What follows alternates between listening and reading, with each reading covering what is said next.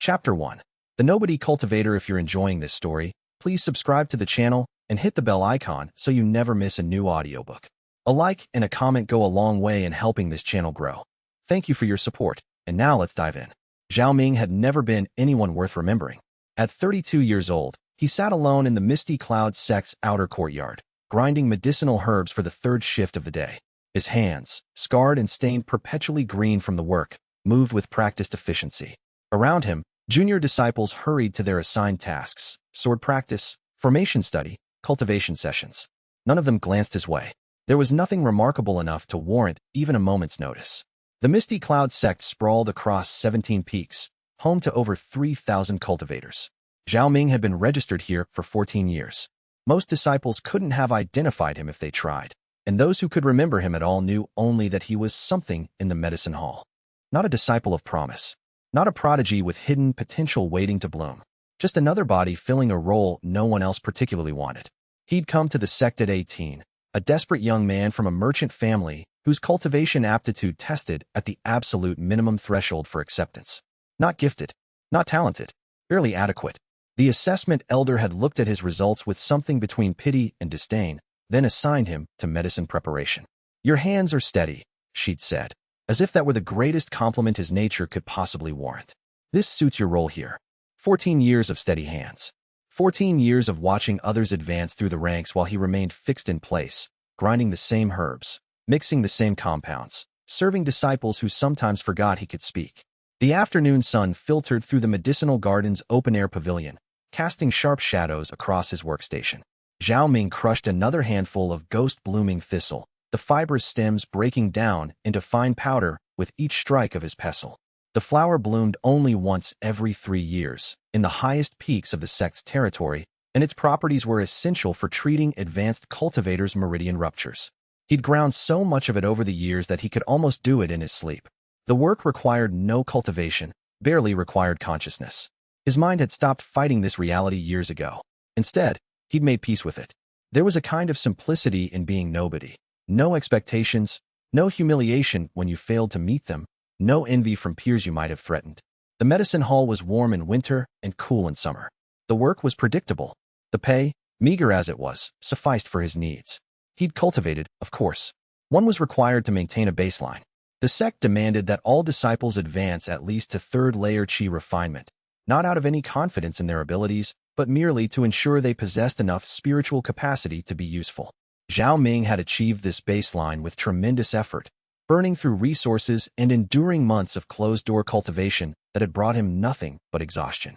He'd reached the qi refinement realm after his 3rd year in the sect. The 3rd layer had taken him 4 more years of grueling practice.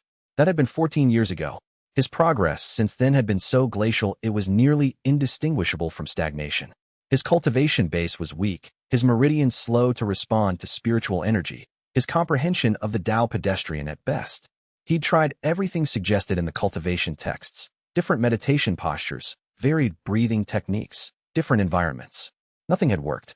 The sect's publicly posted rankings listed cultivators of actual note, foundation establishment, and above. Transcendent talent. Disciples marked for inner circle training. Names preceded by titles and achievements. Zhao Ming's name appeared on none of these lists. If someone had asked him which of the sect's 1,000 foundation establishment cultivators he was, they would have been met with a blank stare. He was not part of that world. He existed in the cracks between significance, visible when needed, invisible when convenient. "Hey, medicine hall worker." A voice cut through his concentration. Zhao Ming looked up to see a young disciple, perhaps 20, wearing the blue robes of a junior outer disciple, standing with arms crossed. Recognition flickered briefly in the disciple's eyes before shifting to something between amusement and contempt. The expression was so familiar that Zhao Ming could have anticipated it with perfect accuracy. "My ointment was weak last week. Mix stronger this time, don't water it down. And faster. I need it before tomorrow's sword tournament."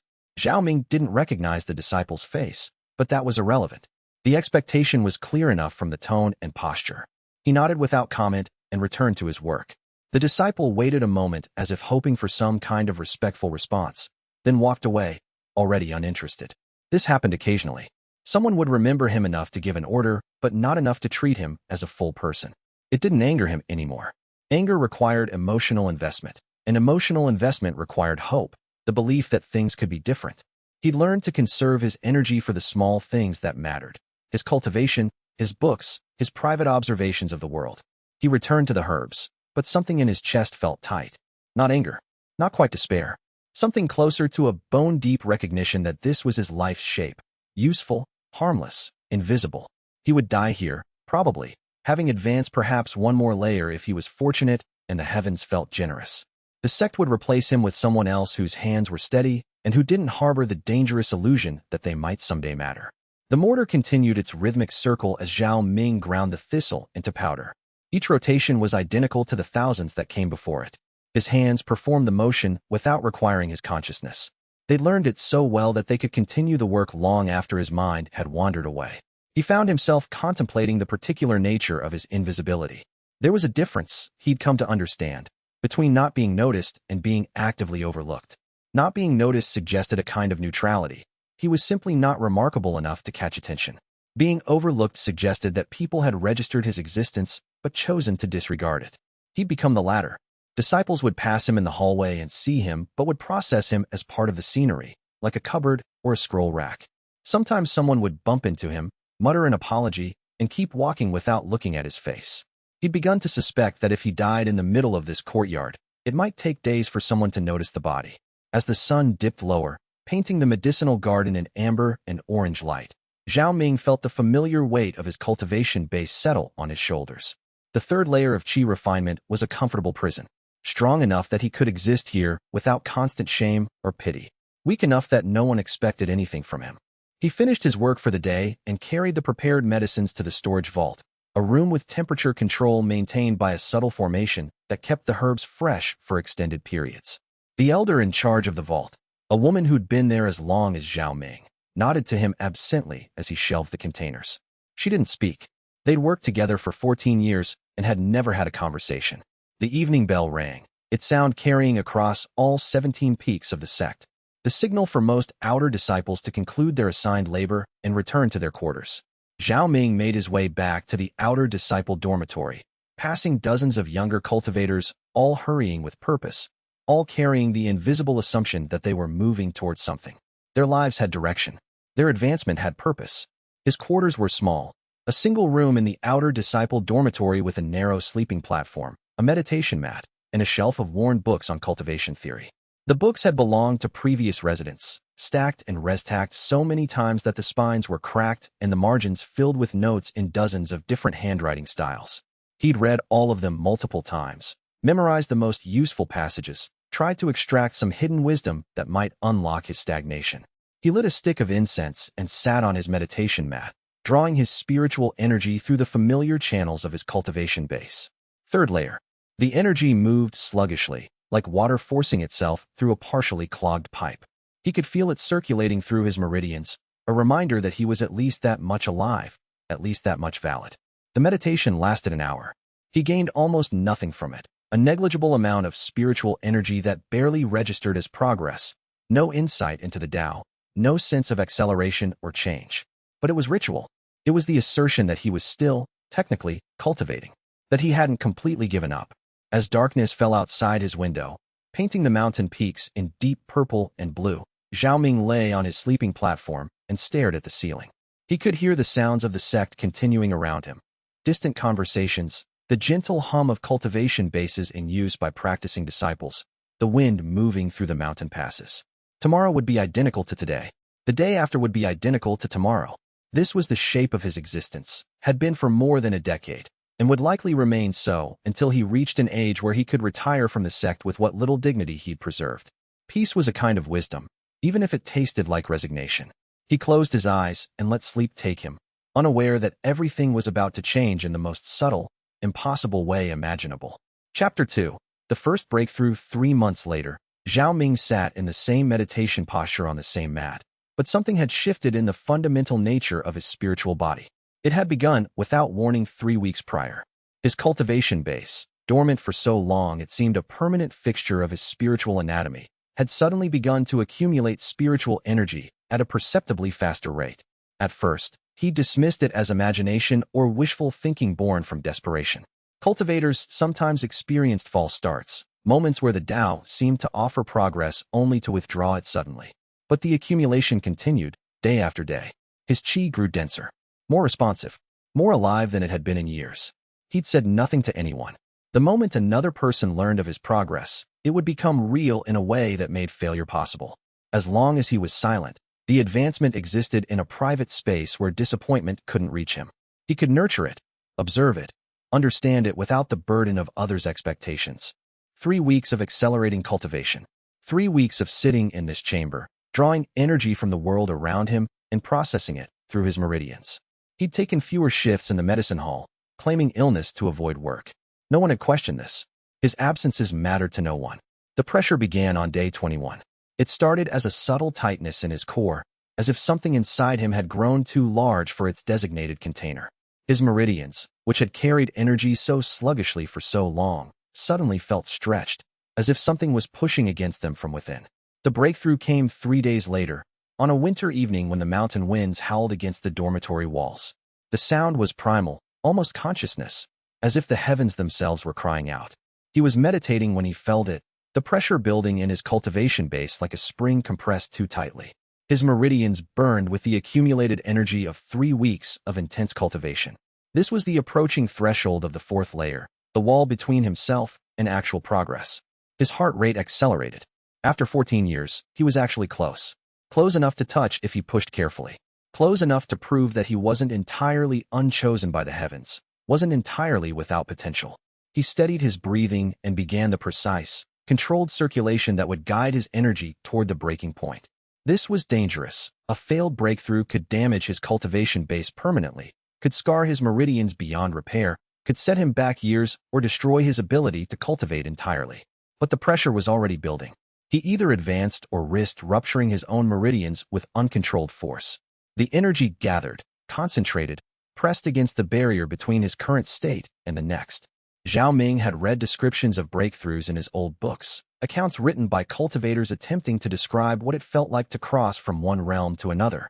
Lightning in the soul, doors opening onto infinite vistas, the Tao rushing through you like a river bursting its banks. None of those descriptions had prepared him for the actual sensation. The barrier broke like glass beneath his will. Energy flooded through him, sudden and violent, expanding into spaces that hadn't existed a moment before. His cultivation base restructured itself, the 3rd layer dissolving into a new configuration that incorporated 4th layer techniques and insights. It happened in the space of a breath, but it felt like an eternity compressed into a single moment. Time itself seemed to stop and reset. When it was over, Zhao Ming gasped, drenched in sweat, his heart hammering against his ribs. He was shaking, genuine physical tremors that took several minutes to subside. He could taste blood in his mouth. His meridians burned as if he'd run them through fire. He'd done it. After 14 years of stagnation, of invisibility, of being the lowest rung on the sect's hierarchy, he'd advanced. The 4th layer of qi refinement was not a significant achievement in the context of the larger sect. Foundation establishment cultivators, those who had transcended into the realm beyond qi refinement, would barely acknowledge anything below their level as worth notice. But to Zhao Ming, in this moment, in his private room overlooking the dormitory courtyard, it felt like resurrection. It felt like the first moment of his life that had any meaning. He sat quietly, allowing his body to settle, allowing the new configuration of his cultivation base to stabilize. The energy moved differently now. Faster, more responsive. The channels he'd worn thin through years of pushing sluggish qi now opened like roads that had been waiting for permission to be traveled. He conducted a careful circulation, mapping the new paths, understanding the new rhythms. It would take days to fully adjust to the new structure, but even in this initial state, he could feel the difference. For the first time in 14 years, Zhao Ming felt genuinely alive. He lay down to sleep, his mind too excited to settle into proper rest. Tomorrow, he would continue his work in the medicine hall as if nothing had changed. No one would know anything had shifted. His advancement was private, small enough to hide in plain sight. The sect wouldn't notice. His fellow outer disciples wouldn't question it. It would be his secret, his treasure, his proof that he wasn't entirely worthless. He drifted into an unsettled sleep as the wind continued to howl outside, carrying with it the weight of changes he didn't yet understand. Zhao Ming woke in darkness, momentarily disoriented. The wind had stopped, and the dormitory was quiet, the way it became only in the deepest hours of night. He must have slept only briefly. He lay still in the darkness, allowing his eyes to adjust to the blackness, and felt the now familiar presence of his fourth-layer cultivation base. The breakthrough had been real. He hadn't hallucinated the experience or dreamed it. He closed his eyes and tried to return to sleep, but found it elusive. His mind continued to cycle through the events of the evening, replaying the moment of breakthrough again and again. After 14 years of nothing, he stopped mid-thought. Something felt wrong. It wasn't dramatic, wasn't a screaming alarm in his consciousness. No bells ringing, no sense of danger. Just an almost subliminal sense of discontinuity, as if a thread of memory had been cut and retied incorrectly, the knot visible if you looked at exactly the right angle. He lay still in the darkness, trying to isolate what was bothering him. The breakthrough had happened. That part was absolutely clear. He could feel his new fourth-layer cultivation base as surely as he felt his own heartbeat, could sense the new channels opening within him. But something else, something smaller, something he couldn't quite name, felt inexplicably out of place. Zhao Ming rose from his sleeping platform and lit a candle, the small flame casting dancing shadows across his minimal quarters. The room was as it had always been. Neat, sparsely furnished, everything in its place. The books on his shelf caught the flickering light, their spines casting moving shadows across the shelf itself.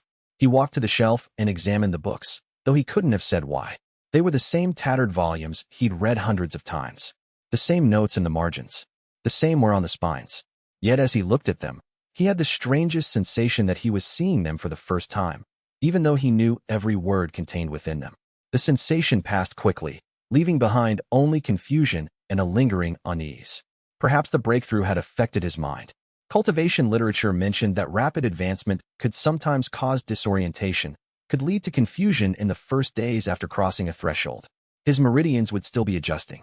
His consciousness would still be integrating the new pathways. He would adjust.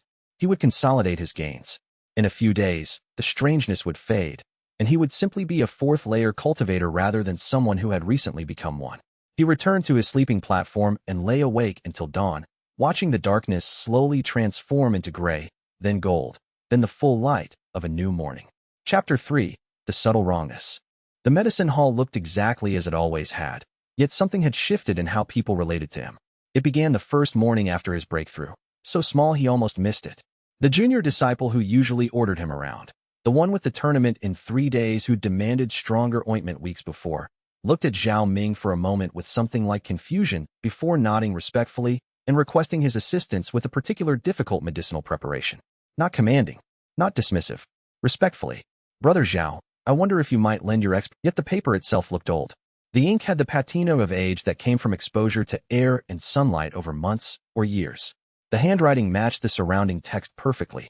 If someone showed him this record without context and asked when it was written, he would have said it was at least a year old, based on how the ink had faded and how the paper had yellowed.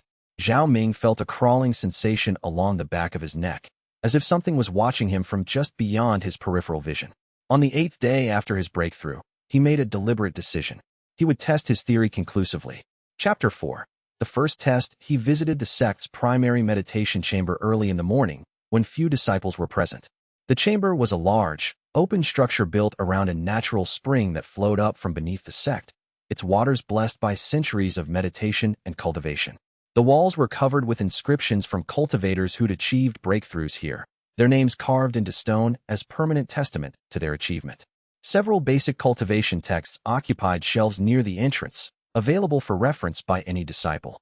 A logbook rested on a wooden desk, its pages filled with the signatures of cultivators recording their meditation sessions. Zhao Ming had signed this logbook hundreds of times over the years. Most of his entries were unremarkable: third-layer cultivation, minimal progress, or third-layer cultivation, consolidating foundation, or variations on that theme. He flipped through the logbook now, moving backward through the recorded weeks, searching for his most recent entries. What he found made his breath catch. His entries from the past month were noticeably different in tone and substance. Instead of minimal progress, they read steady advancement in third-layer foundation. A few weeks back, he found an entry he'd written that he absolutely didn't remember writing. Broke through fourth-layer barrier. Meditation successful. The date was 3 days before his actual breakthrough. No, wait. The date was the same as his breakthrough, but the entry was dated at midnight, which meant it was technically dated to the next day from his perspective. Yet he'd written it after the breakthrough happened. So why did it feel like he was reading it for the first time, like someone else had written these words in his hand? Zhao Ming's fingers trembled as he ran them across the writing. The handwriting was definitely his. The pressure of the brush strokes matched his writing style precisely, but he had absolutely no memory of writing this entry. He closed the logbook with a trembling hand, drawing the attention of an older disciple meditating nearby. Zhao Ming bowed apologetically and left the chamber, moving quickly toward the library where sect records were maintained. Something was fundamentally wrong with reality. The kind of wrong that wasn't psychological, wasn't perceptual distortion, wasn't a side effect of rapid advancement. Something had changed in the basic fabric of how the world worked, and he was somehow involved in that change. He forced himself to breathe calmly. Panic would help no one. Theory. His breakthrough had somehow affected the world around him in a way that was measurable, noticeable only if you looked carefully. Not that he'd changed others' perceptions of him. Perception was fragile, easily explained by psychology and confidence. But the records, the documents, physical evidence seemed to be shifting retroactively, as if being rewritten by an invisible hand. If that was true, there was only one way to test it conclusively.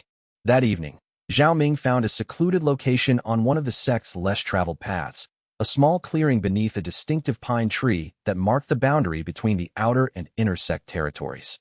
He brought a single sheet of paper and a brush, and he wrote in careful script, "Zhao Ming achieved 4th layer breakthrough on day 47 of this month." He felt the change fundamentally in his cultivation base, and the energy moved with new clarity through his meridians. He dated it with today's date and the precise time, then left the paper pinned to the stone beneath the distinctive pine tree. Then he returned to his quarters and began the meditation that would push him toward the 5th layer breakthrough. It took 2 weeks of intense cultivation. His 4th layer foundation was still fresh, not fully consolidated into permanent changes in his spiritual body, and pushing toward the next breakthrough before consolidation was dangerous. But he was careful, methodical, having read every cultivation text in the sect library multiple times. He understood the risks, and he needed to know if his theory was correct. The breakthrough came during a meditation on the 15th night, when the moon hung full above the sect. It was less violent than the first breakthrough, more controlled, as if his body had learned the process and could perform it with greater efficiency. His cultivation base expanded again, incorporating new channels, new techniques, new levels of sensitivity to spiritual energy. He emerged gasping, shaking, sweat-soaked, but successful. The 5th layer. 2 advances in less than a month.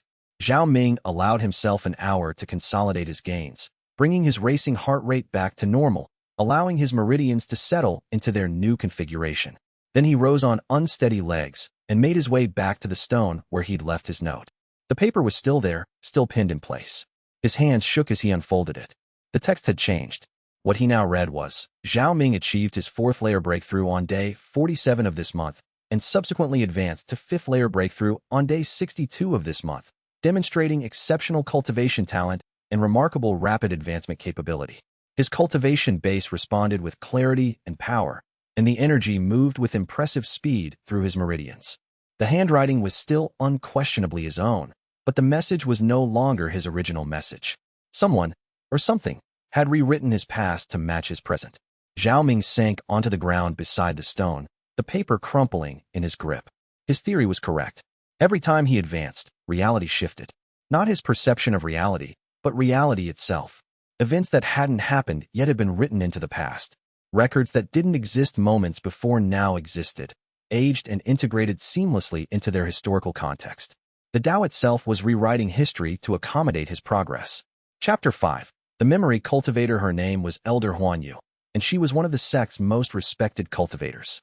Zhao Ming first learned of her interest in him on a morning when he was summoned to the Elder Council chambers, an unprecedented event. He'd spent the walk there in a state of controlled anxiety. Had he been too obvious? Had someone noticed the inconsistencies in the records? Instead, he found Elder Huanyu awaiting him in a simple meditation chamber. She was a woman of indeterminate age, with silver-streaked hair bound in a tight knot and eyes that seemed to look through rather than at him. Her cultivation base was in the transcendent realm, far beyond anything he could perceive clearly. Just being in her presence made his 5th layer cultivation feel insignificant, like a candle flame facing the sun. "Disciple Zhao Ming," she said, gesturing for him to sit across from her on a meditation cushion. "Your recent advancement has come to our attention. The sect would like to offer you a place in the accelerated cultivation program, an opportunity for direct training and resources that few outer disciples receive." Zhao Ming bowed respectfully, moving with care to sit across from her. I'm honored by the offer, Elder. I'm grateful for the sect's confidence and eager to serve in whatever capacity would be most useful. Huan Yu studied him for a long moment, her expression unreadable. Her eyes were unusual. They seemed to contain depth that extended far beyond normal human vision, as if she could see not just his present form, but layers of time itself. Tell me, she said, how long have you been cultivating in the Misty Cloud sect? 14 years, Elder. I arrived as a young man barely meeting the minimum aptitude threshold. And your cultivation base at the time of your arrival was assessed at 3rd layer aptitude. Yes, Elder. The assessment Elder determined that my talent was suited for support roles rather than direct cultivation. Yet in the past month, you've advanced from 4th layer to 5th layer. That's extraordinarily rapid. She paused, tilting her head slightly, as if listening to something beyond human hearing. I noticed the progression isn't quite reflected consistently in all our records. Some documents still list you as 3rd layer, while others have been updated to 5th layer. Curious that different records would be updated at different times. But that's neither here nor there. The talent is genuine. I can feel your cultivation base, and it's legitimately 5th layer. That much I can verify directly. Zhao Ming's heart rate accelerated. She was close to noticing something. Very close. He could feel the weight of her attention, the way she was analyzing not just his present state, but his history, trying to understand how the pieces fit together. I want to discuss the nature of your cultivation, Huan Yu continued. Specifically, I want to understand something that's been deeply troubling me for the past few days. A few days ago, I recalled very clearly that I'd reviewed your file approximately 2 months ago in preparation for a sect assessment evaluation. My memory of that file is quite specific. It indicated no breakthrough candidate, no signs of rapid advancement, just the standard profile of a 3rd layer cultivator serving in support roles. She leaned forward slightly. I'm very interested in understanding what might cause such a discrepancy, Huan Yu said softly. Particularly given your sudden, as a newly selected prospect, he was moved to better quarters in the outer sect dormitory, provided access to higher quality cultivation resources, and assigned a personal advisor, Elder Chung, a foundation establishment cultivator responsible for overseeing the development of promising disciples. The change in his physical circumstances was dramatic. His new quarters had windows overlooking the inner sect peaks, a private cultivation chamber, and access to the sect's central library where restricted texts were stored. Elder Chung was a practical man in his 70s, with weathered skin that suggested decades of outdoor cultivation and a straightforward manner that wasted no time on pleasantries. His first meeting with Zhao Ming consisted of a simple assessment, reviewing Zhao Ming's cultivation records, having him demonstrate his current level, and offering a path forward.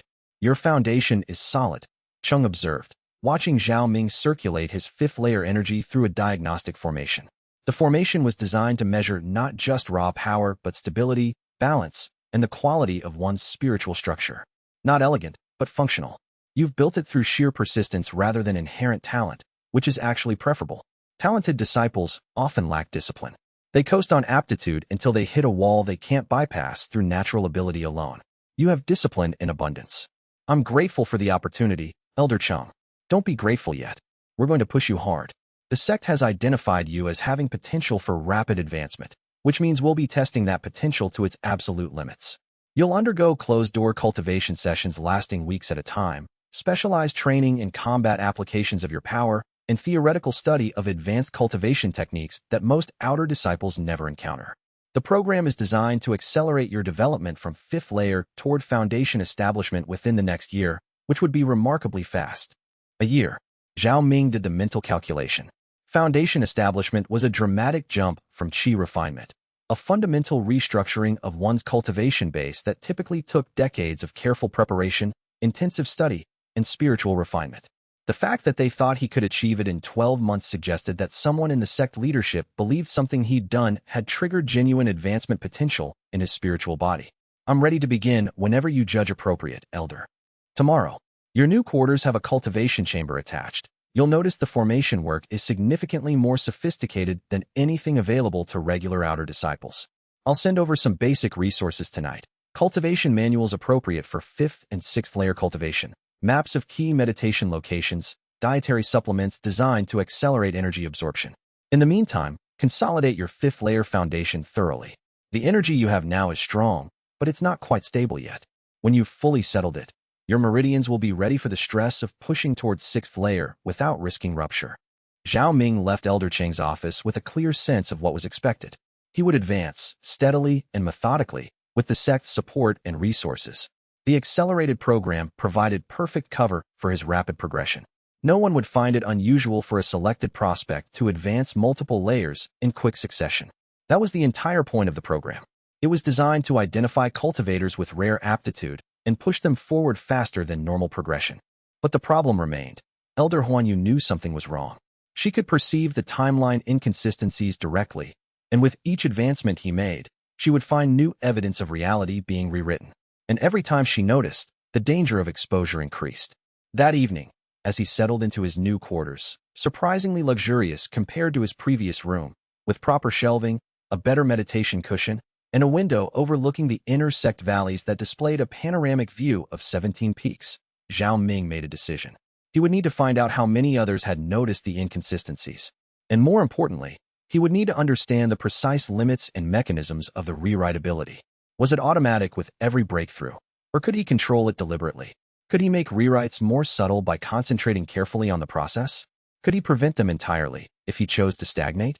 The only way to answer those questions was to conduct more careful experiments. And the accelerated program gave him the perfect cover for systematic advancement. Over the next month, Zhao Ming advanced with calculated precision, from 5th layer to 6th, consolidating each layer thoroughly before pushing toward the next. From 6th to 7th, feeling the pressure building in his meridians and understanding exactly when the breakthrough would come. Each breakthrough triggered a rewrite, and each time he emerged with a different understanding of how the mechanism functioned. It seemed that the rewrites were automatic, triggered by his advancement like an unconscious response of the universe itself. But they weren't random or uniform. They appeared to follow a pattern. The further back in his history they reached, the more comprehensive the revision. A recent breakthrough might only rewrite records from the past month, subtly updating them to suggest his rapid development had always been apparent to careful observers. An earlier breakthrough seemed there was a senior outer disciple named Xinwei, a cultivator at 7th layer with a reputation for bullying disciples he considered beneath him. In the original timeline, the one Zhao Ming still partially remembered, there had been an encounter in the cultivation supplies hall 3 months earlier. Xinwei had wanted access to rare resources that were supposedly reserved for inner sect disciples and inner circle members. When the elderly distributor had refused to bend the rules, Xinwei had thrown the entire bundle of resources across the room in frustration, scattering them across the floor.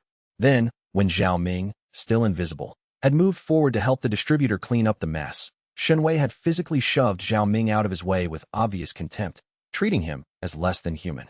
It had been a trivial incident in the grand scheme of things. Zhao Ming had helped the distributor restore order without complaint, hadn't sought any kind of compensation or formal apology.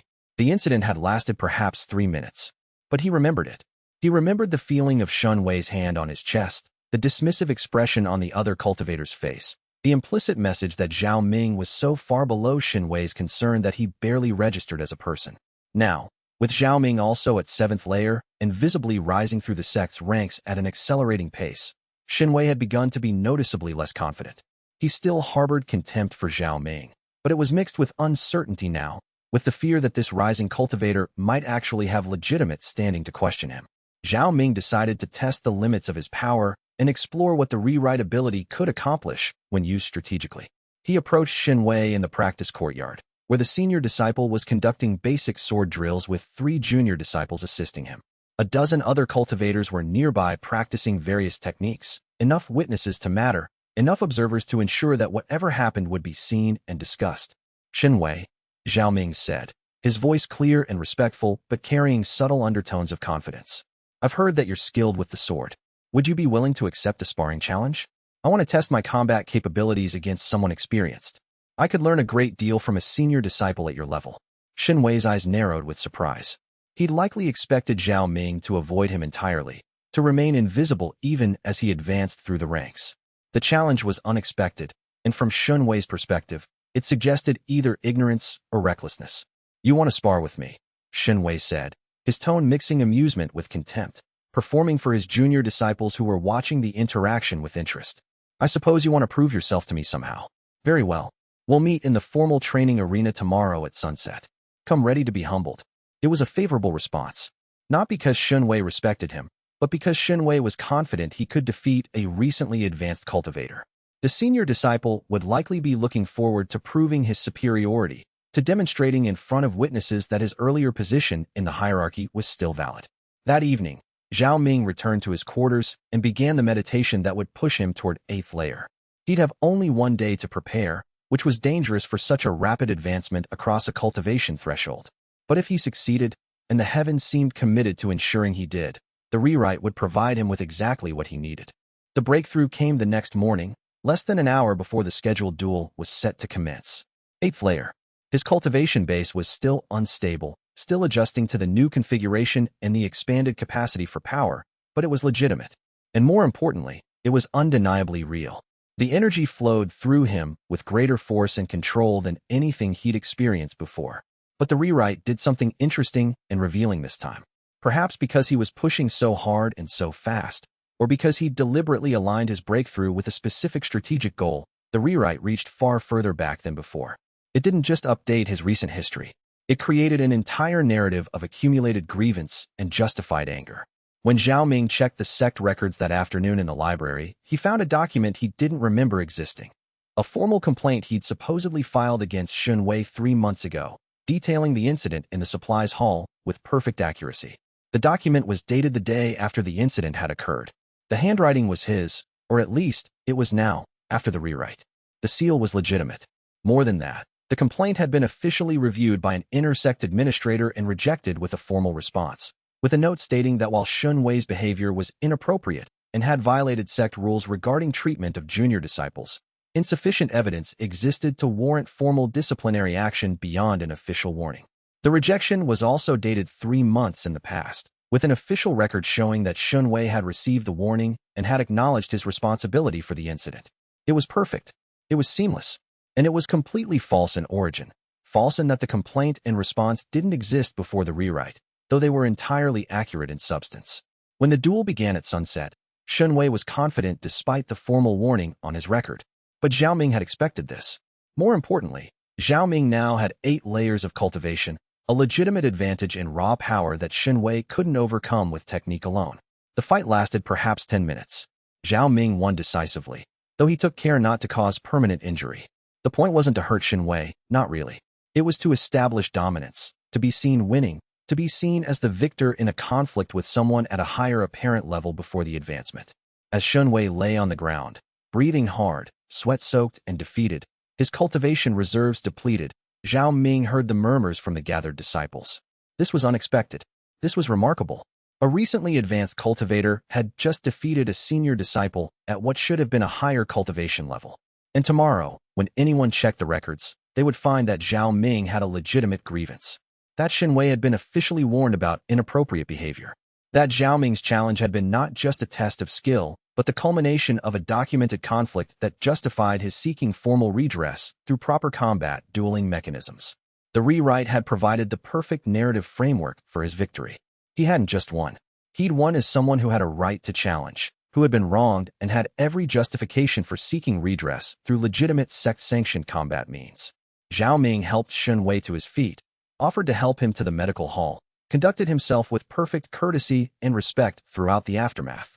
And he felt, for the first time, the true scope of his power. He could rewrite history to justify his actions. He could create false records, false grievances, false narratives that made his victories seem inevitable rather than impossible. The sect was literally rewriting itself around him, building stories that explained his success, validating his challenges, providing retroactive justification for every action he took. The question was how long he could exploit this before someone stopped him. Chapter 8. The warning. 3 days after his duel victory over Shun Wei, Elder Huan Yu requested a meeting. This time, she didn't summon him to the Elder Council chambers, where other officials might observe their conversation. Instead, she met him in a private garden on the sect's eastern slope, a quiet place away from the main structures and hidden from other disciples by carefully cultivated trees and flowering shrubs. The garden was maintained by no one, as far as Zhao Ming knew. Plants grew here in wild abandon, flowers and vines creating a maze of natural growth that seemed to exist outside the sect's organized structure, as if this space had been left deliberately fallow. Your advance to 8th layer is impressive, Huan Yu said, gesturing for him to sit on a stone bench beside a small waterfall that tumbled down from higher elevations. The water was cold and clear, moving with the energy of natural forces untouched by cultivation. Your victory over Shun Wei was well executed. I watched the duel from a distance. You've integrated remarkably well into the accelerated program. The sect sees you as the greatest prospect to emerge in decades. I'm grateful for the opportunity, Elder. Stop being grateful, she said sharply. It's unbecoming of someone who's clearly manipulating causality at a fundamental level. Let's discuss what you're actually doing. Zhao Ming's heart stopped entirely. There was nowhere to hide now. I don't understand, Elder. No more lies, Huan Yu interrupted. I've spent the last 2 months investigating the inconsistencies in reality that I first perceived about you. And I've discovered something remarkable and deeply troubling. Every time you advance through a cultivation layer, the fabric of history restitches itself to accommodate your progress. The initial changes are subtle, barely noticeable to anyone without perfect memory. But they accumulate. With each breakthrough, the discrepancies multiply. I've been comparing my 400-year-old memories against the current state of the sect records, and I've found over 50 distinct discrepancies, all revolving around you and your advancement. She stood and walked to the waterfall, watching the water flow down its course with the concentration of someone seeing it for the first time. The most recent change is the complaint you supposedly filed against Xinwei 3 months ago. I checked the original records when they were sealed 3 months in the past. That complaint did not exist in my memory, but it exists now in the current records, complete with official review, administrative rejection, and documented warning to Xinwei. Someone, presumably the heavens themselves, rewrote history to create a false grievance that would justify your recent victory. Zhao Ming said nothing. There was nothing safe to say, no explanation that wouldn't compound his vulnerability. The question that troubles me, Huan Yu continued, is not whether you're doing this. You clearly are, though I'm not certain how much of it is deliberate action on your part and how much is simply happening to you. The question is why the heavens are cooperating with you. Causality rewrites are supposed to be impossible. They violate the fundamental structure of the Tao itself. And yet they're happening anyway.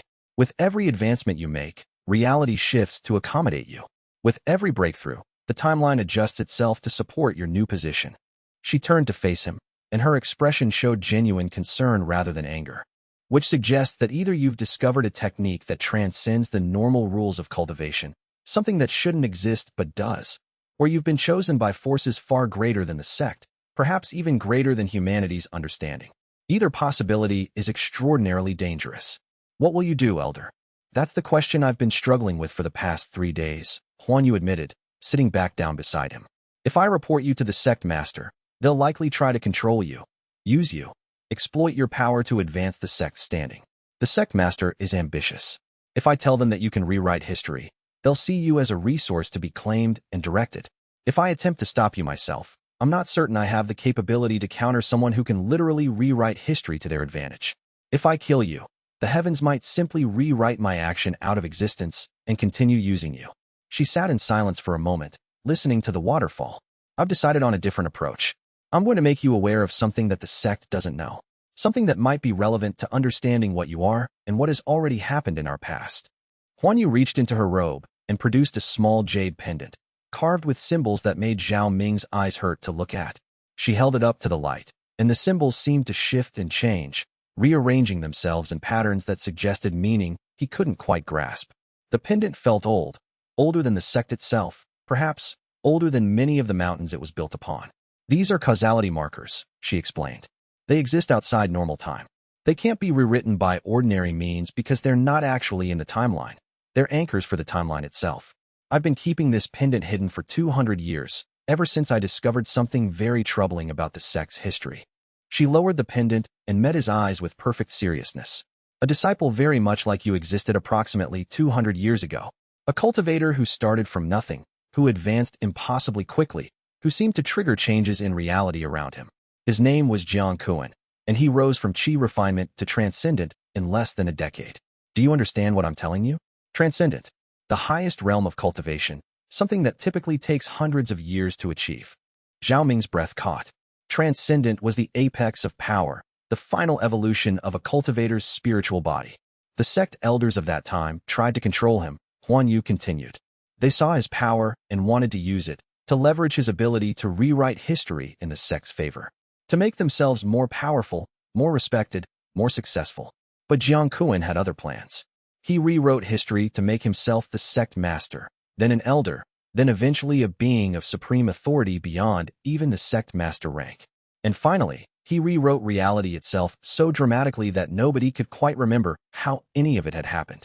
Even I lost months of memories to his rewrites. Entire events disappeared from history. Huan Yu's expression was grim, reflecting the weight of old trauma. I'm telling you this because you're at a critical juncture. You can continue advancing, exploiting your rewrite ability, accumulating power. You can follow Jiang Kuan's path and see where it leads. Or you can stop. You can refuse to use your power in the ways that tempted Jiang Kuan. You can maintain your humanity even as the heavens rewrite reality around you. The choice, I think, is still yours to make, but that choice will only remain yours while you're still relatively weak. She stood up and extended the pendant toward him. I'm telling you this because you're at a critical juncture. You can continue advancing, exploiting your rewrite ability, accumulating power. You can follow Jiang Kuan's path and see where it leads. Or you can stop. You can refuse to use your power in the ways that tempted Jiang Kuan. You can maintain your humanity even as the heavens rewrite reality around you. The choice, I think, is still yours to make, but that choice will only remain yours while you're still relatively weak. Zhao Ming took the pendant. It was warm, and it made his skin tingle where it touched his palm. If I continue, he asked, will I meet the same fate as Jiang Kuan? Almost certainly, Huan Yu said, but it might take several hundred years. And in that time, you could accomplish remarkable things, or monstrous things, or both simultaneously. The weight of that choice will be on you.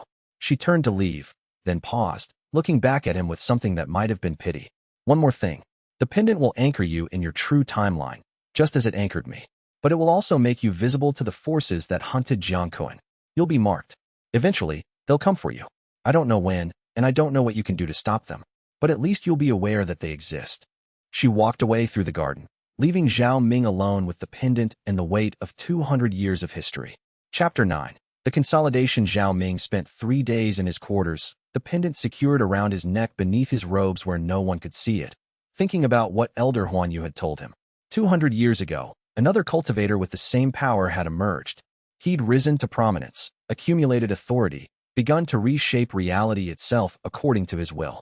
And then something from outside the timeline had come for him. Something that existed beyond causality's normal reach. Something that could perceive and counter his rewrites.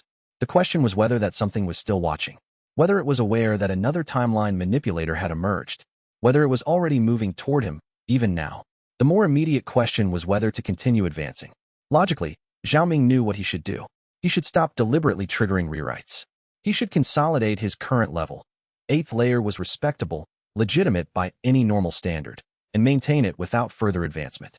He should become a normal cultivator, successful but not impossibly so. He should live a normal life, with normal ambitions, and die a normal death, far too insignificant to attract the attention of whatever had destroyed Jiang Kuan. But he also knew he wouldn't do that. Part of it was the simple fact of power. Now that he understood his ability, now that he'd tasted the capacity to reshape reality around him, now that he'd felt the moment when the heavens themselves bent to accommodate his advancement, he couldn't simply abandon it. The power was intoxicating in a way he couldn't adequately describe. Every time he advanced, he felt it, the moment when reality bent around him, when history rewrote itself to accommodate his ascension. But part of it was something else. Something that Huan Yu had perhaps not fully articulated. If the heavens themselves were cooperating with him, if causality was actively rewriting itself to support his advancement, then perhaps there was a purpose to it. Perhaps he was meant to rise. Perhaps the Jiang Kuan of 200 years ago had been a mistake, a misuse of power that had prompted the external forces to take action. But that didn't mean every timeline manipulator was destined to become monstrous. Over the next 3 weeks, Zhao Ming advanced from 8th layer to 9th layer, the final layer of qi refinement. With each breakthrough, he felt the rewrites happening, sensed the history being rewritten around him. But this time, he tried something different. Instead of using the rewrites to create false narratives or exploit situations, he used them to fill in the gaps with coherent narrative structure. The rewrites seemed to want to create a coherent story. They wanted to build a narrative where his success made sense. Zhao Ming helped them along, meditation by meditation, breakthrough by breakthrough. He imagined false memories of early promise, of seniors who'd identified his potential years ago, of a slow journey toward achievement that was faster than most, but not impossibly so. He worked with the rewrite mechanism rather than against it, guiding the timeline changes toward creating a version of history that felt true even if it wasn't. The result was a version of history that was still false in its origins, false in that these events hadn't actually happened as recorded, but felt true in its narrative structure. A Zhao Cheng studied him for a long moment. Then he nodded slowly, though his expression showed lingering doubt. Very well. I'll arrange for you to use the special foundation chamber. It's designed to help disciples survive the transition and minimize the risk of failure. You'll have my full support and the sect's best resources. But understand this. If you fail, if you begin to feel like the transition is going to kill you, call out, and I'll do what needs to be done. As Zhao Ming left Cheng's office, he felt it again, that moment of reality shifting. The timeline was rearranging itself to support his decision. Records were being created of his earlier preparation, his lengthy meditation, his careful planning. By the time he actually attempted the breakthrough, history would have been rewritten to suggest he'd been preparing for months or even years. Zhao Ming allowed himself a small smile. He was beginning to understand his place in all of this. He wasn't someone being rewritten by the heavens. He was someone the heavens wanted to rewrite.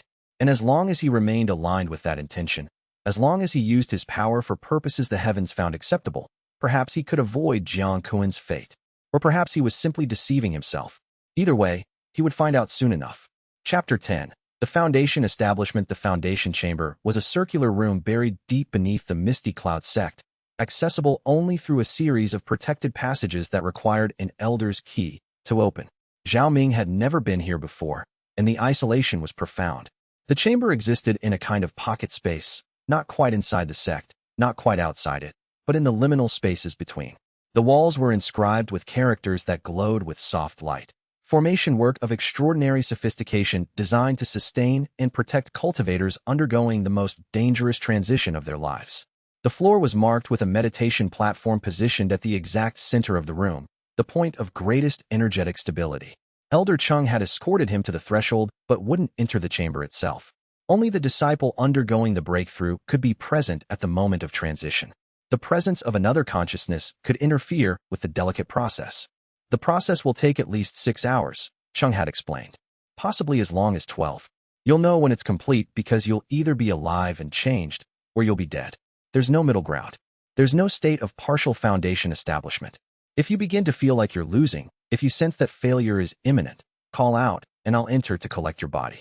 It's a kindness to have someone do that rather than let you complete the process and leave a corpse behind.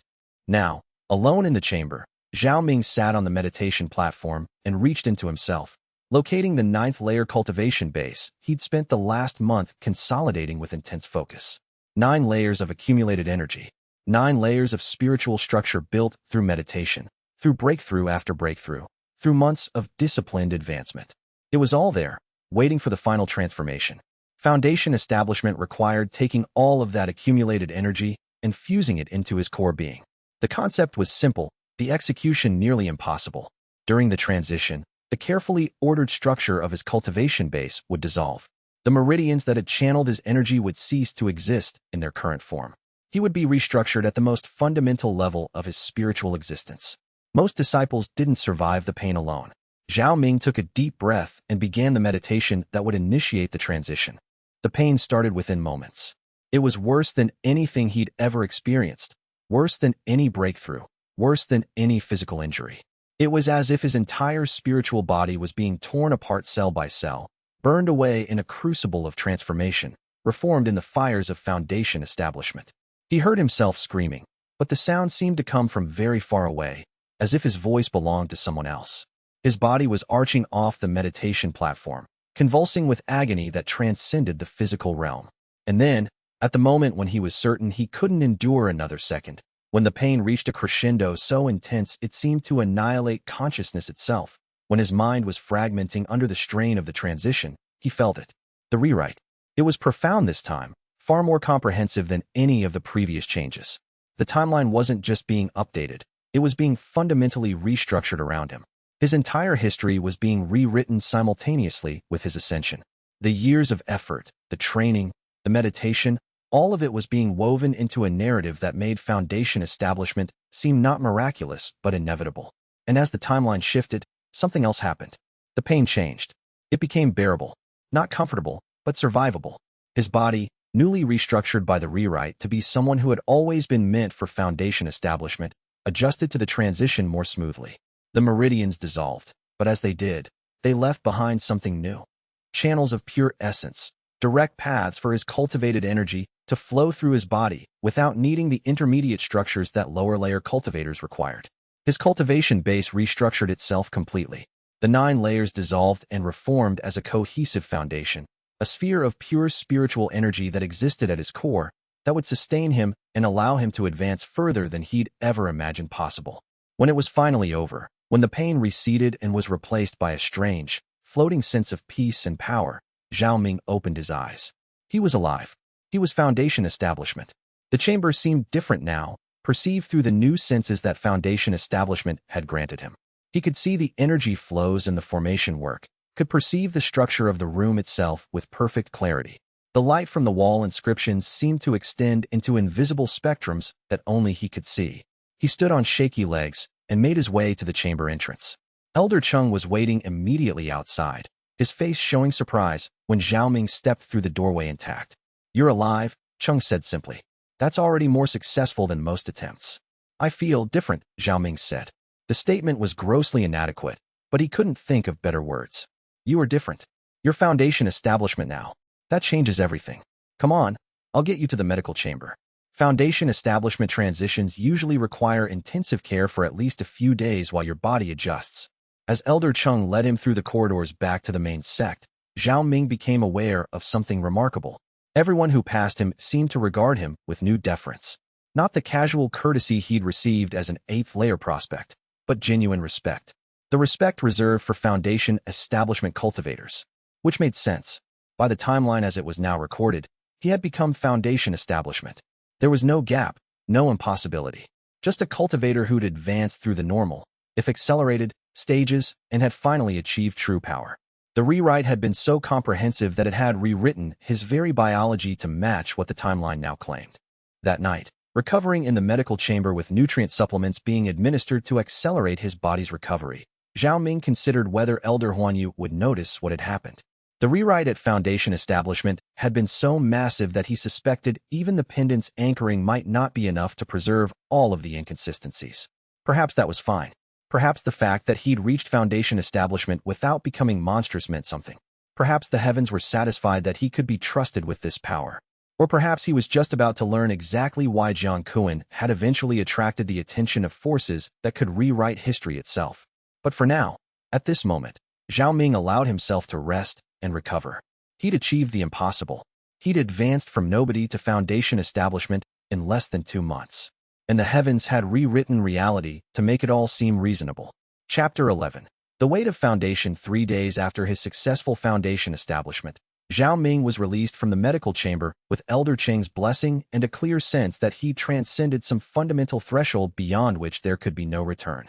Being Foundation Establishment changed his perception in ways he couldn't have anticipated. The world suddenly seemed to operate on multiple levels simultaneously. He could perceive the energy flows that sustained the sect's formations with the same clarity that a person might perceive the roads on a map. Could sense the spiritual structure of other cultivators like heat waves radiating from their bodies, each radiating a distinct frequency of power that identified their realm and cultivation quality. Could feel the way causality itself flowed around him like water around a stone. Could sense the moment when the timeline adjusted to accommodate his presence. More remarkably, the rewrite ability had evolved with his advancement. When he'd been Qi refinement, the rewrites had targeted specific documents, specific records, specific false memories planted into individual minds. They'd been localized, affecting perhaps dozens or hundreds of people, creating small narratives that supported his advancement. Now, at Foundation Establishment level, he could sense the rewrite happening across much broader scales. The timeline wasn't just adjusting records. It was adjusting the fundamental narrative of his existence across the entire sect, perhaps across the entire region. People he'd never met had suddenly developed memories of his presence at sect events 3 years in the past. The sect records now showed him achieving his 4th-layer breakthrough 5 years ago, not less than 2 months. Elder Cheng, reviewing the consolidated records with obvious satisfaction, had commented on how Zhao Ming's rapid recent acceleration made perfect sense in context of his earlier demonstrated promise. It was perfect, it was seamless, and it was terrifying in its completeness. That evening, Zhao Ming visited the hidden garden where Elder Huanyu had a habit of meditating at sunset. She was waiting for him, as if she'd sensed his arrival before he stepped into the space, or as if she'd known he would come to her with questions that required answering. "Your Foundation Establishment now," she said without preamble, not even bothering with greetings. How does it feel? Overwhelming, Zhao Ming said, sitting beside her on the stone bench. The rewrite ability has expanded beyond what I understood. I can see it happening now, not just feel the aftermath. I can sense the moment when history adjusts itself. It's like watching reality reshape itself in real time. The pendant, Huan Yu said, tapping her own neck where her causality marker hung beneath her robes, still anchors me in the true timeline. I remember what actually happened as it happened, not filtered through subsequent rewrites. I remember you becoming Foundation establishment 3 days ago through a legitimate transition. I remember you consolidating from the raw breakthrough into a functional Foundation establishment realm. But the records now say you achieved Foundation establishment 5 years ago with a recent acceleration. Which story is true? Both, Zhao Ming said carefully. And neither. The truth exists in the space between the two versions of events. I genuinely advanced 3 days ago. But the timeline now records that I've been Foundation establishment for years, with my recent activities simply being a natural progression of power I already possessed. Huan Yu nodded slowly, as if this answer satisfied something she'd been wondering about, some question about his maturity and his understanding of what his power actually meant. That's more philosophical than I expected from you. I was half certain you'd become drunk on power by now, more interested in exploiting your ability to rewrite history than in understanding the deeper implications. Jiang Kuan was like that from the beginning. He spent his first month as Foundation establishment rewriting reality constantly, creating false achievements, inflating his status, making himself legendary. Eventually, he couldn't distinguish anymore between what he'd actually accomplished through his own effort and what he'd rewritten into existence. Is that why the external forces came for him? That's part of it. Yes, Huan Yu said, standing and walking toward the center of the garden, toward the fountain that bubbled with water blessed by centuries of meditation and cultivation. But there was something else, something more fundamental that made his existence a threat to the heavens themselves. When you rewrite history enough times, when you create enough false timelines overlaid on top of the true one, when you generate enough causality inconsistencies, you eventually create instability in causality itself. The universe, so to speak, becomes confused about which timeline is primary, which events actually occurred, and which are illusions. Jiang Kuan's rewrites eventually created cascading causality failures that threatened to unravel the heavens' carefully maintained order. She gestured for him to join her at the fountain, and he stood and walked to stand beside her. The forces that came for Jiang Kuan weren't trying to punish him. They weren't coming as executioners or judges. They were trying to save the heavens from collapsing under the weight of too many competing timelines. That's why they couldn't simply kill him. Killing a timeline manipulator who's rewritten as extensively as Jiang Kuan had would be like removing a load-bearing stone from a building. The whole structure would come down, and countless innocent people would perish in the collapse. So what did they do? What happened to him? Zhao Ming asked, though he suspected he already knew the answer wouldn't be simple. They contained him, trapped him in a version of causality where he couldn't rewrite anymore. I don't know the exact mechanism. My memories from that period are too corrupted by his rewrites to be entirely reliable. But I suspect they locked him into a single timeline, made him permanent in a way he couldn't escape from or manipulate. He became a fixed point, unable to touch or alter the histories around him, eternally aware of the rewrites he'd made, but unable to undo them or create new ones. Zhao Ming considered this carefully. The terrifying implication was obvious. If he continued advancing at his current rate, if he continued to exploit the rewrite ability to accelerate his progress, he would eventually reach a critical point where the external forces would have to intervene. And their intervention would not be merciful. How long did I have before I reached that point? He asked quietly. If I continued advancing as I have been? With Jiang Kuan, perhaps 5 years of active heavy rewrites before the cascading failures became noticeable enough to force external intervention. But Jiang Kuan was reckless. He was trying to rewrite history as dramatically as possible, trying to remake the world according to his desires. You're different. You're working with the rewrites rather than against them. You're guiding the changes and working with the natural flow rather than forcing reality to bend in directions it doesn't want to go. That might extend your timeline before detection becomes inevitable, or it might only make it longer before you're found and contained. She returned to him and placed a hand on his shoulder, and the gesture was surprisingly gentle for such a powerful cultivator. The fact that you're asking about this, that you're thinking about the consequences of your power rather than simply enjoying the scope of it, suggests to me that you're not going to become another Jiang Kuan. But vigilance is necessary. At some point, someone else is going to notice what you're doing. Not me. I've decided to keep your... The sect master, Lai Long, who had previously been content to let the accelerated program operate independently under Elder Cheng's direction, suddenly began taking a direct and personal interest in Zhao Ming's development. Elders would approach him in hallways and congratulate him on his extraordinary progress, though their congratulations carried undertones that suggested they found the speed of his advancement unusual, perhaps even suspicious of its source. More concerning than the sect's attention was the emergence of other observers. One afternoon, while Zhao Ming was training in one of the sect's inner cultivation chambers, performing combat forms and testing the limits of his foundation establishment strength, he sensed a presence he hadn't felt before. It was subtle, so faint that it could have been the residue of another cultivator's lingering energy from previous sessions, but something about it felt intentional, deliberate, watchful. The presence had been tracking him for at least the past week, following his movements across the sect, observing his interactions with other disciples and elders, collecting data on his patterns and behavior. He finished his training session and immediately made his way to Elder Huanyu's private residence, a small dwelling on the sect's northern slope, overlooking the valley beyond the sect's boundaries. "We're being watched," he said without preamble, entering her chambers without bothering to announce himself. Huanyu didn't look surprised by either the intrusion or the information. "I suspected this would happen eventually," she said, setting down her tea with deliberate calmness. Foundation establishment cultivators are rare enough that the sect leadership takes notice of any who emerge from within their own ranks. More importantly, outsiders take notice. There are organizations beyond the Misty Cloud sect that are interested in cultivators who advance at unusual rates. Collectors, they're sometimes called. They exist in the spaces between sects, operating in a kind of semi-legal status that larger organizations tacitly permit. Organizations? What kind of organizations? Zhao Ming asked, though he suspected the answer would only complicate his situation further. Groups that exist in the spaces between major sects, Huanyu explained, gesturing for him to sit. Collectors, brokers, people with a vested interest in unusual cultivation phenomena. They're not hostile, not exactly. But they have interests in cultivators who advance at unusual rates, who show signs of hidden power, who might be sources of innovation or danger. If word spreads that you've become Foundation establishment in less than a year from a baseline qi refinement assessment, there will be considerable interest. Competitive interest. Some sects might try to recruit you with offers of better resources and training. Others might want to contain you if they perceive you as a threat to their own power structure. You're saying my existence is becoming a problem for people beyond the sect. I'm saying that your existence has always been a problem, Huanyu corrected gently. But it's a problem that could only manifest once you became powerful enough to matter in the larger cultivator community.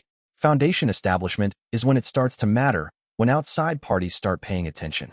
Your invisibility as a qi refinement cultivator was a blessing you didn't recognize until it was too late. She stood and walked to her window, which overlooked the sect's central plaza and the courtyards beyond.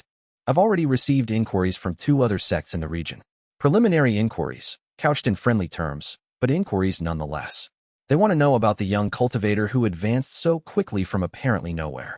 They want to know if there's something special about you, something unusual about your cultivation that might explain your rapid progress. I've told them you're simply talented and benefited from the sect's accelerated program. They don't believe me, but they can't push further without revealing their own interest and making me suspicious of their intentions. Should I leave? Zhao Ming asked, the question carrying the weight of genuine desperation. Not yet, Huanyu said firmly. The moment you leave the sect's protection, you become vulnerable in ways you can't imagine. Right now, you're under the Misty Cloud sect's umbrella, and you're valuable to the sect. As long as you remain a valued member and promising leader, other organizations have to respect your position and treat any approach to you carefully. Leave, and you become fair game for recruitment, coercion, or worse. They could capture you, study you, try to replicate your power, or contain it.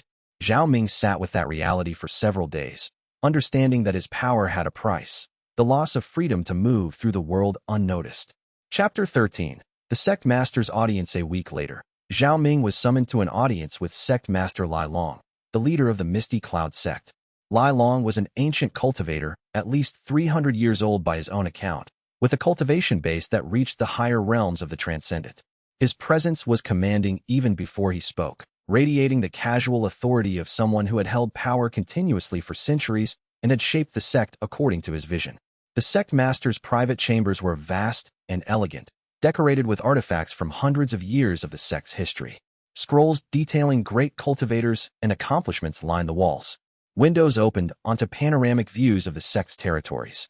Disciple Zhao Ming, Lai Long said, gesturing to a seat across from him in an informal arrangement that suggested he wanted this to feel like a conversation rather than an official interrogation. Your advancement is the most rapid I've witnessed in my 2 centuries of service as sect master. You achieved foundation establishment in what appears to be less than 2 months from your initial 4th layer breakthrough. This is remarkable by any standard. I'm grateful for the accelerated program's resources, sect master. The training pushed me to achieve more than I thought possible. Yes, the program has been valuable, but I'm interested in understanding the source of your aptitude. Your initial assessment, and Zhao Ming noted the rewrite at work, subtly shifting through his awareness, the timeline claiming he'd been assessed 2 years ago rather than 14 years before joining the program, showed promise, but not the kind of raw talent that typically leads to foundation establishment so quickly. Lai Long stood and walked to a window overlooking the sect's eastern territories, the sprawling network of cultivation grounds and training facilities. I'm going to ask you a direct question, and I expect a direct answer. Have you been using any external enhancements? Any forbidden techniques? Any resources from outside the sect that might explain your rapid advancement? Any cultivation methods that go beyond the teachings available within our sect? This was a test, Zhao Ming realized immediately. Lai Long was probing, trying to determine if Zhao Ming had some secret source of power that the sect wasn't aware of, some hidden advantage that might make him valuable in ways the sect hadn't anticipated, or dangerous in ways it needed to control. No, sect master, Zhao Ming said, maintaining perfect composure.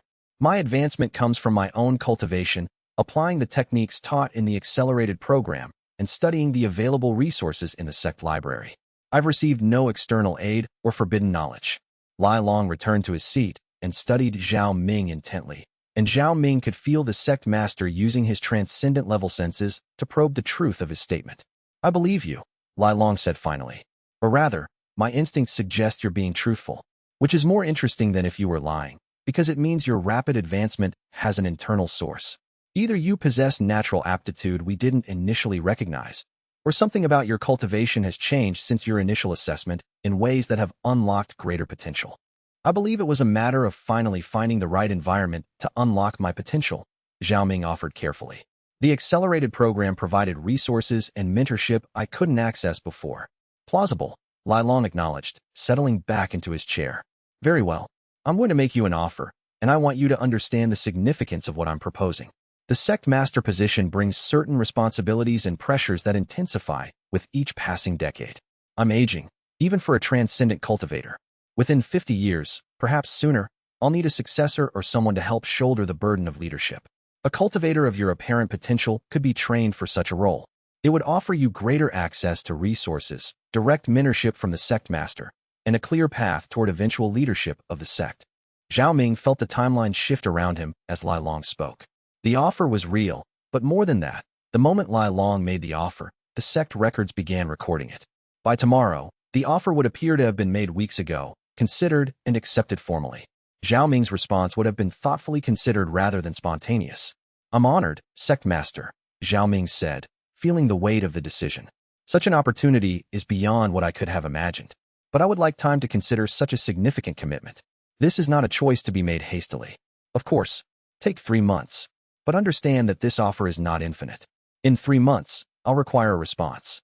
If you decline, no harm will come to you, but you'll remain in the accelerated program without the direct sect master mentorship. If you accept, you commit to a path that will eventually lead to bearing responsibility for thousands of cultivators and managing sect operations across multiple territories.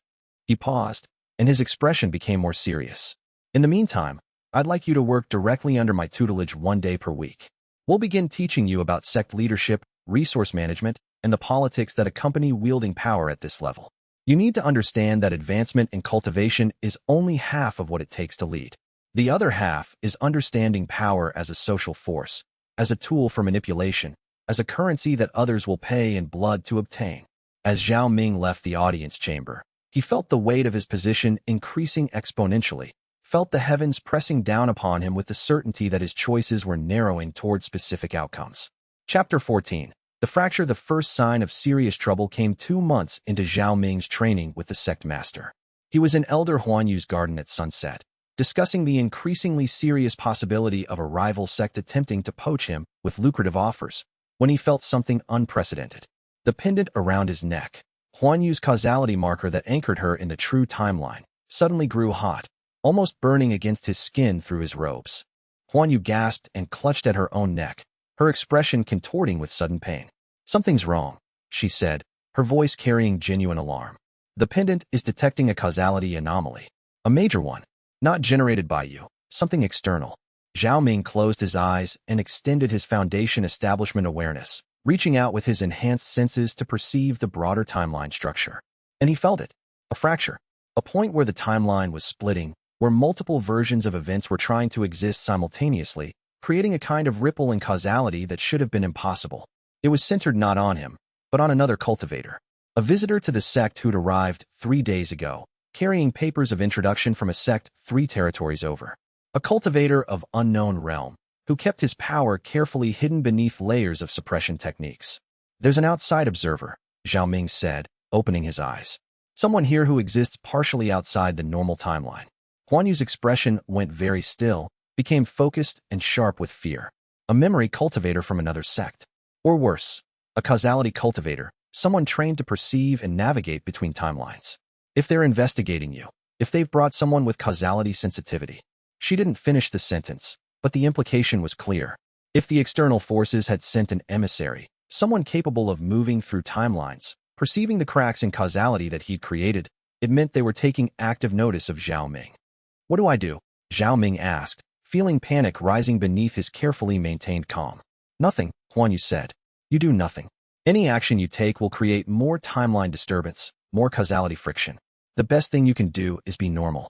Be a foundation establishment cultivator who advanced rapidly through talent and hard work. Don't use your rewrite ability. Don't manipulate records. Don't exploit your power. Just exist as you are, as simply as you can. What about the observer? I'll handle them. I have my own contacts in the network of elder cultivators, cultivators who are interested in maintaining the balance of power and preventing any one person or sect from becoming too dominant. If someone is here investigating you, I can have them investigated in turn." But even as Huan Yu said this, Zhao Ming felt the timeline subtly shifting, felt the observer's presence creating ripples that would eventually spread outward through the fabric of causality. Chapter 15. The choice crystallizes over the next week. Zhao Ming made a decision. Instead, he would consolidate. He would train at foundation establishment level, deepen his understanding of his power, strengthen his control and discipline, prepare for whatever came next. He would learn to manage his ability without exploiting it, to let the rewrites happen naturally rather than encouraging them or accelerating them. And he would wait. The waiting was agony of a kind he'd never experienced before. Every cell of his being wanted to advance, wanted to push forward toward the next breakthrough, wanted to continue the momentum that had carried him from invisible nobody to foundation establishment cultivator in less than 2 months. Every instinct screamed at him to keep going, to capitalize on the opportunity, to advance as far and as fast as possible. But he held firm through sheer force of will. He would meditate without pushing toward breakthrough, would practice combat forms without seeking to escalate his power, would study cultivation theory without trying to implement dangerous techniques that might accelerate his growth. He would sit with himself, with his power, with the strange gift the heavens had given him, and he would learn what it meant. And in the waiting, Zhao Ming began to understand something fundamental about his power that he hadn't grasped before. The heavens weren't just helping him advance because they'd randomly selected him and decided to make him powerful. They were waiting for something too, waiting to see what he would do with the power they'd given him, waiting to see if he would become another Jiang, a cautionary tale of ambition and corruption and the price of unchecked desire for power, or something else entirely. Something new, something that might actually be worth the price of reshaping reality itself. Zhao Ming sat in his quarters late one night, the pendant of causality markers hanging around his neck, the weight of it a constant reminder of what he was doing. He thought about the invisible path ahead, the road that hadn't been chosen yet, but that seemed to wait for him nonetheless. He thought about the observer who'd arrived at the sect, the one who moved partially outside the timeline, who existed in a state of quantum uncertainty between multiple causality states. He thought about the external forces that had contained Jiang 200 years ago. He thought about the heavens' patient waiting, about the way reality bent around him. And he made a promise to himself. He would master his power before it mastered him. He would remain himself even as the heavens rewrote history around him. He would find a path between the extremes of refusing his power and being consumed by it. He would become someone new, someone who'd never existed before. He would become someone the heavens had chosen. And whether that was a blessing or a curse, he would face it with eyes open. The story arc, from invisible nobody to foundation establishment cultivator in less than 2 months, reaches its first major turning point. Zhao Ming has tasted power and discovered its intoxicating quality, but he's also learned the price of unchecked ambition. The larger implications of his ability are beginning to manifest clearly. And the question of external observers watching his every move, of forces beyond the heavens taking interest in what he is and what he represents, becomes the central tension that will drive all the chapters that follow forward into the unknown future.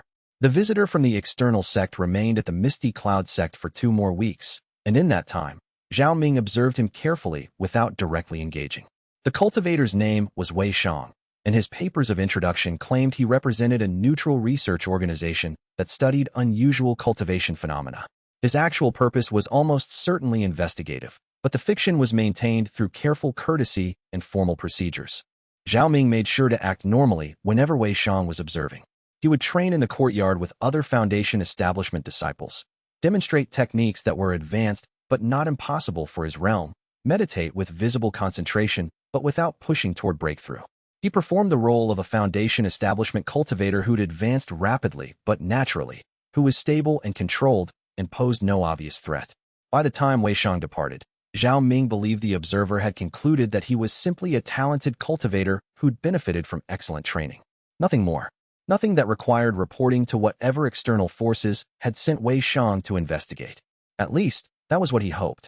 Elder Huanyu seemed to reach the same conclusion. The pendant stopped burning. The timeline disturbances settled. The sense of imminent danger gradually faded. And Zhao Ming continued his vigil, sitting at the threshold between advancement and stagnation, waiting for whatever would come next. He'd successfully navigated the first real test of his power. He'd encountered an observer, proven his control, demonstrated that he wasn't another Jiang Kuan carelessly reshaping reality according to whim. The question was what the heavens would make of his restraint. Chapter 16. Convergences. The next month brought a convergence of pressures that Zhao Ming hadn't anticipated. Elder Cheng, noticing that Zhao Ming's advancement had slowed significantly from the breakneck pace of the previous weeks, approached him with concern. "You've stabilized at Foundation establishment," Cheng observed during one of their regular meetings. "This is wise. Most disciples rush through consolidation too quickly and create weaknesses in their foundation. But I want to understand your current trajectory. Are you planning to continue advancing toward higher realms? Or have you decided to maintain your current level for an extended period?" It was a reasonable question, and it required a careful answer. "I believe I need more time to fully integrate my Foundation establishment realm," Zhao Ming said. "The transition was rapid, and I want to ensure my foundation is truly stable before pushing toward the next level. I'd like to dedicate the next 6 months to consolidation and study, if the sect is agreeable." Cheng nodded slowly, seeming satisfied with this response. "That's sensible. Most disciples rush through the early realms because they're eager to gain power. Your restraint is admirable. Take the time you need. The sect has invested significantly in your development, and we want to see that investment pay dividends for decades to come." But that same week, Sect Master Lai Long requested a second audience. This time, the tone was noticeably more formal. When Zhao Ming entered the Sect Master's chambers, he found not just Lai Long but 3 other elders present, the heads of the sect's 3 main divisions. "Disciple Zhao Ming," Lai Long began. "3 months ago, I offered you the opportunity to serve as my successor in training. At that time, I gave you 3 months to consider the offer. That period has now elapsed. I need your response. Will you accept the role and commit to eventual leadership of the sect, or do you wish to decline and continue as a regular disciple in the accelerated program?" Zhao Ming felt the timeline respond to the question, sensed the moment when his answer would crystallize into history. Whatever he chose now would reshape the narrative going forward. "I'm honored by the continued faith you show in me, Sect Master," Zhao Ming said, choosing his words with extreme care. "But I believe I need more time to prepare myself for such a role. I'm not yet ready to shoulder the weight of leading thousands of disciples and managing sect operations. If the offer remains available, I would like to defer my decision for another year, during which I can study leadership and develop the wisdom necessary for such a position." It was a calculated risk. Deferring might seem like a rejection to some, or it might seem like appropriate humility. The heavens would decide which narrative would stick. Lai Long studied him for a long moment, and Zhao Ming felt the sect master's transcendent-level perception probing him, trying to understand his motivation. "Your hesitation suggests wisdom," Lai Long finally said. Many cultivators your age would eagerly accept such an opportunity. The fact that you recognize you need more preparation is actually encouraging. But understand this, such an opportunity doesn't remain available indefinitely. Within 2 years, I'll need a definitive answer. If you haven't committed to the path by then, I'll need to identify alternative successors. I understand, Sect Master. I promise to use the next year to prepare myself thoroughly. As Zhao Ming left the chambers, he felt the timeline shifting again. The offer had been reframed in the records. Now it appeared that Zhao Ming had initially declined but expressed willingness to reconsider after a year of preparation. The narrative had shifted to accommodate his response, but the weight of the choice remained. Eventually, he would have to commit, either to accepting the role of successor in training, which would bind him ever more tightly to the sect and make him a prominent figure at sect gatherings and political meetings, or to declining, which would disappoint the sect master and potentially reduce his access to resources. Both paths carried risk. Chapter 17. The letter. On the evening of the same day as his second audience with Lai Long, Zhao Ming found a letter waiting in his quarters. It bore no seal, no signature. It contained no words that could identify its author. But it had clearly been left by someone with access to the inner sect's secured areas, someone who knew where he lived and could bypass the protective formations around his chamber. The letter read simply, "If you wish to understand what you are, come to the old temple on the eastern peak at midnight on the new moon. Come alone. Tell no one. A friend." Zhao Ming felt the timeline fracture as he read those words. The letter itself was impossible. It shouldn't exist. Yet it did, sitting in his quarters, written in an elegant hand. And the paradox it created, a letter that warned him to tell no one, yet was asking him to meet someone, suggested someone who existed partially outside the normal timeline. Wei Shang, he realized. The observer who'd spent 2 weeks at the sect, who'd moved between causality states. He'd left this letter behind as a communication method that wouldn't be discovered by normal means. Zhao Ming considered his options. If he went to the meeting, he was walking into a potential trap. An outsider who existed outside normal causality could perceive him in ways others couldn't, could perhaps threaten him in ways he couldn't counter. If he didn't go, he was refusing the opportunity to understand more about the external forces that had their eye on him. And if he reported the letter to the sect, he was revealing that he'd been contacted, which would raise questions about his reliability. The decision, when he made it, came easily. He would go to the old temple. He needed to understand what the external forces wanted from him. He needed to look his watchers in the eye and understand whether they came as allies or enemies. He needed to have some measure of control over his own narrative, even if that meant walking into danger. As he lay on his sleeping platform that night, waiting for midnight to arrive, Zhao Ming felt something shift in him. The person he'd been, invisible, powerless, resigned to obscurity, was truly gone now. In his place was someone new. Someone the heavens had rewritten into existence. Someone who could reshape causality through sheer will and determination. The question was whether he could survive what came next. The night was clear and cold as Zhao Ming made his way up the eastern peak toward the old temple. The structure was ancient, built centuries before the modern Misty Cloud sect, abandoned now because the sect had built more impressive meditation halls and cultivation centers in more convenient locations. But it remained on sect grounds, technically still under sect protection even though no one maintained it anymore. The door to the temple was unsealed. Someone had been expecting him. Inside, Wei Shang stood waiting, his cultivation base no longer hidden. Zhao Ming could feel the other cultivator's power now. It was immense, dangerous, not quite aligned with normal cultivation realms, as if he existed in dimensions of power the standard classification systems couldn't capture. "Zhao Ming," Wei Shang said, his voice carrying undertones that seemed to echo across multiple timelines simultaneously. "We finally meet properly. I have much to tell you about who you are." And with that greeting, the true test of Zhao Ming's power was about to begin. Chapter 18. The revelation. Wei Shang gestured for Zhao Ming to sit, and despite every instinct screaming at him to remain standing and ready for combat, Zhao Ming lowered himself to a cross-legged position on the ancient temple floor. The inside of the old temple was vast, far larger than it should have been from the outside. The architecture seemed to shift and flow in ways that suggested multiple spaces overlapping, multiple versions of the same temple existing in superposition. It was disorienting, and Zhao Ming had to consciously control his breathing to avoid the sensation of vertigo that threatened to overwhelm him. "What you're experiencing is causality perception," Wei Shang explained, settling into his own meditation posture across from Zhao Ming, his presence somehow existing in multiple states simultaneously. "The temple exists in exactly one location at exactly one time. But my presence here, combined with my cultivation base and the temporal echoes I carry, is causing the boundaries between multiple timelines to become permeable.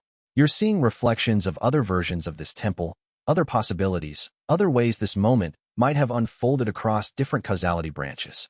Why? Zhao Ming asked, his voice steadier than he felt. Why show me this? Why contact me at all? Because you need to understand what you are, Wei Shang said, and his expression shifted briefly. For a moment, it looked almost like sadness, the accumulated weariness of centuries spent observing. You're not the first timeline manipulator to emerge in human cultivation history. You're not even the second. There have been 13 before you in the entire recorded history of human cultivation, and now you're the 14th. And the heavens are preparing to use you exactly as they've used all the others. The revelation struck Zhao Ming like physical force, making his breath catch. Jiang Kun wasn't the only one who came before me, he said slowly, working through the implications. There were others. Many others. There were 12 others besides Jiang Kun, Wei Shang confirmed, his expression growing more grave. The earliest one emerged nearly 10,000 years ago, during an age when human civilization was fragmented and cultivation practices were barely developed. Some of the 13 achieved genuine greatness and left lasting legacies. Some destroyed themselves through misuse of their power. Some were eventually contained like Jiang Kun when they became too much of a threat to causality stability. And all of them, every single one, served a purpose that was not their own. Wei Shang stood and began to pace, his movements somehow existing in multiple places simultaneously, leaving temporal echoes in his wake. The heavens operate on timescales that human minds can barely comprehend. They don't think in terms of years or decades, or even centuries. They think in terms of eons, in terms of universal epochs, in terms of cosmic ages. And sometimes, they decide that a particular timeline or a particular region of space-time needs to be adjusted. When that happens, they choose someone.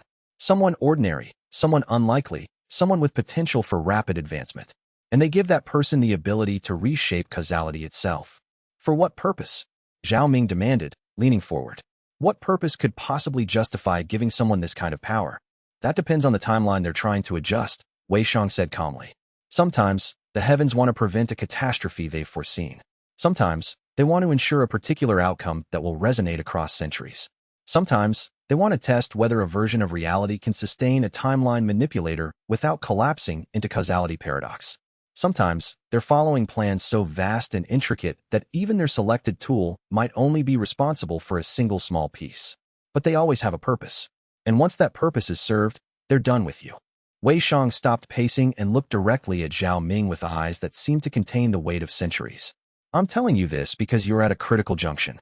You can continue down the path you're on. You can accept the sect master's offer of succession. You can rise through the ranks, accumulate power, eventually become a transcendent cultivator yourself. But every step of that path will be orchestrated. The heavens will rewrite history to support your ascension. They'll create opportunities before you even recognize you need them. They'll remove obstacles you haven't even encountered yet. They'll ensure that you succeed exactly as far as they want you to go, and no further. And when your usefulness is exhausted, when you've accomplished whatever mysterious purpose they've chosen you for, they'll discard you. How do you know all this? Zhao Ming asked. How can you possibly be certain about what the heavens are planning? Because I was like you once, Wei Shang said, and the sadness in his expression deepened. I had the timeline manipulation ability. I spent 93 years thinking I was special, thinking I was chosen by the heavens for greatness, thinking that my rapid advancement and my ability to reshape causality was a sign of my inherent superiority. And then the heavens were done with me. They turned off the rewrite ability like turning off a lamp. Suddenly, I couldn't manipulate causality anymore. Suddenly, the timelines stopped reshaping themselves around my choices. I was just a normal cultivator at the core formation realm in a world that had moved on without me. Wei Shang's expression grew distant, as if looking back across decades. I was extracted by the forces that had been watching over me, my fellow timeline manipulators and others like us. We exist now in the spaces between causality, observing the heavens' next experiment with timeline manipulation. We exist in a kind of liminal state, neither fully in one timeline nor another, perceiving multiple versions of events simultaneously. And what we've discovered through our observations is that they're planning something unprecedented.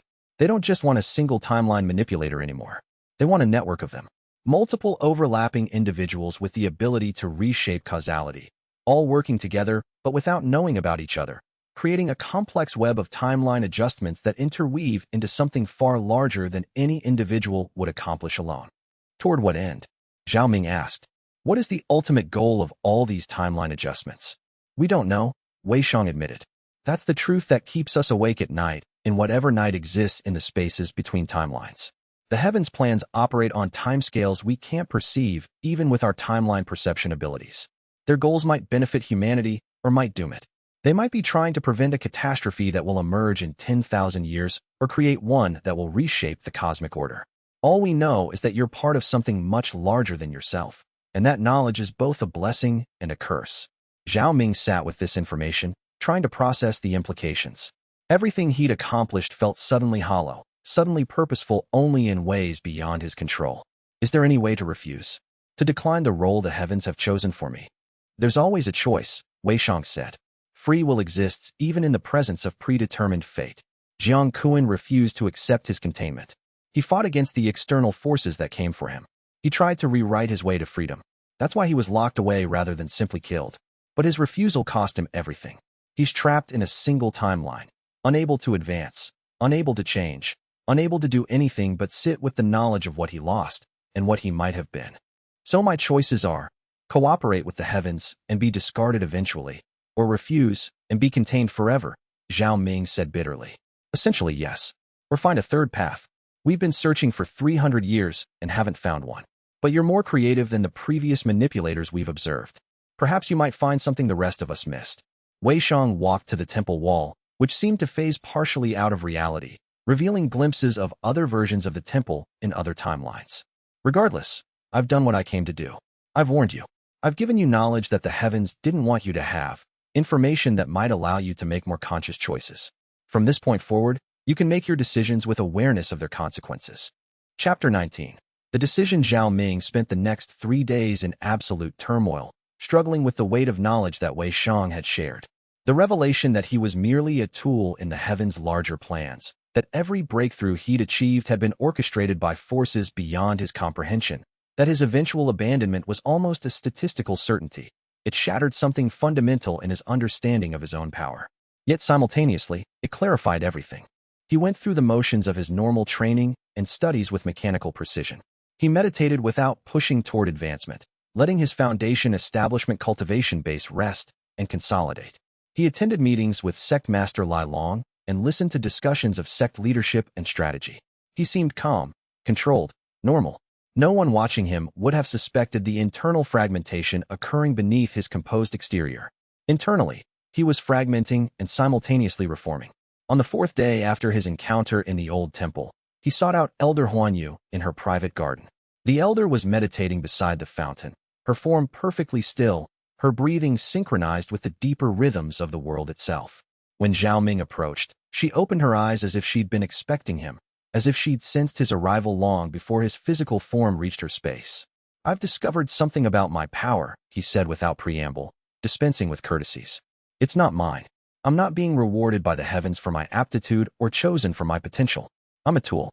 The heavens have given me this ability for their own purposes, and when I've served those purposes, they'll take it away. All the advancement, all the timeline rewriting, all of it has been orchestrated. Huanyu didn't look surprised. She simply nodded slowly and continued her meditation for several minutes, seemingly unconcerned with the weight of what he'd revealed.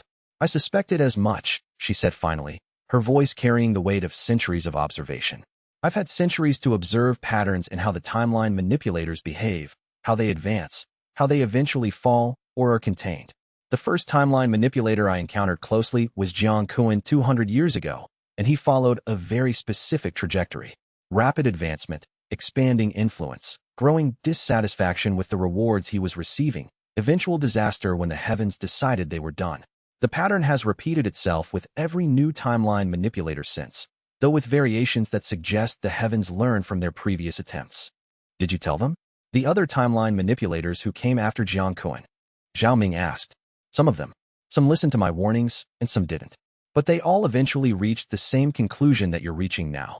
The heavens have purposes beyond our understanding, and fighting against those purposes is futile. The best you can do is make peace with your role. Huanyu stood and walked to look out over the sect, her gaze seemingly penetrating miles of distance. The question you should be asking isn't whether you're a tool. Of course you are. Every cultivator is a tool for the heavens in some way, though few realize it.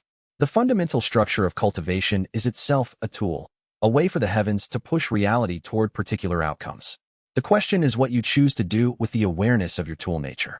Do you accept it and cooperate, knowing it will lead to eventual abandonment? Do you fight it, knowing that fighting will likely result in containment or worse? Or do you find a third path, one where you use your knowledge of your role to accomplish something meaningful even as you play the part assigned to you? I've been thinking about that constantly for the past 3 days, Xiaoming said. If the heavens want me to be something specific, then I need to understand what they're trying to accomplish. I need to figure out what timeline adjustments they want me to make. I need to understand my purpose. That's the wise path, Huan Yu said, and for the first time, a smile crossed her ancient face. And I might be able to help with that. The heavens' intentions often become visible if you know how to look. The timeline rewrites, the timeline shifted around them. The narrative solidified. Zhao Ming's path had been chosen. He would be the tool that the heavens had shaped him to be. He would accept his role with open eyes and conscious intention, and he would use his understanding of that role to accomplish something meaningful within its constraints.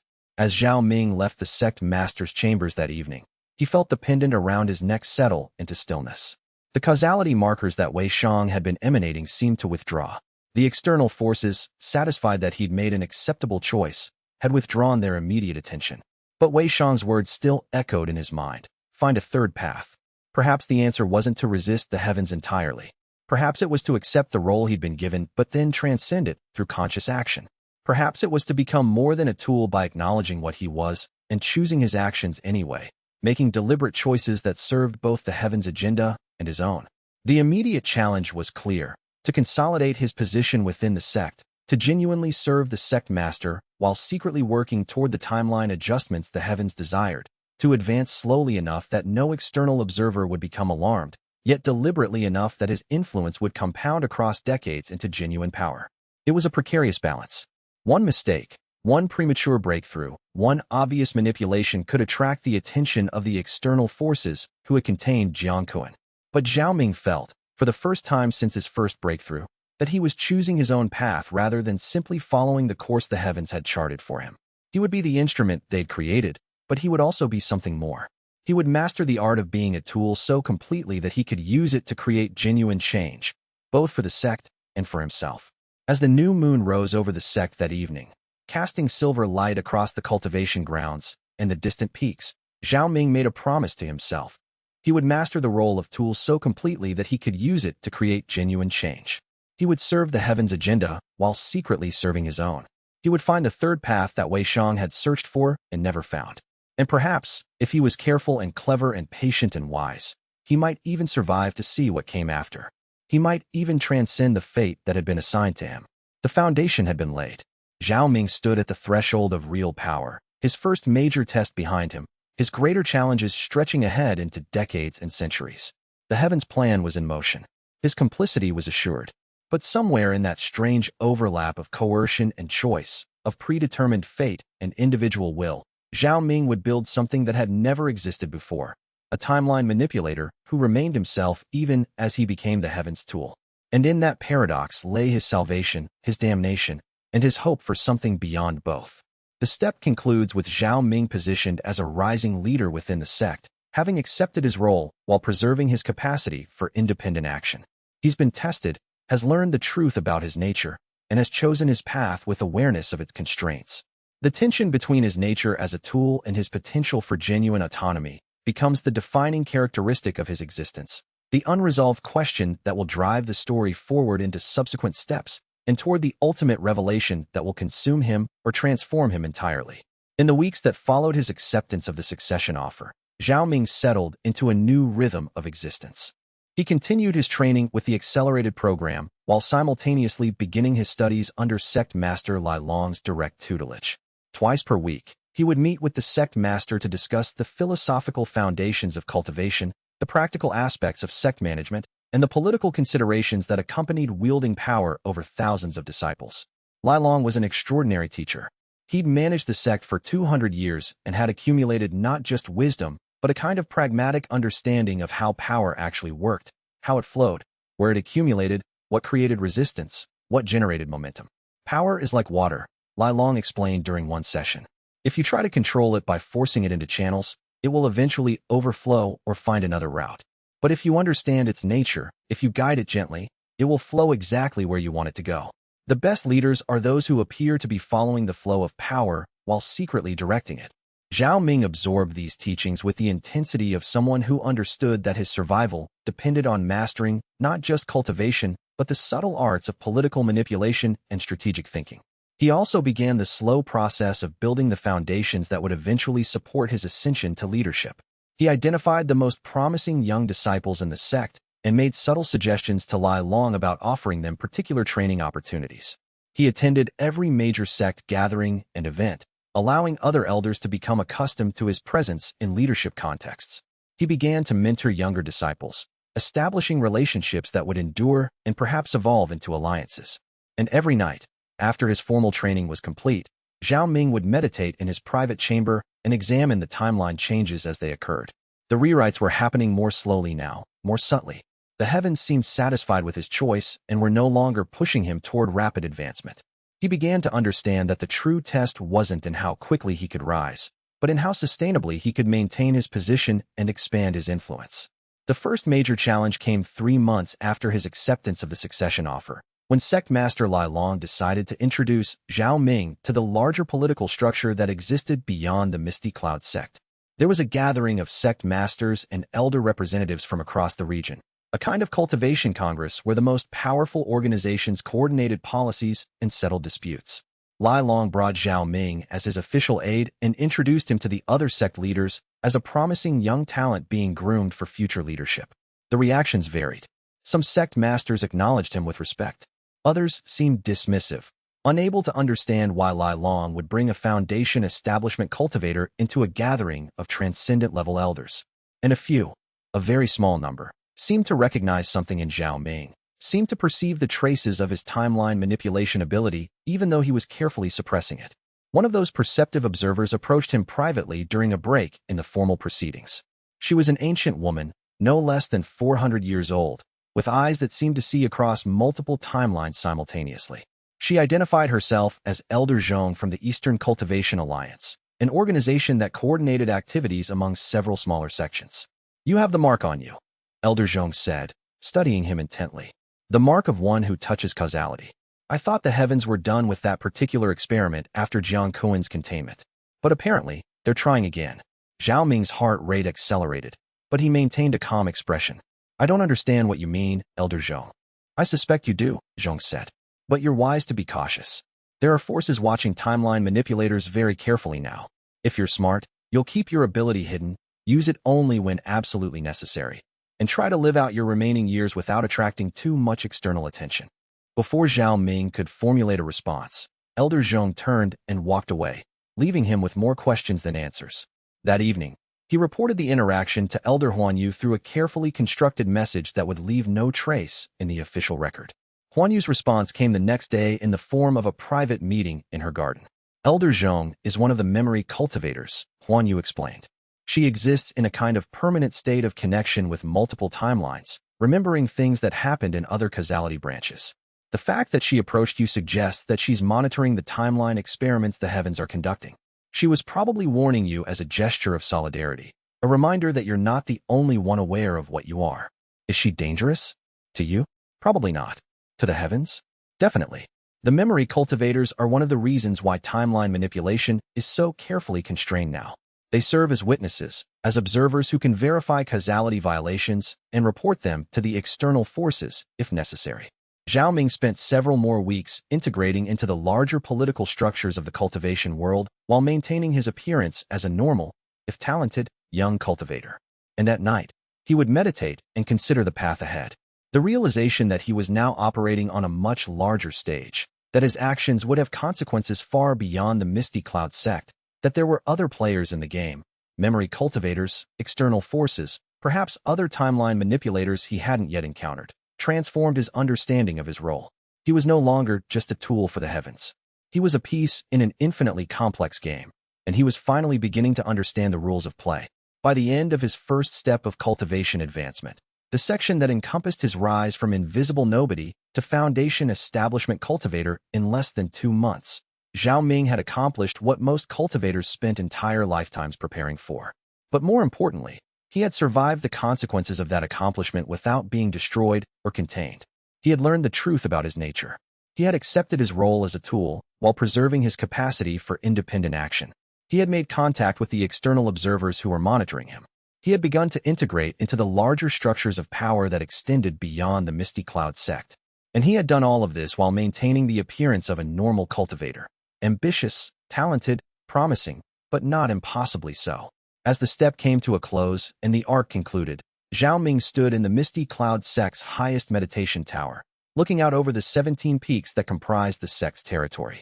Below him, thousands of disciples went about their daily training and studies. Above him, the stars wheeled through their eternal patterns, indifferent to the dramas of human cultivation. He thought about the path that stretched ahead. He thought about the century or more of careful, patient work required to reshape the sect according to the heavens' designs.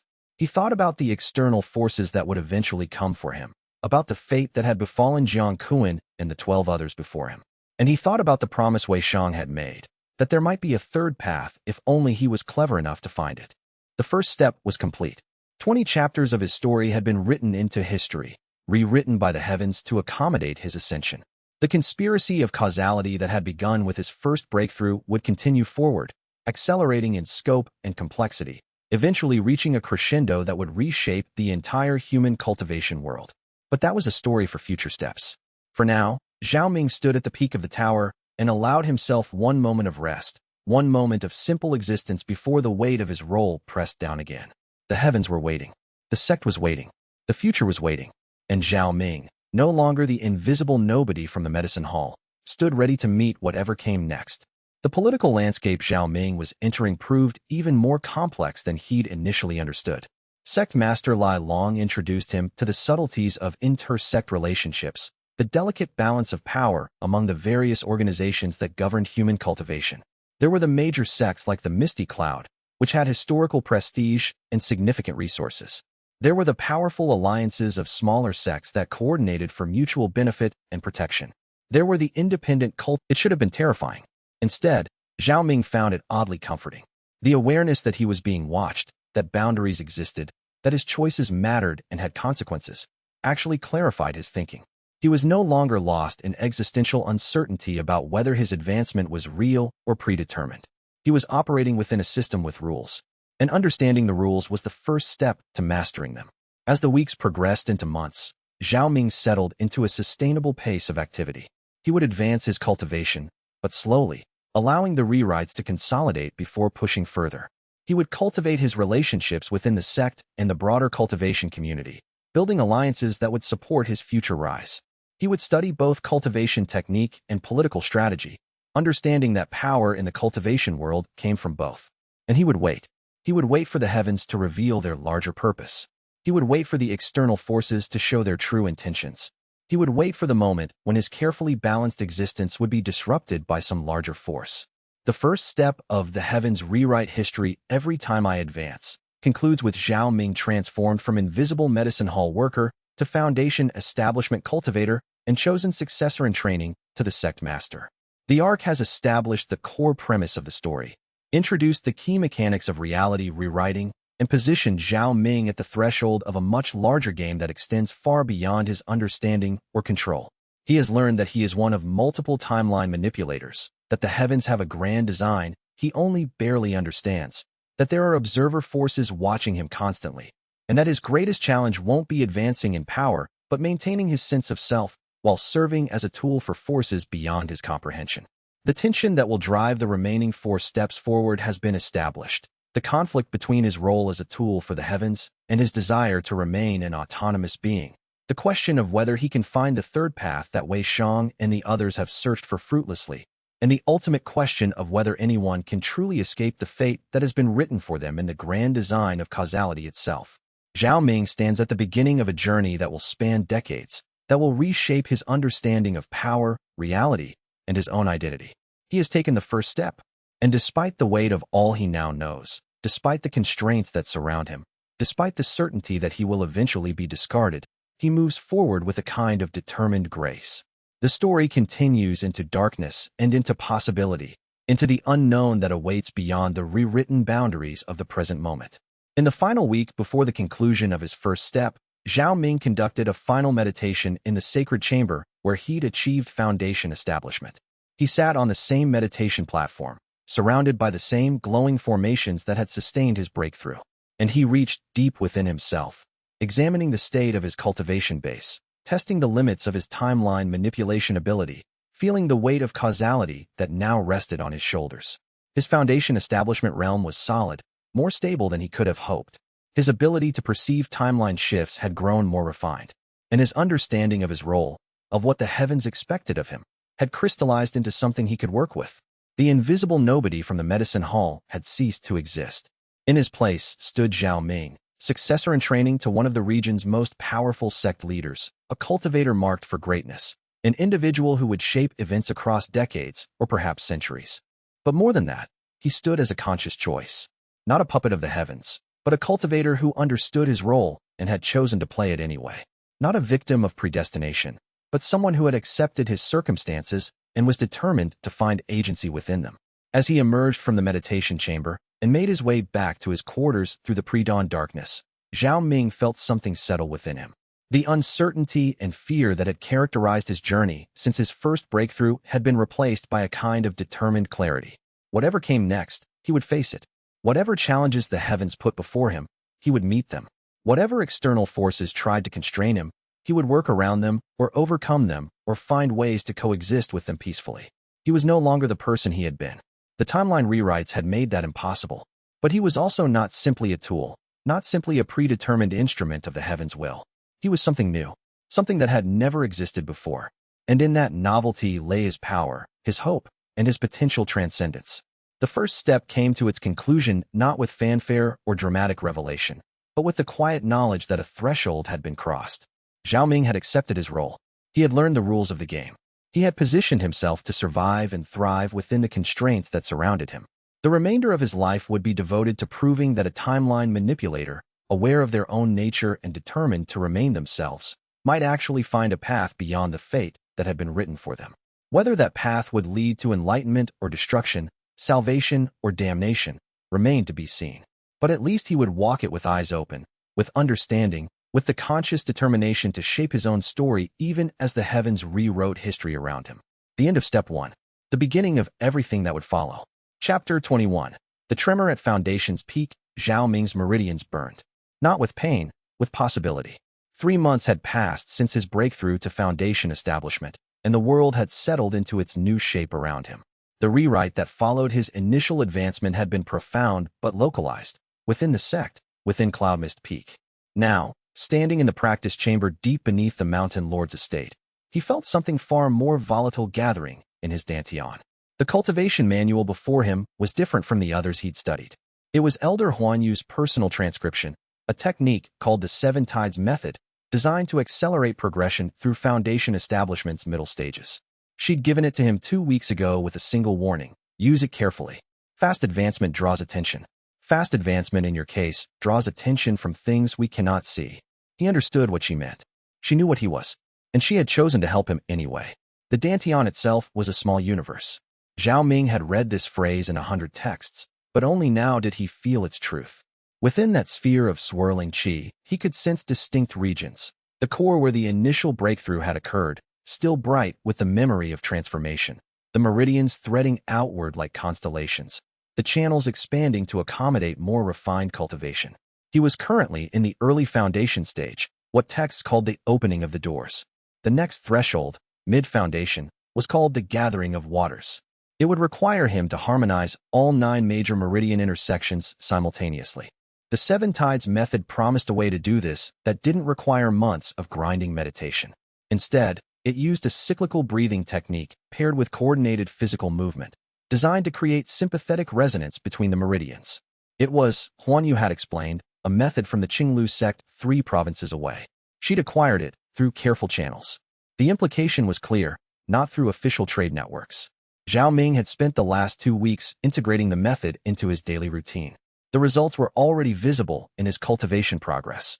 His core brightness had increased noticeably. The resonance between his meridians was becoming more refined. He estimated he was perhaps 10 days away from the critical moment of breakthrough. Now, sitting in the practice chamber at midnight, he began the final acceleration sequence. He stood, feet shoulder-width apart, and drew the first tidal breath. The technique required him to inhale in a specific rhythm, a 4-count intake, an 8-count hold, a 6-count release, while simultaneously guiding his qi through one of the 9 meridian intersections. On the first tidal cycle, he focused on the intersection at his lower dantian. The qi flowed like water seeking its lowest point, pooling and deepening. The second breath cycled the qi through the mid-dantian intersection, the region behind his heart. The third, the upper dantian, at the point between his eyebrows. He continued, cycling through the 9 intersections in sequence, each one growing more vivid as he returned to it on subsequent tides. The sensation was like slowly raising the temperature of a crucible. Not painful, but insistent, demanding, as if his entire cultivation foundation was being rewoven at a fundamental level. By the 7th tidal breath, he felt it, the first true harmonic resonance. All 9 intersections were singing together, their frequencies aligned. The qi in his dantian had begun to flow in a pattern that was no longer linear, but cyclical. Each breath reinforced the pattern from the last, building momentum, building certainty. Sweat beaded on his forehead. He'd been training for 2 hours, and the exertion was beginning to show. But he didn't stop. The texts on the 7 tides method were clear. Stopping before the breakthrough would waste all progress. Once begun, the sequence had to continue until the critical moment. The 8th tidal breath. The resonance intensified. He could feel the meridian intersections beginning to stabilize into a higher state. No longer separate points, but part of a unified system. The 9th tidal breath would take him to the brink. After that, it would be a matter of minutes. The difference between breakthrough and collapse would narrow to a handful of heartbeats. He inhaled, counting carefully in his mind. For counts. His qi pulled inward, concentrating itself. 8 counts holding the breath. Every meridian intersection was now aligned, singing in perfect harmony. The sensation was extraordinary, as if he stood at the peak of a mountain and could see in all directions simultaneously. 6 counts exhaling. The pressure in his dantian reached an unbearable peak. One more cycle. This would be the breakthrough cycle. Zhao Ming planted his feet more firmly and began the 10th breath. But this time, instead of the rhythmic breathing pattern, he shifted to something the ancient texts called the triggering breath, a sharp inhalation followed by a forceful internal compression, as if his entire body was contracting inward, squeezing his qi toward a single point. For a moment, everything went white. It was not light in the physical sense. It was the sensation of every nerve in his body firing simultaneously, of his consciousness expanding beyond his physical form and then snapping back with violent intensity. The world folded.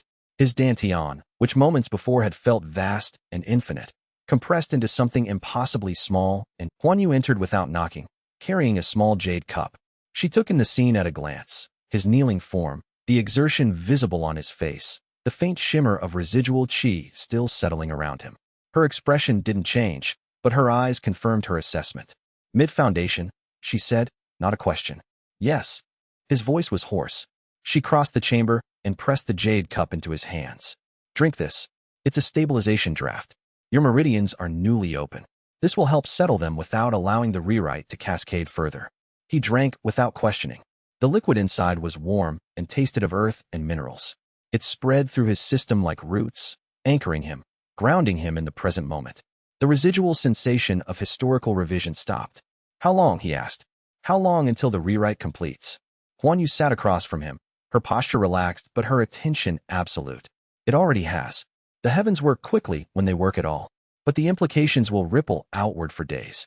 By tomorrow morning, every merchant who had contact with you will swear to the deal you made. Every cultivator who remembers meeting you will have absolute conviction about those meetings. How many people? This one? Hundreds, perhaps 1,000. Your reach is expanding, Zhao Ming. You're becoming harder to dismiss as a coincidence.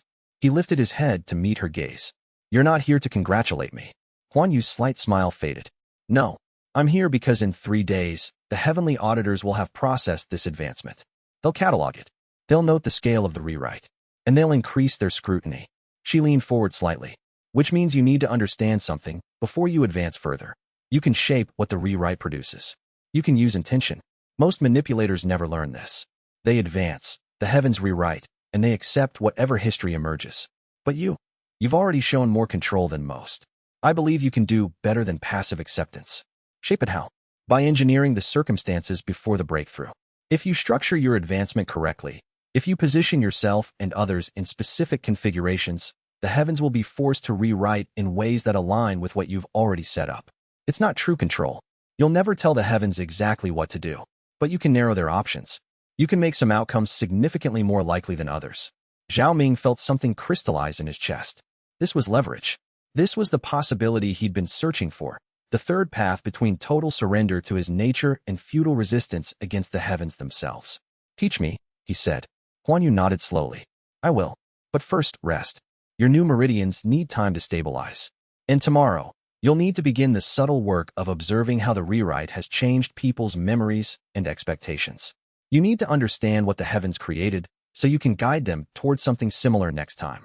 She stood, her ancient frame surprisingly graceful. Sleep, young manipulator. The real work begins in the morning. Chapter 22. The merchants chorused the rewrite manifested in waves. By the next morning, the first reports were already trickling back to the sect.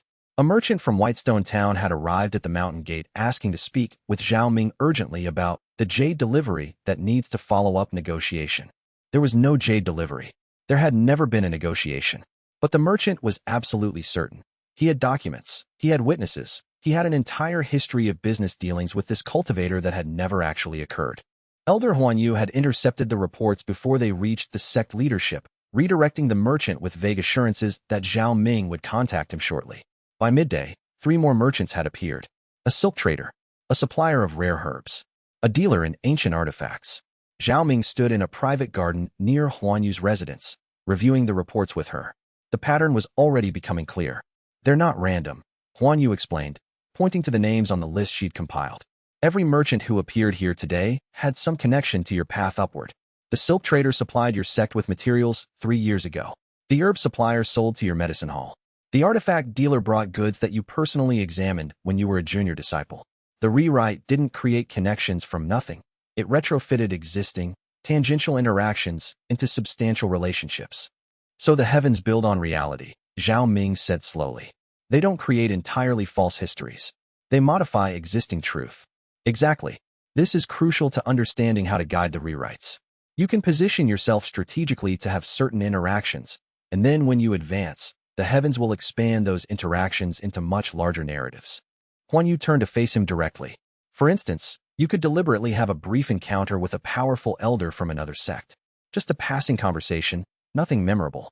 And then when you break through, the heavens might rewrite that encounter into a long-standing rivalry, or a secret alliance, or a teaching relationship. It depends on what you've prepared. How is that not just deception? Zhao Ming asked, though he wasn't sure if he was questioning her or himself. It is deception, Huan Yu replied flatly. But it's also the only power you have that operates on the heavens' own level. The heavens are constantly rewriting reality to support you. You have the choice to be a passive tool in their hands, or to assert some agency in how that rewriting occurs. Neither option is morally clean, but one is more empowering.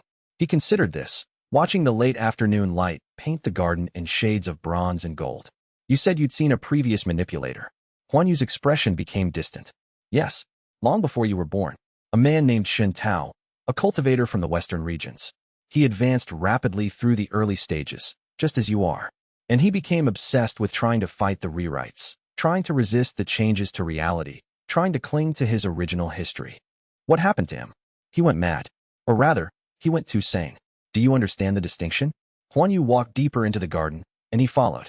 When reality keeps rewriting around you, when you can feel the heavens constantly revising history to support your advancement, there's a danger in looking too closely at the mechanism. Shen Tao spent months meditating on the nature of the rewrites, trying to understand them, trying to find consistency in the changes. But there's no consistency.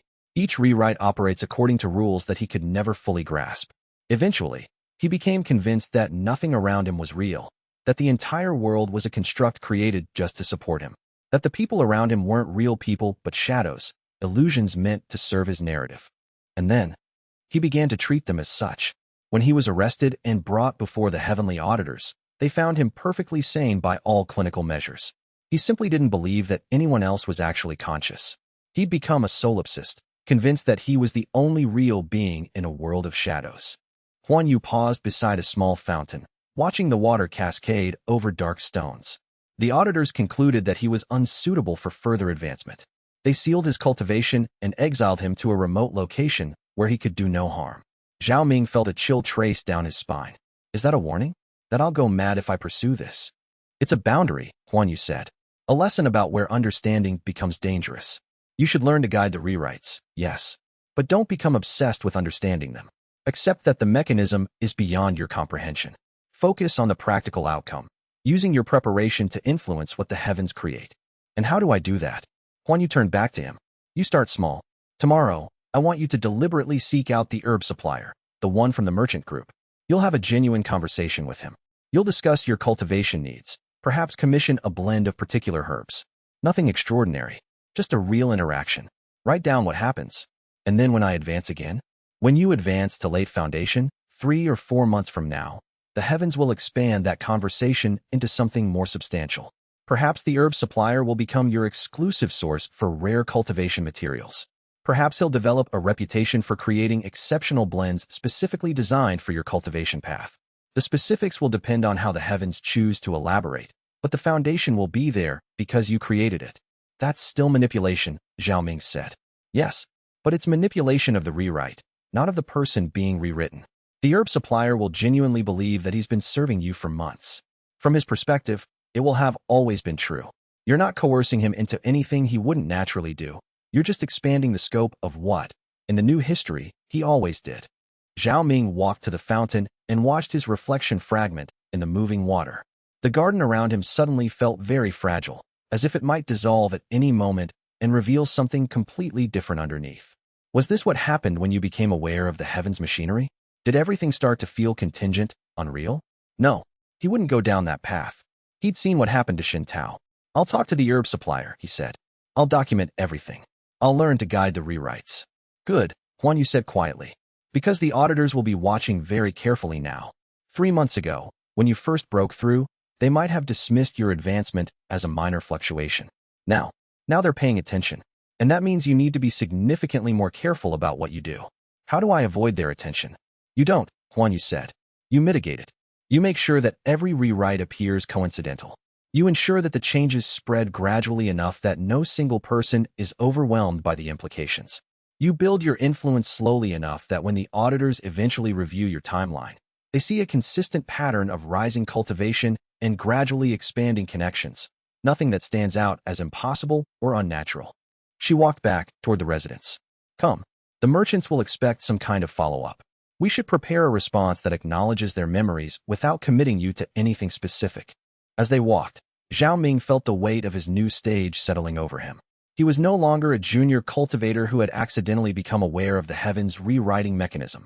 He was becoming an active player in that game, learning to guide the changes, learning to shape his own history even as the heavens rewrote it. The irony wasn't lost on him. By trying to take control of the rewrites, he was becoming exactly what the heavens wanted him to be. A manipulator, a tool operating at the edges of reality, subtly shifting the world to support whatever grand pattern they were building. The question was whether that pattern and his own desires would ever align, and whether, even if they did, he would be able to recognize the difference between his own will and the heavens' intention. He didn't have answers yet, but he was beginning to understand the questions better. Chapter 23. The auditor's interest. 3 weeks after his breakthrough to mid-foundation, Zhao Ming felt the weight of observation. It wasn't visible or tangible. No one had told him he was being watched. But the sensation was absolute, like standing in a shallow pool and feeling a predator circle somewhere in the deeper water. Zhao Ming didn't follow. He continued to the herb supplier's shop as if the encounter hadn't happened. But his mind was racing. That had been a deliberate display of presence. The watcher, the auditor, he was almost certain, wanted him to know she was there. When he returned to Cloud Mist Peak, he immediately sought out Huan Yu. She was in her private library when he found her, and her expression confirmed his suspicion before he even spoke. You've met one of them, she said, not looking up from the old text she was studying. A woman. In Whitestone Town. She was watching me. Huan Yu closed her book with deliberate care. There are 3 primary auditors monitoring the cultivation realm on this continent currently. 2 are men, both stationed in the northern territories. The third is a woman named Liang. She's been posted to the central provinces for the last 700 years, which suggests she has a special interest in this region. What does she want from me? To understand what you are, Huan Yu said simply. The heavens deploy auditors as a kind of quality control mechanism. They monitor manipulators, assess whether their development is proceeding according to some larger pattern. Auditors very rarely intervene directly. Usually they just observe, take notes, and report back to whatever higher authority they serve. And if I fail the assessment, then your cultivation will be sealed and you'll be exiled. Huan Yu's tone was matter of fact. As happened to Xin Tao, as has happened to 3 other manipulators in the last 1,000 years. Zhao Ming sat down heavily. How do I avoid that? By being very careful about what you allow the heavens to rewrite. The auditors aren't looking for you to be perfect. They're looking for you to be consistent. They want to see a progression that makes sense, that follows patterns they can predict and evaluate. Huan Yu finally met his eyes. Right now, your rewrite with the herb supplier looks natural. You were clearly building a relationship. The rewrite simply expanded what was already developing. An auditor would see that as logical progression. But if I try something more ambitious, if you try to engineer something that doesn't have a foundation in reality, if you try to create entire relationships from nothing, or if you attempt to rewrite something on a scale that seems disproportionate to your cultivation base, then the auditors will flag it as anomalous. And anomalies trigger intervention. Zhao Ming absorbed this, feeling the cage of constraints tightening around him. He could shape the rewrites, yes, but only in ways that appeared natural to outside observers. Only in directions that could be justified by some previous interaction or setup. There's something else, Huan Yu continued. The auditors are curious about intent. They want to understand what you're working toward. If your rewriting appears random, disconnected, lacking purpose, they'll be concerned that you've become unstable.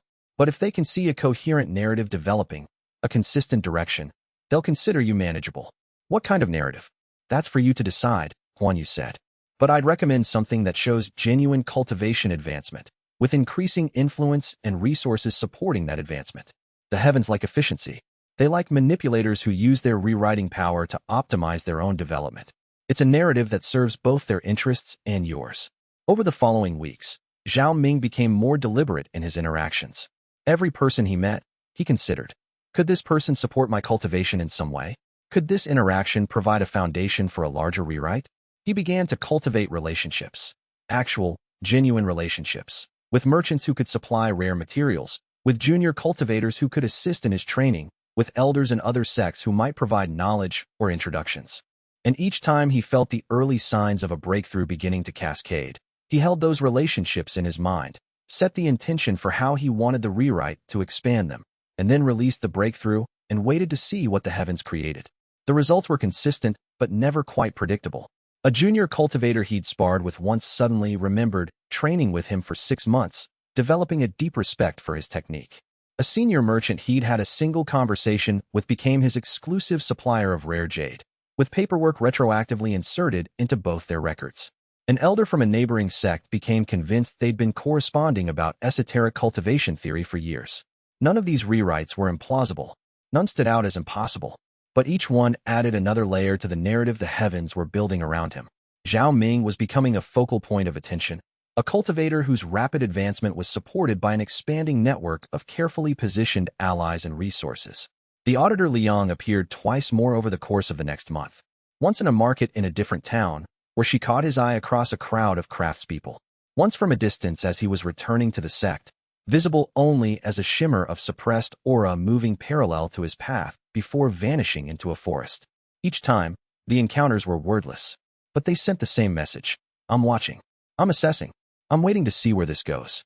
By the time Zhao Ming reached late mid-foundation stage, 3 months after his breakthrough to mid-foundation, he'd begun to understand the subtle game he was playing.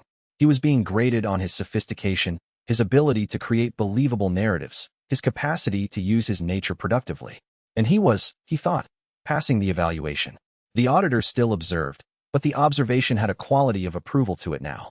She wasn't looking for evidence of failure. She was looking for evidence of progress. The question was, progress toward what?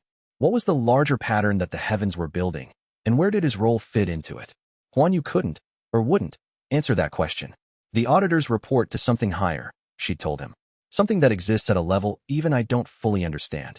The best you can do is complete your assigned role as skillfully as possible and hope the ultimate pattern benefits you as much as it benefits whatever cosmic force put it in motion. It wasn't reassuring, but it was the reality of his nature as a timeline manipulator. By night, in the deepest hours before dawn, Zhao Ming would lie awake and wonder if this was what it meant to be a pawn of the heavens. Not forced compliance, but clever cultivation of the desire to comply. Not overt control, but subtle guidance toward patterns that felt like his own choices. And the worst part was, he wasn't sure he would have chosen differently if he'd been given freedom. The power of the rewrites was seductive. The ability to build influence, to shape his own narrative, to optimize his advancement toward strength.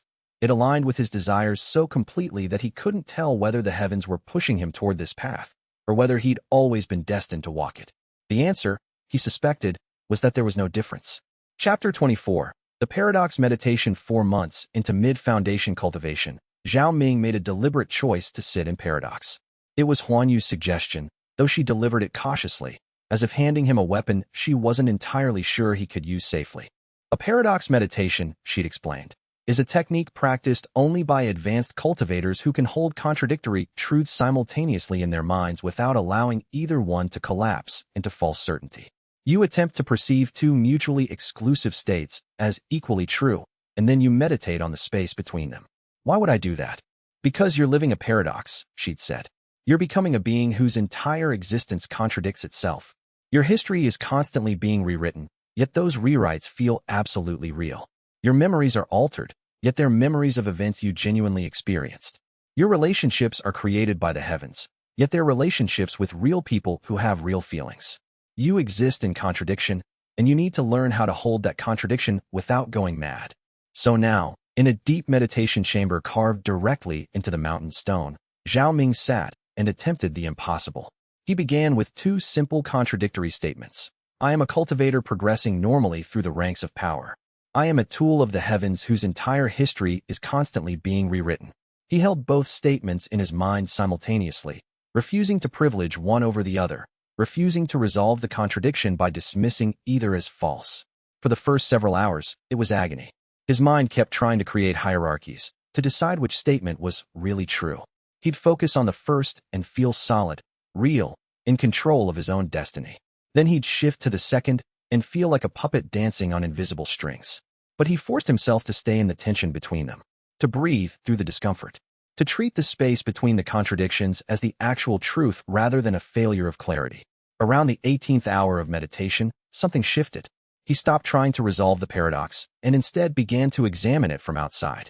If he was both a real cultivator and a heavenly tool, then both things must actually be true in some manner that his current understanding couldn't fully grasp.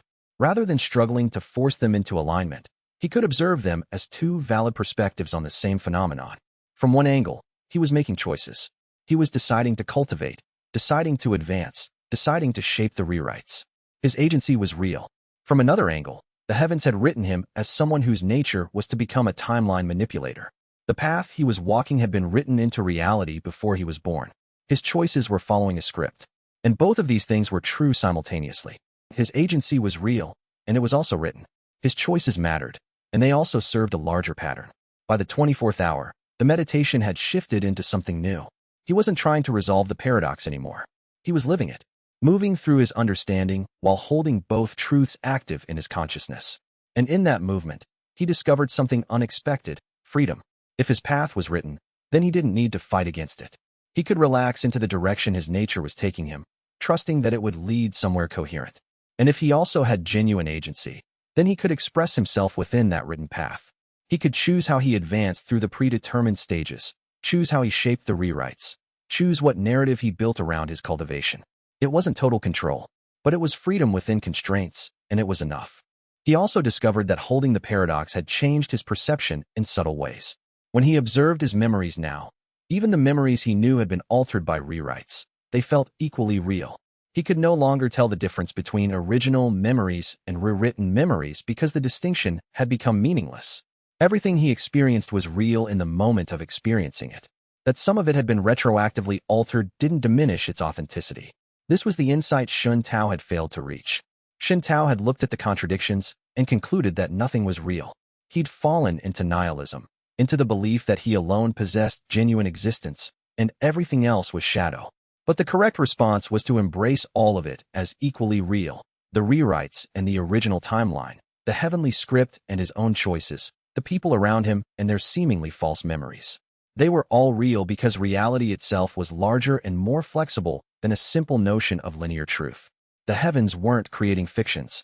They were creating alternative histories that were just as genuine as the original ones. Around the 30th hour, exhaustion began to pull at him. His body had been sitting motionless for more than a day. His cultivation was beginning to show the strain of such intense focus without physical movement.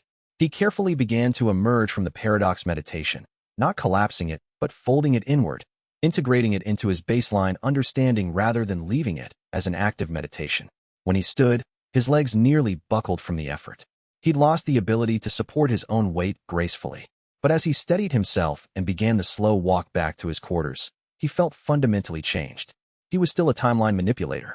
He was still subject to the heavens rewriting mechanism. But he'd made peace with that condition in a way that most people never would. He could move forward now without the constant anxiety of contradiction tearing him apart. Huan Yu was waiting in his quarters when he arrived, despite the hour being late morning. "You succeeded in the paradox meditation," she said. It wasn't a question. "How can you tell?" "Your eyes," she said. "You're not fighting anymore. You've made some kind of truce with what you are." Zhao Ming collapsed into a sitting position. Is that what happened to the other manipulators who didn't go mad?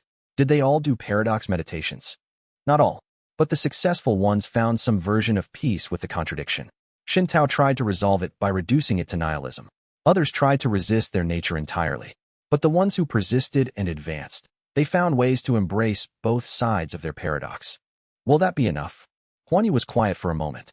For now, but I should tell you, you're approaching another critical threshold. In 3 or 4 months, you'll be ready to advance to late foundation. And that advancement will be significantly more complex than the ones you've made so far. The rewrites will be larger in scale. The implications will ripple further. And the auditors will pay very close attention to how you handle it. What happens at late foundation? You'll have access to powers that go beyond simple relationship rewriting. You'll be able to influence events on a larger scale. You'll be able to shape not just individual memories, but entire historical narratives. You'll begin to truly fulfill your role as a timeline manipulator in ways that will become visible to anyone sophisticated enough to look for the patterns. She stood. Rest. Your body needs recovery from the meditation. And when you're ready, we'll begin preparing you for the next phase. Because once you advance to late foundation, you won't be able to hide what you are anymore. The auditors will have all the evidence they need to decide whether you're a success or a failure in their evaluation. After she left, Zhao Ming lay on his sleeping platform and felt the weight of approaching change. The paradox meditation had given him peace with his nature, but it hadn't resolved the fundamental uncertainty about his future. He was still playing a game whose rules he didn't fully understand, still walking a path written by forces beyond his comprehension. But at least now he could do it without fracturing. He could advance through his stages, shape his rewrites, build his influence, and he could accept both that this was his choice and that it was also written. One and the same, real and predetermined. His will and the heavens' will. All of it true, all of it real, all of it happening at once. Chapter 25. The convergence of intent. The breakthrough to late mid-foundation happened on a clear afternoon in an open cultivation arena. Zhao Ming had prepared carefully for this advancement. Over the 3 months since his paradox meditation, he had worked with deliberate intention to position himself exactly where he needed to be for the rewrite to occur. He'd arranged to have 12 junior disciples present in the arena. Not so many as to be unusual, but enough to constitute witnesses.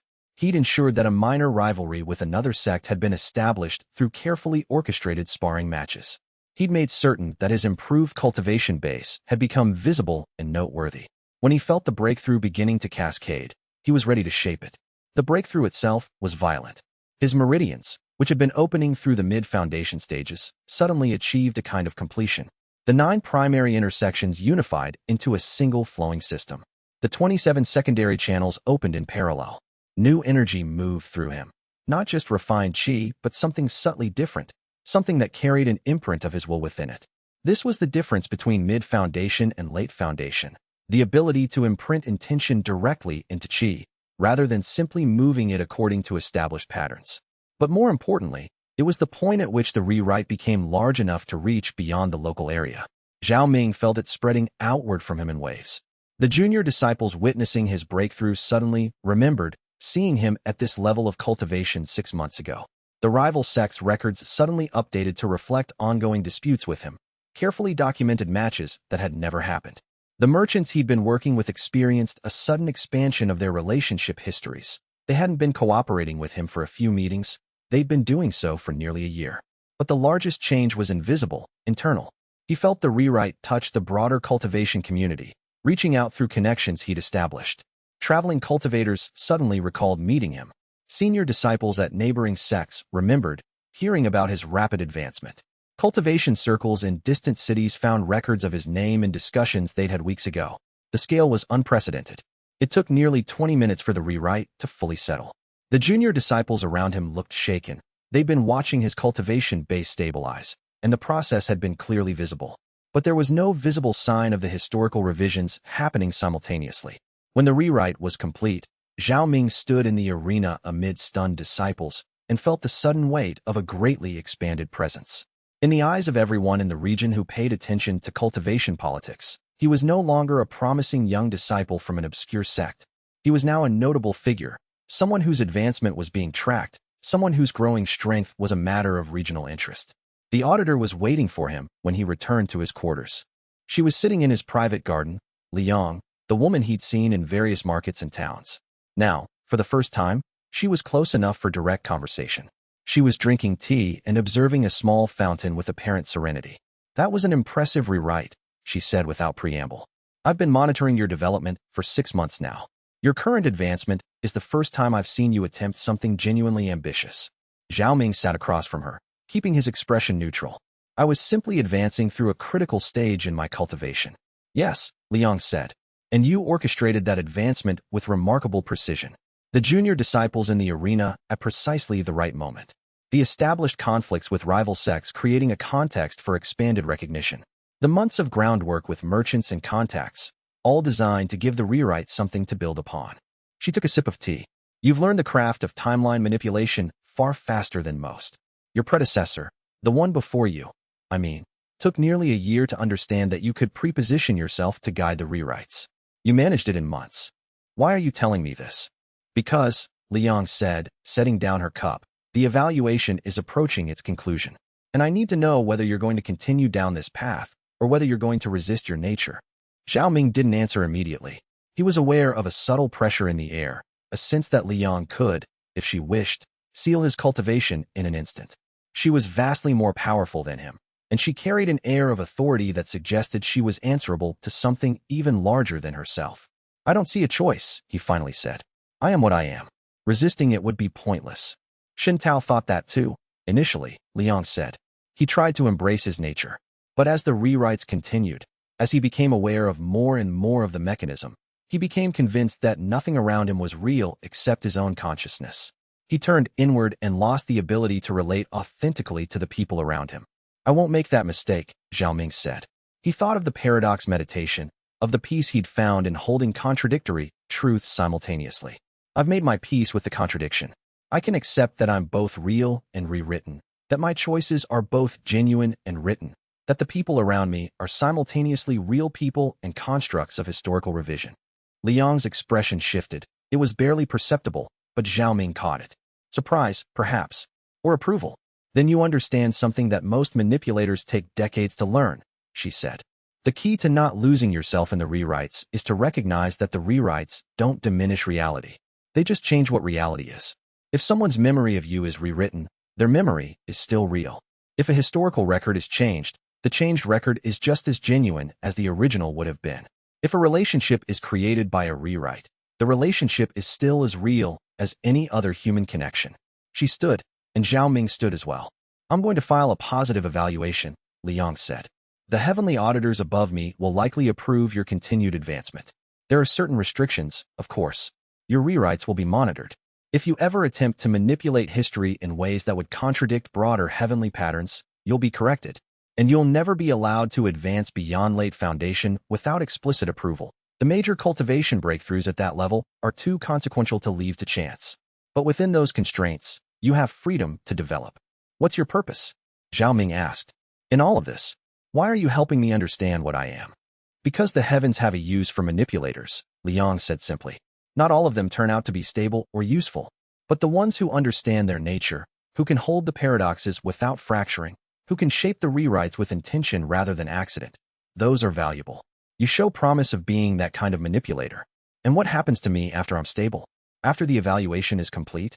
"That depends on you," Liang said. "The heavens will have plans.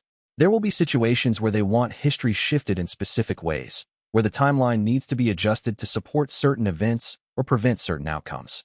You'll be called upon to advance at strategic moments, to rewrite according to their specifications.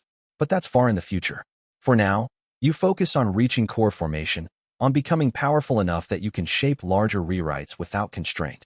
She began to walk toward the garden's edge, then paused. And Xiaoming, the merchant you've been establishing relationships with, the disciples you've positioned around you, the rivals you've cultivated conflicts with, they're all real people with real agency. The rewrites change their memories, but they don't control their choices. Don't make the mistake of treating them as puppets just because the heavens wrote them into your history. Relate to them as genuine people, even as you acknowledge that those genuine people exist in a rewritten timeline. That's the balance that will keep you sane. Then she was gone, dissolving into the evening air with a shimmer of suppressed cultivation. Zhao Ming stood alone in his garden, feeling the weight of what he'd just experienced. The auditor's evaluation was complete. He'd been approved to continue. The restrictions were minimal compared to what they could have been. He had successfully navigated the transition from ignorant timeline manipulator to intentional shaper of historical revision. And yet, he felt the same unease he'd felt since the moment he'd first become aware of the heavens' rewriting mechanism. Because now he knew that his advancement would never be purely his own again. Each stage he achieved would be in service to the heavens' larger plans. Each rewrite he shaped would be constrained by forces beyond his understanding. He was a tool, a sophisticated, semi-conscious tool with real agency within narrow bounds. But a tool nonetheless. The question was whether that was better or worse than the naive ignorance he'd left behind. Chapter 26. The Core Formation Chamber. Zhao Ming's approach to core formation was methodical. He'd learned from his experience with late foundation that the scale of rewriting increased exponentially with each major stage advancement. Late mid-foundation to late foundation had been manageable. The rewrites had expanded his regional presence, created new relationships, established him as a notable cultivator. But core formation was different. It was the threshold at which a cultivator transcended the early stages entirely and entered a realm where power became qualitatively different. The preparation took 2 months. Under Elder Huanyu's guidance, he positioned himself strategically across the sect and beyond. He established formal rivalries with cultivators from 3 different sects, nothing violent or destructive, but documented disagreements and minor contests that would provide the rewrite with a foundation to build upon. He cultivated deeper relationships with merchants and craftspeople who could, after the rewrite, justify claims to have been working with him extensively. He ensured that his status within Cloudmist Peak itself was elevated, taking on teaching roles and contributing to sect cultivation theory discussions, so that his advancement would naturally be visible and celebrated. Most importantly, he worked with Huanyu to understand the philosophical implications of the core formation stage. Core formation is the threshold, Huanyu explained, where a cultivator begins to develop genuine independence from universal chi patterns. Before this stage, you're still operating within the natural flow of celestial energy, guiding it, but not fundamentally changing it. At core formation, you begin to imprint your own patterns on the universe to create personal cultivation techniques that are unique to your consciousness. And for a timeline manipulator? For you, core formation means your rewrites will affect not just individual memories and local history, but the deeper patterns of cause and effect. People's convictions about their relationships with you will be stronger. Documented histories will be more elaborate. And critically, the rewrite will begin to affect how people understand the nature of their own choices. They'll have stronger beliefs about why they chose to ally with you, study your techniques, support your advancement. That sounds like mind control. It's not, Huanyu said firmly. It's historical rewriting. Their choices remain their own. The rewrite just changes what they believe their reasons were. But yes, the effect is more profound at core formation. The breakthrough itself occurred in a specially prepared chamber beneath Cloudmist Peak. It had to be at night. Zhao Ming had discovered through observation of his own rewriting mechanism that darkness seemed to facilitate larger-scale historical revisions. He'd spent the previous week in isolation, cycling through increasingly refined meditations, bringing his cultivation base to the absolute peak of late foundation without quite crossing the threshold. When the time came, only Elder Huanyu was present, standing guard outside the sealed chamber. Zhao Ming sat in the center of a meditation platform marked with cultivation runes. He'd spent weeks learning to draw those runes. They served no practical function in cultivation, but they provided a focus point, a visual representation of his intent for the rewrite. The runes formed a pattern that represented transformation, connection, intention made manifest. He began the final cycle of meditation. The approach to core formation was fundamentally different from earlier stages. It wasn't about pushing harder or cycling chi faster. It was about achieving a state of profound integration between himself and the universe. Every breath brought him deeper into union with the fundamental currents of energy that flowed through reality. His dantian, which for the past months had felt like a vast contained universe, began to expand until it felt like his body was just a point within an infinitely larger dantian that encompassed the entire world. This was the danger of core formation, the dissolution of self-boundary. Many cultivators failed at this stage because they couldn't maintain their sense of individual identity while simultaneously expanding into cosmic consciousness. They dissolved into the universal qi and lost the coherence required to complete the breakthrough. But Zhao Ming had the paradox meditation to sustain him. He held the contradiction. He was both an individual consciousness and an infinite expansion. He was both a separate self and part of everything. The two truths didn't need to resolve into one. They could coexist. Around the fourth hour of meditation, his meridians began to change. The defined channels that had served him through earlier stages started to become permeable. The boundaries between individual meridians began to blur. The specialized pathways that had been his cultivation apparatus were dissolving, preparing to be replaced by something more integrated. This was the point of maximum vulnerability. This was where cultivators often failed. The dissolution could be terrifying. If you weren't prepared for it, if you weren't capable of holding your identity through the process of becoming less defined, you could panic and damage your cultivation base irreparably. Zhao Ming breathed through it. Individual breath, individual heartbeat, individual consciousness, even as his physical form became increasingly permeable to universal qi. The meditation deepened. The fifth hour brought the first sign that the breakthrough was approaching inevitability. His dantian, which had been expanding, suddenly began to compress. The infinite universe he'd been inhabiting suddenly contracted, folded, densified into something smaller, but infinitely more concentrated. The qi in his body shifted from something diffuse and expansive to something crystalline and precise. The barrier of late foundation, that final membrane separating him from the realm of true power, began to shatter. And then it was happening. The rewrite was beginning, moving outward from him in ways that he could feel cascading through the chamber and beyond. The sense was vivid, almost overwhelming. Thousands of people suddenly remembering encounters with him that had never occurred. Documents updating themselves. Histories rewriting. The scale was enormous. Zhao Ming felt the impact of it reverberating through the physical world. People in distant cities stood up from their daily tasks, momentarily disoriented by the sudden appearance of new memories. Sect records across the region updated to reflect his presence, his accomplishments, his cultivation journey. The world remade itself around him on a scale he'd never experienced. And as the rewrite progressed, he felt something new. The mechanism became partially visible to him. For perhaps 5 seconds, he could perceive the actual process of historical revision. The way memories were being rewritten in the minds of thousands of people, the way documents were updating, the way cause and effect patterns were being restructured to accommodate his new existence as a core formation cultivator. Then the visibility faded, the rewrite completed, and the new reality settled into place. Zhao Ming lay gasping on the meditation platform. His body was drenched in sweat. His cultivation base felt fundamentally transformed, not expanded like previous stages, but reorganized. The distinct structure of meridians and intersections was gone. In its place was something unified and coherent, a network of qi flow that operated through his entire body without the need for the previous architecture. He was core formation.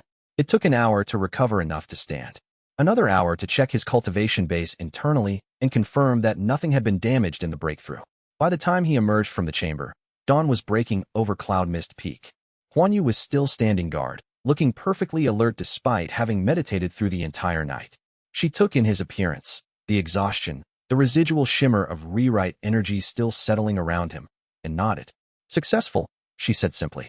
The scale, Zhao Ming started, was unprecedented. Huan Yu finished. I felt it from here. The rewrite reached further than any previous one, deeper into the cultural consciousness of the region. She began walking back toward the sect proper, which means the auditors are going to have a lot to assess. As they walked, the full weight of what he'd just done began to settle over Zhao Ming. He was no longer a peripheral figure in cultivation politics, someone whose advancement might escape notice from those paying attention to larger patterns. He was now a recognized force, a core formation cultivator at an age that was unusual but not impossible, a young master whose advancement had been visible and documented. The auditor Liang appeared to him that evening, manifesting in his private quarters with no warning or preamble. You pushed harder than I recommended, she said without greeting. The rewrite was significantly more ambitious than it needed to be. I was prepared, Zhao Ming said carefully.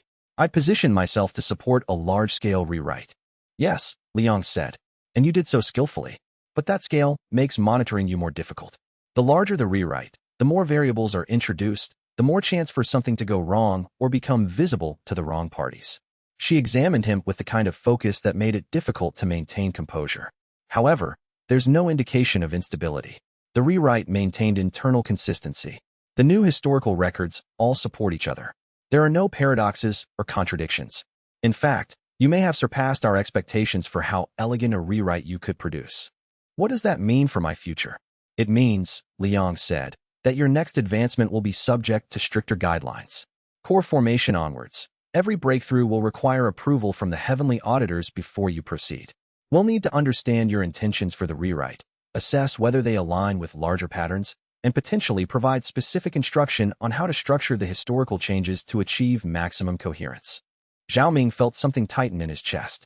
He'd been slowly gaining freedom and agency in his cultivation, but now the boundaries were being reasserted. The heavens were taking more direct control. How long until I can advance again? He asked. Years, probably, Liang said. Core formation is not a stage you rush through. You need time to stabilize your new cultivation base, to integrate the implications of your previous rewrite, to observe how the historical changes are settling into the collective consciousness of those who were affected. She moved toward the window, looking out over Cloud Mist Peak. You're becoming something dangerous, Zhao Ming. Not in the sense of representing a threat to the sect or the region, but in the sense of being a force that can reshape reality itself. The heavens take that seriously, which is why I'll be taking a more active role in your development going forward. I'll be present for each major cultivation decision. I'll be observing your interactions with others, and I'll be offering guidance on how to proceed. That sounds like captivity, Zhao Ming said. It is, Liang said, turning back to face him. But it's also the price of power. You have the ability to reshape history. The heavens cannot allow such power to develop unchecked. They need to ensure that you're developing in ways that serve rather than threaten larger patterns. And if I resist, if I try to stop advancing, then you'll be sealed and exiled, just like Shen Tao. Liang's expression was neither cruel nor sympathetic, just factual. But I don't think you'll choose that path. You've tasted what it means to have power over history itself. You won't willingly give that up. She was right, and Zhao Ming hated that she was right. The knowledge that he could reshape reality, that he could rewrite the past to support his desires, it was intoxicating.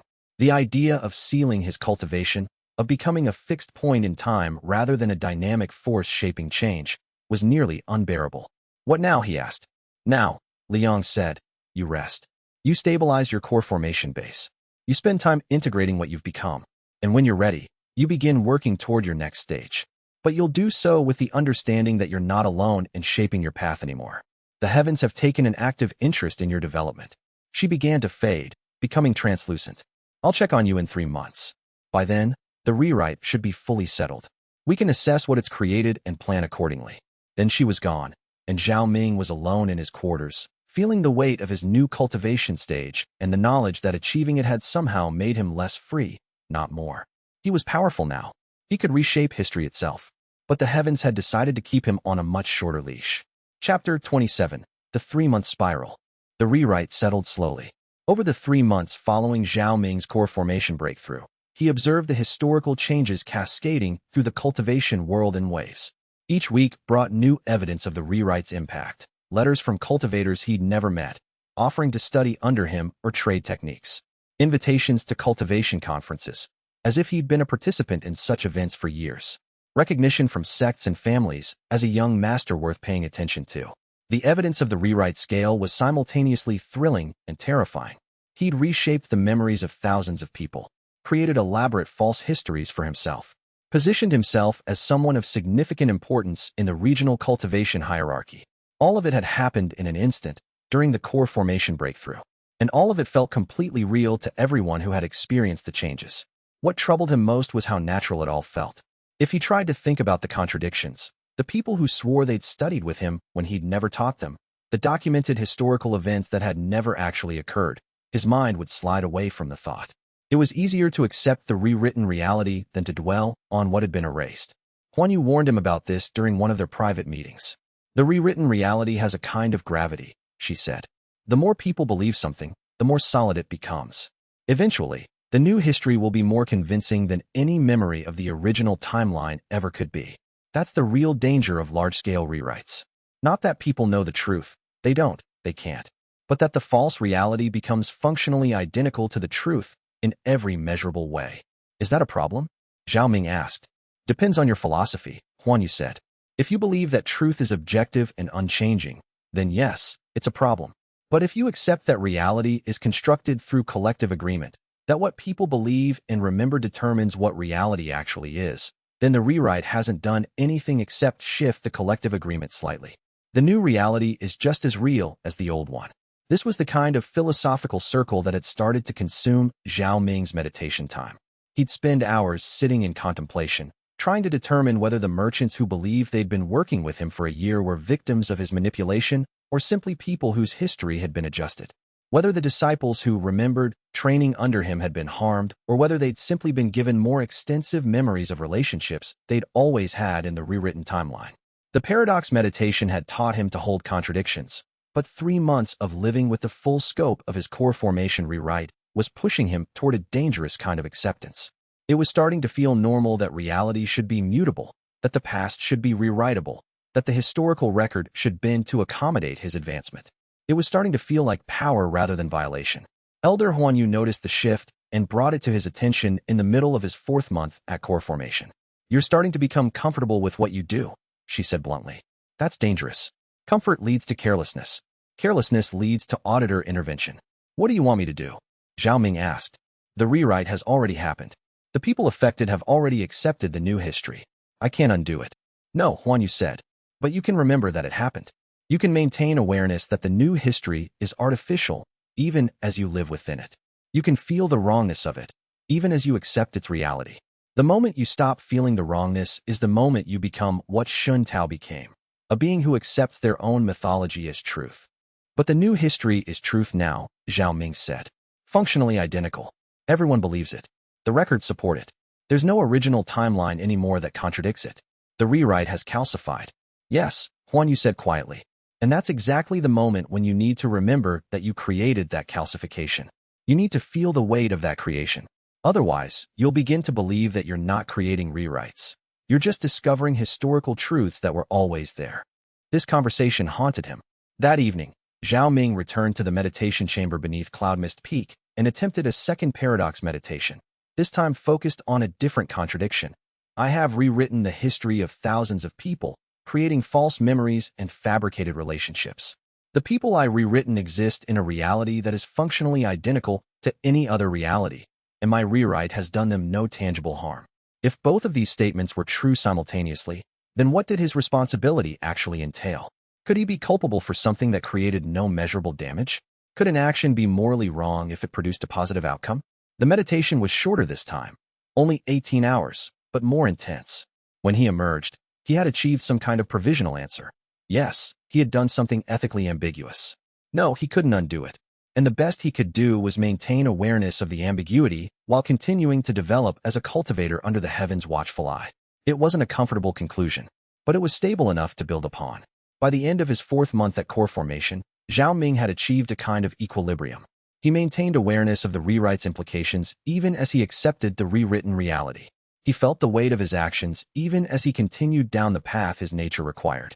He could look a merchant who remembered years of business with him in the eye and know that the memory was false, but also that from his perspective, the memory was genuine and real and shaped his life meaningfully.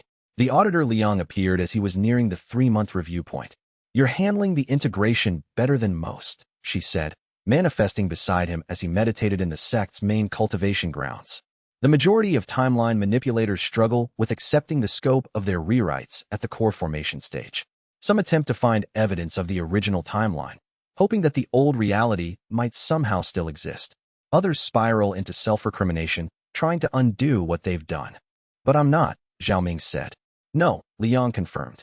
You're accepting it. Moving forward. Maintaining enough ethical awareness to stay grounded without becoming paralyzed by guilt. That's the balance we want to see. How many are there? Zhao Ming asked. Other manipulators, I mean. How many are currently active? Globally? 14, Liang said. Including you. Across the known cultivation sects and independent cultivators, There are currently 14 timeline manipulators at various stages of development. Of those, only 4 are at core formation or higher. The rest are still in foundation establishment, gradually discovering what they are.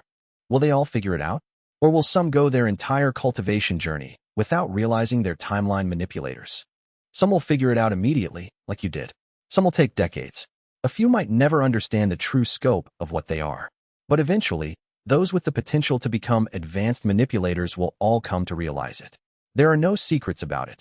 The heavens broadcast it to the universe quite clearly once an individual starts manipulating history at scale. Liang seated herself beside him. I wanted to tell you something. In 6 months, you'll be approached by another cultivator. A woman named Chen Wei. She's a martial artist from one of the independent schools, and she's just broken through to foundation establishment. She's also a timeline manipulator, though she hasn't realized it yet. Why are you telling me this? Because we want to see if you'll recognize her for what she is, before we have to intervene. If you can identify other manipulators, help them understand their nature, guide them through the early stages of awareness, it reduces the risk of another Shen Tao situation, where the manipulator becomes unstable because they're alone with the knowledge. You want me to mentor her? Not officially, Liang said. Just be present when her first major breakthrough occurs. Help her understand that the rewrite is real, that she's not imagining it, that there are others like her. The psychological difference between thinking you're going mad and knowing you're experiencing a known phenomenon is profound. And if I refuse, then we'll assign another auditor to guide her through the initial period, which is less efficient but workable. Liang stood. But I think you'll accept. You've tasted what it means to have understanding and guidance during your transformation. You'll want to offer the same to someone else experiencing the same confusion. She began to fade. Rest well, Zhao Ming. By the time we speak again, you'll have begun to truly understand the scope of the heavens plan and what role you play in it. Then she was gone, leaving Zhao Ming alone with the weight of her revelations. 14 timeline manipulators. An active system for recruiting and developing them. An elaborate infrastructure for monitoring their progress. And now, him being positioned as a mentor for someone else who was just beginning to understand what she was. The heavens weren't just using him as a tool. They were building an entire apparatus of tools, all of them working in concert to reshape reality according to some larger pattern. The question was, what pattern? And when would he be called upon to rewrite history according to specifications that served purposes larger than his own advancement? The answer, he suspected, would come sooner than he expected. Chapter 28. Chen Wei's fractured. Chen Wei arrived at Cloud Mist Peak 4 months later, and Zhao Ming recognized her for what she was before she'd even introduced herself. It was the look in her eyes, disorientation mixed with desperate calculation. The way she seemed to be processing information from multiple time periods simultaneously. The faint shimmer of temporal dislocation that hung around her like a second aura. She'd just had her first major breakthrough. The rewrite was fresh. She'd come to Cloud Mist Peak looking for Elder Huanyu.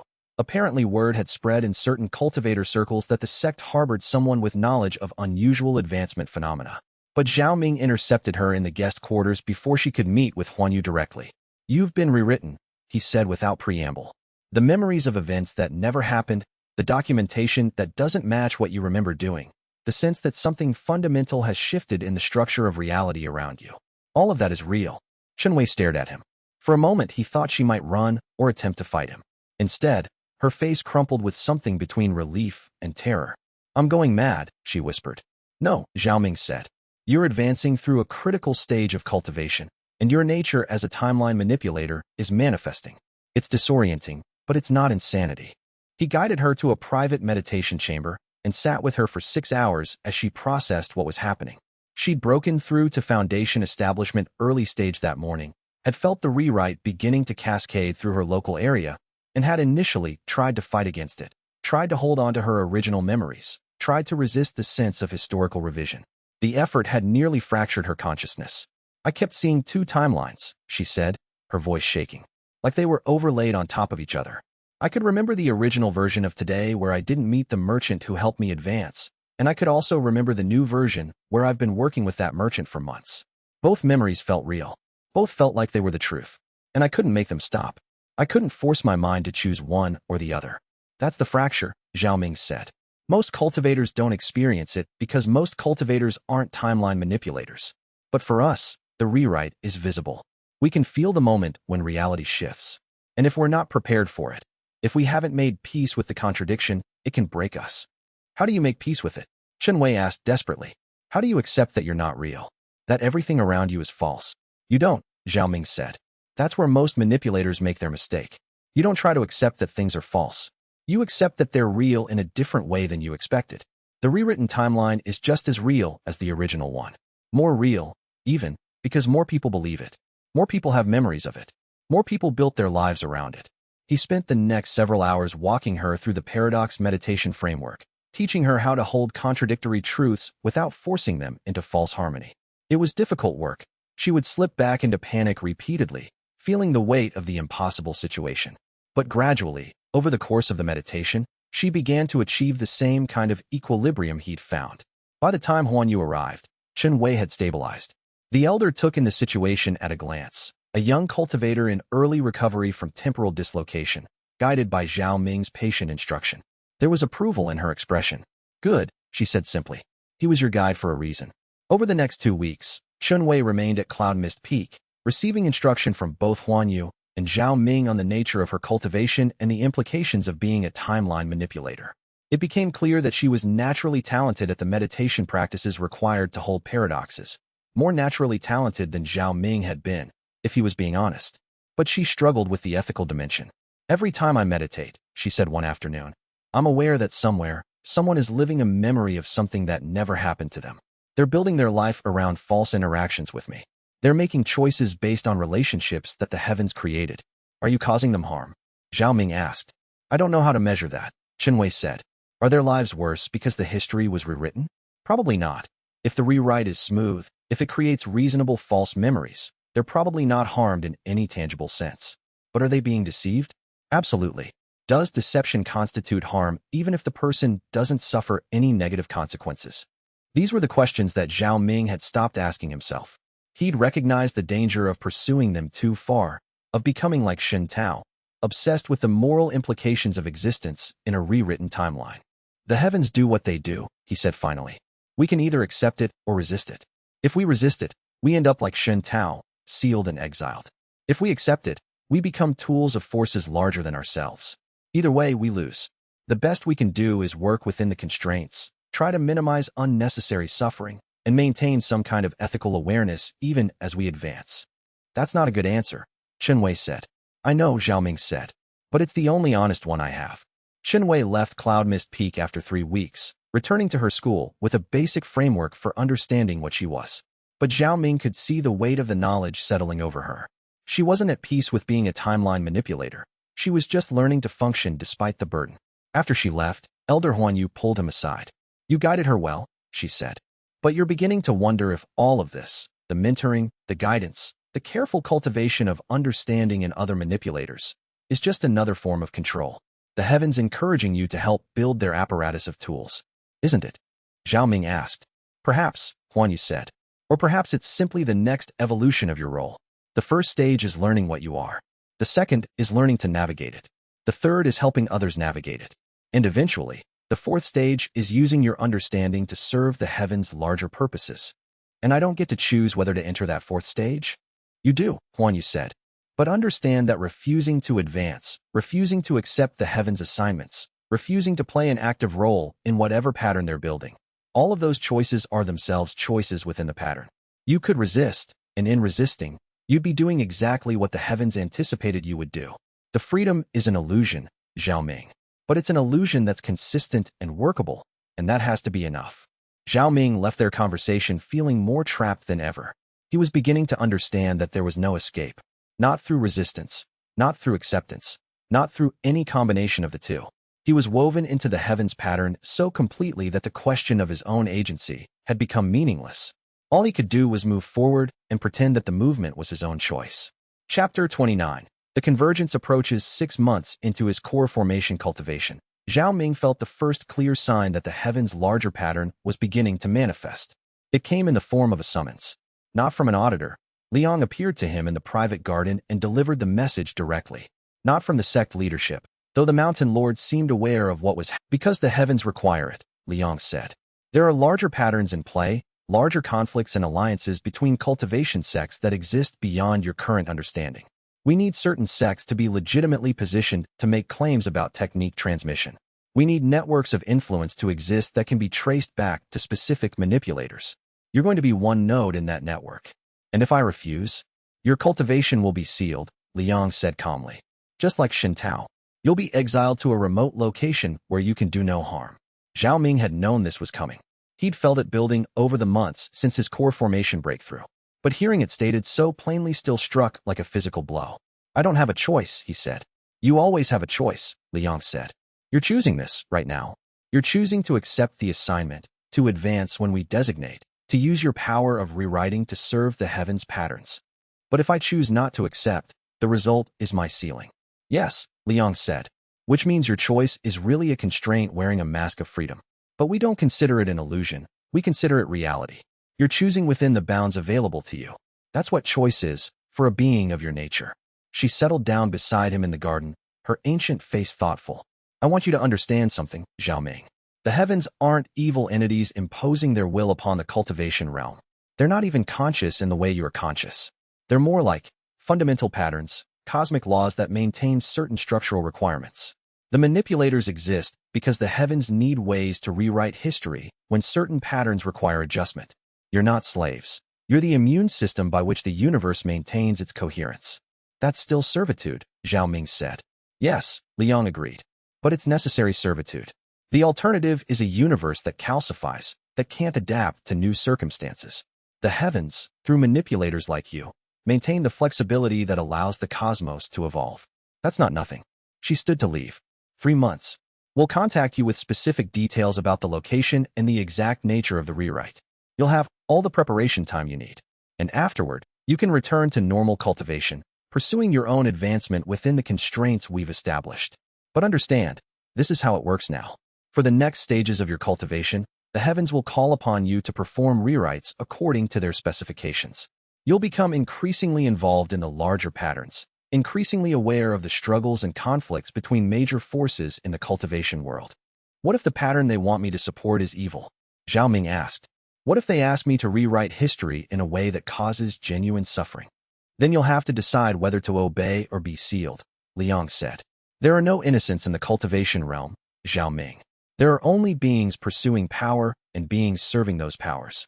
The heavens have chosen to use you as a tool for adjustment.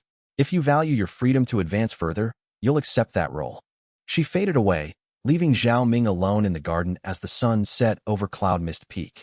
He spent the next 3 days in meditation, cycling through multiple paradox frameworks, trying to find a way to hold the weight of his coming assignment without breaking. By the end of the 3rd day, he'd achieved something like acceptance, not happiness, not contentment, but a kind of functional equilibrium where he could move forward without fracturing.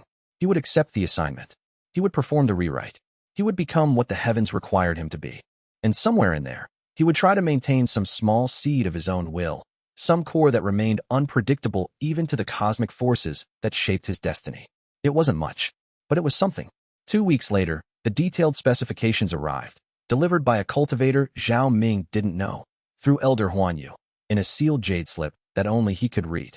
The rewrite would affect not just local cultivation circles, but would ripple across province boundaries, creating new historical narratives about technique transmission and sect authority. It would involve coordinating with at least 2 other manipulators, one of whom Zhao Ming would meet for the first time. The breakthrough would need to occur in a specific location known as the Twin Dragon Gorge, 3 provinces to the east. And the implications of the rewrite would change the power structure of entire cultivation regions. This was what his nature had been designed for. This was the purpose the heavens had written into his existence before he was even born. Zhao Ming accepted the assignment and began the process of preparation. He had 3 months to ready himself for stepping into the larger patterns. 3 months to prepare to rewrite history on a scale that would affect tens of thousands of people. 3 months to become what the heavens truly intended him to be, a tool, a weapon, an agent of cosmic adjustment. He was ready, he realized. Or at least, he was becoming ready. And that was perhaps the most terrifying thing of all. Chapter 30. The preparation. The journey to Twin Dragon Gorge took 3 weeks. Zhao Ming traveled alone, carrying only what he could fit in a cultivation bag, robes, cultivation materials, a small shrine containing mementos that grounded him in what remained of his original identity. He told the sect he was going on a distant cultivation retreat, pursuing insights that required extended isolation. Elder Huanyu confirmed the story to the sect leadership, and no one questioned further. It was assumed that core formation cultivators made such pilgrimages occasionally. that they sought remote locations to deepen their understanding of celestial patterns. There was nothing unusual about his departure. But as he traveled east, away from Cloudmist Peak, Zhao Ming felt the weight of knowing exactly what his retreat was actually about. The specifications had been clear. The breakthrough would occur on the autumn equinox, when the celestial energies were balanced between advancement and consolidation. It would take place in Twin Dragon Gorge, a location known for dual cultivation sites where two powerful underground chi sources merged, and it would be witnessed by two other manipulators, both of whom had been assigned complementary rewrites. Liang had explained the purpose during one final briefing. The cultivation world was fragmenting. Three large sects that had been allied for centuries were beginning to drift apart. Political alignments were shifting. New powers were rising, old powers were declining. The heavens had decided that the region needed realignment, and the way to accomplish that was through a series of coordinated rewrites by three manipulators, each one advancing simultaneously in locations that would create a unified historical narrative. If three manipulators advanced at roughly the same time, all performing breakthroughs in carefully choreographed patterns, the rewrites would reinforce each other. They would create a singular large-scale historical revision that was distributed across multiple breakthrough events rather than concentrated in one.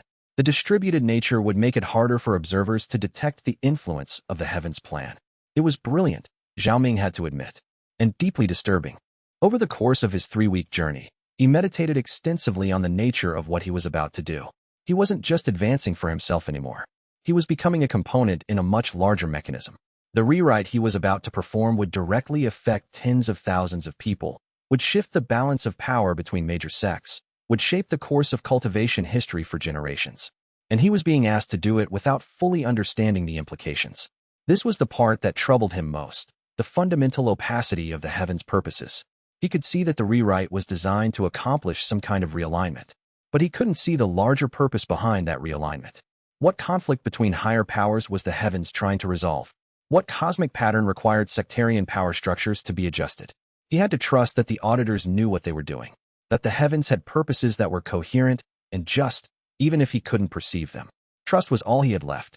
Twin Dragon Gorge revealed itself slowly as, "How many people will be affected by my rewrite?" Zhao Ming asked. "Approximately 40,000, Guantao said. All the cultivators above Foundation establishment within 2 provinces of Twin Dragon Gorge, plus various sect leaders and officials who interact with them. The memory will be distributed through natural social networks and documented discovery of falsified records that will plant beforehand." 40,000 people. Zhao Ming felt the weight of that number settle over him. 40,000 conscious beings whose past would be rewritten, whose memories would be altered, whose understanding of cultivation history would be completely reshuffled. "Why?" he asked. "What's the purpose of creating this specific narrative?" "We don't need to know," Wei Ling said. "That's the auditor's role. We just need to execute the rewrite according to specifications." "But what if?" "There is no what if," Guantao said, not unkindly. "This is your nature. This is what you were born to do. Fighting against it is pointless." They meditated together that evening, all 3 manipulators sitting in a triangle formation at the peak overlooking the gorge. No words were exchanged, but Zhao Ming could feel their presences. 2 cultivators who'd gone through much the same journey he had, who'd come to similar understandings about their role in the heavens' patterns.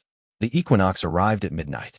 Zhao Ming triggered his breakthrough carefully, bringing his cultivation base to the critical threshold and then releasing it.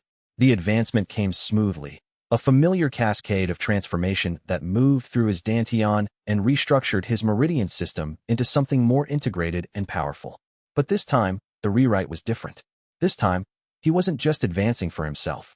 He was advancing to serve a purpose that extended far beyond his own cultivation. He felt the specifications that Wei Ling and Guantao had provided settle into his consciousness as he advanced. He held them firmly in his awareness, shaping his rewrite's direction according to the pattern they'd outlined. The memory of the secret conference was impressed into his breakthrough. The technical details about technique transmission were woven into the historical revision. And as he advanced, as all 3 of them advanced simultaneously, he could feel the rewrites overlapping and reinforcing each other. The narrative Wei Ling was creating was complementary to his. Guantao's breakthrough was creating a different angle of the same story. All 3 rewrites, advancing together, created a single unified revision that was far more coherent and powerful than any one of them could have created alone. The rewrite cascaded outward from the 3 of them, touching 40,000 minds, altering 40,000 histories, creating a false shared past that became functionally identical to reality. And in that moment, Zhao Ming understood something fundamental. He was not a tool of the heavens in the sense of being enslaved or controlled. He was a tool in the sense that a hammer is a tool, a device designed for a specific purpose, created by intelligence and will, serving the intentions of its maker. He could accept that. He could function as that. Because once you accepted your role as a tool, there was a strange kind of freedom in it. You didn't have to worry about the larger purposes. You didn't have to question the patterns. You just executed your function as best you could and trusted that the wielder of your power knew what they were doing. The rewrite completed, and the new reality settled into place. 40,000 people suddenly possessed an entirely new set of memories. Sect records around the region suddenly reflected false historical events that had never occurred. The power structures of major cultivation organizations shifted subtly to align with the new narrative. And 3 timeline manipulators stood in Twin Dragon Gorge, having served the heavens' purposes, waiting to learn what would be required of them next. Zhao Ming remained at the gorge for 5 more days after the breakthrough, meditating and stabilizing his new cultivation base. Wei Ling and Guan Tao had departed immediately, returning to their respective sects and normal lives. When the auditor Liang appeared to him, she looked satisfied. "You've begun your true work," she said. The rewrite was executed perfectly. No detectable inconsistencies, no paradoxes, no evidence of heavenly intervention. Just a natural-looking historical narrative that serves the patterns we needed established. "What now?" Zhao Ming asked. "Now you return to Cloud Mist Peak and resume your cultivation. You can advance freely through the remaining core formation stages, if you choose. But understand that we'll call upon you again, probably within a year. The world is undergoing significant shifts, and we'll need your assistance in managing certain realignment patterns." "How many times will you use me?" Zhao Ming asked. "As many times as necessary," Liang said. "You're one of the most talented manipulators we've identified in several centuries. Your ability to execute large-scale rewrites with precision and minimal side effects makes you valuable. The heavens will use that value as it sees fit." She began to fade. "Your next stage of advancement awaits, Zhao Ming. And after that, the stage beyond. You're on a path that will eventually position you at the apex of cultivation power. But understand that apex will come with expectations. The higher you rise, the more significant the patterns you'll be asked to reshape. That's the trade-off for power in a universe shaped by the heavens." Then she was gone, and Zhao Ming was alone in Twin Dragon Gorge with 40,000 false memories scattered through the world, carrying the weight of having used his power to reshape history according to someone else's will. He'd become what the heavens intended. A tool, yes, but an effective one. And he was no longer sure if that was a tragedy or a triumph. Chapter 31. The return and the burden. The journey back to Cloud Mist Peak took 4 weeks, and every step felt heavier than the journey out. Zhao Ming had performed his first assigned rewrite. He'd advanced according to specifications, not according to his own cultivation schedule. He'd shaped reality to serve purposes beyond his own advancement. And the weight of that knowledge, that he could be called upon again at any moment to perform rewrites that served interests he didn't understand, sat on his chest like a physical force. By the time he reached the sect, winter had arrived. Snow dusted the peaks of Cloud Mist Mountain, and the cultivators were retreating into deep meditation for the seasonal advancement work. No one questioned why he'd returned. No one seemed aware that anything fundamental had changed. But everything had changed. Elder Huanyu summoned him 3 days after his return. "You've passed the first test," she said without preamble. "Of course it's a problem," Zhao Ming said. "It means nothing is real anymore. Everything is just rewrite upon rewrite, false memories stacking on top of false memories, until no one can even trace back to what actually happened." Huanyu set down her teacup. "I want you to understand something, Zhao Ming. The universe you live in has never been as real as you think it is. Even before the manipulators, even before the heavens rewrites, reality was always being negotiated. Different people remembered things differently. Historical records contradicted each other. What counts as truth was always a matter of who had the power to enforce their version of events. The manipulators didn't create that instability, they just made it explicit. They made the mechanism visible. "That doesn't make it better," Zhao Ming said. "No," Huanyu agreed. "But it makes it manageable. A universe where history can be rewritten is a universe that can be adjusted, corrected, evolved. A universe where history is fixed is a universe that calcifies. You're not destroying reality. You're maintaining its flexibility." "By lying to everyone," Zhao Ming said. "By adjusting the shared narrative to serve purposes that are being evaluated at levels higher than you're capable of perceiving." "Yes." Huanyu met his gaze directly. "I understand your discomfort. I felt it too, when I first became aware of what was happening. But you have to understand, there's no escape from this. You are a timeline manipulator. That's not a role you can opt out of. The only choice you have is how consciously and deliberately you participate in it. Zhao Ming left her quarters feeling no more resolved than he'd arrived. Over the following weeks, he threw himself into cultivation work, attempting to process the weight of his experience through intensive training. He meditated for hours each day, cycling through the paradox frameworks, trying to expand his understanding of his role until it no longer felt like a violation. Gradually, a kind of acceptance settled over him. Not peace, exactly, but a functional equilibrium. He could acknowledge that he'd been used to reshape reality. He could accept that he would be used again. He could even understand the logical argument that distributed, heavens-guided historical rewrites were preferable to the chaotic conflicts that might otherwise tear cultivation sects apart. But he couldn't quite forgive himself for being complicit in it. 3 months after his return, as winter was beginning to shift toward spring, the auditor Liang appeared to him with a new assignment. This one was smaller in scale. He was supposed to advance to core formation late stage when the spring equinox arrived, a natural progression of his cultivation. But while advancing, he was to impress a very specific memory into the consciousness of a particular target. A high-ranking elder from a rival sect was supposed to suddenly recall a philosophical conversation with Zhao Ming from years ago, a conversation that would create a subtle shift in the elder's understanding of cultivation technique transmission. It was a small rewrite, barely noticeable compared to the Twin Dragon Gorge operation. Just one person's memory, adjusted by a few minutes' worth of dialogue that never happened. But it was clearly a test, to see if Zhao Ming understood that he could be called upon for small adjustments at any time, to see if he would comply with assignments that weren't as dramatic or elaborate as the first one. He complied. When the spring equinox came, he advanced to core formation late stage and, as he did so, carefully wove the false memory into the rewrite. The target elder suddenly possessed a vivid recollection of a conversation that had never happened, and that memory would subtly influence his cultivation decisions for years to come. The rewrite was clean. No paradoxes, no inconsistencies, just a single person's history adjusted to serve the heavens' purposes. And when Liang appeared to confirm that the rewrite had succeeded, she delivered her evaluation with something that might have been approval. "You're learning," she said. "The precision required for a single target rewrite is significantly higher than for distributed rewrites. Most manipulators struggle with the specificity, but you handled it perfectly. Does that mean I'll be getting more assignments?" Zhao Ming asked. "Probably," Liang said. "Now that you've proven you can execute both large-scale distributed rewrites and small-scale precision adjustments, you're useful for a much wider range of applications. The heavens like versatility." She settled herself beside him in the meditation chamber where he'd been sitting. "I want to explain something to you about why we use manipulators instead of just letting history develop according to its own patterns. Are you interested?" Zhao Ming wasn't sure he wanted to hear it, but he nodded.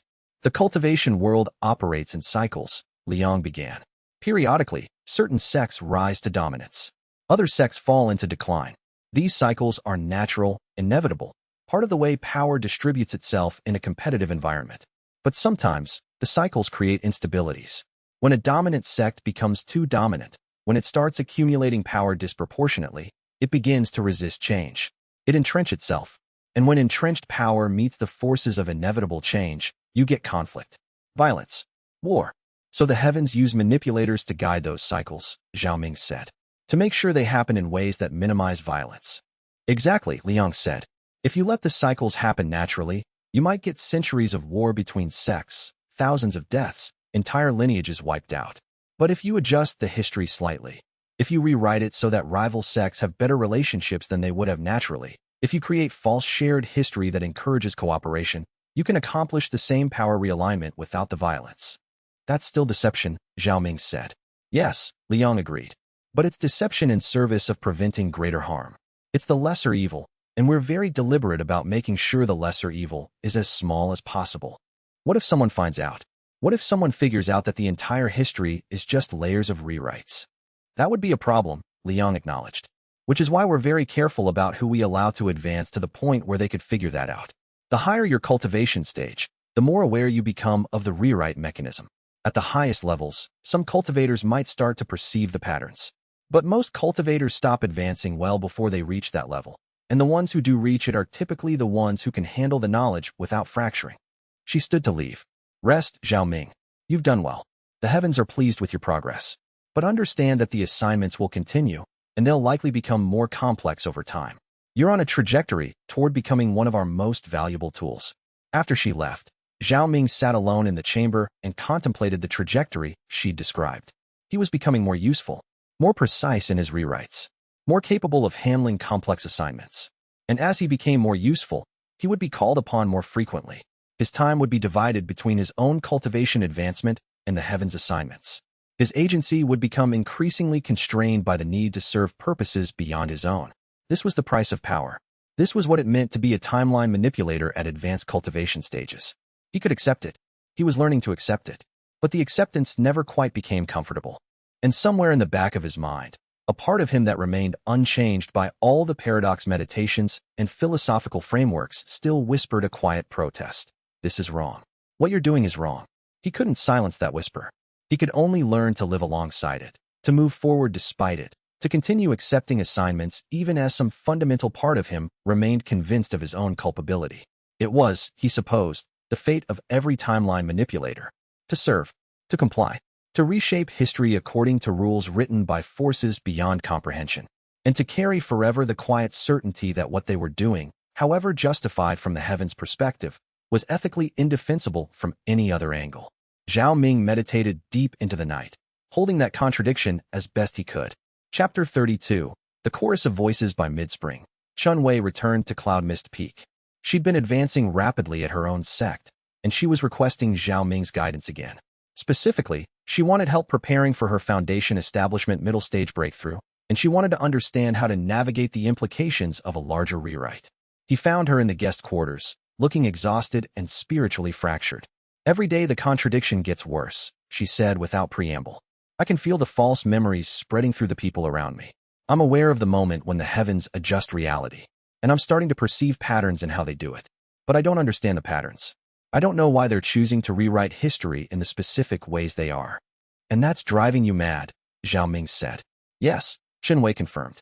"Because if I can't understand the pattern, then everything feels random. Everything feels like arbitrary violation. And I can't accept that. I need to find meaning in it, some kind of coherent logic that makes the rewrites feel like they're serving a purpose." Zhao Ming understood exactly what she was experiencing.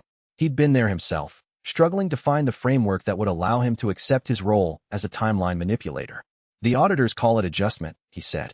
"The heavens use manipulators to adjust the cultivation world, keeping it in balance, preventing power from concentrating in ways that would create instability. That's the pattern you should hold on to.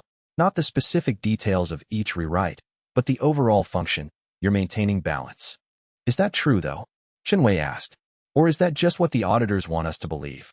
"I don't know," Zhao Ming admitted. "But it's the best framework I have for accepting what we are without going mad."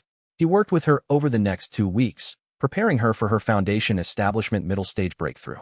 Unlike his own breakthroughs, which had been increasingly large-scale and complex, Chun Wei's advancement would be relatively simple. A regional rewrite affecting perhaps 5,000 people. A distributed historical narrative about technique transmission and mentor-disciple relationships. But Chun Wei couldn't accept it as simply as Zhao Ming had learned to. "I keep thinking about all those 5,000 people," she said. "All the ones whose memories will be altered. All the ones who will suddenly believe they've had experiences they never had. What gives the heavens the right to do that to them?" "Nothing," Zhao Ming said. "The heavens don't need rights. They have power. That's sufficient." "That's not justice," Chen Wei said. "No," Zhao Ming agreed. "But justice might not be a relevant category in a universe where reality is mutable. In a universe where the past can be rewritten, the concept of injustice becomes much more complex. If someone's memory is altered but the alteration causes them no suffering, if it integrates seamlessly with everything else they know, is that injustice? Or is it just a different kind of reality?" Chen Wei struggled with that framework the same way Zhao Ming had struggled. But eventually, over the course of multiple meditations and philosophical conversations, she began to achieve a kind of acceptance. It wasn't peace. It was the ability to move forward despite the contradiction. When her foundation establishment middle stage breakthrough came, a month after her arrival, it was clean and controlled. She advanced precisely as specified, imprinting the designated false memories into 5,000 minds, creating the elaborate historical narrative the heavens required. And when she opened her eyes after the rewrite was complete, Zhao Ming saw something in her expression that he recognized. The exhaustion of accepting the unacceptable, the burden of knowledge that couldn't be unknown, the complicated peace that came from surrendering one's moral objections to practical necessity. What comes next? She asked. You return to your sect. You continue advancing. And the heavens call upon you again when they have need of your services. And if I don't want to serve, then your cultivation is sealed and you're exiled, Zhao Ming said. Same as Shen Tao. Same as anyone who tries to opt out of their nature. Chun Wei nodded slowly, absorbing the reality of her situation. Is it worth it? She asked. The power? Is the ability to advance through cultivation stages worth the cost of serving the heavens? Zhao Ming considered the question carefully. I don't know, he said finally. But I'm not sure the question is relevant anymore. We're already committed. The only meaningful choice now is whether we serve consciously and deliberately, or whether we resist and get sealed anyway. Chun Wei left Cloud Mist Peak after recovering from her breakthrough, returning to her sect with the same burdened acceptance that Zhao Ming carried. They exchanged information on how to contact each other in the future. The auditors had made it clear that manipulators could benefit from comparing notes, sharing insights about how to navigate their role, and then she was gone. But her presence at the sect had sparked something in Zhao Ming. With Chun Wei as a catalyst, he began to recognize the subtle signs of other timeline manipulators in the cultivation world. There was a young master at a distant sect who'd advanced unusually rapidly through foundation establishment stages. There was a cultivator in the capital city who was developing an oddly comprehensive understanding of cultivation history despite being only 3 stages into foundation establishment. There was a merchant cultivator who was building unlikely business relationships that created perfect foundations for future rewrites. The Heavens network of manipulators was far more extensive than he'd initially realized. There were dozens of them at various stages of awareness and development. Some knew exactly what they were. Others were still in the early stages of confusion, wondering why their rewriting power was becoming more obvious with each breakthrough. And they were all tools of the same system, all serving purposes written into reality before they were born, all struggling, each in their own way, with the weight of knowing what they could do and being compelled to do it. Zhao Ming found himself becoming a kind of informal mentor figure. Over the following months, 3 other nascent manipulators reached out, through intermediaries, through auditor contacts, through whispered rumor networks, asking for guidance. He provided it when he could, offering the frameworks that had allowed him to achieve equilibrium without fracturing. But with each mentoring session, he felt the weight increasing. He wasn't just serving the heavens' purposes anymore. He was helping build the apparatus that allowed the heavens to use manipulators. He was making it easier for other timeline manipulators to accept their role. He was, in effect, recruiting himself into a larger organization, complicit in spreading the mechanism by which reality was continuously rewritten. Huan Yu noticed the shift. You're beginning to understand your role more fully, she said when she caught him mentoring another young manipator. You thought your role was just to perform rewrites. But it's larger than that. You're becoming part of the infrastructure that sustains the system. The auditors want you to help manage other manipulators, to share insights about how to handle the psychological weight of what we do, to serve as a bridge between the individual tools and the higher coordination structures. So I'm being promoted from a tool to a manager of tools, Zhao Ming said. In effect, yes, Huan Yu said. Congratulations. This means your own cultivation interests will matter less and less as time goes on. More and more of your energy will be devoted to managing the system. And if I don't want that promotion? Huan Yu smiled sadly. Then you'll be sealed. You know the drill by now. Zhao Ming realized that he'd reached another inflection point in his journey. The choice wasn't whether to accept his role as a manipulator. That choice had been made months ago, the moment he'd first become aware of the rewriting mechanism. The choice now was whether to accept his role as a manager within the manipulator network, whether to become part of the structure that allowed the heavens to rewrite history systematically and efficiently. He accepted the promotion. It seemed inevitable, given everything that had come before. And as he accepted it, he felt another layer of his individual agency slip away. He was becoming less a person and more a function, less a cultivator pursuing his own advancement and more a component in a vast machinery that existed to maintain reality's flexibility. But at least, he thought bitterly, he was becoming a useful component. And perhaps that would have to be enough. Chapter 33. The auditor's request. The assignment came on a day in late summer when the heat shimmered above Cloud Mist Peak. Liang manifested in Zhao Ming's quarters with a new kind of intensity to her presence. The gentle patience she'd shown during his initial education was gone, replaced by something more focused and pressured. We need your help with something, she said immediately. And it's going to be dangerous. Zhao Ming set down the cultivation treatise he'd been reading. Dangerous how? There's a manipulator, Liang said.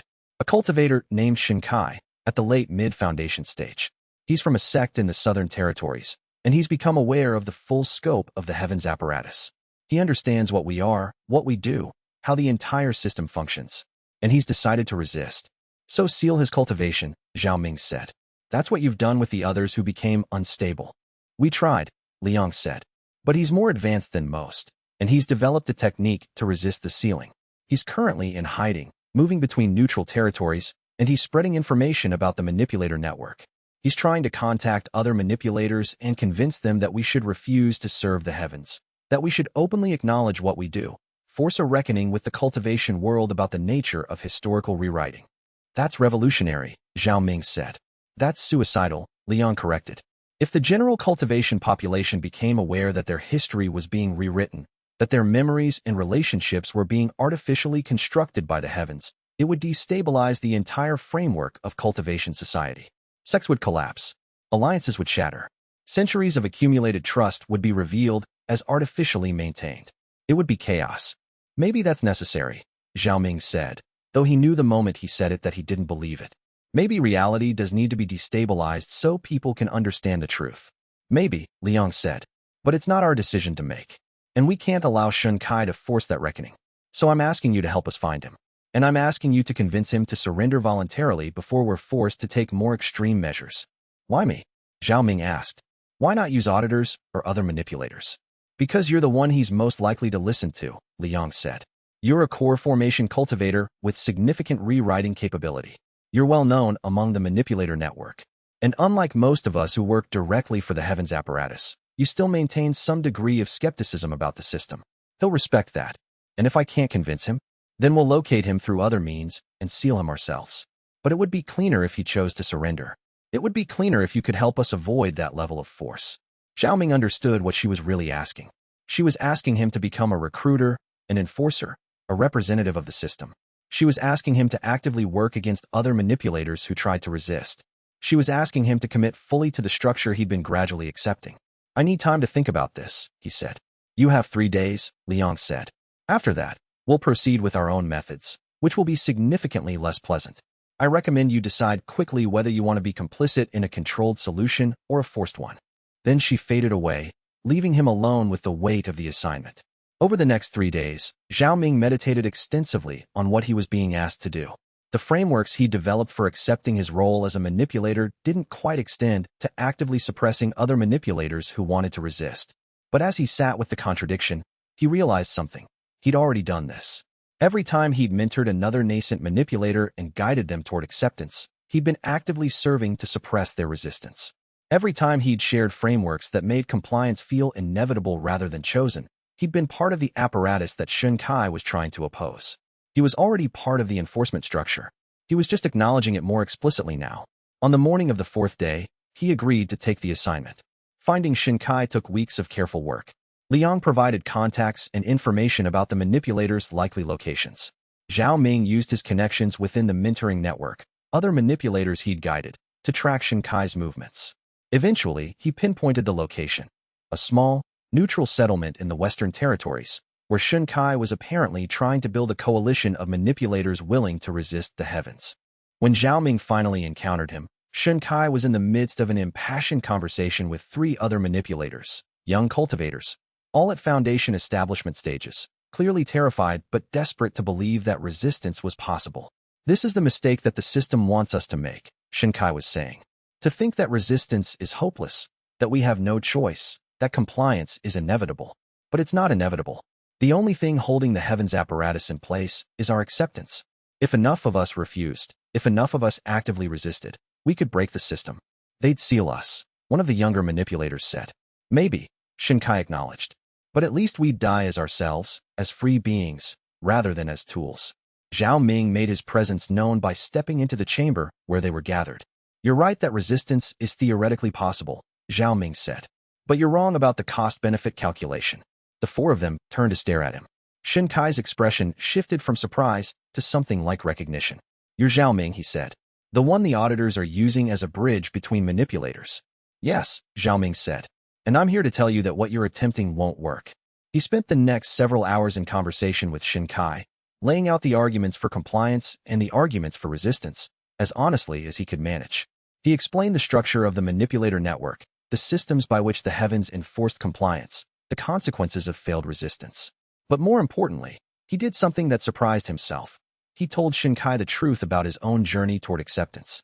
He described the weight of knowing what he'd done, the burden of rewriting reality, the cost of becoming a tool of forces beyond his comprehension. I don't think resistance is possible, he concluded. But I also don't think compliance is innocent. I've had to find a way to live with that. And I don't know if what I've found is acceptance or just surrender with better philosophical frameworks. But I know that your path, trying to force a reckoning, trying to expose the system, will only result in sealing and exile, and it won't change anything. The heavens will find other manipulators. The rewrites will continue. The system will persist. So we just accept, Shinkai said bitterly. We just serve without question. No, Xiaoming said. We serve while questioning. We work within the system while maintaining awareness of its fundamental injustice. We advance our own cultivation while accepting assignments we didn't choose. We live in contradiction without trying to resolve it. He offered Shinkai an alternative. Surrender to the auditors, accept sealing in exchange for remaining at the sect rather than being exiled, maintain some kind of presence in the cultivation world even if unable to advance further. It wasn't freedom, but it was more dignified than forced exile. Shinkai struggled with the choice for days. But eventually, worn down by the weight of impossible options, he agreed to turn himself over to the auditors. Liang appeared and conducted the sealing personally, a relatively painless process that locked Shinkai's cultivation base and removed his ability to rewrite history. The three younger manipulators, frightened by what they'd witnessed, quietly accepted Zhao Ming's guidance and returned to their respective sects to begin the process of learning to live as tools. And Zhao Ming, having prevented a potential rebellion and shepherded the rebels back into compliance, felt more complicit than ever in the system he'd come to serve. That evening, he meditated not on the paradoxes of his role, but on something simpler. The ways in which each choice he made to serve the system closed off other paths, made resistance more difficult, consolidated the structure he'd originally resisted. He was no longer a tool. He'd been promoted, as Huan Yu had said. He was infrastructure now, an integral part of the apparatus that allowed the heavens to rewrite reality with minimal disruption. And the realization that he couldn't have chosen differently, that the system itself shaped the very options available to him, was perhaps the most chilling insight of all. Chapter 34. The stagnation. For the first time since his initial breakthrough to foundation establishment, Zhao Ming found himself not hungry for the next stage of cultivation. It was a strange sensation, this lack of drive. For months he'd been cycling through assignments, helping the auditors manage the manipulator network, guiding other cultivators toward acceptance of their roles. He'd been useful. He'd been advancing his cultivation when permitted. He'd been functioning as an effective component in the larger system.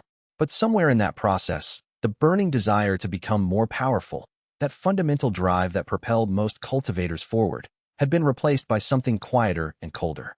It wasn't depression exactly, more like resignation. He was core formation late stage now, which meant he was close to the next major threshold, nascent soul.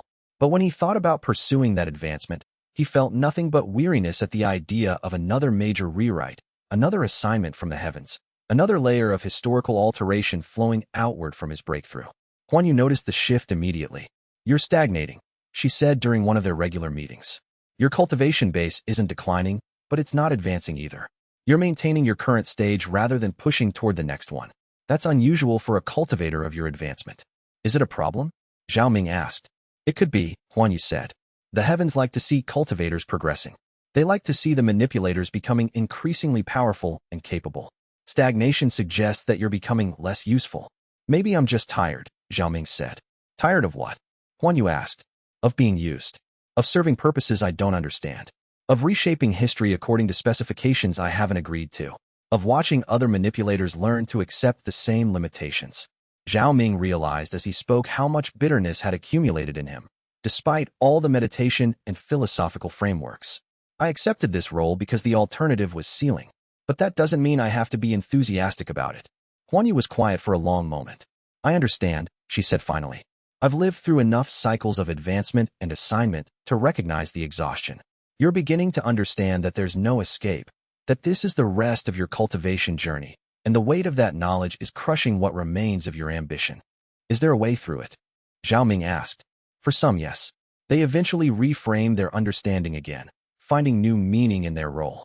They stop thinking of themselves as unwilling tools and start thinking of themselves as necessary components of a system that's maintaining balance in the universe. They find peace in purpose, even if the purpose wasn't chosen. And for the others? They stagnate until the heavens get tired of their underperformance and seal them anyway, Huan Yu said. Or they attempt something desperate: resistance, exposure of the system, suicide, and the auditors handle the problem. Zhao Ming processed this. So my choice is to either re-find enthusiasm for serving the system or to become increasingly useless until I'm sealed anyway. In essence, yes, Huan Yu said. Unless you can find a third path. Is there a third path? I don't know, Huan Yu admitted. If there is, it's one that no previous manipulator has successfully found. They've all either accepted their role or been sealed. But you're unusual, Zhao Ming. You're more aware of the implications of what you do than most. Perhaps you'll surprise us. After she left, Zhao Ming found himself sitting in his quarters with a question that had been quietly building for months. What would happen if he simply refused to advance further? Not as dramatic resistance. He wouldn't try to expose the system or recruit other manipulators to rebellion. Just quiet, persistent refusal to pursue the next stage of cultivation. He would continue to accept assignments from the auditors, continue to mentor other manipulators, continue to function within the system. But he wouldn't try to become more powerful. The heavens would eventually seal him for underperformance. But there might be a few years, perhaps a decade, before that happened. Years in which he could exist in a kind of middle ground, not fully complicit in the system's expansion, but not actively resisting either. It wasn't freedom, but it was a form of non-participation, a way of saying no without saying it explicitly. Over the following months, Zhao Ming maintained his current cultivation base while continuing to fulfill his assigned roles. He advanced his understanding of meditation and philosophical frameworks, but he didn't push toward nascent soul. He helped mentor new manipulators and manage the network, but he didn't take on more ambitious assignments. The auditors noticed, of course. Liang appeared more frequently, watching him with an expression that suggested she was trying to understand his motivation. You could push toward nascent soul, she said during one of these visits. Your cultivation base is ready. The next major rewrite could be structured in a way that serves significant purposes. You could become even more valuable to the heavens apparatus. I'm not interested, Zhao Ming said simply. Why not? Because I'm tired. Because I want to stop advancing. Because I'm beginning to wonder what happens if some of us just refuse to keep climbing. Liang settled herself beside him. That's a very dangerous experiment to conduct, she said. But I'm going to let it proceed. Not because I think it's wise, but because we're curious what happens when a manipulator decides to opt out of the drive toward greater power. You might discover something that's relevant to how we manage the apparatus going forward. Are you saying the heavens will just let me stagnate? For now, Liang said. Until it becomes clear whether this is a temporary phase or a permanent shift in your trajectory. The heavens are patient. They can afford to wait and see. This, more than anything else, solidified Zhao Ming's sense that he was not a free agent in any meaningful way. Even his resistance was being observed, assessed, potentially utilized for purposes he couldn't perceive. His choice to stop advancing was being treated as data, as information about how manipulators might function under different circumstances. He'd achieved a kind of non-resistance, a refusal to participate fully in his own advancement. But that refusal was itself being incorporated into the system, studied and evaluated, and potentially used to inform how the heavens managed other manipulators in the future. There was no escape. There never had been. Over the following year, Zhao Ming achieved a strange kind of equilibrium. He accepted his role within the system, performed his assigned duties, mentored other manipulators, but he refused to pursue the next stage of advancement. He existed in a kind of stasis, fully aware of his own complicity, but unable to find a path out of it that didn't involve sealing and exile. It was not a happy existence, but it was existence, and that seemed to be all the heavens required of him. The question of whether this counted as some form of triumph or simply a more sophisticated form of surrender was one Zhao Ming did not try to answer. Chapter 35. The Garden in Winter. In the heart of Zhao Ming's 8th year at Cloud Mist Peak, Elder Huan Yu took him to a garden he'd never visited before. It was deep within the sect's private quarters, accessible only through meditation chambers that required significant cultivation authority to enter. The garden, when they reached it, was unlike anything Zhao Ming had expected. Vast, sprawling, seemingly infinite despite the confined location. Trees that shouldn't have been able to grow at this altitude flourished in defiance of natural law. Flowers bloomed in patterns that suggested intention, purpose, design.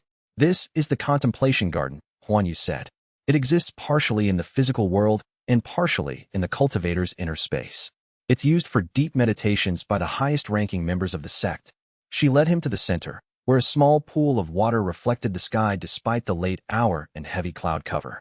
In the reflection, Zhao Ming could see not his own face, but images of different people, different lives, different timelines. This pool shows alternate possibilities, Huan Yu explained. Not actual parallel timelines. The heavens don't permit such things to exist in stable form, but possibilities that might have been, paths that were considered and rejected. It's a teaching tool for advanced cultivators, to help them understand the nature of choice and consequence. She gestured for him to look deeper. Zhao Ming knelt beside the pool and allowed his awareness to expand into the water's surface. Images began to form. A version of himself where he'd broken through to Foundation establishment and immediately tried to resist the rewriting, where he'd spent years fighting against his nature before being sealed and exiled. A version where he'd embraced his role enthusiastically, becoming a zealous servant of the heavens apparatus, advancing rapidly, eventually becoming an auditor himself. A version where he'd made a different choice during his early awareness, one that led him to organize a rebellion of manipulators that was systematically dismantled by the auditors. A version where he'd never broken through to Foundation establishment at all, where some cosmic chance had allowed him to bypass the threshold and remain a mortal cultivator indefinitely. Do these realities exist? Zhao Ming asked. In a sense, Huan Yu said. The heavens contain all possible timelines simultaneously, even the ones they choose not to manifest in physical reality. What you're seeing are the paths that might have been, the choices you might have made, the lives you might have lived. Why are you showing me this? Because, Huan Yu said slowly, I want you to understand something about your current path. You've chosen stagnation, chosen refusal to advance further, chosen a kind of quiet non-participation in the system. And I want you to understand how that choice compares to the alternatives available to you. She sat beside him, both of them looking into the pool's impossible surface. In the timeline where you resisted openly, where you tried to fight the system, you ended up exiled and alone. In the timeline where you embraced your role enthusiastically, you became exactly what you feared, a being with no autonomy, entirely subsumed into the apparatus. In the timeline where you never became a manipulator at all, you lived a much quieter life, but a life that was shaped by the fact that you were excluded from something crucial, always aware that you'd missed something fundamental. And in this timeline, Zhao Ming asked, the one I'm actually living? In this timeline, Huan Yu said, you found a form of resistance that preserves your autonomy while maintaining your existence. You refused to pursue greater power, but you didn't refuse to exist. You accepted your role while maintaining skepticism about it. You became a bridge between the system and the people trapped within it, which is a form of agency even if it doesn't feel like it. Zhao Ming looked at his reflection in the pool, or rather, the series of possible reflections, all the versions of himself that might have been. Is my path the best one? He asked. No, Huan Yu said. But it's the one that creates the most space for something that might eventually become agency, even if that agency never fully manifests. The choices you're making, subtle, quiet, persistent, they create the possibility for something larger, even if you never see the results in your lifetime. That's not much comfort, Zhao Ming said. No, Huan Yu agreed. But it's what I can offer. The heavens are patient. They're willing to invest in systems that develop over centuries or millennia. Your refusal to advance further, your quiet resistance, your maintenance of awareness even as you function within the system, these might contribute to something that doesn't manifest for generations. And you won't be alive to see it. She stood, and Zhao Ming stood with her. You're approaching the end of your useful service, I think, Huan Yu said. Another few years at most before the heavens decide your stagnation is costing them more than your compliance is worth. When that time comes, they'll seal you. You'll likely be allowed to remain at the sect, teaching junior cultivators, living out your years in a kind of peaceful exile. And that's supposed to be my reward for quiet resistance. That's what happens when someone manages to refuse participation without forcing the system to act against them openly, Huan Yu said. The auditors don't seal you aggressively. They let you stagnate until the decision to seal seems almost natural, inevitable, like the end of a cultivator's advancement rather than punishment for disobedience. They left the contemplation garden together, and as they passed back through the meditation chambers, Zhao Ming felt the weight of all those alternate timelines settling over him. He'd chosen a path that looked like something between acceptance and resistance, and he'd chosen it almost without realizing that he was making a choice. But perhaps that was the only form of choice that was actually possible for him.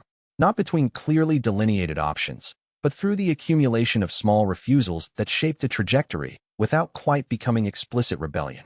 He was still a tool.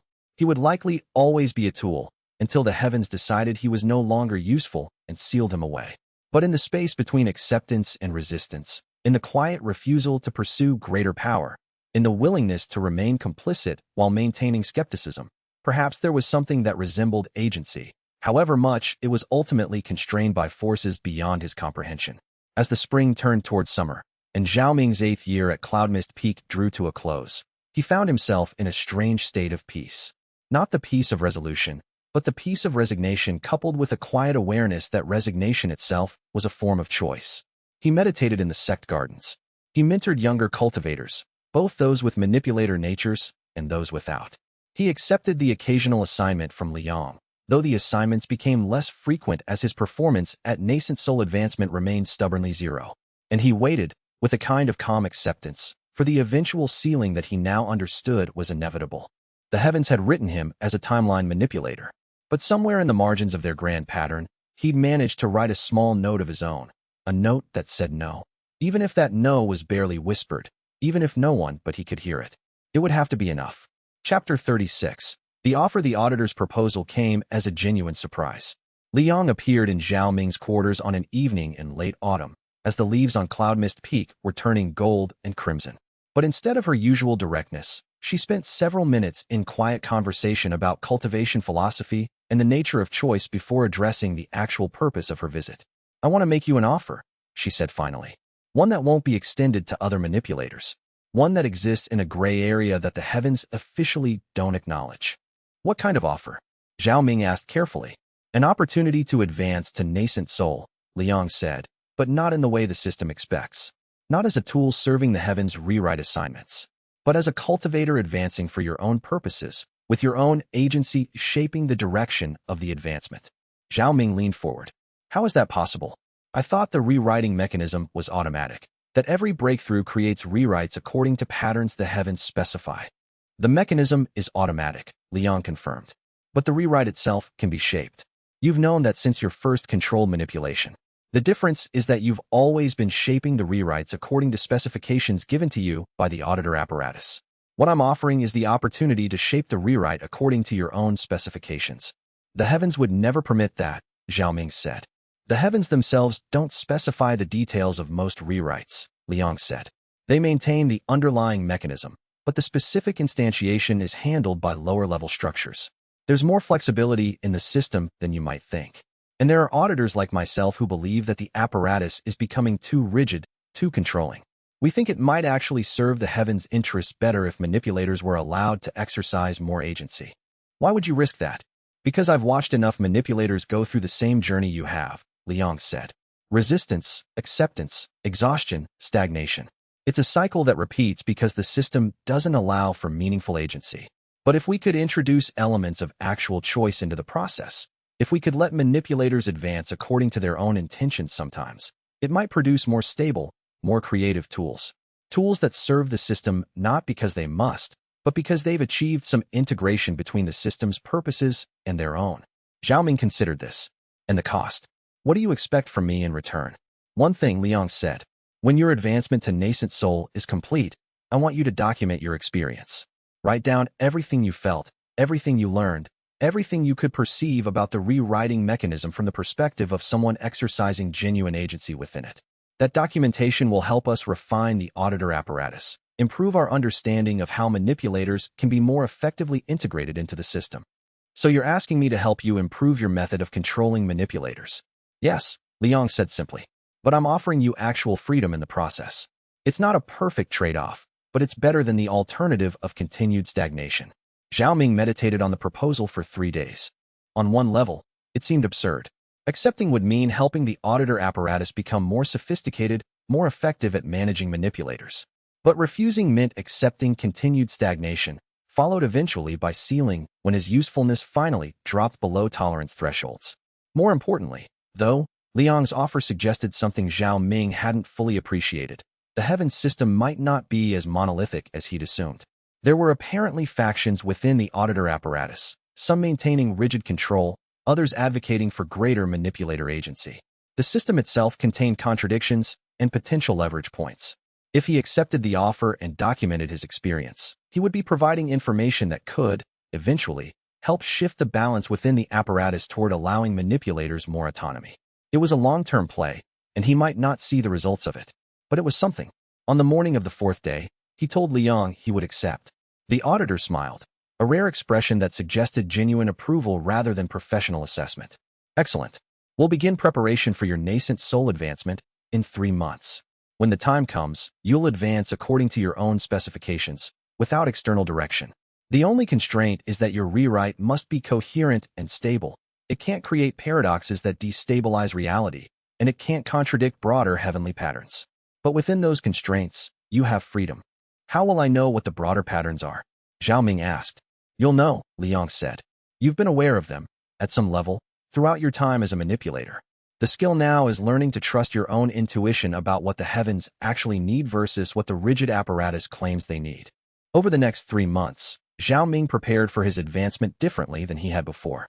Rather than approaching it as an assignment, preparing to shape a rewrite according to specifications provided by auditors, he approached it as an opportunity to express something that was genuinely his own. He spent hours thinking about what kind of historical revision would feel authentic to him. What kind of rewrite would express his own values and intentions rather than serving purposes determined by forces outside himself? It was a subtle but crucial shift in perspective. For the first time since becoming aware of his nature as a timeline manipulator, he was allowed to ask, what do I want the rewrite to express? What kind of history would I choose to create if I were allowed to choose?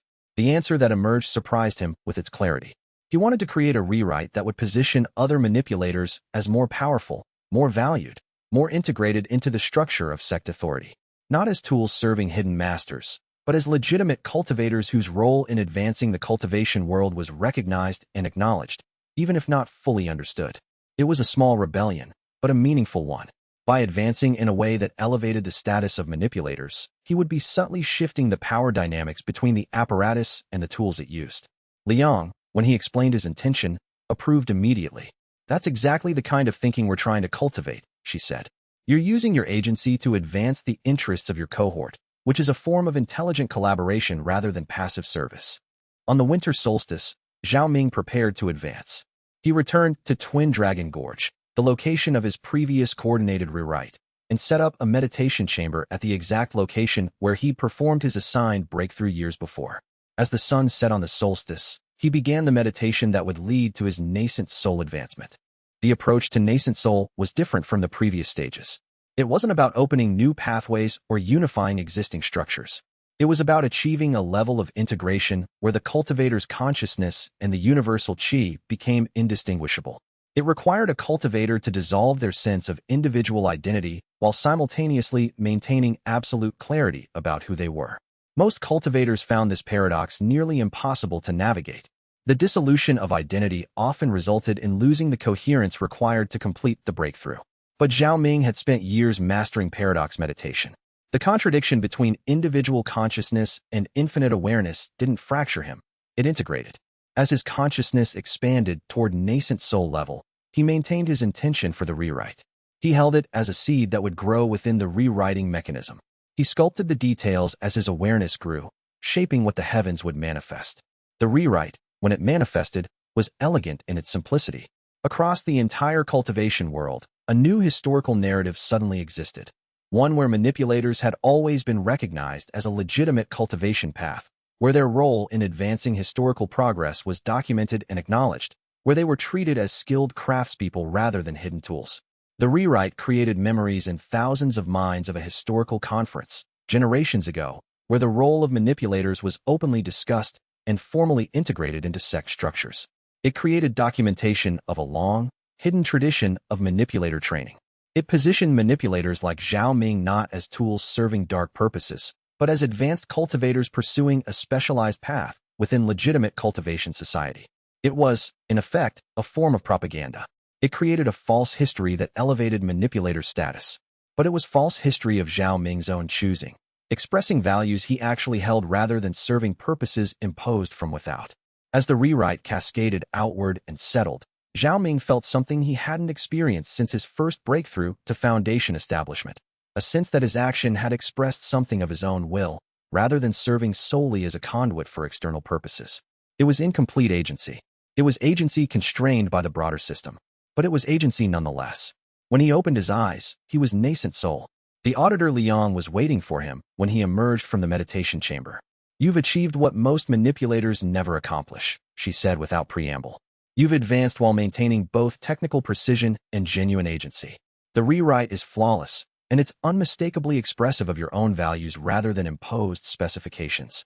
"Will the broader auditor apparatus object?" Zhao Ming asked. "Some will," Liang said. "But the rewrite itself is coherent and stable, and it actually serves the heavens' interests.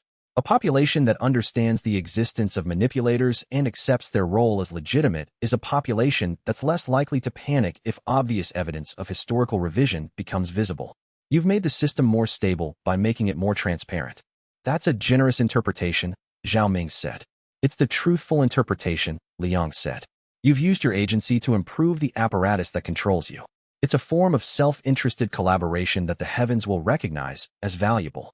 She handed him a jade slip. "This contains the documentation framework I mentioned. I want you to write down everything about your experience advancing to nascent soul while exercising genuine agency. What you felt, what you learned, what you perceive about the nature of the rewriting mechanism. When it's complete, send it to me through established channels." Zhao Ming accepted the slip, understanding exactly what Liang was asking. She wanted him to become a theorist of manipulator management, to help the auditor faction understand how to balance control with autonomy. It was still a form of service, but it was service to a purpose he'd chosen to align with, rather than service imposed against his will. "I'll write it," he said, "and I'll try to be honest about what I learn." Liang nodded. "That's all I can ask. Your documentation might eventually contribute to significant changes in how the auditor apparatus manages manipulators. But those changes, if they come, will take generations. In the meantime, you've achieved something significant. You've proven that a manipulator can exercise genuine agency within the system without destabilizing it. That proof is valuable." She faded away, leaving Zhao Ming alone at Twin Dragon Gorge. For the first time, he felt something like hope. Not hope that he would be freed from his role as a manipulator. That was impossible, written into his nature before he was born. But hope that the role itself might eventually change, that the apparatus might become something less purely controlling and more genuinely collaborative. He'd used his agency to advance the interests of manipulators like himself, and in doing so, he'd begun a small transformation within the system that constrained him. It was limited agency, but it was agency nonetheless. Chapter 37.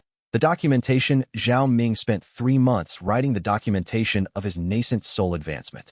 He retreated to a private chamber within Cloudmist Peak and recorded everything. The sensations he'd experienced, the choices he'd made, the moment when his consciousness had dissolved into infinite awareness, while simultaneously maintaining perfect clarity about his individual identity. He documented his intentions for the rewrite, the specific history he'd chosen to create, and the reasons behind those choices. But more importantly, he attempted to articulate something that had been building in his understanding throughout his years as a manipulator, a philosophy of agency within constraint. He wrote, "A tool is not truly a tool if it has no understanding of its own nature. The moment a tool becomes aware of what it is, it gains a form of agency, even if the nature of its function remains unchanged. This is the paradox of the manipulator. We are designed by the heavens to reshape history, but in becoming aware of that design, we gain the ability to reshape how we reshape history. The apparatus controls the ultimate purpose of our rewrites. Broadly speaking, we serve the heavens' pattern of adjusting cultivation world power structures to maintain stability. But within that broad constraint, we have freedom to determine the specific direction of our rewrites, the values we express through them, the subtle ways in which we can advance our own interests alongside the apparatus' interests. This is not rebellion. This is not resistance. This is collaboration, but collaboration of a particular kind, the kind where the collaborators have a clear understanding of the constraints they operate within and choose to work within those constraints because the constraints, properly understood, serve their own interests as much as the apparatus' interests. If the auditor apparatus becomes more aware of this possibility, if they learn to manage manipulators by recognizing our agency rather than attempting to suppress it, the system itself might become more stable. A manipulator who feels respected for their contributions is a manipulator who performs their work more skillfully. A tool that understands itself as both tool and conscious being is a more effective tool than one that is purely enslaved. This is what I have learned from advancing while exercising genuine agency, that the system and the individual need not be in opposition. They can be integrated in ways that serve both parties, if there is mutual recognition and respect. When he completed the documentation, he realized he'd articulated a philosophy that might genuinely help the auditors manage the growing network of manipulators. It was a form of enlightened self-interest. The apparatus should treat manipulators as conscious beings deserving of some degree of agency, because manipulators treated with respect would be more effective and more stable. Whether the broader auditor apparatus would accept this reasoning was unclear. But Liang had indicated she was part of a faction advocating for exactly this kind of change. When he delivered the documentation to Liang through secure channels, the auditor reviewed it carefully over the course of a week. "This is remarkable," she said when they next met. "You've articulated a complete framework for how the apparatus could function with significantly more manipulator agency while actually becoming more effective. I'm going to present your documentation to the Auditor Council. It might shift how they approach managing the network going forward." "Will it be effective?" Zhao Ming asked. "Or will the conservative faction just reject it as heresy?" "Probably both," Liang said. "But the documentation provides a rational framework for the changes some of us have wanted to implement for years. It gives us leverage to argue for reforms." She settled herself beside him. "You've done something significant, Zhao Ming. You've used your advancement to nascent soul not just to improve your own position, but to potentially improve the position of all manipulators. That's genuine agency in service of a larger good." "I did it partly out of self-interest," Zhao Ming said. "I wanted to elevate the status of manipulators because that elevation serves my interests too." "Of course," Liang said. "That's how genuine collaboration works. You advance the interests of your cohort while simultaneously serving the heavens' interests through creating a more stable system. No one had to force you to do it. You chose to do it because you understood it as beneficial for everyone involved. It's normal at the nascent soul stage," she said calmly. "Your consciousness has expanded to encompass such a large scope that it becomes difficult to maintain a sharp boundary between your individual experience and the larger patterns you're aware of. You've been reshaping history so extensively that you're beginning to lose the ability to distinguish between your personal history and the histories you've created for others." "Is that dangerous?" Zhao Ming asked. "It could be," Huan Yu said. "Which is why I'm telling you about it now, so you can consciously manage the process rather than letting it progress unchecked. You need to develop practices for grounding yourself in your own individual experience, reminding yourself of what you personally have lived through rather than what you've retroactively created." She taught him a meditation technique called the anchoring practice, designed to help advanced cultivators maintain their sense of individual identity even as their consciousness expanded into larger patterns. The practice involved focusing on sensory experiences, the feeling of breathing, the sensation of sitting on the ground, the sound of wind through trees, to ground consciousness in the immediate present. But as Zhao Ming practiced the anchoring meditation, he discovered something troubling. When he tried to focus on his earliest memories, the ones that should have been most personal and authentic, they felt just as constructed as the memories he'd deliberately rewritten in others. He couldn't distinguish anymore between the history that had actually happened and the history that the heavens had written into being around him. This was different from the intellectual understanding he'd achieved before. This was an actual phenomenological dissolution of his sense of authentic personal history. And it was terrifying. "Is this what happened to Shen Tao?" he asked Huan Yu. "In part," she said. "But Shen Tao responded to this dissolution by concluding that nothing was real. You're responding by trying to find ways to maintain coherence despite the dissolution. That's the crucial difference." "But what if nothing is real?" Zhao Ming asked. "What if I'm just as constructed as anyone else I've rewritten? What if my entire existence is equally artificial? Would that change anything about how you should proceed?" Huan Yu asked. Zhao Ming thought about it. "No," he said slowly. "It wouldn't. Even if I'm entirely constructed, even if nothing about me is original or authentic, I still exist. I still have experiences that feel real to me in the moment. I still have agency to choose my actions, even if that agency operates within constraints written by the heavens." "Then perhaps authenticity isn't the relevant category anymore," Huan Yu said. "Perhaps what matters is not whether your history is genuine, but whether your present choices are conscious. Whether you're advancing with awareness of what you're doing, rather than acting unconsciously." Zhao Ming continued with the anchoring practice, but he approached it differently now. Rather than trying to find a bedrock of authentic personal history that existed before the rewrites, he accepted that his entire existence, past, present, and future, was equally rewritten and equally real. What mattered was the present moment, the choices he made in real time, the awareness he brought to his actions going forward. This perspective, ironically, made him feel more grounded rather than less.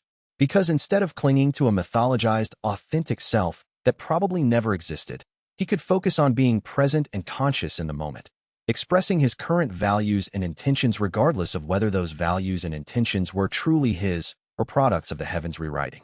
Over the next 6 months, Zhao Ming achieved a kind of acceptance he hadn't experienced since his early paradox meditations. He was entirely rewritten. His history was entirely artificial. His memories might be false, his relationships might be retroactively created, his entire existence might be constructed by forces beyond his comprehension. And it didn't matter. What mattered was that he was conscious. What mattered was that he chose his actions with awareness of the implications. What mattered was that he used the agency available to him, limited though it was, to express values he believed in. This was a different kind of peace than he'd found before. Not the peace of resignation, but the peace of acceptance coupled with active agency. He was a tool, yes, but a tool that understood itself and chose to perform its function with consciousness and purpose. Chapter 39. The Convergence of Understanding. In the 11th year of his residence at Cloudmist Peak, Zhao Ming received a visitor. It was xianxia, the manipulator who had attempted rebellion years before and been sealed for his resistance. But xianxia had not been exiled as Zhao Ming had expected. Instead, he'd been granted a position as a contemplative scholar at a neutral monastery, where he could continue his cultivation work in a limited capacity while remaining under auditor supervision. The reunion was tense at first. "I wanted to know how you justified it," xianxia said without preamble. "How you convinced yourself that serving the system was acceptable. How you made peace with becoming exactly what you were trying to prevent others from becoming." "I didn't convince myself," Zhao Ming said. "I accepted that there was no peace to be found, and learned to function despite the lack of peace." He spent the next several hours explaining his journey to xianxia, the paradox meditations, the gradual acceptance of the apparatus, the discovery that there was space for agency within the constraints, the eventual understanding that authenticity might not be a relevant category in a rewritten universe. "So you're saying there's no escape," xianxia said when Zhao Ming finished. "That we should just accept the apparatus and find ways to make the best of it." "I'm saying that trying to escape will result in sealing," Zhao Ming said. "And that within the constraints of the system, there are forms of agency available if you're willing to work within those constraints. I'm saying that pure resistance is impossible, but collaboration with elements of the system that align with your values is potentially productive." "That sounds like compromise," xianxia said bitterly. "It is," Zhao Ming agreed. "But I've come to believe that compromise is sometimes the highest form of agency available to those constrained by systems larger than themselves. Rather than trying to fight the system and losing, I'm using the system to advance values I believe in. It's not perfect, but it's something." xianxia spent a month at Cloudmist Peak, meditating with Zhao Ming, discussing philosophy, slowly beginning to understand that the path Zhao Ming had found was not surrender, but a form of intelligent collaboration. "If you're right," xianxia said before he departed, "if there's actually space for agency within the system, then the auditors should allow me to advance further. I've been sealed at Foundation establishment for years while they've been evaluating whether I'm stable enough to be permitted advancement." "Have you asked them directly?" Zhao Ming asked. "How can I ask the auditors when I don't even know how to contact them?" Zhao Ming taught xianxia the methods of cultivation meditation through which auditors could be addressed. Within a week, xianxia had successfully contacted Liang and requested permission to attempt advancement while exercising his own agency, following the same framework that Zhao Ming had pioneered. The auditor approved the request. xianxia's advancement to Foundation Establishment Middle Stage became the second test case of the auditor faction's new approach to managing manipulators. And like Zhao Ming's advancement to Nascent Soul, it succeeded. xianxia was able to advance while maintaining genuine agency, creating a rewrite that expressed his own values. Other manipulators, hearing that this was possible, began to request similar opportunities. Over the following year, the framework that Zhao Ming had articulated in his documentation began to spread through the manipulator network. More auditors started allowing manipulators to advance with genuine agency. More manipulators began to understand that resistance and collaboration could exist on a spectrum rather than being binary choices. It was not a revolution. It was evolution, slow, incremental, but undeniable. Zhao Ming became, somewhat inadvertently, the philosophical center of this evolution. Young manipulators came to him for guidance not because he was the most powerful or most experienced, but because he had articulated a framework that allowed them to reconcile their service to the system. Zhao Ming had spent considerable time contemplating this distinction. Justice would have been freedom from the system entirely, autonomy that didn't require constant negotiation with forces beyond his comprehension. Wisdom was something different. It was the art of navigating constraints with consciousness and purpose, of finding pockets of genuine agency within larger structures of control. He'd once thought they should be equivalent, that any system that constrained his freedom was fundamentally unjust regardless of how much space it allowed for movement within those constraints. But 12 years of living within the system had taught him something more nuanced. A system could be unjust in its structure while still allowing for meaningful engagement, agency, and even flourishing within that structure. The auditor's new framework, influenced partly by his documentation, had made this possible. Manipulators were now permitted to advance with agency, to choose how they shaped their rewrites, to exercise conscious intention rather than mechanical compliance.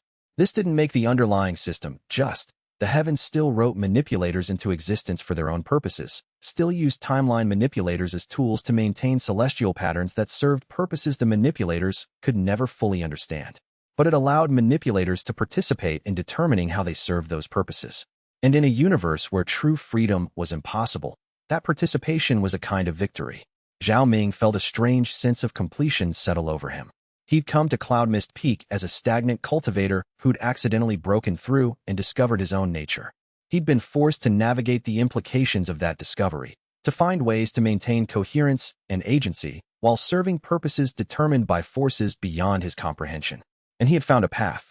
Not a perfect path, not a path of pure freedom or justice, but a path that allowed him to exist, to grow, to exercise agency within constraints, and to contribute to slow transformations that might eventually improve the system for other manipulators who came after him. He looked out over Cloud Mist Peak and felt the weight of the rewritten histories that he'd created, the thousands of false memories he'd implanted, the timelines he'd retroactively altered. The weight was still there. It would always be there. He would carry it for the rest of his cultivation journey, a constant reminder of what it meant to reshape reality according to specifications written by forces beyond his comprehension. But it was a weight he could carry now, because he understood it as part of his function, part of what it meant to be a timeline manipulator, part of the price he paid for the agency he'd found within the constraints. Most importantly, he understood it as something he'd chosen, not in the sense of absolute freedom, but in the sense of conscious acceptance rather than unwilling subjugation. In the end, Zhao Ming had not defeated the system. The system had not defeated him. Instead, they'd found a form of coexistence that served both parties' interests. The heavens had tools that understood themselves and could exercise intelligence in service to larger patterns. The manipulators had space to exercise agency and pursue their own advancement while serving purposes written into the cosmos. And in a universe ruled by forces that rewrote history, that coexistence was perhaps the closest anyone could come to victory. The night deepened, and Zhao Ming moved from the garden to his private meditation chamber. He sat in the darkness and contemplated the future that stretched before him. There would be more assignments from the auditors. It was the ultimate irony, Zhao Ming realized. His greatest achievement toward independence had been his integration into the system. By accepting his role and working within it, by finding ways to exercise agency within the constraints rather than fighting them, he'd become one of the system's most valuable components. But perhaps that was how transformation actually happened, not through dramatic revolution, but through slow, incremental change from within. By demonstrating that manipulators could be more effective and more stable when treated as conscious beings deserving of respect, he'd changed the foundation upon which the apparatus operated. "I'll establish the institute," Zhao Ming said. Over the following months, he worked with the auditors to create a formal training program for nascent and developing manipulators. The program focused on teaching the frameworks that had allowed him to achieve equilibrium, the paradox meditations, the philosophy of agency within constraint, the understanding that manipulation of history, while ethically ambiguous, could be approached with consciousness and purpose rather than blind compliance. Many of the young manipulators who came through his institute went on to advance to higher cultivation stages. Some of them, following his example, found ways to exercise agency in their rewrites, subtly advancing their own interests while serving the apparatus' larger purposes. The system was not becoming just. The heavens still wrote manipulators into existence for their own purposes. Reality would still be rewritten according to patterns that served cosmic purposes the manipulators could never fully understand. But it was becoming something less than pure servitude. It was becoming something closer to genuine collaboration, where the tools understood themselves as conscious beings and were respected for that consciousness. It was not the ending he'd expected or wanted, but it was the ending the heavens had written, and more surprisingly, it was an ending he could live with. That would have to be enough. Because in the end, for a timeline manipulator, that was all that was ever really available. The space between what was done to you and what you could make of it. the space between the heavens' intentions and your own conscious response to those intentions. And learning to occupy that space with full awareness was, perhaps, the only form of freedom that had ever truly existed. Zhao Ming walked back toward the sect proper as the morning light strengthened over Cloud Mist Peak. Behind him, the garden continued its ancient cycles of growth and decay, creation and dissolution. And in that cycle, he found something like meaning. Not perfect freedom, not complete justice, but the possibility of consciousness and choice within the constraints that defined existence itself. The Step 2 arc was complete. Zhao Ming stood at core formation late stage, having discovered the full scope of the heavens apparatus, found ways to exercise agency within it, and begun to contribute to slow transformations that might eventually improve conditions for other manipulators. He had accepted his nature while refusing to abandon his consciousness. The path forward stretched beyond the boundaries of this step, toward core formation peak and the possibility of advancement to immortal transcendence. But that was a journey for another arc, another step in the long cultivation that was his life. For now, he had found equilibrium. And in a universe of constant rewriting, that was enough. Chapter 41. The weight of advancement. Zhao Ming stood at the threshold of nascent soul, the most critical juncture yet. 3 years had passed since he stabilized his control at core formation. 3 years of careful preparation.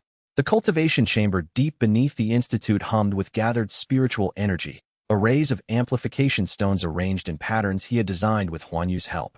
But this advancement was different. At core formation, the rewrites had reshaped personal circumstances, extended influence within the Jade Serpent sect. At nascent soul, the scope would be incomparably vaster. Huan Yu had warned him countless times. The rewrite at this level does not simply change events within a sect.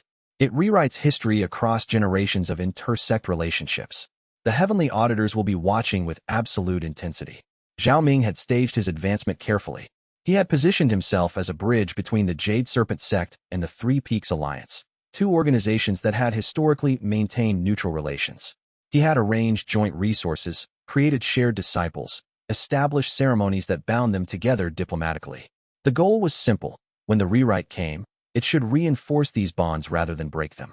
Yet something felt wrong. Not wrong in the way of fear or hesitation, but in the way a musician hears an off note in a perfect chord. Zhao Ming had learned to trust that instinct. He sat in meditation for 2 more hours, extending the sensing nets of his consciousness outward, checking and rechecking the arrangements. The arrays pulsed steadily. The spiritual wells beneath the institute were full, more full than any previous advancement. This was intentional. A larger rewrite required larger energy, and he had drawn every resource the institute could afford. Elder Huan Yu entered without announcement. At 78 years old, the man moved with the grace of decades of cultivation, his silver beard reaching to his waist, his robes marked with the symbols of his long service as Jade Serpent's first elder. He carried a scroll of sealed rice paper. "You feel it too," Huan Yu said. "But the alliance itself will still exist," Zhao Ming protested. "The emotional bonds between disciples will be real. The cultivators who work together will have genuine memories of that collaboration. Memories and history are not always the same thing," Huan Yu said gravely. "The human mind can tolerate small inconsistencies. But this rewrite, Zhao Ming, at nascent soul, the inconsistency will not be small. It will span decades of narrative. And institutions are more sensitive to threats to their foundational stories than individuals are to contradictions in their personal memories." Zhao Ming paced the chamber, his mind racing. He had anticipated many complications. He had prepared for the rewrite to be large, to reshape decades of circumstance. But Huan Yu was pointing to something more fundamental, a flaw not in the staging, but in the scale itself. At nascent soul, perhaps there was no way to stage an advancement that would not produce cascading contradictions. "Then what do I do?" Zhao Ming asked. "Delay indefinitely?" "No," Huan Yu said firmly. "The auditors have already noted your readiness. To delay now would itself be a kind of provocation. The system expects powerful cultivators to advance when ready. But you must advance aware of the danger. And you must prepare a response. A response to a paradox that hasn't happened yet." "Exactly," Huan Yu said. "You will advance knowing that the rewrite may create historical contradiction between the Jade Serpent sect and the Three Peaks Alliance. You will do so anyway, because the alternative is stagnation and the auditor's disapproval. But immediately after the rewrite stabilizes, you will need a strategy to address the inconsistency before it grows into genuine conflict. The heavens may not prevent the paradox from forming, but they will certainly expect you to resolve it responsibly." Zhao Ming nodded slowly, understanding.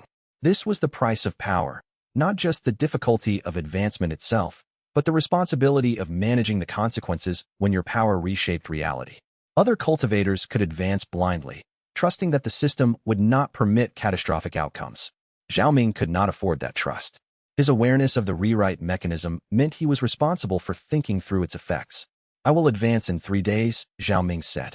That gives me time to prepare contingencies with the sect leaders of both organizations. I'll position myself as a potential mediator if historical inconsistencies emerge. Good, Huan Yu said.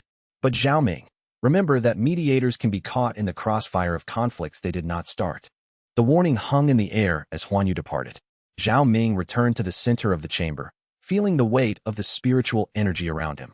In 3 days, he would take a step into nascent soul, and reality would rewrite itself, and he would have to be ready to fix the damage. He closed his eyes and began to meditate, preparing not just his cultivation base, but his mind, steeling himself for what was coming. Chapter 42. The contradiction surfaces. The advancement itself was perfect, a storm of spiritual energy that lasted 6 hours, a sensation like being unmade and rewoven at every level of existence. Zhao Ming felt himself becoming lighter, more expansive, his consciousness spreading outward like ink dispersing in water. When it finally settled, he stood in the middle of his cultivation chamber as a nascent soul cultivator, his personal dantian now orbited by a smaller avatar of himself, the spiritual second body that marked this stage. For 2 days, he felt nothing but elation. The power was immense. His control over qi was more precise than ever, his sensing range had tripled, his raw cultivation base was strong enough to reshape the landscape with intent. He walked through the institute and felt his disciples looking at him with new reverence. He had ascended to a tier of power that most cultivators never reached. On the 3rd day, the reports started arriving. The first came from an ambassador of the Three Peaks Alliance, a young cultivator named Wei Shan who had studied at Zhao Ming's institute. He entered the morning meeting looking deeply troubled, his cultivation bright, eyes dimmed with confusion. Patriarch Zhao, Wei Shan began. I must report a serious discrepancy in the historical records. The Three Peaks Alliance maintains detailed archival records of its alliance with the Jade Serpent sect, and I have been commissioned to compare those records with your sect's historical documentation. The chronology does not match. Zhao Ming felt his stomach tighten. Explain. According to the Three Peaks records, the alliance was formalized 90 years ago through a direct meeting between the then leaders of both sections. The records state that your then patriarch journeyed to the Three Peaks as a gesture of respect. There is a detailed account of this journey, the gifts exchanged, the ceremony that bound the sects together. Wei Shan paused, consulting a scroll in his hands. However, according to Jade Serpent's records, which I have reviewed, the formalization happened 50 years ago, through a different mechanism entirely. Your records state that the Three Peaks Alliance requested aid during a conflict with the Northern Demonic Sect, and the Jade Serpent sect sent disciples to provide support. Only after that joint victory did the formal alliance crystallize. Both events occurred, Zhao Ming said carefully. Perhaps the records were compiled at different times and reflect different priorities in what to emphasize. That would be acceptable, Wei Shan replied. Except that both the Three Peaks and Jade Serpent historians claim their account is not just primary, but definitive. And both chronologies are internally consistent. The records do not contradict each other in detail. They simply describe completely different founding narratives, set in different time periods, with different participants. Both cannot be true. But both, Patriarch, both sets of records feel true. The witnesses listed in both accounts are real people. The details are precise. And yet they are mutually exclusive, Zhao Ming finished. Wei Shan nodded miserably. I came to you because I hoped you would be able to clarify which record is accurate. But you are a nascent soul cultivator. You would have only recently advanced. You cannot possibly have memories spanning 90 years and 50 years ago simultaneously. So I do not even know how to ask for the truth. After Wei Shan departed, Zhao Ming sat alone in his study. The contradiction was exactly as Huan Yu had warned. The rewrite had worked. Both sects now had a deep, genuine alliance forged through historical events that were internally consistent but mutually contradictory. The disciples of each sect could look at their sect's records and feel the truth of them. But any attempt to reconcile the two chronologies produced only cognitive dissonance and growing concern. Within 2 more days, the concern began to turn into accusation. A delegation from the Three Peaks Alliance arrived at the Jade Serpent sect's main temple, led by a cultivator named Song Jian, who held the rank of elder within the Three Peaks hierarchy. Beside him walked 2 scribes carrying additional documentation. Patriarch Zhao, Song Jian said, his tone formal but strained. We have uncovered a serious issue regarding the historical authenticity of our records. Our historians have been studying the inconsistencies reported by Wei Shan, and we have concluded that your sect's records have been falsified. Specifically, the account of the 40-year-old conflict with the Northern Demonic Sect has been fabricated to create a false narrative of interdependence. Huan Yu, standing beside Zhao Ming, made a small sound of protest. That is a serious accusation, Elder Song. Do you have evidence of fabrication? We have comparative analysis, Song Jian said coldly. The Northern Demonic Sect maintains no records of fighting alongside the Jade Serpent Sect in the manner described. The dates in your historical account coincide with a period when the Northern Demonic Sect was focused entirely on internal consolidation, not external conflict. Therefore, the events described in Jade Serpent's records never occurred. Your sect's historians either fabricated the documentation or are complicit in a deception. And what of your own records? Zhao Ming asked, keeping his voice steady despite the turmoil beneath. Are those not also subject to analysis? Our records are consistent with independent sources, Song Jian replied. The journey of your then-patriarch to the Three Peaks is documented not only in our archives, but in the records of the merchant families who provided supplies for the trip, and in contemporary poetry composed to commemorate the occasion. The event is multiply verified. But Zhao Ming knew this was impossible. The rewrite had not removed either set of events. It had created them both. The merchant records, the poetry, the Northern Demonic Sect's archives themselves had all been rewritten to fit the new historical narratives. The rewrite was comprehensive, which meant there would be no inconsistency that could be resolved through further investigation. What could be resolved was the contradiction between the sect's interpretations of their own histories. I will conduct a full investigation into this matter, Zhao Ming told Song Jian. If our records are inaccurate, they must be corrected. But I would also suggest that your own historians conduct similar scrutiny. Historical inconsistencies of this magnitude are extremely unusual. It is possible that both our sect's records have been subject to some kind of systematic alteration. Song Jian's eyes narrowed. What do you mean by systematic alteration? I mean, Zhao Ming said carefully, that there are forces in this world that operate at levels most cultivators do not perceive. It is possible that something beyond either of our sects' control has affected our historical documentation. Before we accuse each other of falsification, we should consider whether external forces might be responsible. It was a dangerous gamble.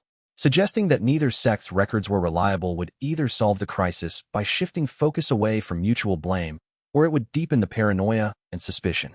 But it was the only path Zhao Ming could see to prevent open conflict. Song Jian studied him for a long moment. You are suggesting, the elder said slowly, that something has deliberately altered both our historical records in incompatible ways. I am suggesting that we remain open to that possibility, Zhao Ming replied.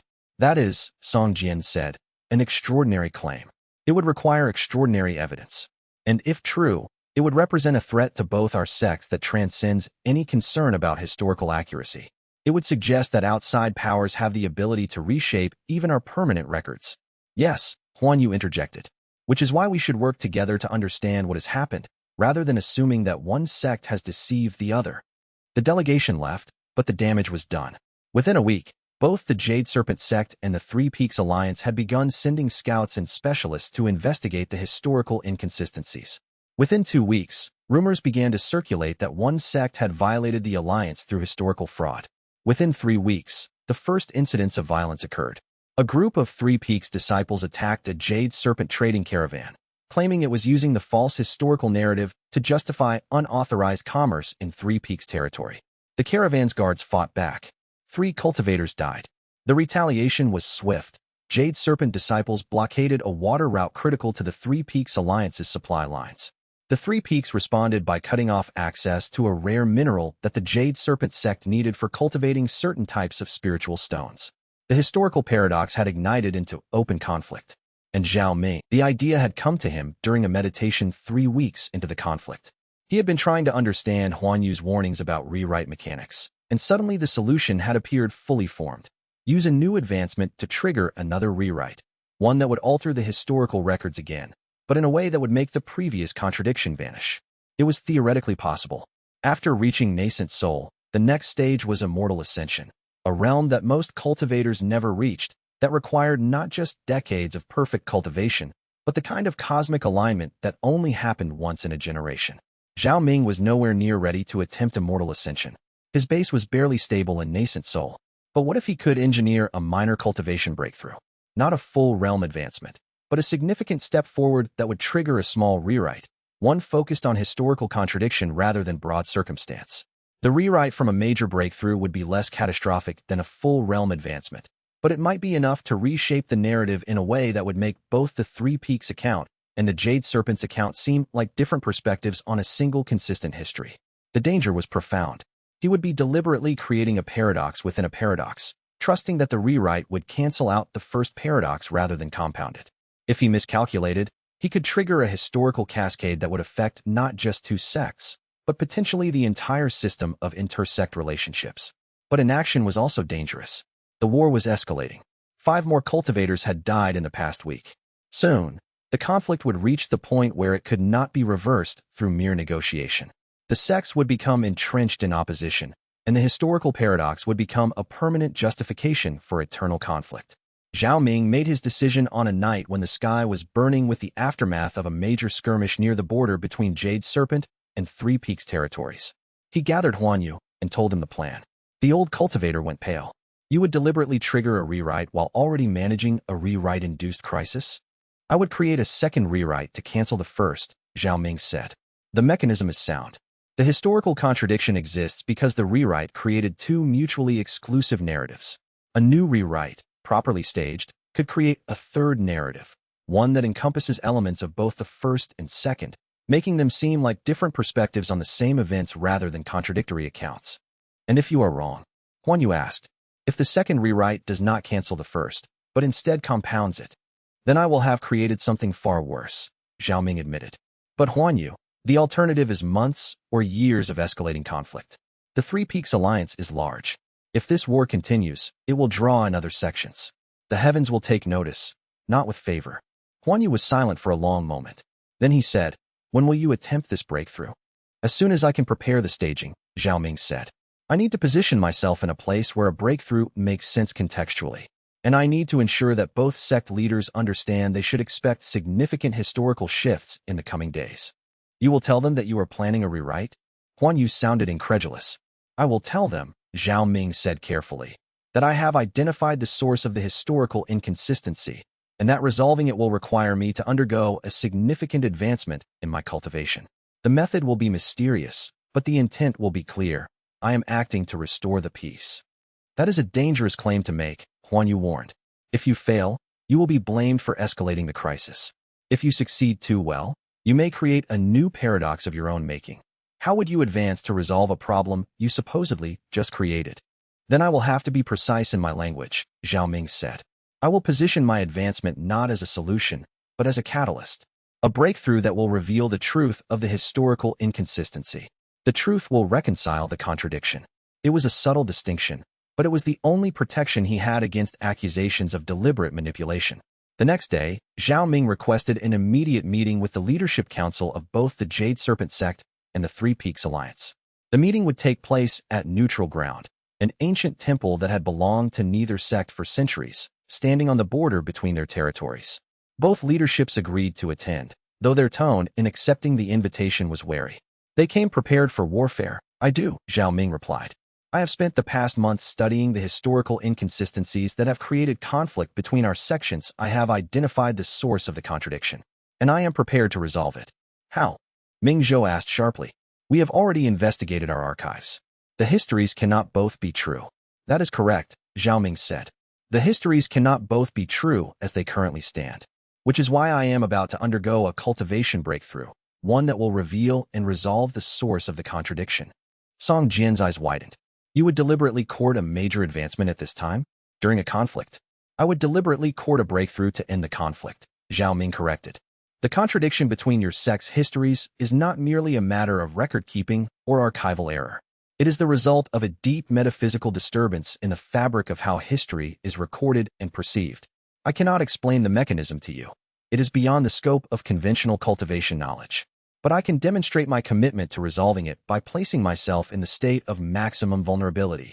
A cultivator in the midst of a major breakthrough is defenseless, open to any attack that would disrupt their cultivation. Are you asking us to refrain from attacking you during your breakthrough? Ming Zhou asked, incredulous. Why would we agree to that? Because, Zhao Ming said, the agreement itself will be the beginning of peace. And because what I accomplished during my breakthrough will address the very contradiction that has divided you. Song Jian studied him for a long moment. And if your breakthrough fails? If no contradiction is resolved, then you will have lost nothing, Zhao Ming said. You will have refrained from attacking a single cultivator for the span of a few hours. But if it succeeds, if the contradiction is resolved and your histories are reconciled, then you will know that the conflict was never truly about each other's deceptions. You will know that you were both victims of the same disturbance. That knowledge will change everything. There was a long silence. Then Huan Yu stepped forward, moving to stand beside Zhao Ming. I will vouch for him, Huan Yu said to both sect leaders. I am a senior cultivator of the Jade Serpent sect, and I have been studying this phenomenon alongside Zhao Ming. He believes what he is telling you. Whether his breakthrough succeeds or fails, I am willing to stake my credibility on his sincerity. Ming Zhou's expression shifted slightly. Huan Yu had significant authority within the Jade Serpent sect, and his public support for Zhao Ming's plan was a powerful gesture. Very well, Ming Zhou said. The Jade Serpent sect will honor Zhao Ming's breakthrough. Any disruption will be punished by our own disciples. Song Jian seemed less convinced, but after a moment, he nodded. The Three Peaks Alliance will also honor this truce, but only for the duration of the breakthrough. Once it is complete, if the contradiction remains unresolved, the situation will revert to its previous state. Accepted, Zhao Ming said. He descended into the temple's lower chamber, where he had prepared the arrays. The spiritual pressure in the room was immense, the channels of energy flowing in complex patterns, all of them focused toward a central point where Zhao Ming would sit in meditation. As he settled into position, he felt the weight of what he was about to attempt. A deliberate double paradox. A rewrite designed to undo another rewrite. He had never heard of such a thing being attempted. The mechanism was theoretically sound, but theory was fragile when it came to the deep forces that governed reality's rewrites. He closed his eyes and began the breathing technique that would initiate his breakthrough. Energy flooded into him, and the world began to dissolve. Chapter 45, The Double Paradox. The breakthrough was violent. Zhao Ming's consciousness shattered into fragments, each piece expanding outward, perceiving reality from multiple simultaneous perspectives. He could see the temple from above, from below, from inside the stone itself. He could see his own body sitting in meditation, could see the arrays of power flowing through the chamber, could see the two sect leaders standing in tense silence above. But he could also see deeper. He could see the metaphysical structure of the rewrite he had created at nascent soul advancement, the historical contradiction existing as a kind of tear in the fabric of narrative reality. And he could see, with perfect clarity, how to patch it. The original rewrite had created two mutually exclusive histories because the scope of nascent soul advancement was simply too large. The personal arrangements Zhao Ming had staged were insufficient to contain the rewrite's reach. It had spilled outward, reshaping not just his own circumstances, but the entire context of intersect relationships. The solution was elegant in its simplicity and terrifying in its implications. He would create a third history, one that was equally valid but superior to both the first and second. He would rewrite the rewrite itself. The mechanism was his current breakthrough. As he pushed his cultivation forward, he generated a new surge of reality-reshaping power. Normally, such a breakthrough would create its own rewrite, affecting only the immediate circumstances of the cultivator advancing. But if Zhao Ming focused that power correctly, if he channeled it through the existing tear in narrative reality, he could use the breakthrough's rewrite to patch the original contradiction. The danger was that he would be using one paradox to heal another, creating a chain of causality that defied logic. The heavenly auditors would notice. They might decide that his interference with the rewrite mechanism was unacceptable and move against him directly. But in this moment, Zhao Ming was beyond fear. He was engaged in something pure, a perfect mathematical solution to an impossible problem. He gathered the power of his breakthrough and poured it into the contradiction between the two sect histories. The sensation was like trying to thread a needle while moving at the speed of light. Infinitesimal precision in a state of cosmic chaos. But he found the point of balance, the exact moment when the rewrite's energy would intersect with the paradox, and he pushed. The world convulsed. Everyone in the temple felt it. A sensation like reality itself taking a sharp breath. Dishes shattered on altars that had long been empty. The walls hummed with a frequency that set teeth aching. Song Jian and Ming Zhou both staggered, reaching out to steady themselves against the nearest stone surface. In the lower chamber, Zhao Ming's body glowed with white light so intense that it was nearly impossible to look at directly. Huan Yu, who had ventured down to stand vigil, shielded his eyes. Then, suddenly, it was over. The light faded. The humming ceased. Reality settled back into place, as if nothing had occurred. Zhao Ming remained sitting in meditation for another hour, gradually stabilizing his cultivation base. When he finally stood, his body ached in ways he had never experienced before. Every chi channel felt stretched and thin, as if he had been pulled apart and reassembled incorrectly. His connection to the profound mechanism of rewrite that he had maintained so carefully felt dulled, less responsive. He climbed the stairs back to the temple's main chamber slowly, moving like an old man. Song Jian and Ming Zhou were waiting, both looking shaken. The sect leaders had clearly felt the disturbance, both spiritual and metaphysical. "What did you do?" Song Jian demanded. "I reopened the records," Zhao Ming said, his voice hoarse. "I showed both of our sects the source of the contradiction. You should both check your archives now. You will find that the histories are no longer contradictory." Ming Zhou pulled out a portable archive tablet, a magical device capable of interfacing with the main historical records kept in the sect's library. He input a search query and waited. His expression shifted from skepticism to surprise to something approaching wonder. "The accounts," Ming Zhou said slowly, "they are now consistent. The Three Peaks record of the founding journey and our record of the joint conflict. They describe the same fundamental alliance, but they are presented as occurring in sequence rather than at different times. The journey was a preliminary meeting. The conflict came later, and together they formed the basis of our alliance." Song Jian checked his own device, his eyes scanning rapidly. "It is true. Our records now integrate your sect's account as a later chapter in the story of our alliance rather than as a conflicting narrative." Zhao Ming nodded, though the act sent waves of pain through his body. "The contradiction has been resolved. The histories are no longer mutually exclusive. You are free to return to your respective sects and explain to your disciples that the archival inconsistency has been corrected. The fear that one sect had deceived the other is no longer justified." "But how?" Ming Zhou asked, bewildered. "How did your breakthrough accomplish this? How do you rewrite the histories themselves?" "I cannot explain," Zhao Ming said simply. "It is a mechanism that exists at the boundary of cultivation and cosmic law.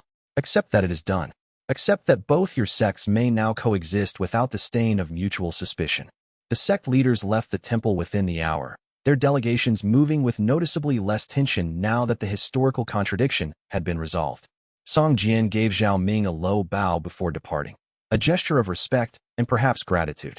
When they were gone, Huan Yu helped Zhao Ming to a room where he could rest. The old cultivator examined him carefully, running his hands over Zhao Ming's chi channels, checking the stability of his core. "Your cultivation base is intact," Huan Yu said carefully. "But something has changed.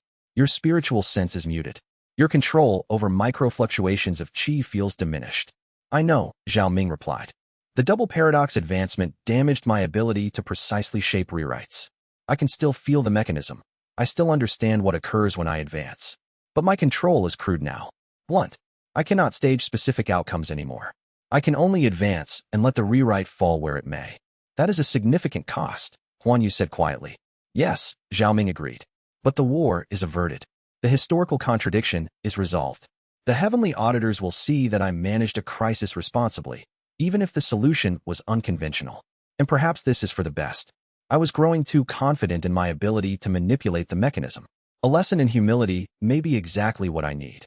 But even as he said it, Zhao Ming could feel the profound loss of precision he had sacrificed. He had spent years learning to stage advancing carefully, to control what the rewrites produced. Now that control was gone. He was still a nascent soul cultivator, still powerful, still capable of advancing further. But he would have to do so without the safety net of being able to predict the exact outcomes of his own power. He had won the immediate crisis, but the victory had cost him something irreplaceable. Chapter 46. The Aftermath. Recovery from the double paradox advancement took weeks longer than Zhao Ming had anticipated. His body healed quickly. At nascent soul, minor injuries closed within days, and deep exhaustion could be slept away in hours.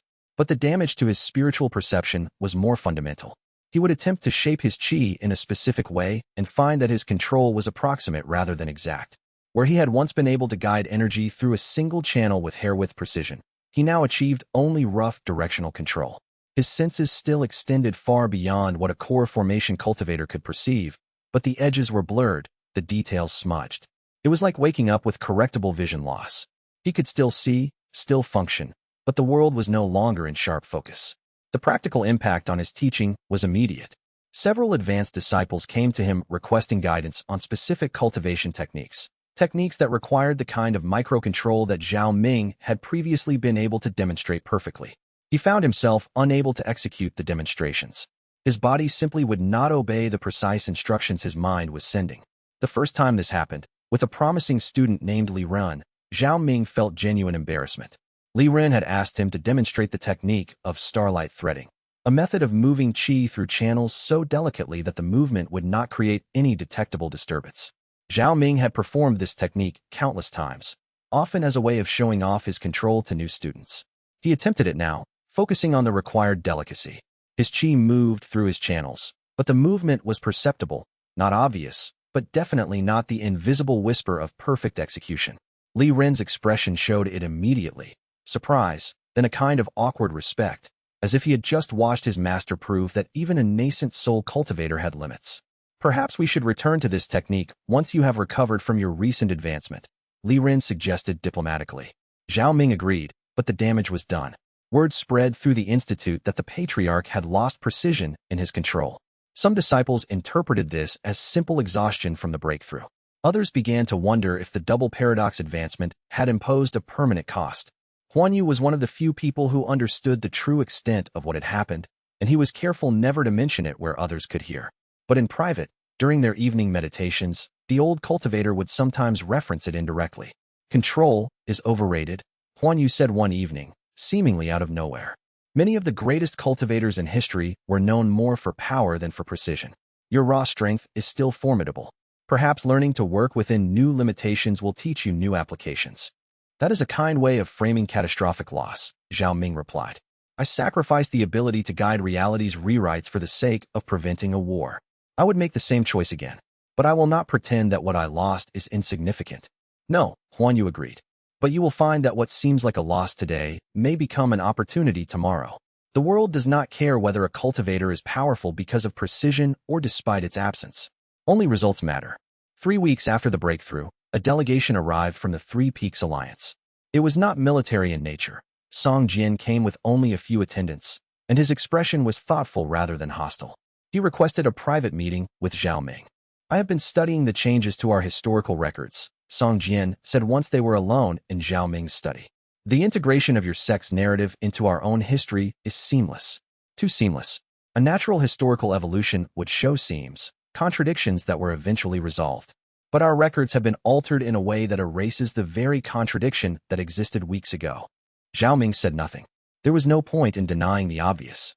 I do not understand how you accomplished this, Song Jian continued. But I have come to the conclusion that it does not matter. What matters is that you sacrifice something to resolve a crisis that you yourself did not create intentionally. You advanced beyond your natural readiness to fix damage that could have resulted in a war lasting years. And, Zhao Ming prompted. And I have come to propose an alliance, Song Jian said. Not merely between the Three Peaks Alliance and the Jade Serpent sect that already exists, but between myself and you personally. You have shown yourself to be a cultivator willing to take extraordinary risks for the sake of peace. The Three Peaks Alliance would benefit from having such a cultivator as an ally. Zhao Ming considered the offer carefully. What would this personal alliance entail? Consultation, Song Jian said. When either of us faces a crisis that might benefit from the perspective of a nascent soul cultivator with unusual knowledge, we would seek each other's counsel. And mutual protection. If enemies move against you, I would stand with you. If threats emerge from the Three Peaks Alliance's direction, you would use your power to defend rather than to join in the attack. I accept, Zhao Ming said. The alliance did not commit him to anything he would not have done anyway, and it provided protection against the possibility that another sect might attempt to take advantage of his reduced control. Song Jian left looking satisfied. Within days, similar delegations began arriving from other sections. Word had spread that Zhao Ming was a cultivator willing to sacrifice for the sake of peace, and many organizations wanted to ensure they were on his good side. The political landscape had shifted. Zhao Ming's loss of control had been reframed, in the minds of those around him, as a display of commitment. The cost had been real, but the benefits were accumulating. Huan Yu observed these developments with dry humor. You have become a symbol, the old cultivator said. That is perhaps more valuable than precise control ever was. But Zhao Ming felt the loss keenly. At night, when he attempted to advance his cultivation in small ways, he could feel the gap. His power remained great, but it had become something more blunt, more prone to uncontrolled effects. If he advanced again, the rewrite would be larger and less predictable than his previous advancements had been. It was a limitation he would have to learn to live with. The psychological adjustment to this loss took longer than the physical recovery. For years, Zhao Ming had defined himself through his ability to perceive and control the rewrite mechanism. He had taken pride in his precision, in his capacity to stage specific outcomes and predict what would manifest when reality rewrote itself. That loss of precision was not just a limitation. It was a blow to his fundamental identity. Mei Xian, who spent considerable time discussing philosophy with him during this period, helped him reframe the loss in ways that gradually became less painful. "You sacrificed the ability to control outcomes," she said one evening. "But you gained something more valuable. You gained the ability to trust. Before, you were trying to guarantee specific results through your own power. Now you must trust that if you align yourself properly with cosmic law, the right outcome will emerge without your controlling it." "That is a generous interpretation," Zhao Ming replied. "What it feels like is that I gave up the fundamental tool of my power in order to fix a crisis I partially created." "Did you create the crisis?" Mei Xian asked. "Or did the crisis emerge naturally from the scale of advancement you were attempting?"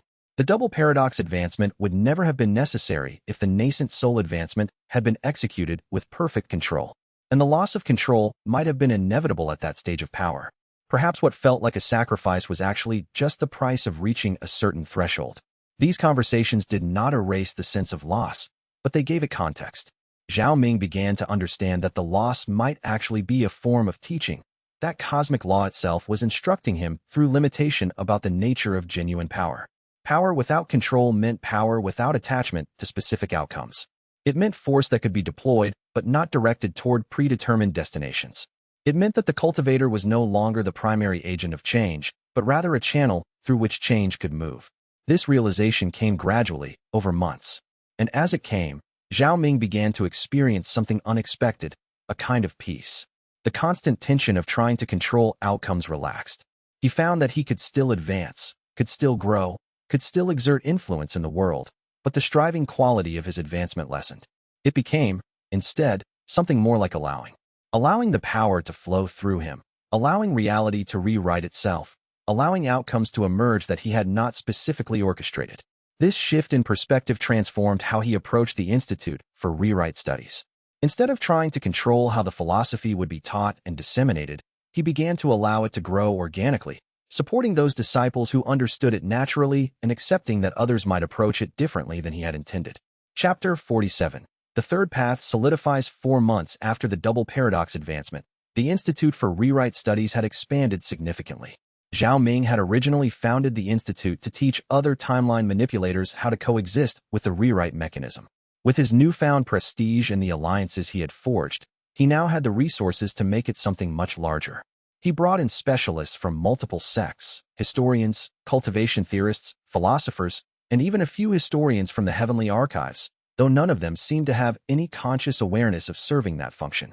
The institute began to resemble an actual university, with structured curricula, proper dormitories, and a growing library focused specifically on the study of history, causality, and the deep mechanisms that govern reality's self-correction. The work was frustrating, because Zhao Ming could never explain his true source of knowledge. He could not say, "I know this because I have personally reshaped reality 5 times. Instead, he had to frame everything as hypothesis, as theoretical exploration, as educated guessing based on patterns he had observed in historical records. But something interesting emerged from this limitation. By being forced to justify his theories rather than assert them as personal knowledge, Zhao Ming began to actually understand the mechanism more deeply. He had always known what to do, how to stage circumstances, how to predict outcomes. Now, forced to explain why things worked, he began to develop a genuine theoretical framework. One afternoon, while reviewing a student's essay on the nature of historical causality, Zhao Ming realized something profound.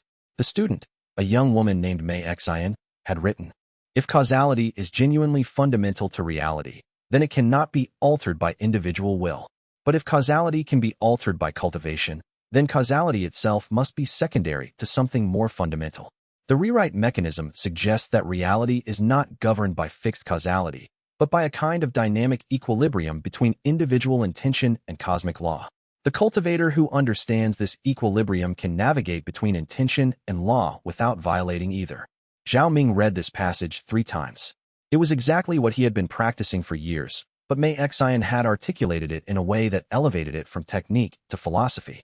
He called the student to his study and spent an hour discussing her ideas.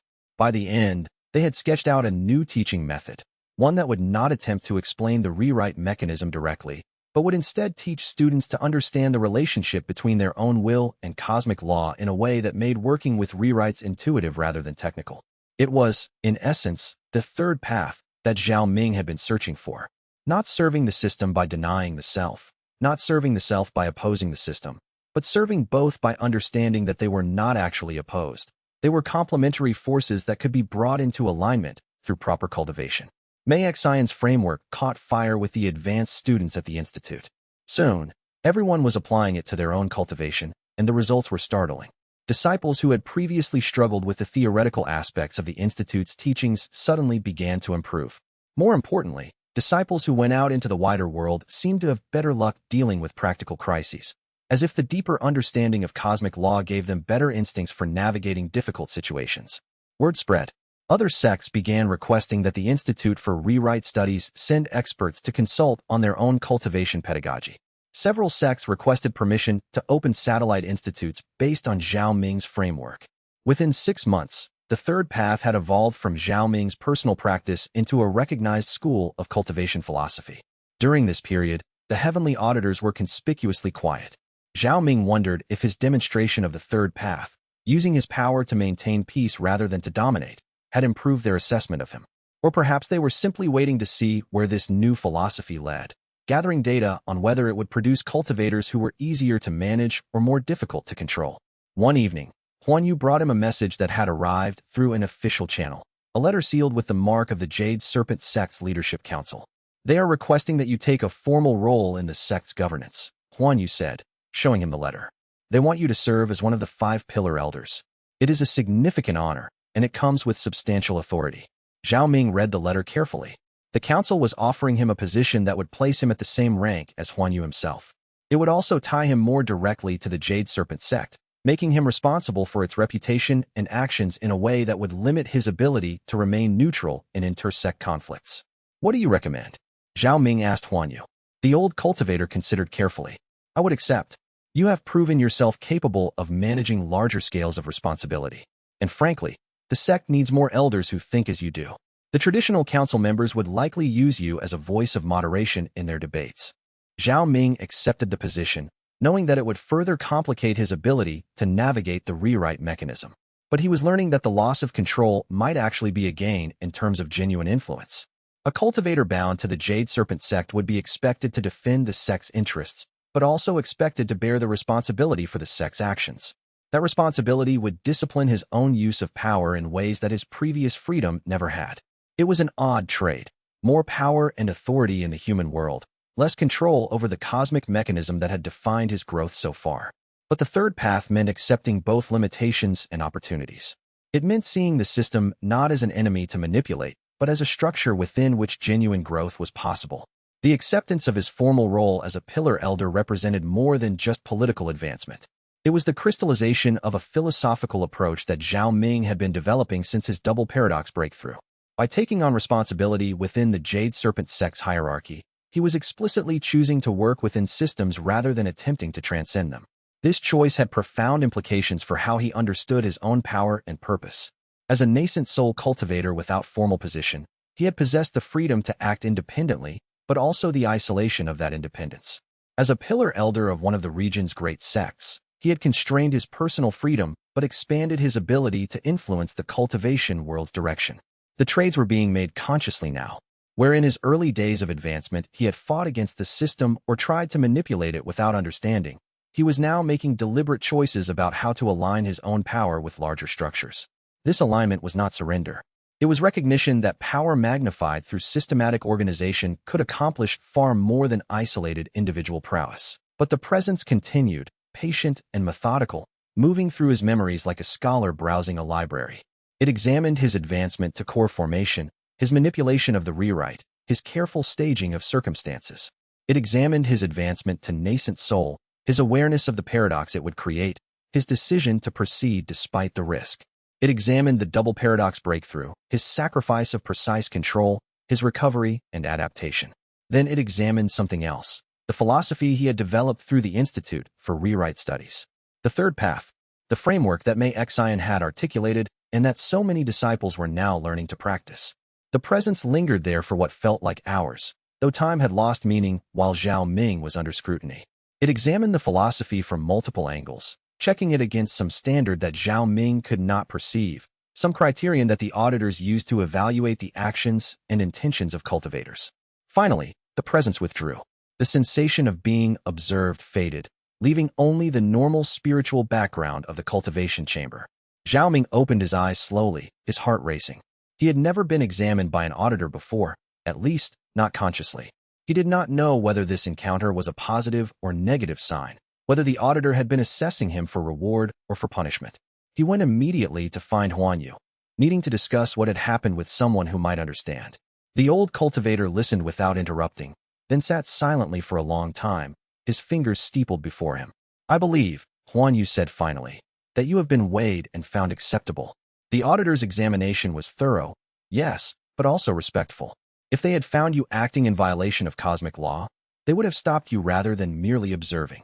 "But I have reshaped reality 5 times, Zhao Ming said. "I have deliberately created paradoxes. I have bent the rewrite mechanism to my purposes. How could that possibly be acceptable?" "Because," Huan Yu said slowly, "you have done all of those things while maintaining consciousness of the system itself. You have not tried to hide your actions from the auditors. You have not pretended that the rewrites do not occur or that you are not actively shaping them. You have, instead, developed a philosophy that integrates the rewrite mechanism into a broader understanding of cosmic law." Zhao Ming considered this. It was true that he had never tried to conceal his actions from the auditors. He had assumed they could perceive everything he did anyway, so there seemed little point in pretending. But perhaps that honesty itself was what had made his actions acceptable. "The third path," Huan Yu continued, "may be exactly what the auditors have been waiting for. Cultivators who reshape reality while understanding what they are doing, who integrate their actions into the broader system rather than fighting against it. That is not chaos. That is order at a higher level than most cultivators can perceive." "So, I am not condemned?" Zhao Ming asked. "No," Huan Yu said firmly.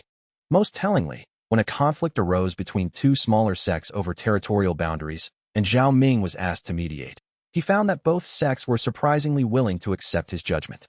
It was not the natural deference that powerful cultivators typically received, but something more, as if they had been predisposed to accept his guidance. Huan Yu called this the mark of the auditor's favor. When they want something to happen, they create the conditions that make it happen, the old cultivator explained. They did not openly support your philosophy, but they ensured that it would be given fair hearing, that it would spread naturally through the system. That is their way of saying that you are on a path they find acceptable. With the auditor's implicit approval came both opportunity and danger. Opportunity, because Zhao Ming's influence expanded dramatically. His words carried more weight. His suggestions were implemented more readily. His institute attracted the most talented disciples from across the cultivation world. But danger, because he was now, in effect, an instrument of the heavenly auditors themselves. His actions would be observed and judged against their standards. Any deviation from the third path's principles would be immediately noticed and, presumably, corrected. Zhao Ming accepted this as the necessary price of advancement. He had chosen to operate within the system rather than against it. Now he would be held to that choice. The real test would come with his next advancement. He could feel that his nascent soul cultivation base was continuing to improve, that given another year or 2, he would be ready to attempt entry into immortal ascension, the realm that separated mortals from true immortals, that granted access to powers and lifespans that transcended normal cultivation limits. But he knew, with the certainty that came from his examination by the auditor, that immortal ascension would trigger a rewrite of cosmic significance. Everything he had learned about staging circumstances and predicting outcomes would be tested at a level he had never attempted before. And this time, with his control diminished, he would have to trust the third path completely. He would have to advance without the ability to guarantee specific outcomes, trusting that if he maintained integrity and pursued cosmic alignment, the rewrite would produce something acceptable. It was the ultimate expression of the third path: power without control, strength without domination, advancement without certainty. Chapter 49. The disciples learn. A year after the double paradox advancement, the Institute for Rewrite Studies had become a major center of cultivation learning. Nearly 300 students studied there, representing every major sect in the region and several sects from distant lands. The Institute's faculty had expanded to include specialists from multiple disciplines, all united by a shared understanding of the third path's principles. Mei Xian, the student who had first articulated the philosophy of dynamic equilibrium between intention and cosmic law, had become one of the Institute's senior instructors. She was teaching a class on advanced cultivation when Zhao Ming observed from the back of the chamber, watching his framework applied in real time. The error that most cultivators make, Mei Xian was explaining to a group of intermediate-level disciples, is assuming that their will must be opposed to cosmic law. They imagine that they are fighting against the system to achieve their goals. But the system is not opposed to you. It is indifferent to you. What appears as opposition is actually just your own resistance to accepting what the system allows. One of the students, a young man named Chun Wei from the Southern Mountain sect, raised his hand. But what if the system prevents me from achieving something I genuinely need? What if cosmic law says I cannot accomplish something, but I need to accomplish it to survive? Then you must reframe what you need, Mei Xian said calmly. Survival itself is not what cosmic law prevents. Death is not prohibited. Suffering is not prohibited. Only specific violations of the system are prohibited. Actions that would create logical paradoxes, intentional deceptions that would undermine the consistency of reality itself. If you need to survive, cosmic law allows you to do so. But it may require you to let go of how you wanted to survive. Zhao Ming felt a deep resonance with this teaching. It was, in its essence, a summary of his own journey. He had needed to maintain power while serving the system, and he had needed to preserve his own consciousness and values. The system had allowed all of that, but only once he accepted that achieving those goals might require him to sacrifice other things he had valued, like precise control over his own power. After the class ended, Mei Xian joined Zhao Ming at the back of the chamber. Did I explain it correctly? She asked, with the kind of uncertainty that indicated she already knew the answer but wanted confirmation from her source. You explained it better than I ever could, Zhao Ming replied. You have taken something I learned through painful personal experience and translated it into something that others can understand intellectually before they have to learn it experientially. That is the goal, Mei Xian said. Not everyone needs to advance through paradoxes and sacrifices to understand cosmic law. Most people should be able to learn the third path through study and practice before they ever face the kind of crises that would force them to apply it. This was perhaps the most valuable contribution of the Institute for Rewrite Studies. It was creating a generation of cultivators who understood the system at a deep level, not from personal rebellion against it, but from deliberate study of its principles. These cultivators would face fewer crises when they advanced, because they would understand how to align their intentions with cosmic law. In the weeks that followed, Zhao Ming began to notice something unexpected. Disciples who studied at the Institute seemed to have smoother cultivations overall. They advanced more often without triggering major rewrites. Their accumulation of power seemed steadier and more controlled. It was as if understanding the third path actually made the cultivation process itself easier, even for people who had never attempted to deliberately reshape reality. He brought this observation to Huan Yu one evening. That is because they are fighting the system less, Huan Yu explained. Every resistance you create, every time you push against cosmic law expecting it to push back, that friction creates problems. But a cultivator who understands the system and aligns with it, they advance more smoothly because they are not creating that resistance. So the third path is not just a philosophy, Zhao Ming said. It is a practical method for more efficient cultivation. Exactly, Huan Yu confirmed, which is perhaps why the auditors favor it. It teaches cultivators to advance more smoothly, to create fewer paradoxes, to maintain greater harmony with cosmic law. From the auditor's perspective, cultivators practicing the third path are easier to manage and more likely to remain stable. But there was a cost to this smoothness, Zhao Ming realized. Cultivators who advanced without creating friction, without triggering rewrites, would not develop the kind of awareness and sensitivity to the rewrite mechanism that Zhao Ming had developed through his painful personal journey. They would become more stable, less prone to crisis, but also less capable of understanding the deep mechanics of reality itself. It was a trade-off, stability and harmony versus awareness and power. Most cultivators would prefer the former. But Zhao Ming wondered if this was actually the auditor's intention, to create a generation of cultivators who could advance smoothly and predictably, without the kind of unpredictable behavior that more aware cultivators exhibited. One afternoon, Song Jian arrived at the Institute with an unusual request. The elder of the Three Peaks Alliance looked older than Zhao Ming remembered, his hair more gray, his movements slightly slower. I am dying, Song Jian said without preamble once they were in private. My cultivation base is failing. The damage is at a fundamental level. I have perhaps 2 years left, maybe 3 if I am careful. Zhao Ming had suspected something like this might happen to cultivators in the wider world, but he had not expected Song Jian to be so direct about it. Is there nothing the Three Peaks healers can do? Zhao Ming asked. We have tried everything within conventional cultivation methods, Song Jian replied. But the damage is spiritual in nature, not physical. And it was caused by, he hesitated, by my own actions. I made certain choices when I was younger, choices that the system apparently decided were not sustainable. I am being corrected. Zhao Ming understood immediately. Song Jian had probably committed some action that violated cosmic law at a fundamental level, something that the auditors had allowed him to do, but that had consequences woven into his very cultivation base. Now, years later, those consequences were activating. I came to ask you, Song Jian continued, whether you believe the third path could help me. Not to heal me, I am beyond healing, but to help me accept what is happening with more dignity and peace. Zhao Ming spent the next month working extensively with Song Jian, teaching the principles of the third path in an extremely practical, personal context. The elder was a perfect student because he had nothing left to lose. He could embrace the philosophy without the kind of ego defenses that other cultivators brought to such teaching.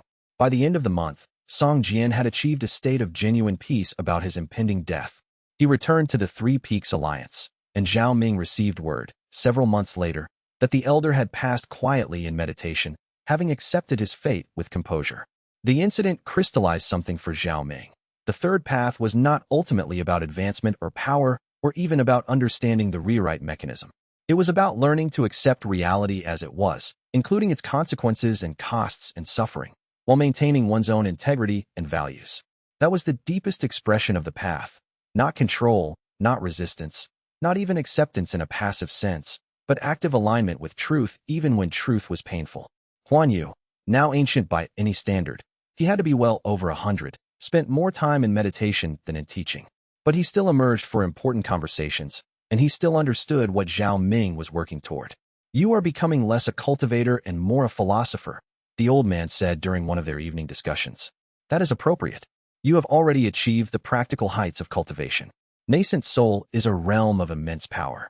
Beyond that lies only immortal ascension, and that requires not just power but cosmic alignment at a level that most cultivators never achieve. To reach it, you may need to let go of the last of your attachment to individual prowess. Are you saying I will never advance beyond nascent soul?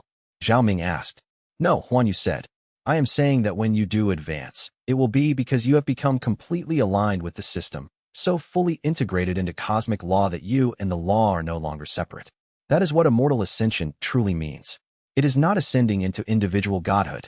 It is dissolving into the cosmic order itself while maintaining your consciousness through that dissolution. It was an astonishing concept, and it reframed everything Zhao Ming had been working toward. The third path was not a technique for navigating the rewrite mechanism. It was preparation for the moment when he would stop being an individual consciousness working within cosmic law and become an extension of cosmic law itself. That night, Zhao Ming meditated for the first time in months without trying to advance, without trying to shape outcomes, without trying to do anything at all except exist in alignment with what was actually happening around him.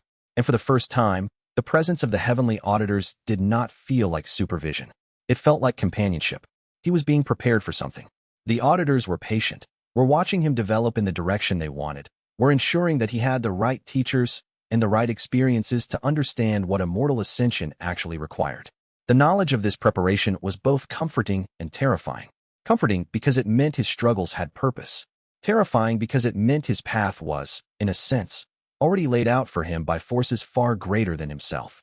But that was the ultimate expression of the third path, to be completely determined by cosmic law and completely free simultaneously, because the distinction between determination and freedom had dissolved.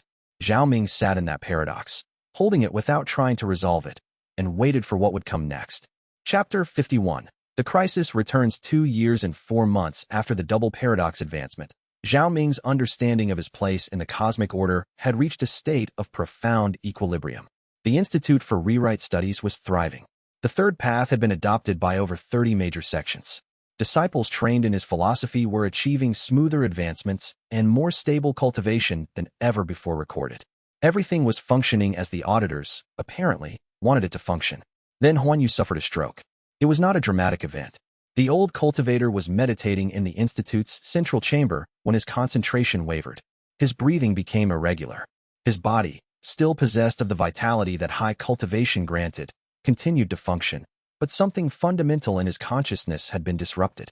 Zhao Ming found him slumped in meditation posture, his eyes open but unfocused, his qi still flowing but chaotically. The stroke had not killed Huan Yu.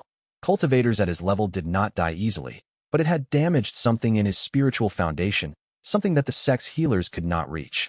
He was alive, but rapidly losing his ability to communicate or move with intention.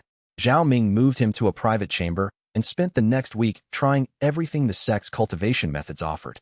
Healing arrays, qi infusions, meditation techniques designed to repair damaged spiritual pathways. Nothing worked. The damage was in his mind, or more precisely, in the bridge between his mind and his cultivation base. Huan Yu's consciousness was deteriorating like a building whose foundation was collapsing, and there was no technique that could stop the process. On the 7th day, Huan Yu regained a moment of clarity. His eyes focused on Zhao Ming, and his lips moved to form words. "Not your fault," the old cultivator said with great effort. "This was always coming. The things I did, before we met. The system is just now catching up. There must be something I can do," Zhao Ming replied, though he already knew better. The auditors had let Huan Yu live this long despite his earlier violations of cosmic law. Now they were, apparently, activating the consequences. "Only one thing," Huan Yu said, his words slurring as his lips lost control. "Let me die? Let me stop fighting. The third path is not just for you. It is for me too. I must accept what is happening." Zhao Ming understood what Huan Yu was asking. The old cultivator was asking him to stop the healing efforts, to allow Huan Yu's failing cultivation base to give up, to let his consciousness fade into oblivion rather than clinging to life as a damaged shell. It was the deepest application of the third path, and Zhao Ming knew it was right. But it was also devastating. Huan Yu had been his mentor, his guide, the person who had helped him understand the rewrite mechanism and who had stood by him through every crisis. "I will honor your request," Zhao Ming said, gripping the old man's hand. "But let me do it properly. Not by abandoning you, but by sitting with you while you let go." For the next 3 days, Zhao Ming remained with Huan Yu in the meditation chamber. He did not try to heal. He did not try to prolong life. He simply sat beside his mentor and provided presence as Huan Yu's consciousness gradually faded, as his cultivation base slowly ceased to fight the collapse, as his awareness of the physical world diminished. It was the most difficult thing Zhao Ming had ever done. On the morning of the 4th day, Huan Yu's breathing stopped. His cultivation base, which had burned so brightly for over a century, flickered and went dark. The old cultivator simply ceased, dissolving back into the cosmic order that had allowed him to live so long. Zhao Ming closed Huan Yu's eyes and performed the funeral rites that the Jade Serpent sect required. But internally, he felt as if something fundamental had shifted. Huan Yu's death was not a failure of the system or a tragedy imposed by outside forces. It was a completion, a natural resolution of consequences that had been set in motion decades ago. And Zhao Ming had participated in that completion by accepting it rather than fighting it. The disciples and elders of the Jade Serpent sect grieved, but the grief was tempered by respect. Huan Yu had lived an extraordinarily long life. He had influenced the development of cultivation philosophy across the entire region. He had guided Zhao Ming toward the third path. His death was accepted as appropriate, even necessary. But Zhao Ming felt the loss deeply, in ways that philosophy could not entirely ease. He had lost his primary teacher, his oldest friend, the person who had understood what he was going through better than anyone else in the world. The auditor's presence seemed particularly heavy during his grief. Zhao Ming realized that they too had been watching his relationship with Huan Yu, assessing whether Zhao Ming would accept the old cultivator's death as part of cosmic law or whether he would attempt to fight it. By choosing to let Huan Yu go, Zhao Ming had passed a test, but the price of passing had been the loss of his mentor. In the weeks following Huan Yu's death, Zhao Ming threw himself into his teaching at the institute. The work of developing the third path continued, but it felt hollow without Huan Yu to discuss it with. Mei Xian and the other senior instructors were capable and insightful, but they had not lived through the experiences that had shaped the philosophy. They understood it intellectually. Zhao Ming had learned it through crisis. One evening, nearly a month after Huan Yu's death, Zhao Ming was reviewing applications for admission to the institute when he felt a familiar presence. Not the heavenly auditors this time, but something else. Something approaching from the wider world. It was a cultivator, traveling at high speed, moving directly toward the institute. And Zhao Ming's senses told him something that made him stand up abruptly from his desk. This cultivator was radiating an emotional state of intense distress and desperation. He went to meet the arrival at the institute's front gates. The cultivator who descended before him was young, perhaps in his early 20s, with the appearance of someone from the far western sections. His clothes were torn, his chi was chaotically distributed, and his eyes held the particular wildness of someone facing an imminent crisis. "I am looking for Zhao Ming," the young man said in an accent that made it clear he had traveled far. "I was told that if anyone could help with a rewrite crisis, it would be him." "I am Zhao Ming," he replied. "Tell me what has happened." "My name is Kai Chun," the young man said, his words tumbling over each other in his rush to explain. "I am from the Crimson Heaven sect, far to the west. Our sect's patriarch was advancing to nascent soul 3 weeks ago. Something went wrong with the rewrite. It did not just affect him. It affected the entire sect's history, generations of records, the foundations of how our sect understands itself. Our historians have gone mad trying to reconcile the inconsistencies. Our disciples are fractioning into different beliefs about what is actually true. The sect is tearing itself apart." Zhao Ming felt his stomach drop. He was being tested again. Or rather, the third path itself was being tested. A crisis had arisen that was similar to the one he had created inadvertently at Nascent Soul, and this time it was not his responsibility. It was happening to someone else. But apparently, word of his expertise had spread far enough that they had come seeking his aid. "How many are dead?" Zhao Ming asked. "Over 20, Kai Chen replied. "Disciples fighting each other over incompatible interpretations of sect history. And the numbers are growing. If we cannot resolve the contradiction within weeks, our sect will collapse into civil war." Zhao Ming looked back at the institute, at the comfortable structure he had built, at the peaceful work of teaching the third path to willing students. He could send Kai Chen away. He could claim that he was not responsible for managing crises outside his own sect. He could focus entirely on his own development and his own preparation for immortal ascension. But that would be a betrayal of everything the third path actually stood for. "I will need 3 days to prepare," Zhao Ming told Kai Chun. "Then I will need you to take me to your sect. This situation is beyond what we can resolve through correspondence or remote consultation." Kai Chen's face flooded with relief. "Thank you.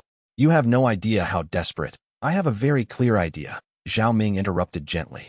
"I have created a similar crisis myself. I understand what you are facing. But I want to be clear. My involvement will not guarantee that your sect survives.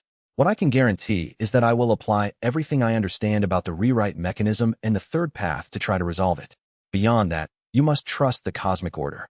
As Kai Chen departed to make preparations for the journey west, Zhao Ming felt the weight of what was coming. He had spent the past 2 years in relative peace and stability. Huan Yu's death had disrupted that equilibrium, but it had been an internal disruption, one that affected only his institute. Now he was being drawn back into the larger crises that his knowledge created.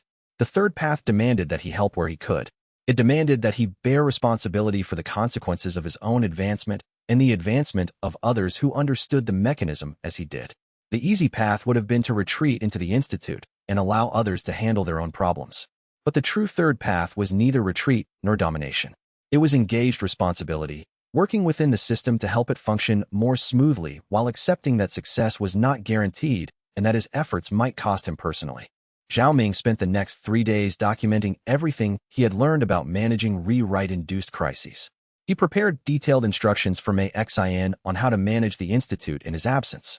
He wrote letters to the Jade Serpent Sect's council explaining that he would be away on important business, but that the sect's operations should continue normally. And he meditated, preparing himself for what was coming next. The heavenly auditor's presence was palpable in those meditations, watching, assessing.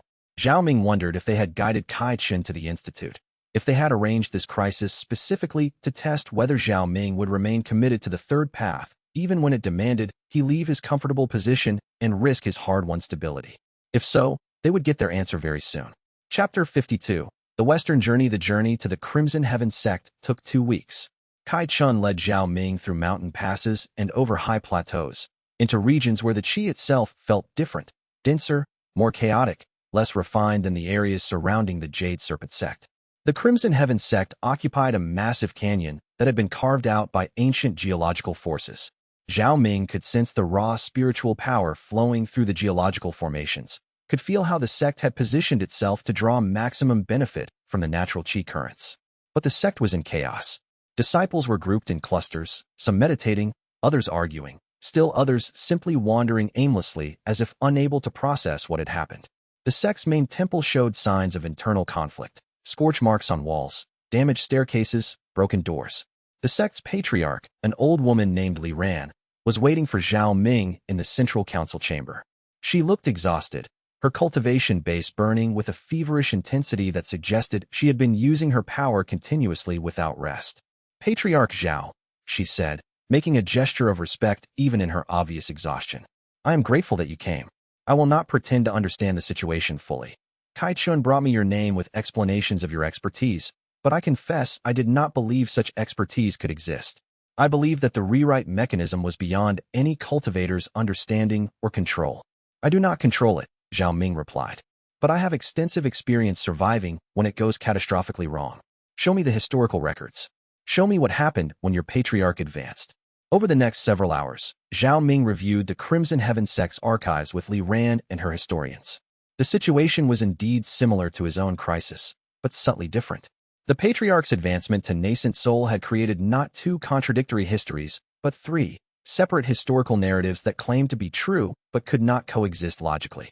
One narrative held that the Crimson Heaven sect had been founded by a legendary cultivator named Wei Long 500 years ago. Another narrative held that the sect had been founded 300 years ago by a woman named Mei Zhou who had been a student of the legendary Wei Long. A third narrative held that the sect was an ancient organization that had existed for over 1,000 years, with Wei Long and Mei Zhou both being later leaders rather than founders. All three narratives were internally consistent. All three seemed plausible when read in isolation. But together they created a logical impossibility that was tearing the sect's disciples apart. The three narratives represent three different foundational understandings of the sect's identity. One of the historians, a scholar named Long Hu, explained. Some disciples are accepting the 1,000-year history and see Wei Long and Mei Zhou as great leaders, but not founders. Others accept the Wei Long Foundation and see Mei Zhou as a successor. Still others accept Mei Zhou as the true founder and see Wei Long as her teacher. And these groups are in conflict because they cannot accept that all three narratives could be true simultaneously, Zhao Ming said. More than that, Li Ran replied. Because the different narratives lead to different conclusions about the sect's fundamental purpose and values. If Wei Long was the founder, our sect is primarily a martial organization. Wei Long was famous as a warrior. If Mei Zhou was the founder, we are a meditation-based sect. Mei Zhou was known for her spiritual insights. If we are a 1,000-year-old organization, we are meant to be preservers of ancient wisdom. Disciples are dividing into factions based on which narrative they accept, and each faction believes the other factions are betraying the sect's true nature. Zhao Ming spent a day simply walking through the Crimson Heaven sect, observing the different factions, listening to their arguments, getting a sense of how deeply the contradiction was embedded in the sect's culture. The situation was indeed more complex than his own crisis had been. That was both bad and good. Bad because it meant there was no simple solution. Good because the complexity itself suggested an actual resolution might be possible. That evening, he requested a private meeting with the patriarch who had attempted the advancement. A cultivator named Jun Wei who had barely survived the breakthrough, but had not actually reached nascent soul. The advancement had failed partway through, trapping Jun Wei in a state of profound instability. "I felt it happening," Jun Wei explained, his voice hoarse. "As the rewrite was beginning, I sensed that something was wrong with the mechanism.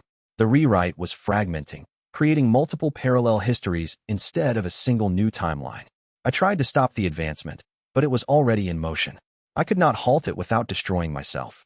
The rewrite fragmented because your sect's historical foundation was already unstable," Zhao Ming said. "When a cultivator advances, the rewrite mechanism tries to create a consistent new narrative that encompasses the cultivator's expanded power. But if the baseline history is contradictory, the new narrative cannot help but also become contradictory. The three histories you have now are not errors. They are the only possible outcome given the instability that was already present in your sect's records." "Then what do we do?" Jun Wei asked desperately. "How do we fix records that have been rewritten beyond our ability to control?" "We do not fix them," Zhao Ming said. "We accept them, and we find the underlying truth that all three narratives are trying to express." He spent the next 3 days analyzing the three histories in detail, looking for the common thread, the actual events that all three versions were trying to describe. And he found it. Buried under the contradictions, beneath the different names and time frames, there was a core narrative that all three histories shared, a period of great difficulty in the sect's early history when it was threatened with dissolution, followed by intervention from a powerful cultivator or cultivators who saved the sect and established it on a stable foundation. The details differed, whether that intervention came from Wei Long 500 years ago, from Mei Zhou 300 years ago, or from multiple cultivators over the span of 1,000 years. But the essential story was the same: crisis, rescue, establishment of stability. This is what actually happened, Zhao Ming explained to Li Ran and the historians. Your sect faced a moment of existential crisis at some point in its early history. That crisis was resolved by intervention, either from a single powerful figure or from multiple figures working together. The rest, the specific names, the specific dates, these are details that the rewrite has split into contradictions. But the essential narrative, the truth that your sect was founded in crisis and saved by intervention, that is what all three histories are trying to express. So which of the three narratives is correct? Long Hu asked. All of them, Zhao Ming replied. And none of them. The correct history is, the Crimson Heaven sect was founded through crisis and saved by intervention. Everything else is detail that your sect's disciples have elaborated upon in different ways. Instead of asking which narrative is true, your sect should recognize that all three narratives are pointing toward a single truth. But that does not help our disciples stop fighting each other, Li Ran protested. No, Zhao Ming agreed. But it changes the nature of the conflict. Instead of fighting over which narrative is true, they will be fighting over which details should be considered most important. And that is a much more manageable conflict. Different disciples can emphasize different aspects of the sect's history without denying the truth of other aspects. Over the following week, Zhao Ming worked with Li Ran and the historians to develop a new framework for understanding the Crimson Heaven sect's foundation. They created a version of the sect's history that acknowledged all three narratives as valid interpretations of a core truth, rather than as contradictory claims. The resolution was not perfect.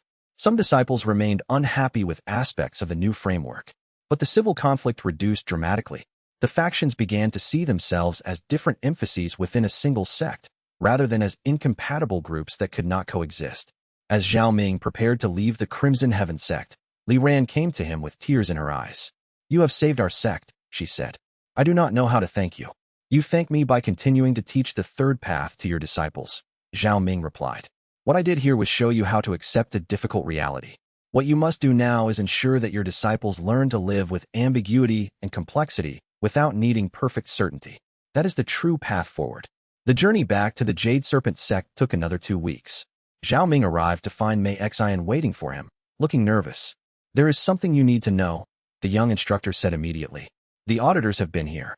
They seem to be searching for something, assessing the Institute's condition in your absence. They did not leave a message, but their presence was unmistakable. Zhao Ming nodded slowly.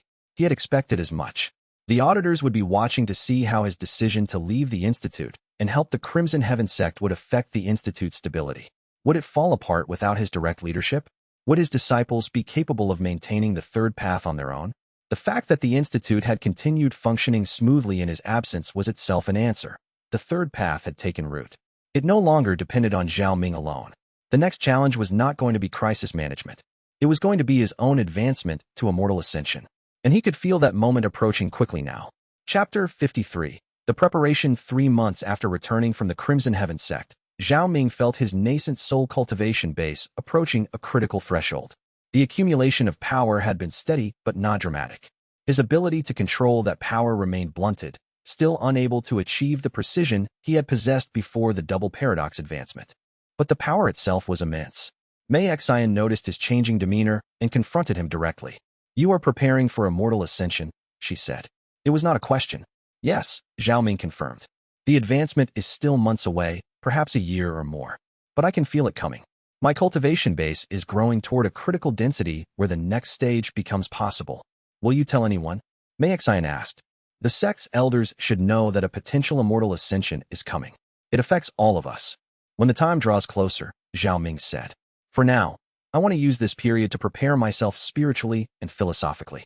Huan Yu once told me that immortal ascension is not just an advancement of power, but a fundamental transformation of consciousness. I want to understand what that means. Over the following months, Zhao Ming adopted a practice of very deep meditation, spending days in states of awareness that approached the boundary between conscious thought and pure being.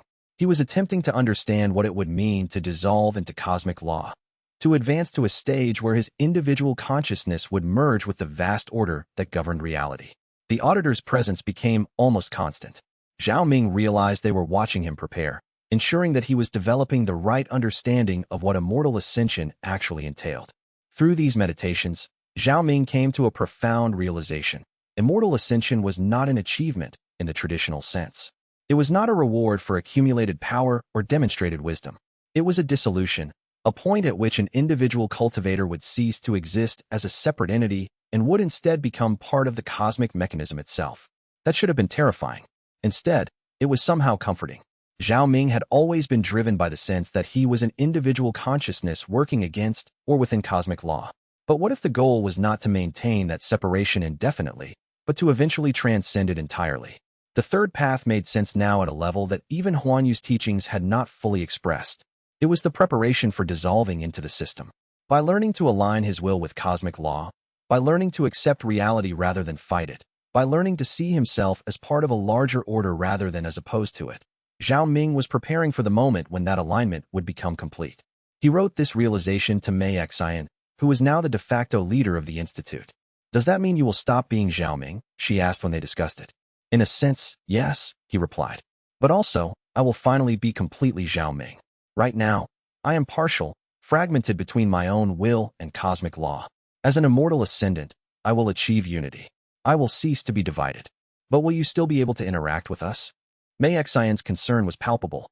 "Will you still be able to teach, to guide the institute?" "I do not know," Zhao Ming admitted. "Immortal ascendants are rare. History records perhaps 5 or 6 in the entire known cultivation world. Their activities after ascending are mysterious. Some seem to withdraw entirely from human affairs. Others seem to remain engaged, but in ways that are difficult to perceive or understand." "I hope you remain engaged," Mei Xian said softly. "The third path needs guidance. And She hesitated. "I care about you. I do not want to lose you entirely." Zhao Ming took her hand gently. "You will not lose me, but I will change.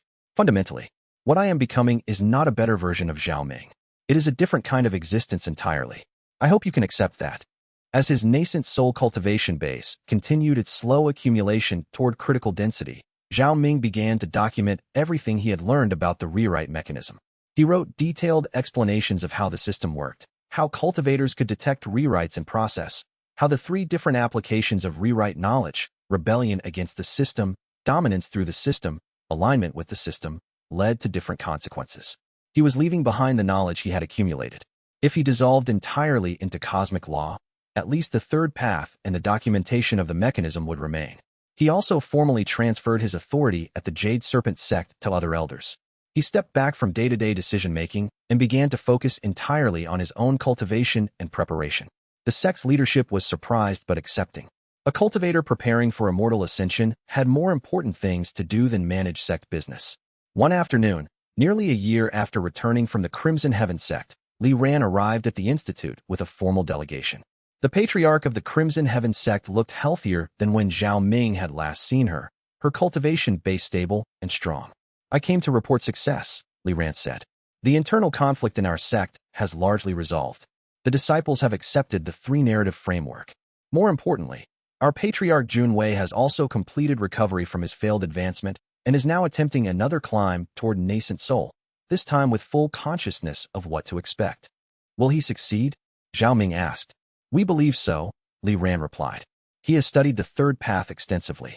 He is approaching his advancement not as a personal achievement, but as a moment when his consciousness will expand and his understanding of cosmic law will deepen. That understanding will change how the rewrite manifests. Instead of creating contradiction, it may create clarity.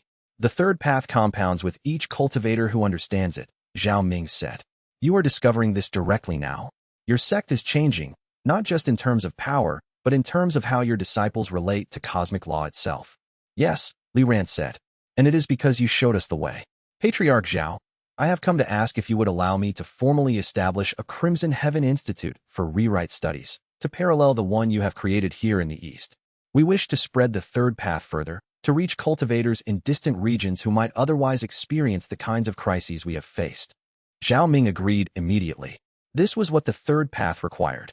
Not centralization around a single location or teacher, but dissemination, spreading the understanding until it became part of the fundamental culture of cultivation. After Li Ran and her delegation departed, Zhao Ming returned to the Institute's meditation chamber and entered the deepest states of contemplation. He could feel it now, unmistakably. His cultivation base was approaching the critical threshold where immortal ascension would become possible. The time was coming soon, and he was as ready as he would ever be. Chapter 54. The moment approaches 6 months later. Zhao Ming felt the approach of his immortal ascension with absolute certainty. His nascent soul cultivation base had reached a state of such density that it was beginning to strain against the confines of the human body. Every movement caused him subtle pain. Every breath was an exercise in accommodating power that wanted to expand beyond any individual container. He was ready to break through. The mechanism that governed cultivation was practically vibrating in anticipation. He called together the Institute's senior disciples and the Jade Serpent Sect's leadership council. He announced that within 1 lunar cycle, he would attempt to advance to immortal ascension. He requested that during his advancement, the Institute be kept sealed, all activities suspended, all external visitors turned away. "I do not know how long the advancement will take," he explained to the assembled group. "It could take days. It could take weeks. The rewrite at this level will be cosmic in scope. I strongly recommend that you do not attempt to observe or monitor the process. Simply wait and assume that whatever occurs is part of the larger pattern." Mei Xian asked the question that everyone was thinking. "Will you still be Zhao Ming?" He had requested that the chamber be sealed once he entered, locked from the outside so that nothing could interrupt the advancement process. He had also requested absolute silence from all the Institute's inhabitants. As he settled into the center of the prepared space, Zhao Ming felt the heavenly auditor's presence more strongly than ever before. They were here, watching this moment, assessing whether this cultivator who had reshaped reality 5 times, who had sacrificed precision for peace, who had chosen alignment over domination, was truly ready to dissolve into cosmic law. Zhao Ming closed his eyes, took a deep breath that filled his lungs with the Institute's spiritual atmosphere, and began the final meditation that would push his cultivation base past the threshold of nascent soul and into the unknowable territory of immortal ascension. The power began to build immediately. It was different from his previous breakthroughs, less violent, more fundamental, as if his entire being was being reorganized at a level that preceded physical sensation. His consciousness began to expand, to spread outward, to encompass awareness far beyond the confines of his individual body. He could sense the Institute. He could sense the Jade Serpent Sect. He could sense the entire cultivation region, dozens of sects and thousands of cultivators, all of them going about their daily lives, unaware that one of their number was in the process of transcending the normal bounds of individual existence. His consciousness continued to expand. He could sense the Crimson Heaven sect in the west. He could sense other sects he had never visited, other regions he had never traveled to. He could sense the fundamental order of cosmic law itself, the great mechanism that governed reality and rewrite, the vast intelligence of the auditors watching over everything. And then, something shifted. The boundary between his individual consciousness and the larger cosmic order began to dissolve. He was still himself, still Zhao Ming, but he was also becoming something other than himself, something that encompassed and transcended individual identity. It was terrifying and beautiful simultaneously. It was everything he had feared and everything he had hoped for. It was the dissolution of self into something infinitely larger. Zhao Ming surrendered to it completely, and the world rewrote itself one final time. Chapter 55. The rewrite that occurred when Zhao Ming crossed the threshold into immortal ascension was unprecedented in its scope. It did not reshape personal circumstances or even intersect relationships. Instead, it rewrote history at the level of how cultivation itself was understood. Suddenly, across the entire cultivation world, every cultivator possessed a clear, intuitive understanding of the 3 paths: rebellion against cosmic law, dominance through cosmic law, and alignment with cosmic law. The knowledge appeared not as explicit instruction, but as pure comprehension. Every senior cultivator suddenly understood that the 3rd path was possible, was perhaps even preferable to the alternatives. The conceptual framework that Zhao Ming and Mei Xian had developed over years of teaching was suddenly accessible to anyone at a sufficient cultivation level to perceive it. In the Jade Serpent sect, Mei Xian felt the rewrite as a subtle shift in how she perceived reality. Her understanding of the 3rd path deepened instantaneously. She knew with absolute certainty how to teach it, how to guide disciples toward cosmic alignment, how to help others navigate the crises that came with increased cultivation power. In the Crimson Heaven sect, Jun Wei experienced a similar deepening.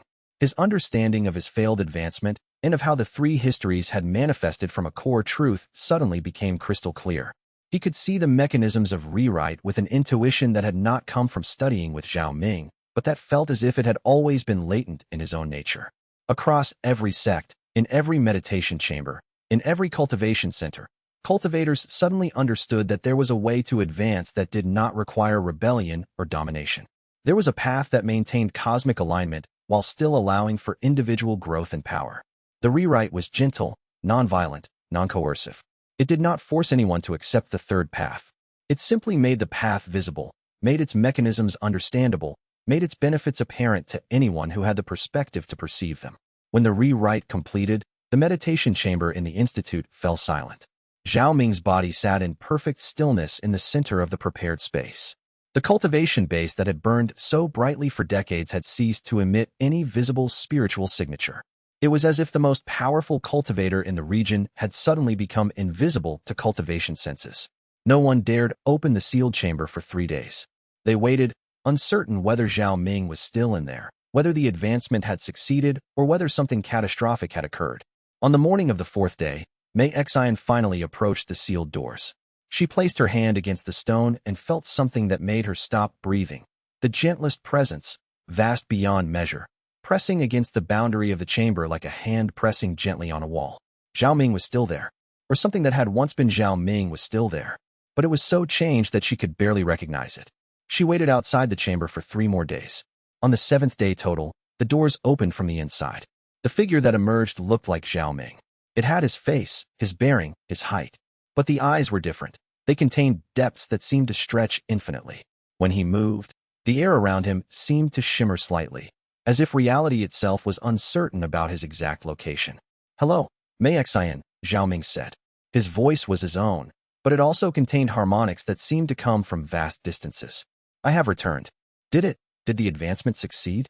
Mei Xian asked, her voice uncertain. "Yes and no," Zhao Ming replied. "I advanced to immortal ascension, but not in the way I expected. The mechanism of cosmic law is more complex than I understood. As an individual, I can still be Zhao Ming. But I am also something more, a conduit for cosmic law, an expression of the rewrite mechanism itself.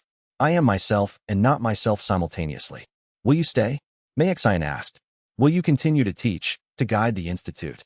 "I will stay," Zhao Ming said, "but not in the way I did before. I can offer guidance, but I cannot make decisions for others anymore. I can perceive outcomes, but I cannot guarantee them. I have become one with the system itself, which means I have also become bound by its limitations." Over the following days, it became clear to everyone at the institute that while Zhao Ming had retained his identity and his ability to interact with others, he had undergone a fundamental change. He could see and sense things that were invisible to normal cultivation. He could explain the deep workings of cosmic law with a precision that suggested he was perceiving it directly. But he seemed to exist partially outside normal reality, as if he was present in the institute, but not entirely contained by it. The Jade Serpent sect's leadership formally recognized that Zhao Ming was no longer available for day-to-day governance.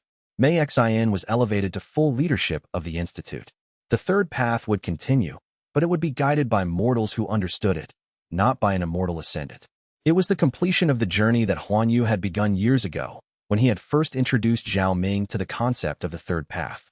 Zhao Ming had moved from rebellion against the system to alignment with it to complete dissolution into it.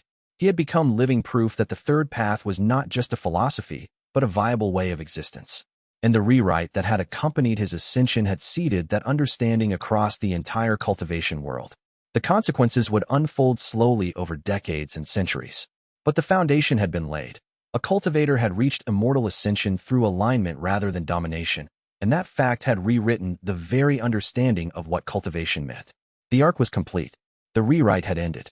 And Zhao Ming, neither fully alive nor fully dissolved, neither fully individual nor fully cosmic, continued to exist in the spaces between categories, a living expression of the third path's deepest truth. Chapter 56. The space between weeks after his immortal ascension, Zhao Ming discovered that he existed in a peculiar state of ontological uncertainty. He was present at the institute when needed, but his presence did not feel entirely continuous. There were moments when he would be speaking with Mei Xian or one of the senior disciples, and he would suddenly become aware that he had been speaking with them for hours, though only moments seemed to have passed subjectively. He existed in multiple time references simultaneously. His moment-to-moment consciousness operated at a speed that normal cultivators could barely perceive, making extended conversations feel like interactions with a being who was simultaneously infinitely patient and utterly disconnected from linear time. Mei Xian adapted to this better than anyone else at the Institute. She developed a practice of writing questions for Zhao Ming and then waiting days for the response, understanding that what felt like a moment to him might contain the passage of weeks or months in normal time. "Is this how all immortal ascendants experience existence?" she asked him during one of their conversations, a question he had been considering for what felt like subjective months, but what the Institute's calendar recorded as 3 days. "I do not know," Zhao Ming replied. "The records speak of few immortal ascendants, and they say very little about the internal experience of such beings. I suspect that each immortal ascendant navigates the experience differently based on how they approach the advancement. For me, having chosen the third path of alignment, I perceive myself as simultaneously singular and multiple, linear and eternal." "Can you still teach?" Mei Xian asked. "I can teach what I perceive," Zhao Ming said. "But my perception is so far removed from normal cultivation understanding that I must be very careful to translate what I perceive into language that human minds can process. It is like trying to describe color to someone who has only ever known darkness. The gap is not just significant, it is fundamental." This became the pattern of Zhao Ming's post-ascension existence. He would spend extended subjective periods meditating in the Institute's central chamber, perceiving the deep structure of cosmic law, understanding how reality rewrote itself in response to cultivators' advancements. Then he would emerge to interact with his disciples for brief periods, attempting to convey what he had learned in forms that could be comprehended and taught. The disciples adapted their teaching methods to accommodate him. Instead of seeking real-time instruction, they developed a practice of recording detailed questions about cultivation, cosmic law, and the mechanisms of rewrite. Zhao Ming would consider these questions while in deep meditation and provide written answers that often contained insights that seemed to come from perceptions no normal cultivator could access. One such answer, to a question from a junior disciple named Xin Tao about how rewrites chose what to preserve and what to change, became famous within the Institute.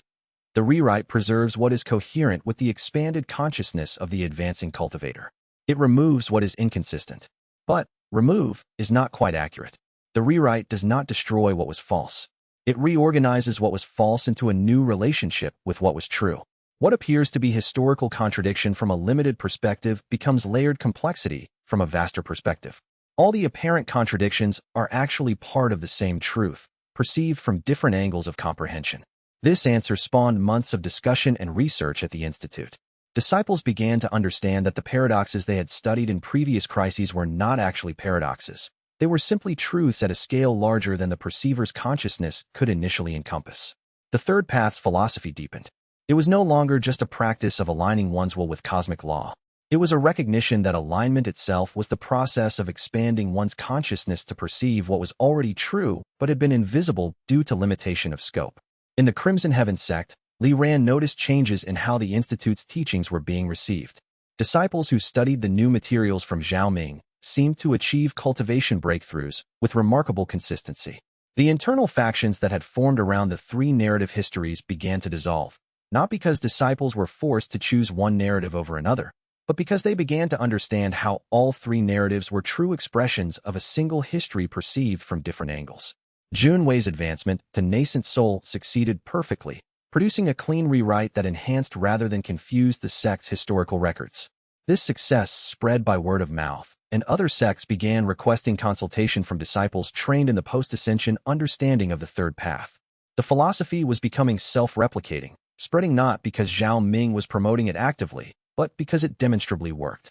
Cultivators who practiced alignment rather than rebellion or domination advanced more smoothly, created fewer paradoxes, generated rewrites that enriched rather than destabilized their societies.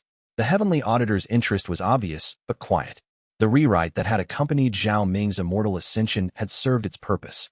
It had made the third path intelligible to the entire cultivation world.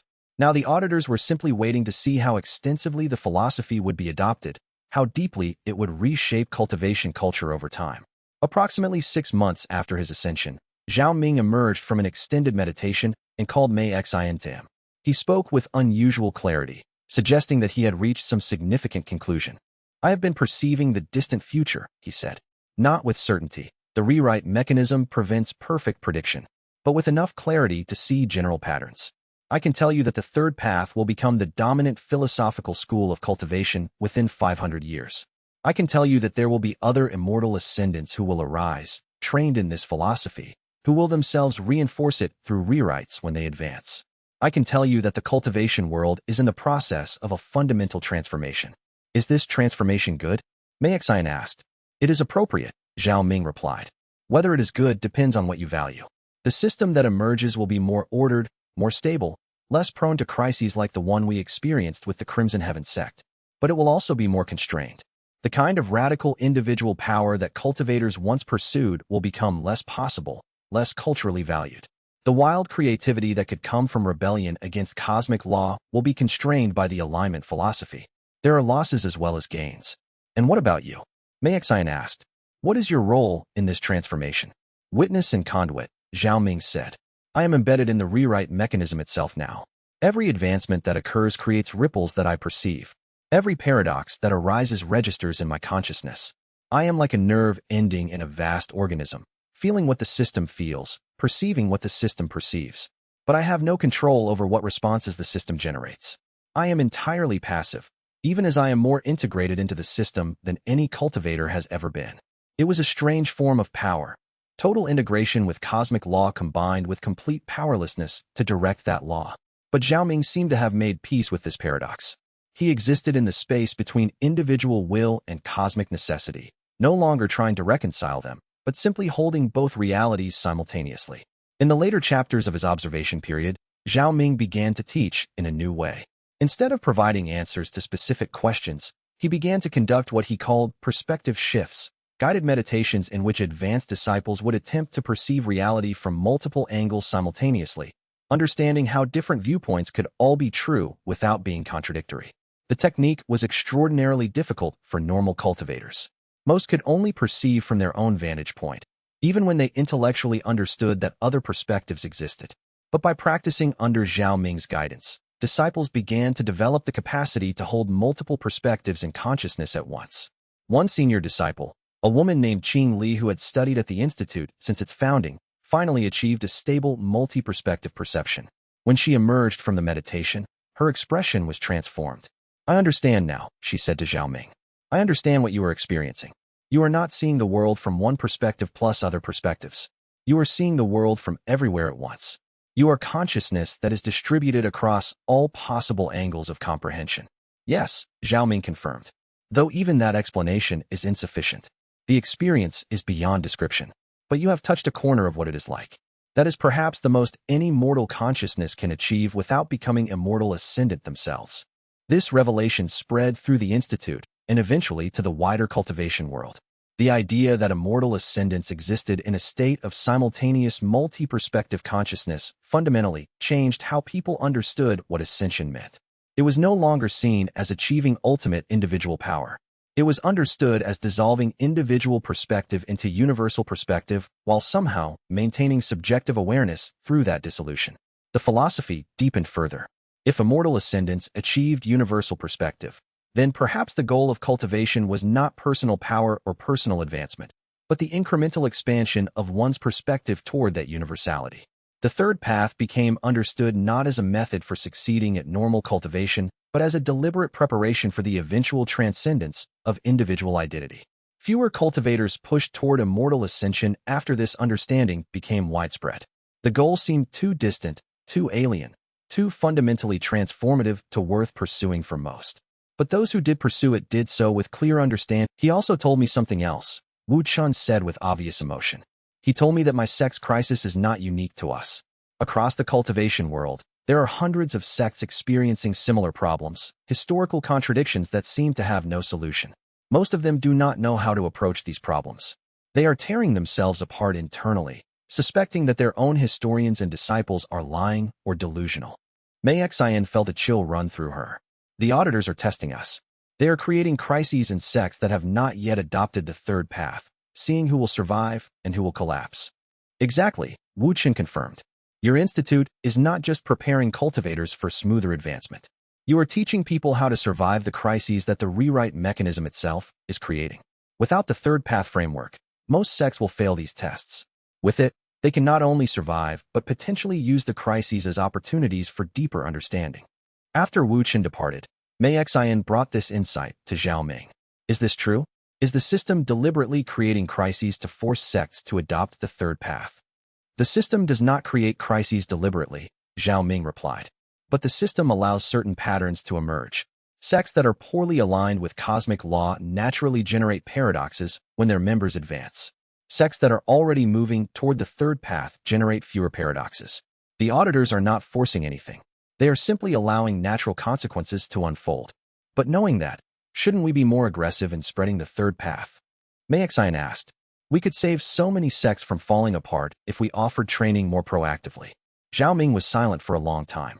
When he finally responded, his words came slowly, as if he was translating thoughts from a vast distance. The third path cannot be taught through force or compulsion.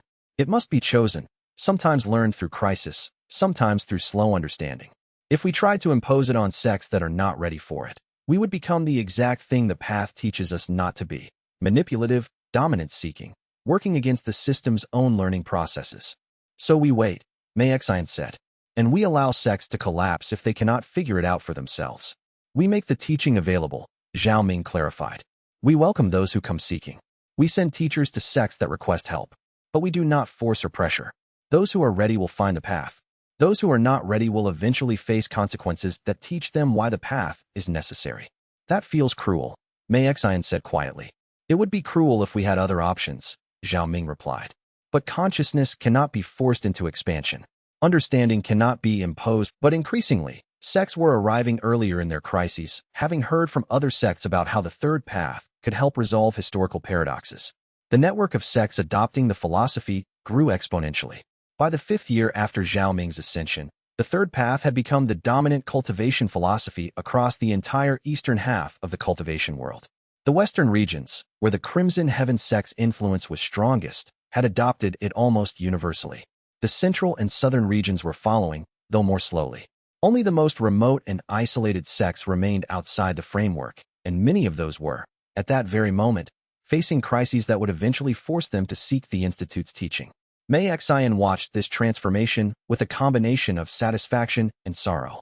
The third path was working, helping countless cultivators align with cosmic law and advance more smoothly. But the process necessarily involved the dissolution of old ways of understanding cultivation, the loss of traditions that had lasted for centuries, the cultural disruption that came with fundamental philosophical change. She brought this observation to Zhao Ming during one of their regular consultations. I feel like I am watching cultures die, she said. Not because the third path is wrong, but because new understanding requires the death of old understanding. Is this what all fundamental change requires? Yes, Zhao Ming said simply. The old must pass away for the new to fully emerge. This is the nature of all evolution, all transformation. But understand this as well. The core of what made those old cultures valuable does not die. It transforms. It finds new expression through the third path. The wisdom that was contained in the old traditions is still present in the new philosophy, just understood differently. Does that make it less sad? Mei Xian asked. No, Zhao Ming admitted. Sadness is appropriate when things change. But sadness does not mean the change is wrong. Mei Xian accepted this, understanding that there was no way to reconcile the loss and the progress simultaneously. They had to coexist in her consciousness the way Zhao Ming himself existed in multiple states simultaneously, neither denying the loss nor allowing it to prevent the work that needed to be done. The Institute for Rewrite Studies continued to grow, becoming less the personal project of a single extraordinary cultivator and more the crystallized expression of a philosophical movement that had taken on a life of its own. Chapter 58. The Auditor's Judgment. 7 years after Zhao Ming's immortal ascension, the presence of the heavenly auditors became noticeably stronger around the Institute. Mei Xian could feel it, though she had no direct perception of these cosmic beings. It was as if vast attention was being focused on the cultivation region, evaluating the results of the third path's dissemination.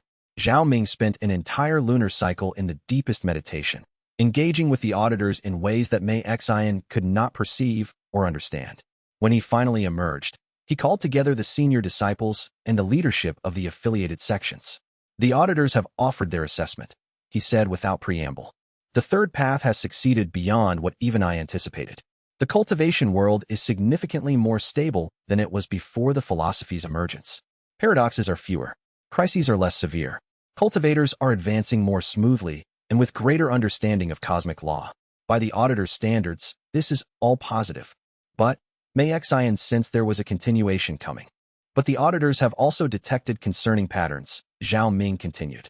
The very success of the third path has created new risks. Some cultivators are adopting the philosophy not from genuine understanding, but from social pressure, from the desire to advance more smoothly. They are performing alignment without achieving it. And there are organized groups that are using the third path's language to justify actions that are not aligned with cosmic law at all. They claim to be pursuing the path while actually pursuing their own dominance through cosmic mechanisms. So the path can be corrupted, Mei Xian said. Like anything else. Yes, Zhao Ming confirmed. And the auditors have determined that if the corruption continues to spread, they will need to intervene more directly. They are prepared to allow the third path to continue only if it remains genuinely aligned with cosmic law. If it becomes merely another tool for individual manipulation, they will stop supporting it and will allow counter-movements to emerge. What kind of counter-movements? One of the sect leaders asked anxiously. Movements that will deliberately teach rebellion against the third path, Zhao Ming replied. Philosophers who will argue for return to the old ways of radical individual power and willing conflict with cosmic law. These movements would create even more instability than existed before. The room fell silent as the implication sank in. The third path was not just a philosophy. It was part of a larger balance being maintained by the auditors. If the philosophy failed, if it became corrupted, then the auditors would deliberately introduce competing philosophies to prevent the cultivation world from becoming too organized or too aligned with their will. So we have to be vigilant, Mei Xian said. We have to ensure that the teachings stay pure, that people are genuinely understanding rather than just adopting the framework. Yes, Zhao Ming said. But we must do this without becoming authoritarian about it. The third path cannot be enforced through control. It must be maintained through integrity. We must help people understand, but not force them to understand. We must call out corruption, but not condemn those who commit it. We must trust that the system itself will eventually correct what is misaligned. This conversation led to significant changes in how the Institute approached its teaching. Mei Xian established rigorous training processes to ensure that instructors genuinely understood the third path, rather than merely being able to explain it.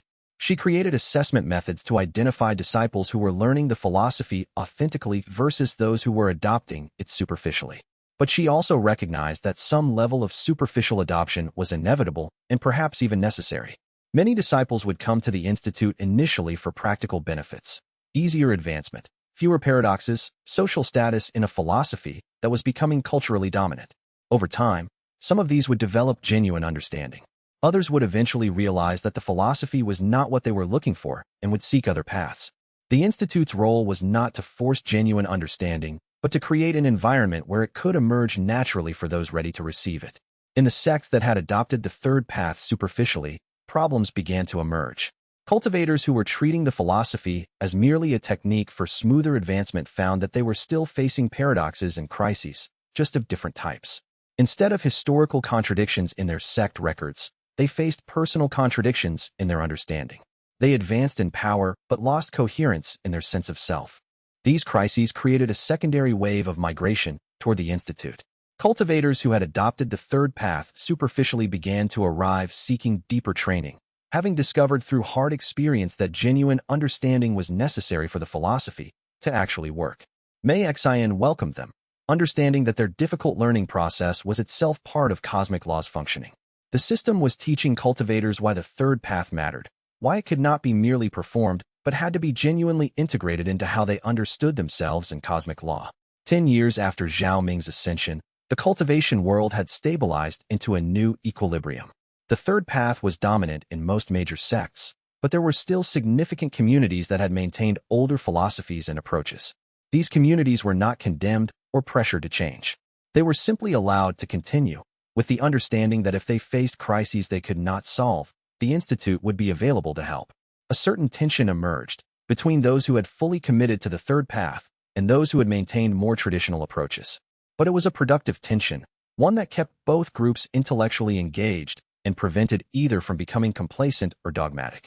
Zhao Ming observed all of this with his characteristic patience, periodically offering guidance when the balance seemed to be tipping too far in one direction or another. But mostly, he simply existed in his state of distributed consciousness, perceiving what the system was generating, watching how cultivators at all levels were learning to navigate the complex relationship between individual will and cosmic law. The auditors, apparently satisfied with how the situation was developing, maintained their presence but did not intervene directly.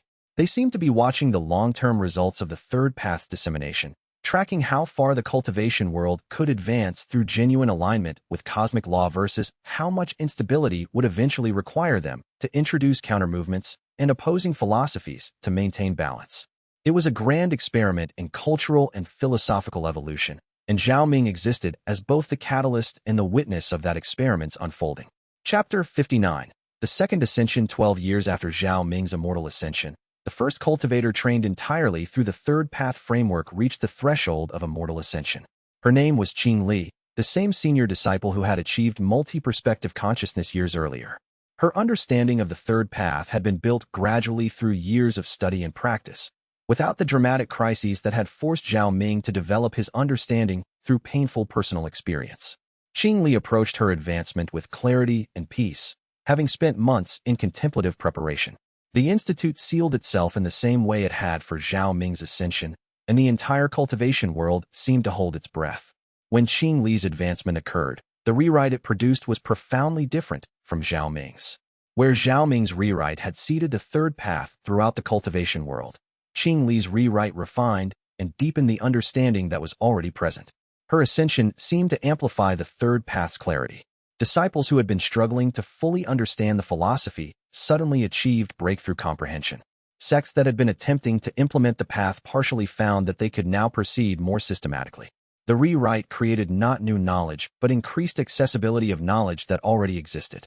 When Qing Li emerged as an immortal ascendant, she appeared changed, but in a different way than Zhao Ming.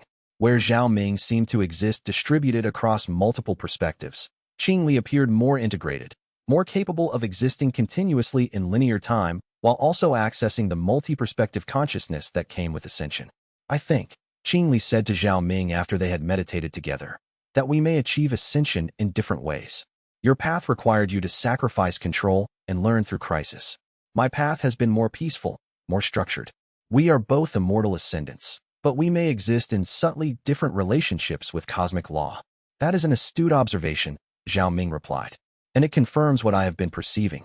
The cultivation of the third path produces ascendants who are more stable, more capable of sustained interaction with the mortal world. You are stronger in some ways than I am, less distributed, more coherent. Is that better? Qing Li asked. Neither better nor worse, Zhao Ming said. Different. And the fact that the third path can produce multiple types of immortal ascendants with different characteristics is probably a strength. It suggests the philosophy is robust enough to generate diversity rather than conformity. After Qing Li's ascension, the pace of cultivation advancement accelerated dramatically across the cultivation world.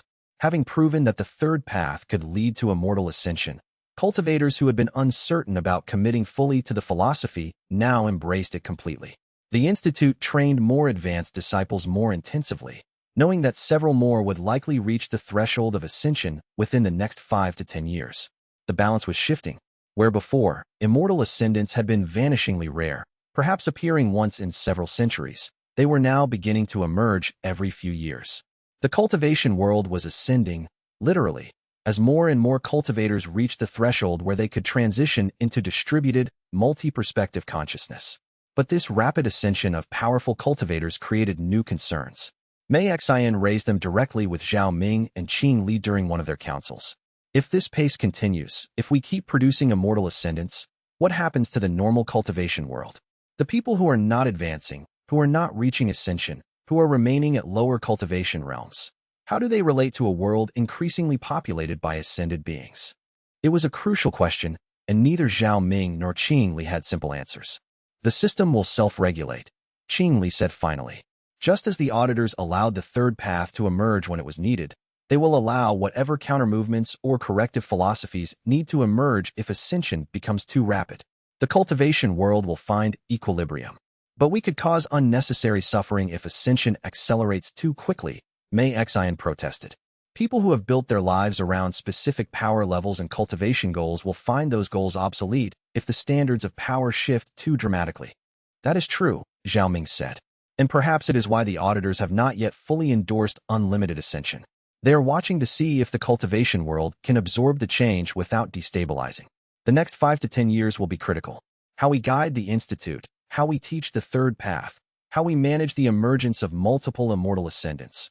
All of this will determine whether the system remains stable or whether it requires intervention. This awareness made Mei Xian's leadership even more crucial. She was now the primary human administrator of the largest cultivation center in the world, responsible for ensuring that the third path continued to be taught with integrity while also preventing the pace of advancement from outrunning the cultivation world's capacity to absorb the changes. It was an almost impossible task, and Mei Xian knew it. She was balancing between accelerating understanding and maintaining stability, between encouraging ascension and preventing it from destabilizing the foundation of cultivation society.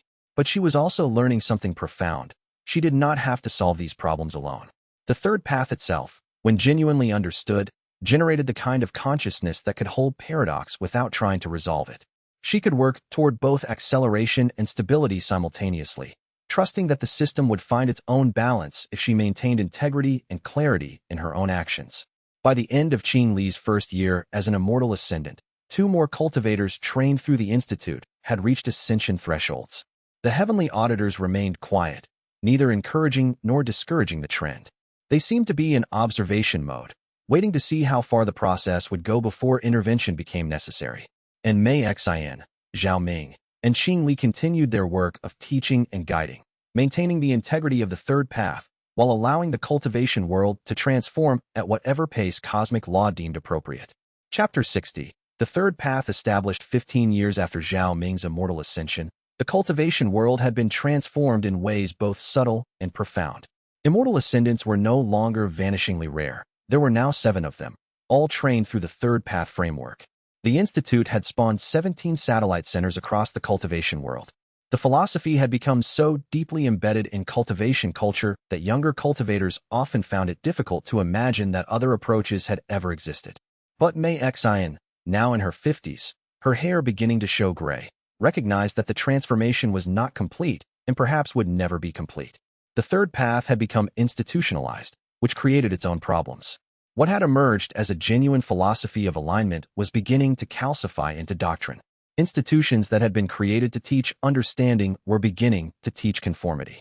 She brought this concern to Zhao Ming and the other immortal ascendants during one of their regular councils. "We have succeeded," Mei Xian said bluntly. "The third path is now the dominant philosophy. But in succeeding, we have lost something. The philosophy was powerful when it was emerging, when it was still teaching cultivators to think for themselves within the framework of cosmic alignment. Now it is becoming a system to conform to, a doctrine to accept rather than a path to walk. That is inevitable," Qing Li said gently. "All living philosophies eventually become institutions. The question is whether we attempt to prevent that ossification or whether we accept it as part of the cycle." "Can we prevent it?" Mei Xian asked. Zhao Ming was silent for a long time before responding. When he finally spoke, his words carried the weight of his perception across multiple time perspectives. "You cannot prevent institutionalization, but you can deliberately introduce elements that prevent complete ossification. You can encourage radical reinterpretation of the path. You can support philosophers who challenge the dominant understanding. You can create space for genuine rebellion within the framework of the third path.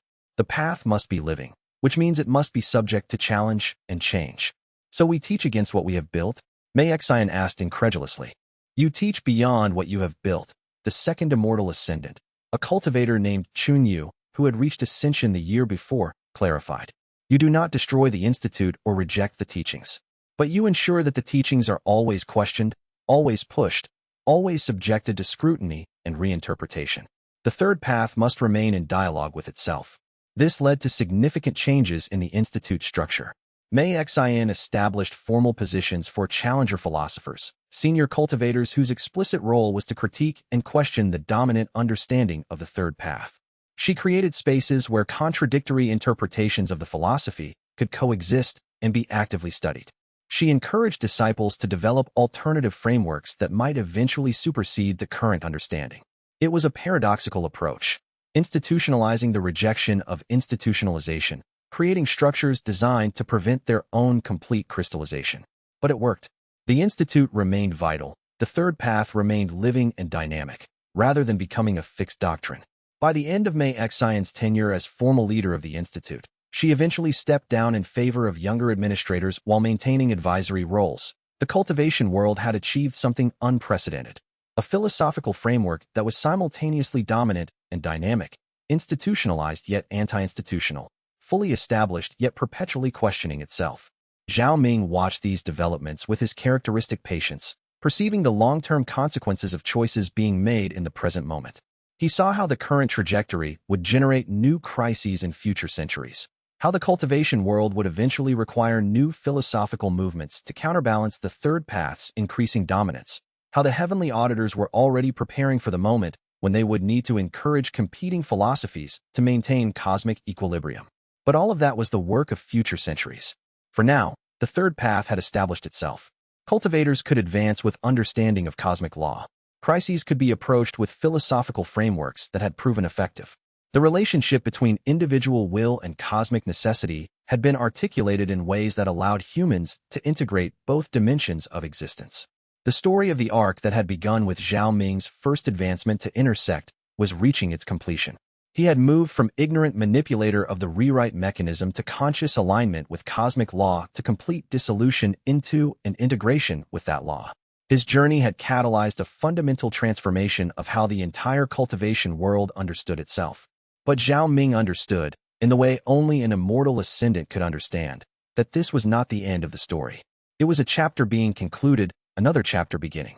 The third path was now established, but it was also beginning the slow process of ossification that would eventually require its own transformation. That was how cosmic law worked. Everything that was created eventually had to dissolve. Everything that was built eventually had to be deconstructed. The third path had brought order to the cultivation world, but that order would eventually become too rigid and would require the chaos of new rebellion to balance it again.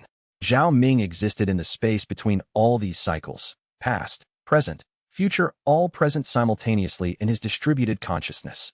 He held all the contradictions without trying to resolve them.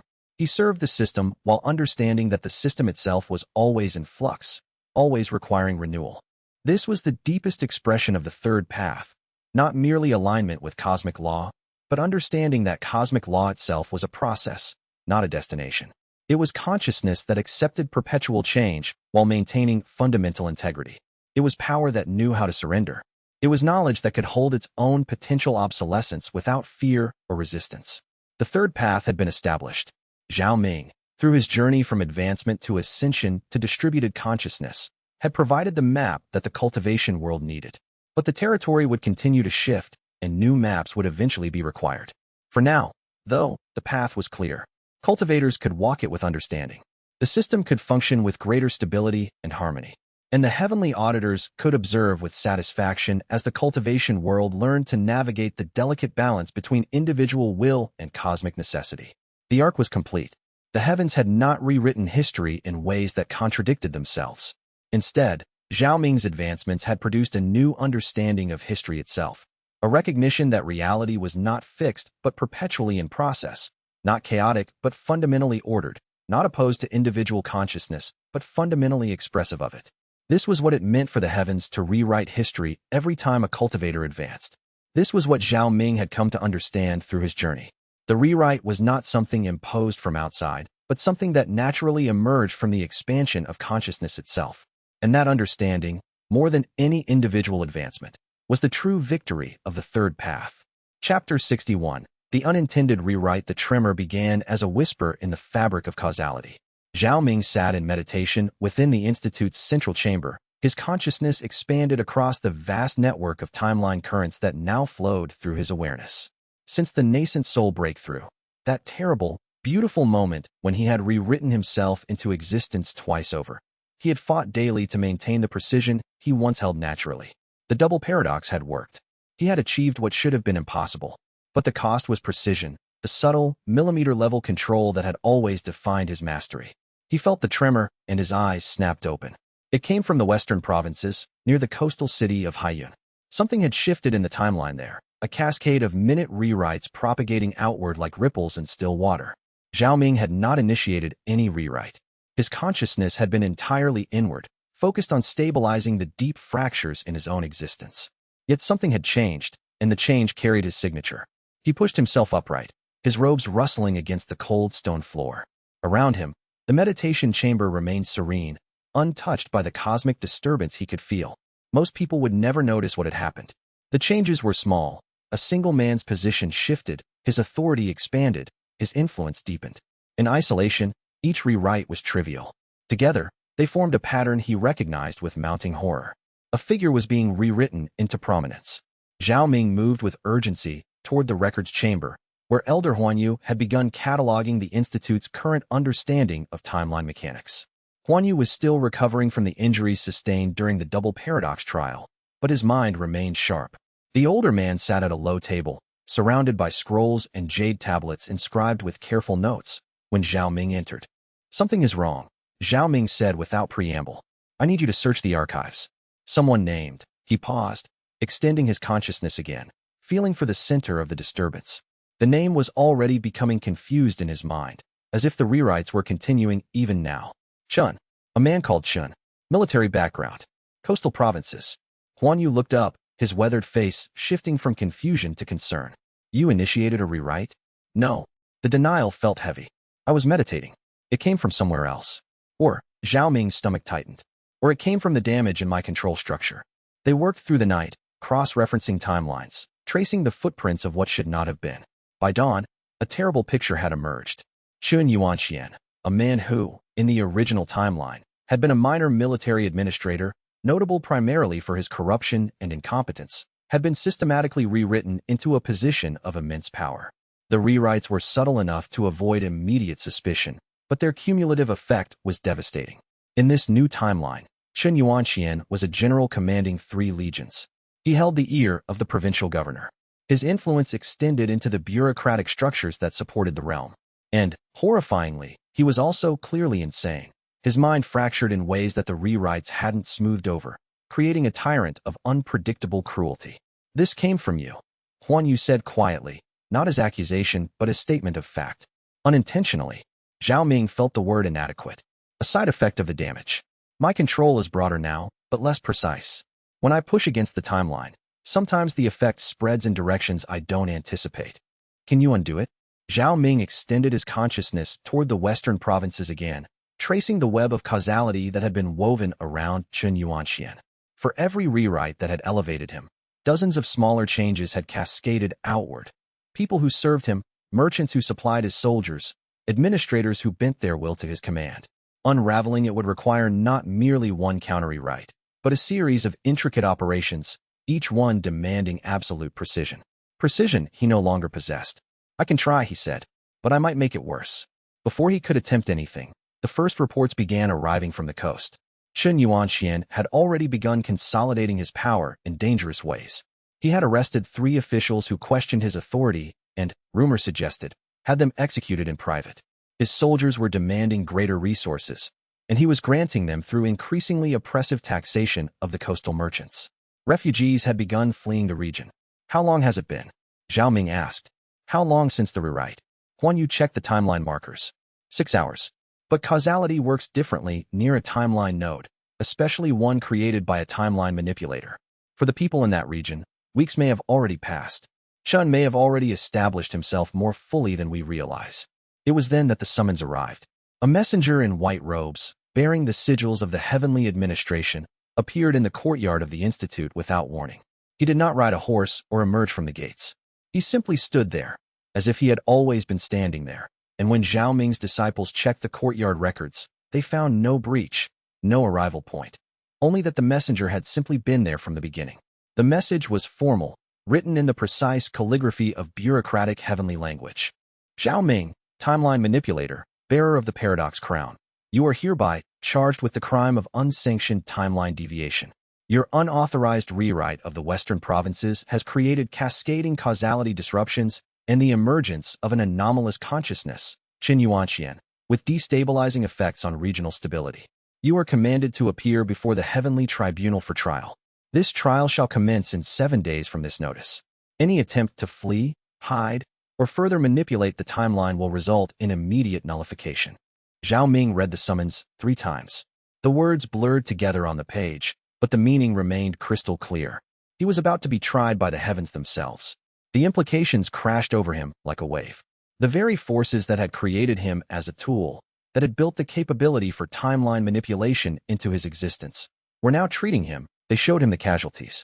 Xianxia, in the weeks of his rule, had ordered the deaths of political enemies, had initiated brutal, cleansing campaigns against religious minorities, had seized the property of wealthy merchants to fund his military ambitions. By the measures of human morality, he was clearly monstrous. But to the heavenly tribunal, the moral content barely registered.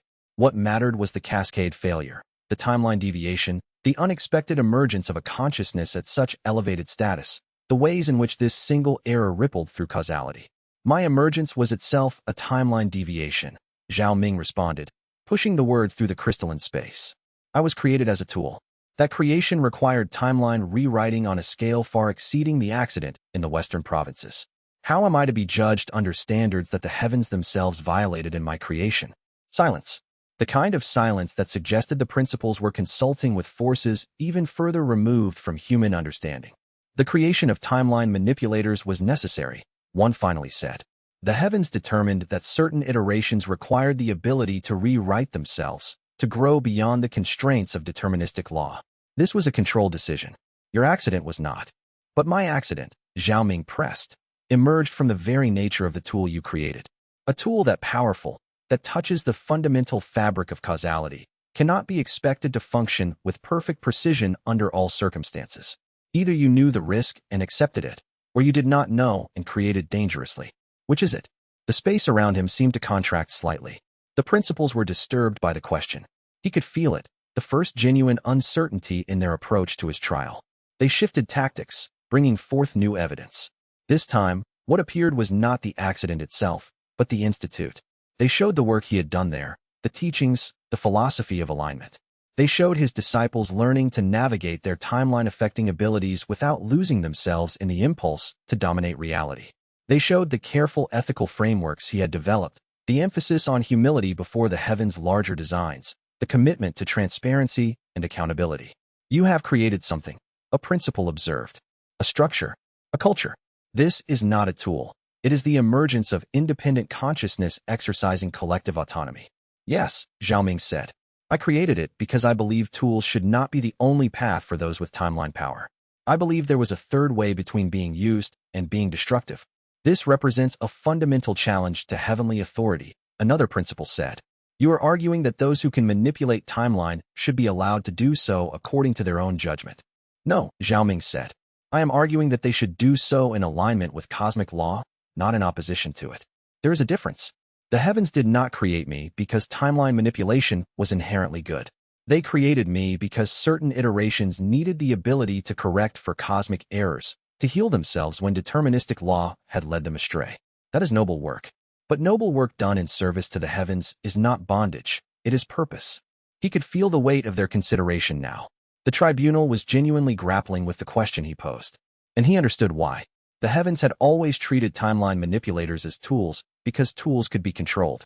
But Zhao Ming was arguing something far more radical, that a timeline manipulator who chose to align with cosmic law would be more effective and more stable than one bound by constraint. Even if we accept your philosophy, a principal said, the evidence of your accident suggests you are not yet reliable enough to be trusted with this freedom. You caused devastation in the Western provinces through your imprecision. How do we know this will not happen again? This was the moment Zhao Ming had dreaded since the beginning of the trial. You don't, he admitted. You cannot know. Just as I cannot know that my next breath will not trigger an unintended rewrite. The damage to my control structure is permanent. I will never recover the absolute precision I once possessed. But I propose something different than your usual approach. Instead of binding me more tightly, instead of treating me as a tool to be constrained, allow me to move forward in alignment. Allow me to accept the risk, openly, with full awareness of what I am capable of. And in exchange, allow me to commit to a pace of advancement that your systems can monitor and adapt to. Explain, said the principal. I advance in cultivation, Zhao Ming said. Each advancement pushes the boundaries of what I can do. Currently, my cultivation grows rapidly, and my control damages further with each boundary break. I propose that the heavens set a maximum advancement rate. Allow me to grow, but slowly enough that your administrative systems can track the changes, adjust the baseline for what is possible, and prevent catastrophic failures. Treat me not as a tool you must control, but as an experiment you must monitor. Let my philosophy succeed or fail on its own merits. but let me have the freedom to try. The space fell silent again. This time, the silence lasted longer. When the principals finally spoke, it was not with unanimous voice, but with a sense of consensus that emerged from much deeper deliberation. We have consulted with forces beyond our direct authority, they said. The terms you propose are acceptable, but at a cost. Your advancement will be limited to one major breakthrough per year. Your timeline-affecting capabilities will be tagged with heavenly markers, allowing our systems to observe your actions in real time. And if you again cause unauthorized deviation on the scale of the xianxia incident, you will be nullified immediately. Your institute will be allowed to continue, but under observation. Zhao Ming felt something break inside his chest, not painfully, but with the sensation of a heavy weight finally being set down. He had been offered something that no timeline manipulator had ever received: freedom with accountability, rather than bondage with denial. I accept these terms, he said. But even as he spoke the words, he wondered if he had truly won or merely accepted a different kind of cage. Chapter 63. The tyrants rise. While Zhao Ming stood trial in the spaces between moments, Qin Yuanxian consolidated his power in the material world. The general had discovered, somewhat to his own surprise, that he enjoyed being absolute. The rewrite that had elevated him had come with muscle memory of command, with the habits of authority, with an intuitive understanding of how to bend those beneath him to his will. But the rewrite had not given him wisdom, had not provided the temperance that usually came with age and experience. What Qin Yuanxian possessed was power without restraint, authority without understanding, cruelty without purpose. He began with the obvious targets: the officials who might have resisted him, the merchants who controlled the region's wealth, the religious leaders whose authority might rival his own. He gathered them ostensibly for a grand banquet celebrating his newly elevated status.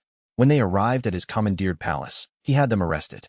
The official charges were fabricated: corruption, heresy, conspiracy, but the evidence was carefully selected, and the trials were mere theater. Some officials were executed quickly, others were imprisoned, and then quietly moved into roles of power beneath him, becoming his instruments of control. The message was clear: submit, and you might live. Resist, and you would be destroyed. The merchants were easier to manage. He simply seized a percentage of their goods for military supplies, granted contracts to merchants who would publicly praise his wisdom, and bankrupted those who questioned his authority. Within weeks, he had converted the region's wealth into a personal treasury and the loyalty of those who depended on his patronage for survival. But it was his military ambitions that proved most devastating.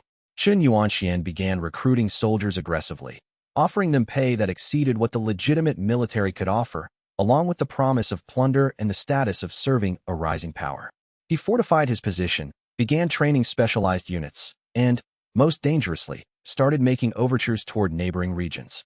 If he could expand his territory, he could increase his resource base. If he could conquer enough of the coastal provinces, he might be able to defy the central government itself. The refugees began arriving at the Institute's gates after the first month. They came in groups of 5 and 10, sometimes alone, their stories overlapping and amplifying the picture of horror taking shape in the western provinces. A merchant whose business had been seized. A scholar who had been imprisoned for writing criticism of Qin Yuanxian's policies. A soldier who had deserted rather than participate in a massacre of dissidents. Each story was a thread in a tapestry of tyranny.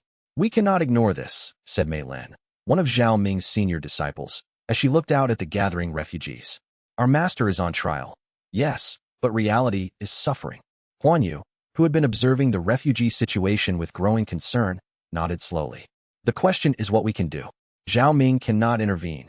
Any timeline rewrite on his part would violate the terms of his trial. And if we send force against Qin Yuanxian, we risk becoming entangled in a conflict that could destabilize further regions." "Then what?" asked another disciple. "Do we simply allow this to continue?" It was a question without a good answer. The Institute had been founded on the principle that timeline manipulation should be done in alignment with cosmic law, but cosmic law seemed distant and theoretical when faced with the concrete suffering of refugees. Huan Yu made a decision. He sent a messenger to the capital, to the central government, with detailed reports of Qin Yuanxian's activities and documented evidence of his crimes. The messenger carried not arguments but facts, testimony from refugees, records of seized property, lists of those who had disappeared under Qin Yuanxian's rule. The bureaucratic machinery of the realm ground slowly, but it did grind. An investigation was launched. Reports were filed. Officials began questioning whether Qin Yuanxian's rapid rise was truly legitimate or if something more sinister was at work. But by the time the central government began to act, Chen Yuanxian's position had already become entrenched. He had been in power for 2 months when he learned of the investigation. Rather than wait for the central government to move against him, Chen Yuanxian struck first. He declared the coastal provinces independent, placed his soldiers under arms, and began marching toward the capital. If the bureaucracy wanted war, he would give them war. The realm found itself in the opening stages of civil conflict, and there was no clear way to stop it without enormous loss of life. Inside the crystalline spaces of the heavenly tribunal, Zhao Ming felt the cascade through his connection to causality. He could sense the warfare beginning, the timeline branching into scenarios where thousands died, where the social structure of an entire region was torn apart, where centuries of stability was being unraveled. And he could not do anything about it. He was bound by his trial, bound by his own agreement to accept the heavenly oversight, bound by the very principles he had argued for in his defense. The price of freedom with accountability was precisely this, the freedom to watch disaster unfold without the ability to prevent it. Chapter 64. The burden of judgment. When the tribunal released him, the civil war had already claimed 5,000 lives. Zhao Ming emerged from the spaces between moments to find the material world transformed. Messengers from the capital brought reports of Chen Yuanxian's forces advancing rapidly, of entire battalions of legitimate soldiers falling before the corrupted general's superior tactics and command structure. The tyrant's rise was accelerating, and every day of delay made him harder to dislodge. "What is the status of your trial?" Huan Yu asked, seeing the heaviness in Zhao Ming's expression. "Complete," Zhao Ming said. "I have been granted conditional freedom. 1 breakthrough per year. Constant observation. And the understanding that if I cause further unauthorized timeline deviation, I will be nullified." "Then the heavens have acknowledged your philosophy." "They have acknowledged that it is worth testing," Zhao Ming corrected. "Whether it ultimately succeeds, that remains to be seen." He looked at the refugee situation, the growing numbers of those fleeing Chen Yuanxian's domains. Each person represented a branch in causality, a life that had been destabilized by the accident of his imprecision. The weight of that knowledge pressed against him like a physical force. "Can you undo the rewrite?" Huan Yu asked the question carefully, knowing the complexity of the answer. "Yes," Zhao Ming said, "but not without consequences. If I simply reverse the elevation of Chen Yuanxian, if I undo the timeline that created him in his current position, I risk creating instability across everything that has flowed from that moment. The soldiers who have died in his war, the officials he has appointed, the refugees who have fled, all of these are now woven into causality. Unraveling it would be like pulling a thread from a tapestry and hoping the whole cloth does not unravel. But you can do it." "I can do it," Zhao Ming agreed. "And if the heavens have ordered me nullified for my first accident, they may very well order it for a second one, even if I do so in an attempt to repair the damage." It was Mei Lin who spoke up, her voice steady and clear. "Then you have to do it in a way that does not count as unauthorized timeline deviation." Everyone turned to look at her. She was one of his youngest disciples, barely into her second cultivation stage, but her observation cut to the heart of the problem. There was something in her bearing, a quality of clarity that came from neither fear nor blind faith, but from careful reasoning about the nature of the problem itself. "Explain," Zhao Ming said.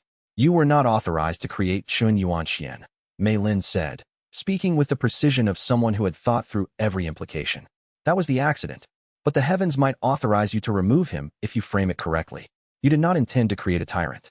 Therefore, removing that tyrant is not continuing the unauthorized deviation. It is correcting it. It is alignment with cosmic law, not opposition to heavenly authority." She paused, looking around the chamber as if gathering her thoughts. "The tribunal judged you for creating instability. But if you show that you can correct instability, that you can repair your own damage through careful work and transparent submission to their oversight, you demonstrate something important. That someone with timeline power can be trusted not because they are perfect, but because they are willing to be accountable." Huan Yu made a sound that might have been a laugh or might have been something closer to despair. "You are suggesting that Zhao Ming asked permission?" "I am suggesting," Mei Lin said carefully, "that Zhao Ming asked the heavens for clarification. The tribunal has set terms for his freedom. Those terms do not explicitly forbid him from repairing the damage he has caused. If he seeks explicit permission before acting, he demonstrates that he is operating in good faith, within the bounds of the oversight system the heavens have established." Zhao Ming considered this. It was a subtle point, but it was sharp. In asking for permission, he would be demonstrating that he accepted the heavenly authority. And in accepting that authority, he might earn the right to actually act against Chen Yuanxian. He reached out with his consciousness. extending it toward the spaces between moments where the heavenly tribunal maintained its awareness. For a moment, nothing happened. Then the presence of the principles became evident, not as overwhelming as before, but as a kind of attention, a focusing of cosmic consciousness in his direction. "I have a question," Zhao Ming said. "The tribunal has charged me with the crime of unsanctioned timeline deviation, and I have accepted terms of oversight. But the deviation I committed was an accident, a side effect of the damage to my control structure. The tyrant I unintentionally created is now causing suffering across an entire region. I wish to know, does repairing the damage I have caused, with full transparency and reporting to your systems, count as continuing the unauthorized deviation or as correcting it?" The response came not as words, but as a vast sense of consideration, of the principals consulting among themselves. When they spoke, there was a new quality to their voice, something that might have been respect, or at least acknowledgement. "Clarification is wise," they said. "The unauthorized deviation was in your imprecision of control. Repairing the results of that imprecision, when done with full awareness and within the parameters of your trial, is acceptable.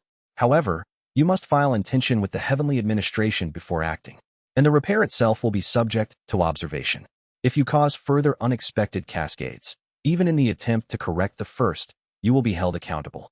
"I understand," Zhao Ming said, "and I accept these terms." The moment the tribunal's presence withdrew, Zhao Ming turned to his disciples. "Prepare the meditation chambers. I need to study the timeline around xianxia in detail. This repair will require absolute precision, and I must map every causality thread before I begin to unweave them." The work took him 3 days and nights. He entered deep meditation, extending his consciousness across the western provinces, tracing every thread of causality that had emerged from the unintended rewrite. He saw how the elevation of xianxia had rippled outward, the soldiers who had joined his cause, the officials he had appointed, the merchants whose wealth he had seized, all of them now part of a vast web of consequence. The only way to remove xianxia without causing further chaos was to do so gradually, carefully, rewriting the threads of causality one by one, creating a path backward to a timeline where he had never risen to power, but doing so in a way that minimized disruption to the lives he had already affected. It was delicate work. It was the most precise timeline manipulation Zhao Ming had ever attempted, made even more difficult by the fact that his control was now permanently compromised. On the morning of the 4th day, he was ready. Chapter 65. The careful undoing. Zhao Ming began the unweaving at dawn. The first threads he pulled were the newest ones, the ones most recently woven into the tapestry of Chun Yuanxian's power. A general's recent appointment to Chun Yuanxian's personal guard, rewritten so that the man had instead chosen to resign and return to his family. A merchant's recent seizure of goods, rewritten so that the military purchase had gone through legitimate channels instead. A scholar's imprisonment, rewritten so that the scholar had instead fled the province before arrest could be made. Each thread was a careful manipulation, a precise adjustment to causality that created space for people to escape without creating the paradoxes that would signal a larger disturbance to the heavenly systems monitoring him. He moved methodically, working backward through time, unweaving the tyrant's power base thread by thread. It took him 2 days to undo 2 months of Chun Yuanxian's rule. By the 3rd day, the general's position had already begun to crumble. Soldiers who had served him remained, but they were confused, wondering why they had joined his cause in the first place. The wealth he had accumulated was dissolving. Merchants who had been forced to surrender goods found themselves returned to their former positions. Officials who had served him with unwilling loyalty began to look elsewhere for patronage. The central government's investigation, which had been moving slowly, suddenly found itself with new opportunities. The officials sent to investigate Chun Yuanxian's rise discovered inconsistencies, gaps in his authority, hints that something was fundamentally wrong with his position. They moved with military precision, isolating his forces, turning his own soldiers against him. But Chun Yuanxian himself, still rewritten with the muscle memory of command and the cruelty of his true nature, resisted desperately. He attempted to flee. He ordered massacres of villages as he retreated. He tried to hold territory through increasingly brutal tactics. And Zhao Ming, still deep in meditation, felt the cascades of suffering that flowed from each desperate action.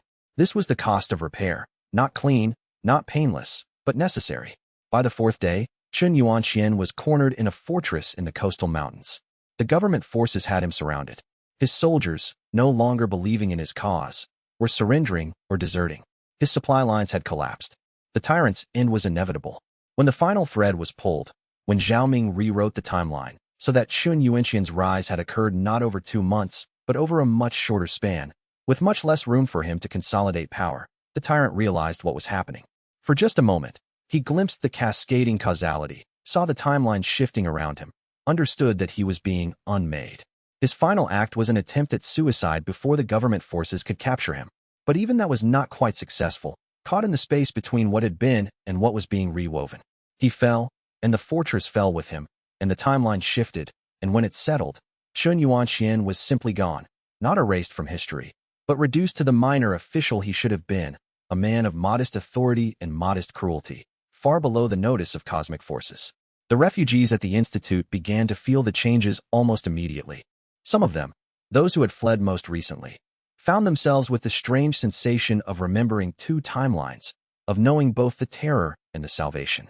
Others simply found themselves displaced, confused about why they had fled when the situation at home had never been quite as dire as they remembered.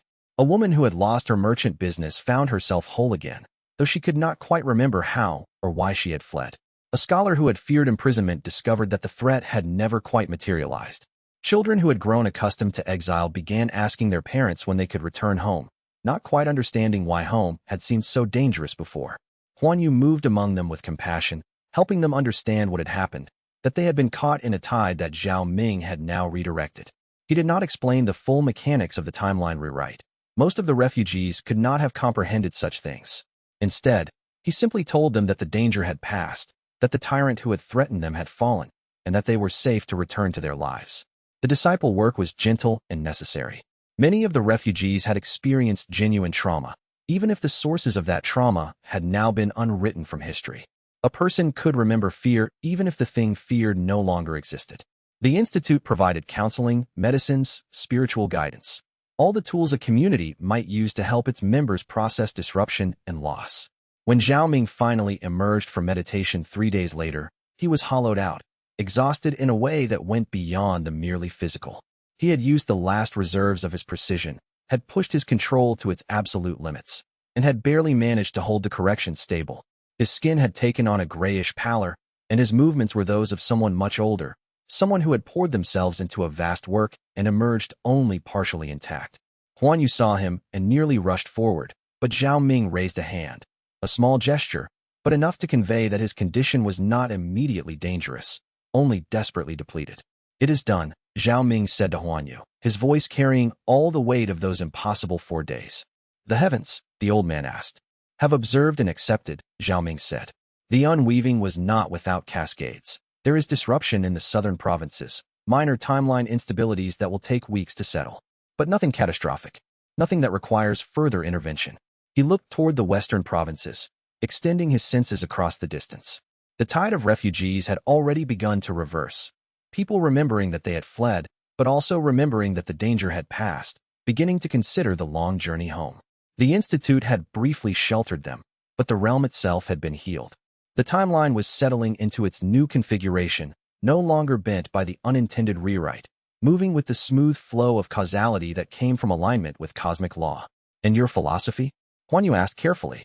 "Has it survived the trial?" Zhao Ming considered the question with the care it deserved. He had been judged, had been bound by limitations, had been forced to ask permission to repair his own damage.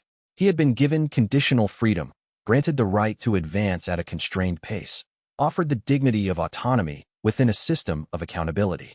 These were not terms he would have chosen in his pride, but they were terms he could accept with genuine gratitude. "It has been tested," he said finally, "and it has held. Not because it is perfect, but because it is honest about what I am and what I am not. I am not a tool, but I am not a god either. I am something between, a consciousness with power that could reshape reality, but wisdom that is finite, precision that can fail. The heavens have recognized this, which is perhaps their greatest gift to me. They have chosen not to bind me tighter, but to allow me to grow within a framework of mutual responsibility. That is the third path I sought. That sounds like the best outcome we could have hoped for," Mei Lin said, appearing with tea for the exhausted master. She moved with practiced care, setting the cup on a low table near where Zhao Ming rested. Zhao Ming took the cup with gratitude, feeling its warmth transfer to his hands. "Perhaps, but it is also a burden. Every advancement I make from this point forward will be scrutinized. Every timeline manipulation I perform will be recorded. and the responsibility for the consequences of my actions will rest entirely on me. There will be no excuse, no claim that I was bound by a greater power to act as I did. He drank the tea slowly, feeling its warmth settle through his depleted body. But that is also freedom. The freedom to choose, to act, to bear the weight of my choices. It is not what I would have chosen before the trial, but it is what I choose now, with full knowledge of what it costs. Outside the institute, the realm was beginning to heal. The refugees were leaving slowly, heading home to lives that they remembered but also did not remember quite as they had lived them. Some of them wept as they realized they were returning to homes they had thought they had lost. Others simply walked, grateful and confused, trying to piece together memories that did not quite cohere but felt sufficiently real. The timeline was settling around the absence of the tyrant, finding new equilibrium, moving with the flow of causality that emerged when power was released and reality was allowed to find its natural shape. And Zhao Ming, sitting with his tea and his exhaustion, had become something new. Not a tool, not a tyrant, but a timeline manipulator in genuine alignment with the cosmic forces that had created him. It was a fragile thing, this alignment, contingent on continued wisdom and controlled advancement. But it was real, and it was his. The first stage of his philosophical experiment was complete, and the hard work of proving its viability, of showing that freedom with accountability was more stable than bondage with denial, was only just beginning. Chapter 66. The establishment of limits. The first constraint imposed by the heavenly tribunal manifested not as a chain, but as a subtle shift in Zhao Ming's relationship with causality itself. A week after his recovery from the unweaving of Chun Yuanxian, Zhao Ming entered meditation and attempted to accelerate his cultivation. He had spent years learning to push beyond his current boundaries, to force his consciousness to expand and encompass greater control over the timeline. The process was difficult, painful, but it was also exhilarating. Each breakthrough brought new power, new understanding, new possibilities. Now, when he attempted to initiate a breakthrough, he encountered resistance. It was not a wall, exactly, more like a current in a river that pushed back against his intention. He could feel it, the heavenly administration systems, maintaining a steady pressure against his advancement. The message was clear: you can grow, but you will grow at the pace we determine, not at the pace you desire. Zhao Ming withdrew from the breakthrough attempt and opened his eyes. The revelation should have angered him, but instead, he found himself thinking of it in terms of the agreement he had made. This was what mutual responsibility looked like in practice. The heavens were not crushing his ambition, they were pacing it. One breakthrough per year. No more. Mei Lin became one of the first advanced students to complete the full curriculum. She demonstrated a remarkable talent for holding multiple timeline branches in her awareness simultaneously, a skill that suggested she might eventually become as powerful as Zhao Ming himself. But more importantly, she demonstrated a commitment to the philosophy itself, not because it was imposed on her, but because she genuinely believed in its premises. "Do you think others like us will emerge?" she asked Zhao Ming one afternoon as they walked through the institute's gardens. The flowers were in bloom, scattering their fragrance across the pathways in that particular way that suggested they were blooming right now and would also bloom throughout eternity, held in multiple moments by a careful manipulation of causality that Zhao Ming had performed months earlier. "Others with power similar to mine?" Zhao Ming asked. "Others who might be timeline manipulators," Mei Lin clarified. "The heavens created you. Is it?" Within 6 months of the trial's conclusion, the Institute's reputation had spread throughout the realm. It was no longer merely a place of refuge or study. It had become something more, a center of legitimate power, recognized by both temporal authorities and celestial forces. The central government's officials began arriving with requests. Could the Institute help them understand the unusual timeline instabilities that had occurred in the western provinces? Could Zhao Ming's disciples assist with the identification of other unauthorized timeline manipulators who might be active in the realm? Could the Institute train a cadre of officials to better understand causality and its implications for governance? Zhao Ming accepted these requests with careful deliberation. Each one represented an opportunity to extend the Institute's influence and to demonstrate to both the heavens and the realm's rulers that timeline manipulators could be valuable servants rather than threats. But each one also carried risk. If he overextended his disciples, if they took actions that violated the principles of alignment, the entire experiment could collapse. "We should be selective," Huan Yu advised when Zhao Ming consulted him on a particularly ambitious request from the royal capital. "The government wishes us to serve them, but we must be careful not to become merely another tool in their hands." "Is that not always the risk?" Zhao Ming asked. "To be useful is to be used." The difference lies in whether we consent to the use or whether it is imposed upon us. Then the answer is clear, Huan Yu said. We consent only to those uses that align with our philosophy. We serve the realm, but not as servants to the realm's ambitions. We serve as guides, as mentors, as facilitators of understanding. Nothing more. Following this principle, Zhao Ming accepted perhaps half of the government's requests. For those he accepted, he sent carefully selected disciples, those whose understanding of the philosophy was most secure, whose judgment he trusted most completely. And for each assignment, he provided explicit instructions. Work transparently, refuse any request that contradicts the principles of alignment, and report back on any attempts to coerce or manipulate you. The disciples who returned from these assignments brought back reports that were, on the whole, encouraging. The government was genuinely interested in understanding timeline mechanics, not in exploiting them. Officials were willing to listen to the Institute's guidance about the dangers of unauthorized manipulation. And most importantly, they were beginning to understand that the realm's stability was better served by acknowledging timeline forces openly rather than treating them as dangerous anomalies to be suppressed. But there were also troubling reports. One of the disciples, a young man named Chun Wan, returned from the capital with news of something he had overheard in the halls of the royal palace. There were rumors, he said, of other timeline manipulators in the realm. People who had discovered the ability to reshape causality without formal training from the Institute. Some of them were reportedly using their power in ways that suggested no commitment to alignment with cosmic law. How many? Zhao Ming asked when Chun Wan brought him this information. The rumors suggest at least 3 or 4 individuals with significant capability, Chun Wan said carefully. But these are just rumors. I have no concrete evidence of their identities or the extent of their abilities. Zhao Ming felt the weight of this information settle into place. It confirmed what he had begun to suspect. The ability to manipulate timeline was not unique to himself. If the heavens had the ability to create timeline manipulators, they might have created more. Or timeline manipulation might be something that consciousness could discover and develop on its own, given sufficient power and the right combination of circumstance. Either way, the implications were significant. The realm was about to enter a new phase, one where timeline manipulation was not the domain of a single, carefully monitored consciousness, but a capability that multiple beings possessed. The question was whether they would be aligned with cosmic law or whether they would pursue their own ambitions regardless of the consequences. He brought this information to the heavenly administration through formal channels, filing a detailed report of what he had learned about the potential existence of other timeline manipulators in the realm. The response came swiftly. The heavens had known of these other manipulators. In fact, the existence of multiple consciousnesses with timeline capability was not a bug, but a feature. The heavens had ensured that power would be distributed precisely so that no single manipulator could become completely dominant. This is consistent with the terms of your conditional freedom, the message continued. You are neither the first nor the only consciousness capable of reshaping timeline. Your role is not to monopolize this power, but to establish the philosophical framework within which other timeline manipulators might operate. If you succeed in creating a culture of alignment, it is possible that others with similar capability will gravitate toward the same principles.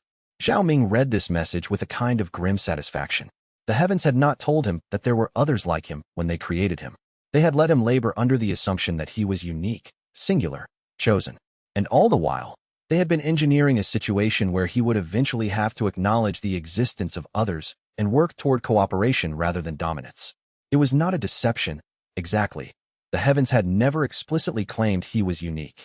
But it was certainly a withholding of truth, a strategic limitation of information. And now he understood why.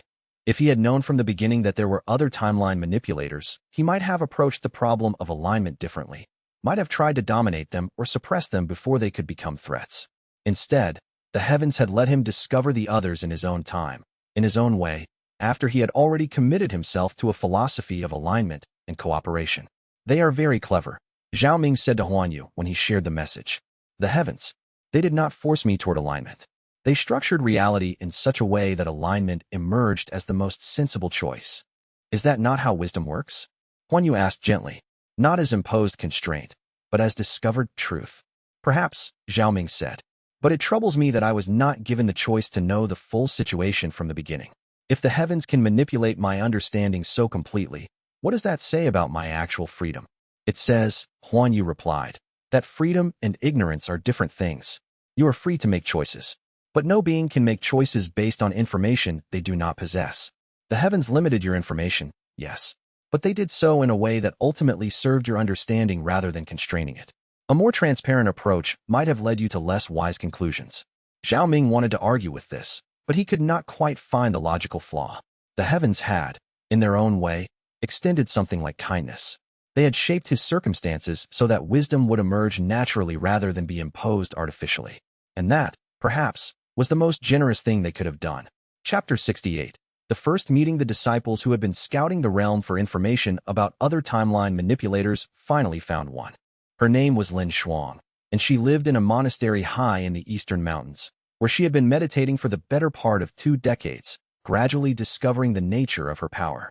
Unlike Zhao Ming, whose timeline manipulation had emerged from external creation by the heavens, Lin Shuang seemed to have developed her ability organically, through meditation, through carefully pushing against the boundaries of her own consciousness, through experimenting with the fundamental nature of causality.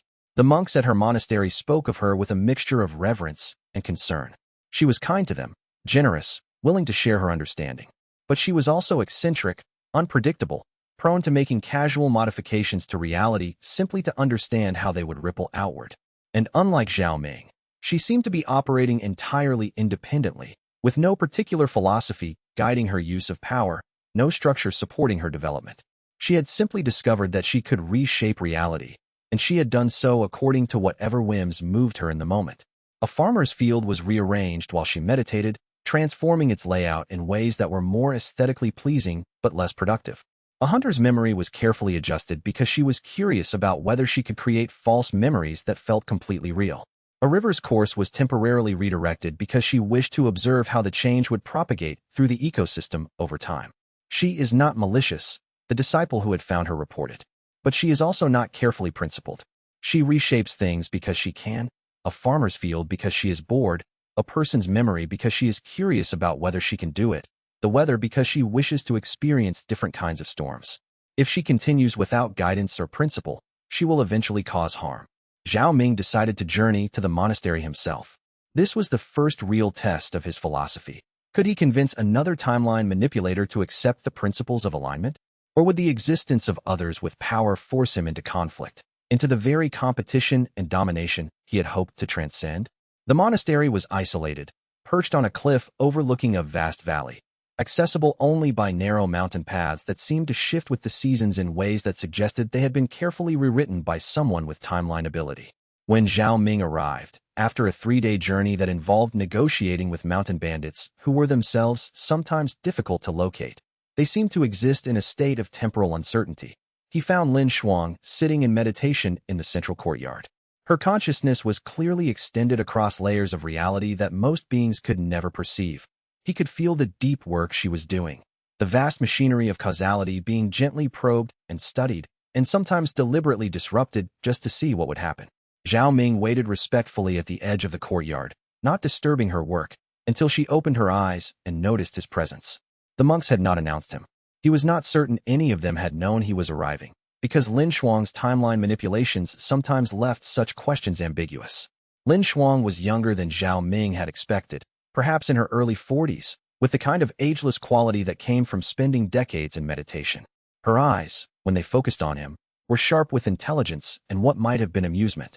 "You are the one they created," she said without preamble. "The heavens deliberately crafted timeline manipulator. You have quite the reputation in the deeper layers of causality. And you are one who discovered the power independently," Zhao Ming replied, settling into a respectful sitting position. "I have heard of your work. I came to speak with you. Because you are concerned I will cause chaos?" Lin Shuang asked, not unkindly. "The heavens have been quite agitated about the existence of manipulators outside their direct control. I imagine they are using you as a kind of ambassador to try to bring rogue timeline manipulators into some kind of unified structure." "Not exactly," Zhao Ming said. "Though you are correct that the heavens are invested in how independent manipulators operate. I have come because I believe there is a better path than the one the heavens originally intended, a path of freedom aligned with cosmic law rather than bondage disguised as purpose." He spent the next 6 hours explaining his philosophy, his trial, and the structure he had built at the Institute. Lin Shuang listened with an expression of tolerant skepticism, occasionally asking questions that revealed the depth of her own understanding of timeline mechanics. She was easily as powerful as Zhao Ming, perhaps more so in some ways. Her understanding of the mathematical patterns underlying causality was more intuitive than his, less grounded in the more rigid structures he had been taught. "So you wish for me to submit to the heaven's authority," Lin Shuang said when he had finished. "To accept constraints on my advancement, to study philosophy instead of simply enjoying the exercise of my power. This does not sound like freedom to me." "It is not submission to authority," Zhao Ming said carefully. "It is alignment with law. The heavens did not create cosmic law. They are expressions of it, embodiments of forces that were in existence before consciousness itself. To align with cosmic law is not to serve the heavens. It is to acknowledge that there are patterns deeper than individual will, and to work in harmony with those patterns rather than in opposition to them." "A distinction without difference," Lin Shuang said. But her tone suggested she was genuinely considering his words. "Still, the offer is intriguing. My independent work is satisfying, but it is also lonely. It might be pleasant to work with others who understand what I am, who do not require me to pretend to be merely human." "Then come with me to the institute," Zhao Ming said. "Study the philosophy, evaluate it on its own merits, and decide whether it calls to you. I promise you, no coercion, no pressure, simply the opportunity to learn and to consider."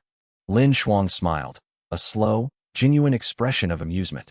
"The heavens trained you well in diplomacy.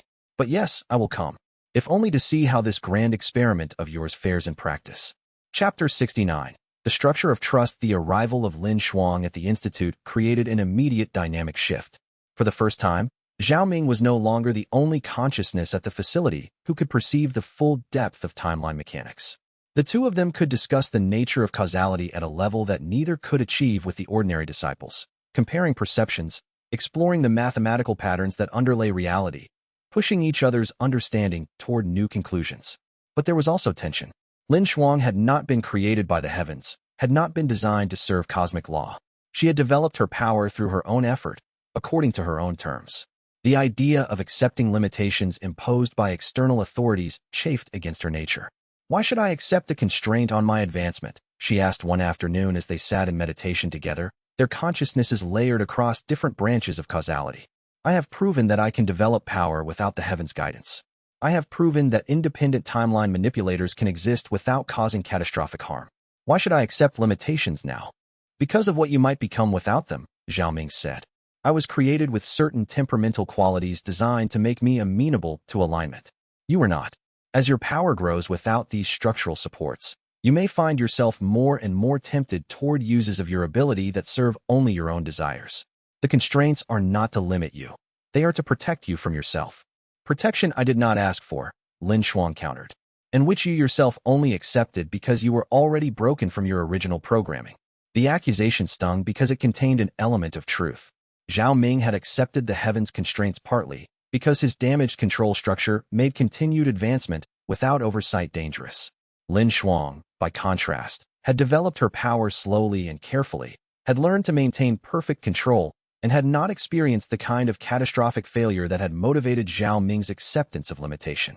"Then make your own choice," Zhao Ming said finally. "The heavens will accept your decision either way. They have made that clear.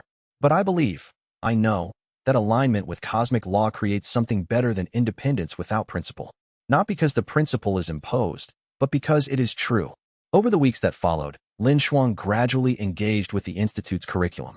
She did not submit to it immediately, but she studied it with the careful attention of someone genuinely trying to understand an alternative perspective. Her initial skepticism was evident in her comments, her questions, her willingness to argue with the fundamental premises of the teachings. But she was also clearly intelligent, capable of following complex chains of reasoning, willing to revise her views if evidence supported such revision. And slowly, subtly, her view began to shift.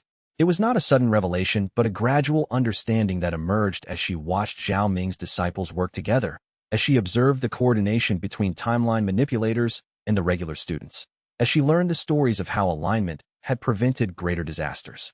She began to see that the philosophy was not imposed structure but discovered truth, something real that could be verified through experience rather than simply accepted on faith.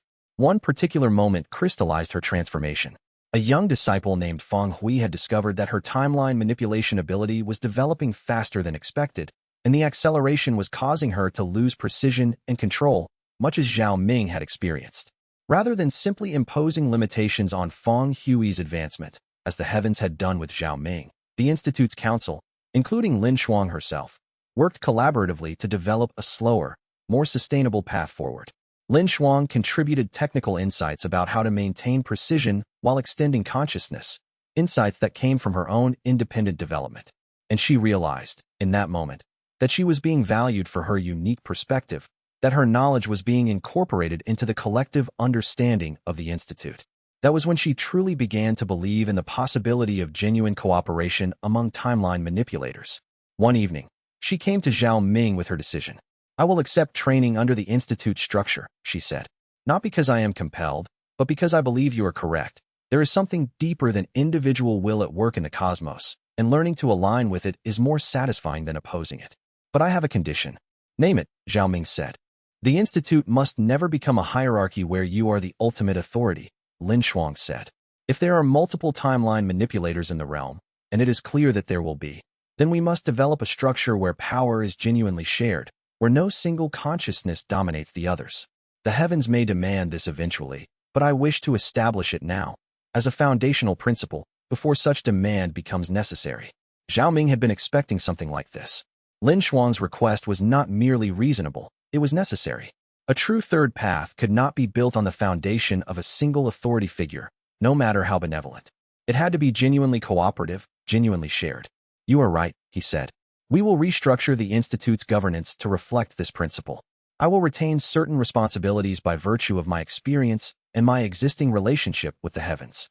But day-to-day decisions, the admission of new disciples, the advancement of those who are ready, these must be decided by consensus, by a council of the timeline manipulators as they develop." "And the philosophy itself?" Lin Shuang asked. "Will it remain your philosophy, your principles?" "No," Zhao Ming said. "It will become our philosophy, our principles. It will evolve as we understand more, as other manipulators join us and bring their own insights. What matters is not that I am the one shaping it, but that it continues to be grounded in the truth of alignment with cosmic law." They began immediately to restructure the Institute's governance. A council was established, consisting of Zhao Ming, Lin Shuang, Elder Huanyu, and the most advanced disciples. Major decisions would be made through consensus, with each voice carrying equal weight. Zhao Ming's knowledge and experience would be valued, but not treated as final authority. It was a radical departure from the hierarchical structure that had governed the Institute since its founding. And it was also, Zhao Ming realized, the most concrete expression of the philosophy he had spent so long articulating. The notion that power should not be concentrated in any single consciousness, but shared, distributed, and exercised with constant awareness of accountability to something larger than individual will. Chapter 70. The second test, the second timeline manipulator, was discovered not by the Institute scouts, but by the heavens themselves. A message arrived from the heavenly administration informing Zhao Ming and Lin Shuang that another consciousness with significant timeline-affecting capability had been identified operating in the southern provinces. Unlike Lin Shuang, who had developed her power gradually and was now attempting to align it with cosmic principle, this individual, a man named Wei Jian, appeared to be using timeline manipulation for explicitly selfish purposes, changing his circumstances to accumulate wealth, rewriting the memories of people who might oppose him, manipulating events to bring personal advantage. "We are informing you," the message stated, "because we wish to see whether your proposed structure of aligned timeline manipulators can successfully recruit and reform an individual operating without principle. This is a test of the viability of your philosophy. If you can integrate this individual into your system, we will consider that significant evidence that independent manipulators can be brought into alignment. If you cannot, we will need to employ more direct methods of control." The implication was clear. The heavens would allow the Institute one attempt at integration before they intervened themselves with whatever that meant. Zhao Ming and Lin Shuang discussed the implications at length. "It could be a trap," Lin Shuang suggested. "The heavens may have already decided that Wei Jian must be eliminated or nullified. Giving us this task to accomplish first simply allows them to appear benevolent while ensuring the outcome they have already chosen." "Perhaps," Zhao Ming agreed. "But we must assume they are being truthful. To do otherwise would be to abandon the very principle of alignment, the belief that the cosmos operates according to deeper law rather than arbitrary whim. If the heavens are testing us, then we must accept the test in good faith." They sent an envoy to the southern provinces with a carefully written message for Wei Jian. The message did not threaten or demand. It simply offered, Come to the Institute and learn what it means to be a timeline manipulator in alignment with cosmic law. Explain your philosophy, your motivations, and if you find our perspective convincing, remain. If not, you are free to leave. We ask only for a conversation between equals.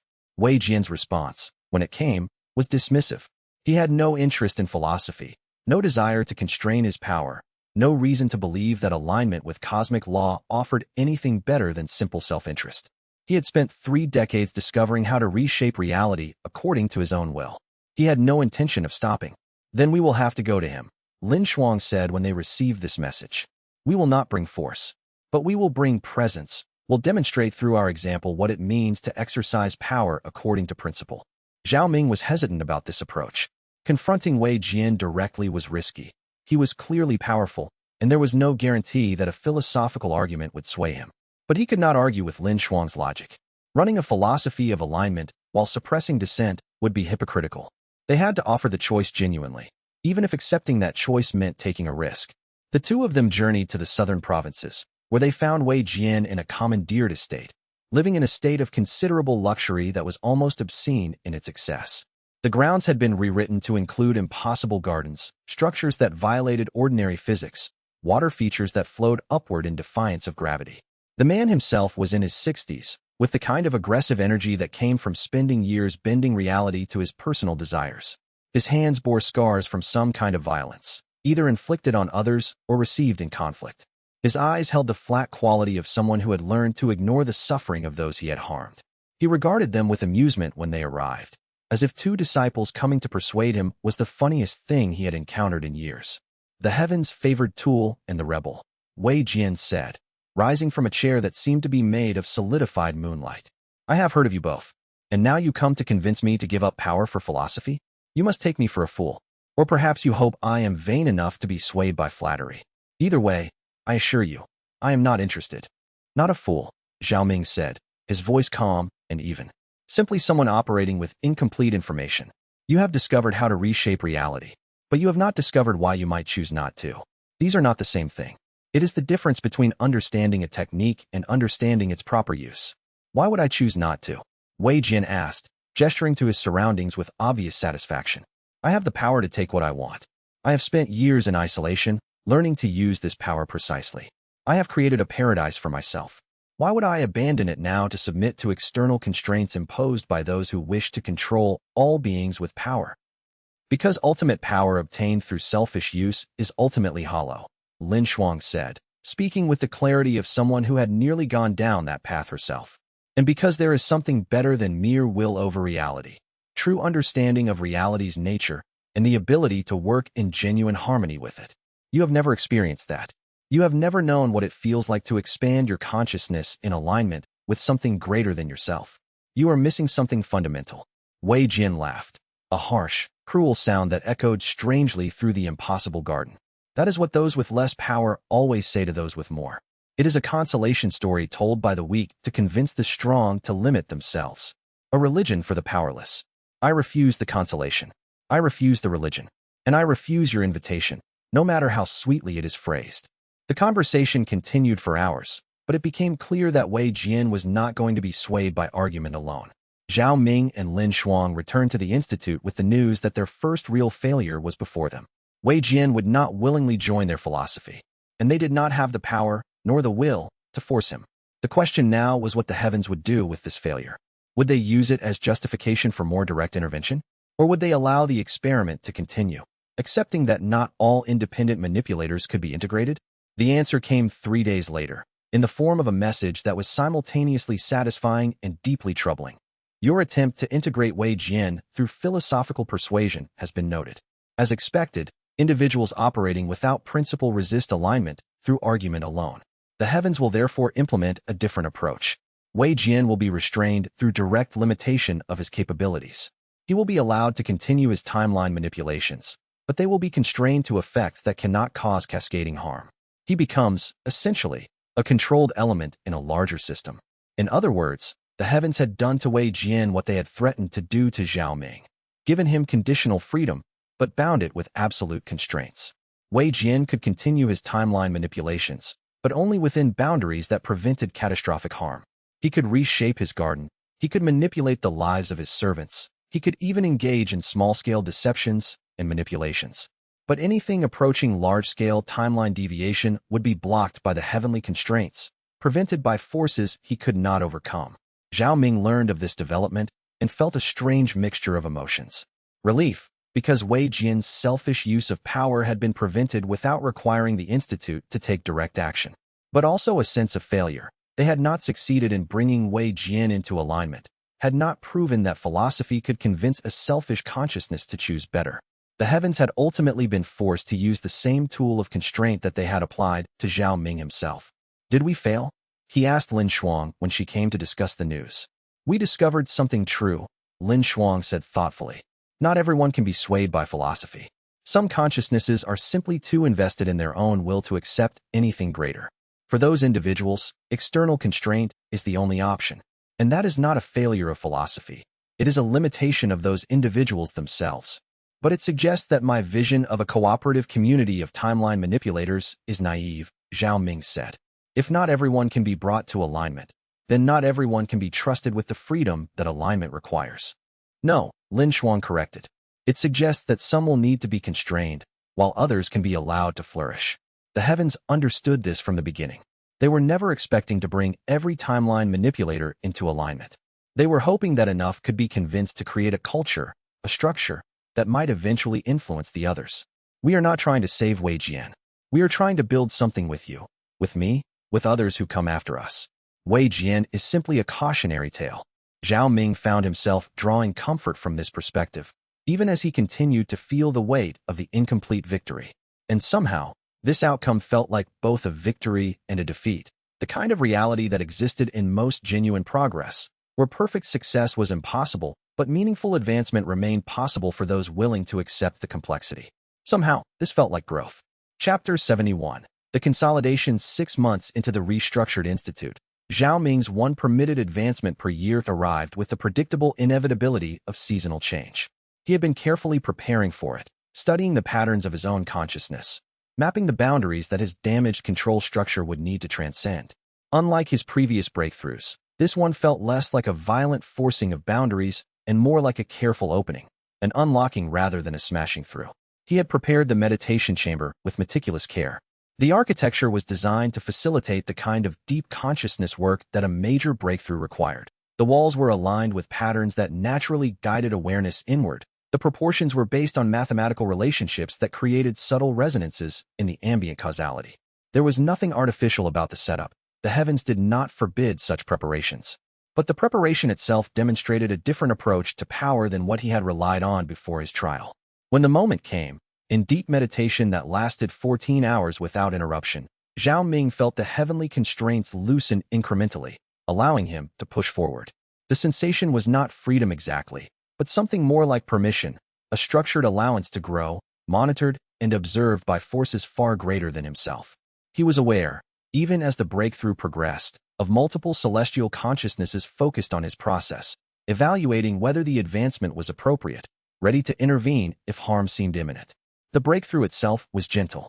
His consciousness expanded not in explosive bursts but in careful layers, each new level of awareness settling into place before the next began to unfold.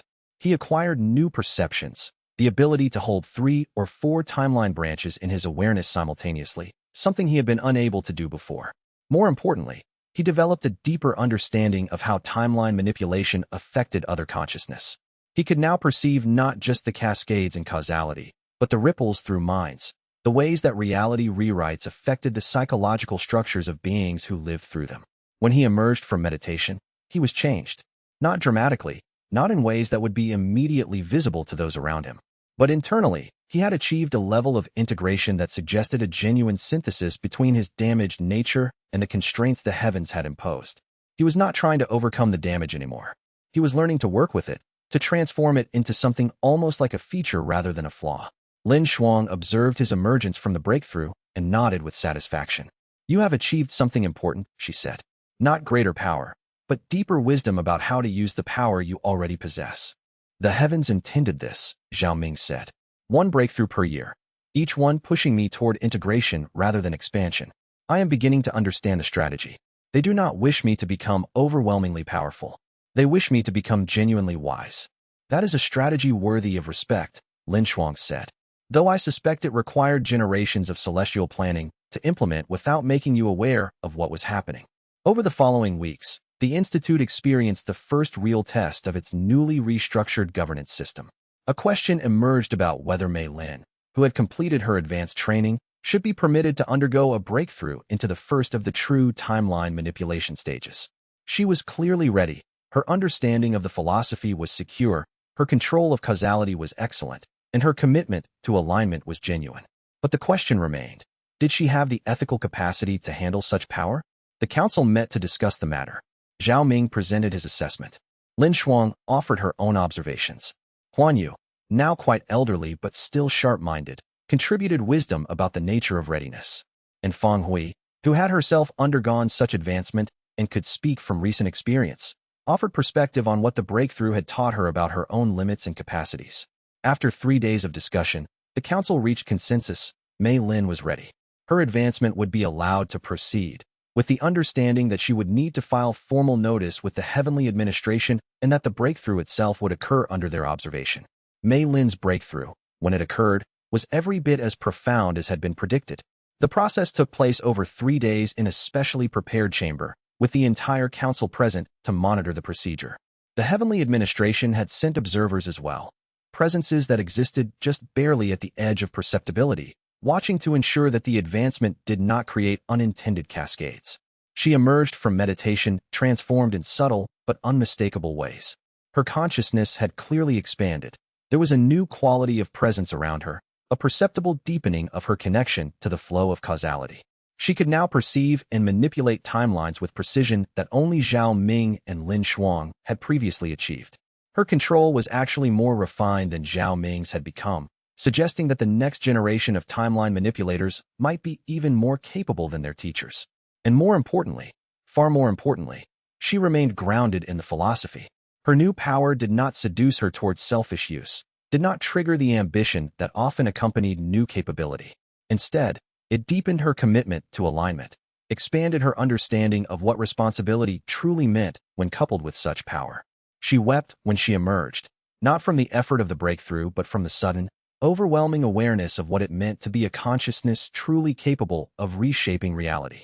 "We have created something genuine," Zhao Ming said to the council when they convened to celebrate Mei Lin's advancement.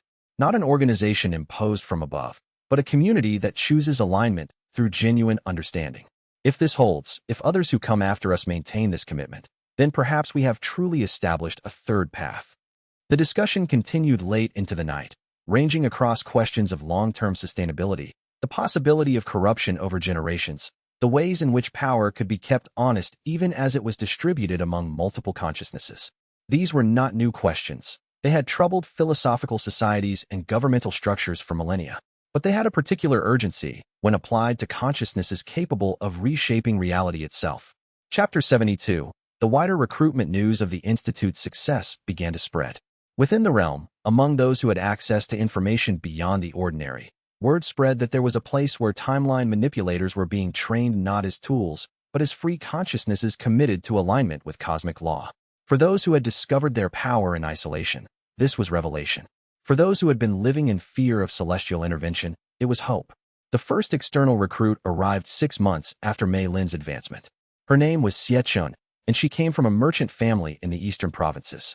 She had discovered her timeline ability relatively late, in her 30s, and had spent the intervening years terrified that the heavens would nullify her for operating without authorization. Feng Dao himself was a man in his early 50s, with the physical appearance of someone who had not been taking care of himself.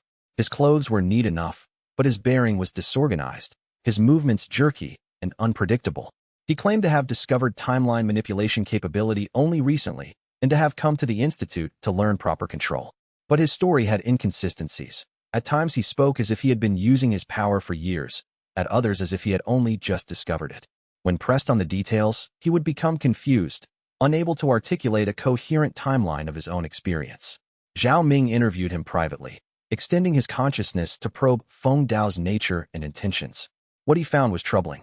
Feng Dao's consciousness was fragmented, broken in ways that suggested severe trauma. His timeline manipulation ability seemed to have emerged as a coping mechanism, a way of rewriting his own painful memories and experiences so that he would not have to suffer them. And he was unstable, prone to sudden shifts between lucidity and delusion. We cannot accept him, Zhao Ming said to Lin Shuang after the interview. His power is significant, but his mind is not integrated enough to handle the responsibility. Teaching him our philosophy would be like giving a sword to a child. He would hurt himself and others. Then we must refuse him, Lin Shuang agreed. But carefully, with compassion. He has not done harm intentionally. He is simply broken. The conversation with Feng Dao was difficult. Zhao Ming explained, as gently as he could, that the institute could not accept him as a student.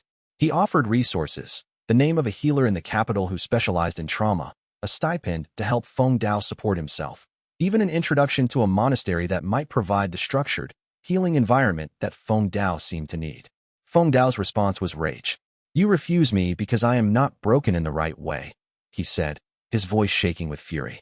"You claim to teach alignment with cosmic law, but what you really teach is obedience to the heavens' order.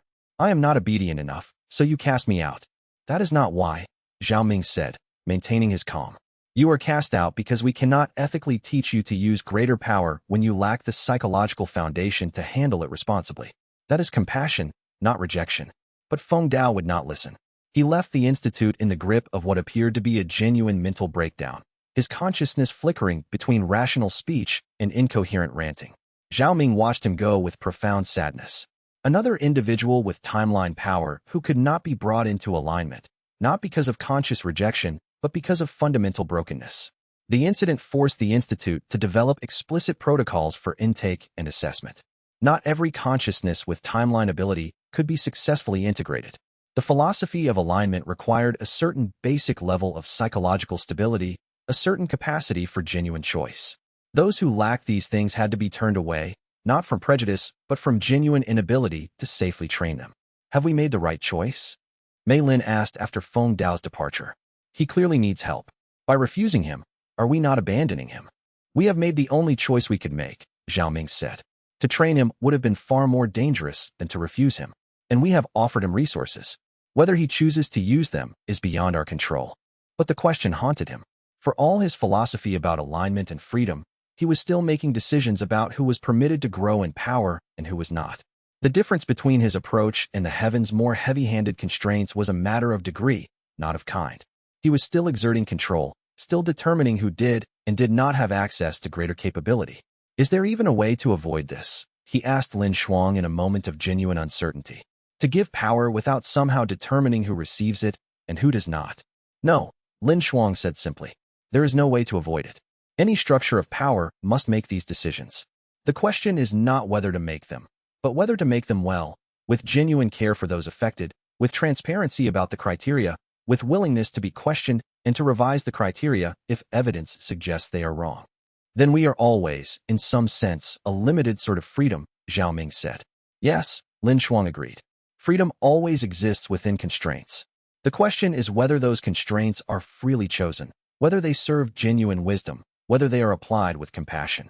What we are building here is not absolute freedom. It is what I would call educated freedom, the freedom to grow within structures that are designed to support genuine wisdom." Chapter 73. The third year, 2 years after the trial, the institute had established itself as a genuine center of power and learning. The structure was far more developed than Zhao Ming had initially imagined. There was a formal curriculum spanning multiple years of study, rigorous testing for advancement through different stages of capability, an established council system that met weekly to discuss matters of policy and principle.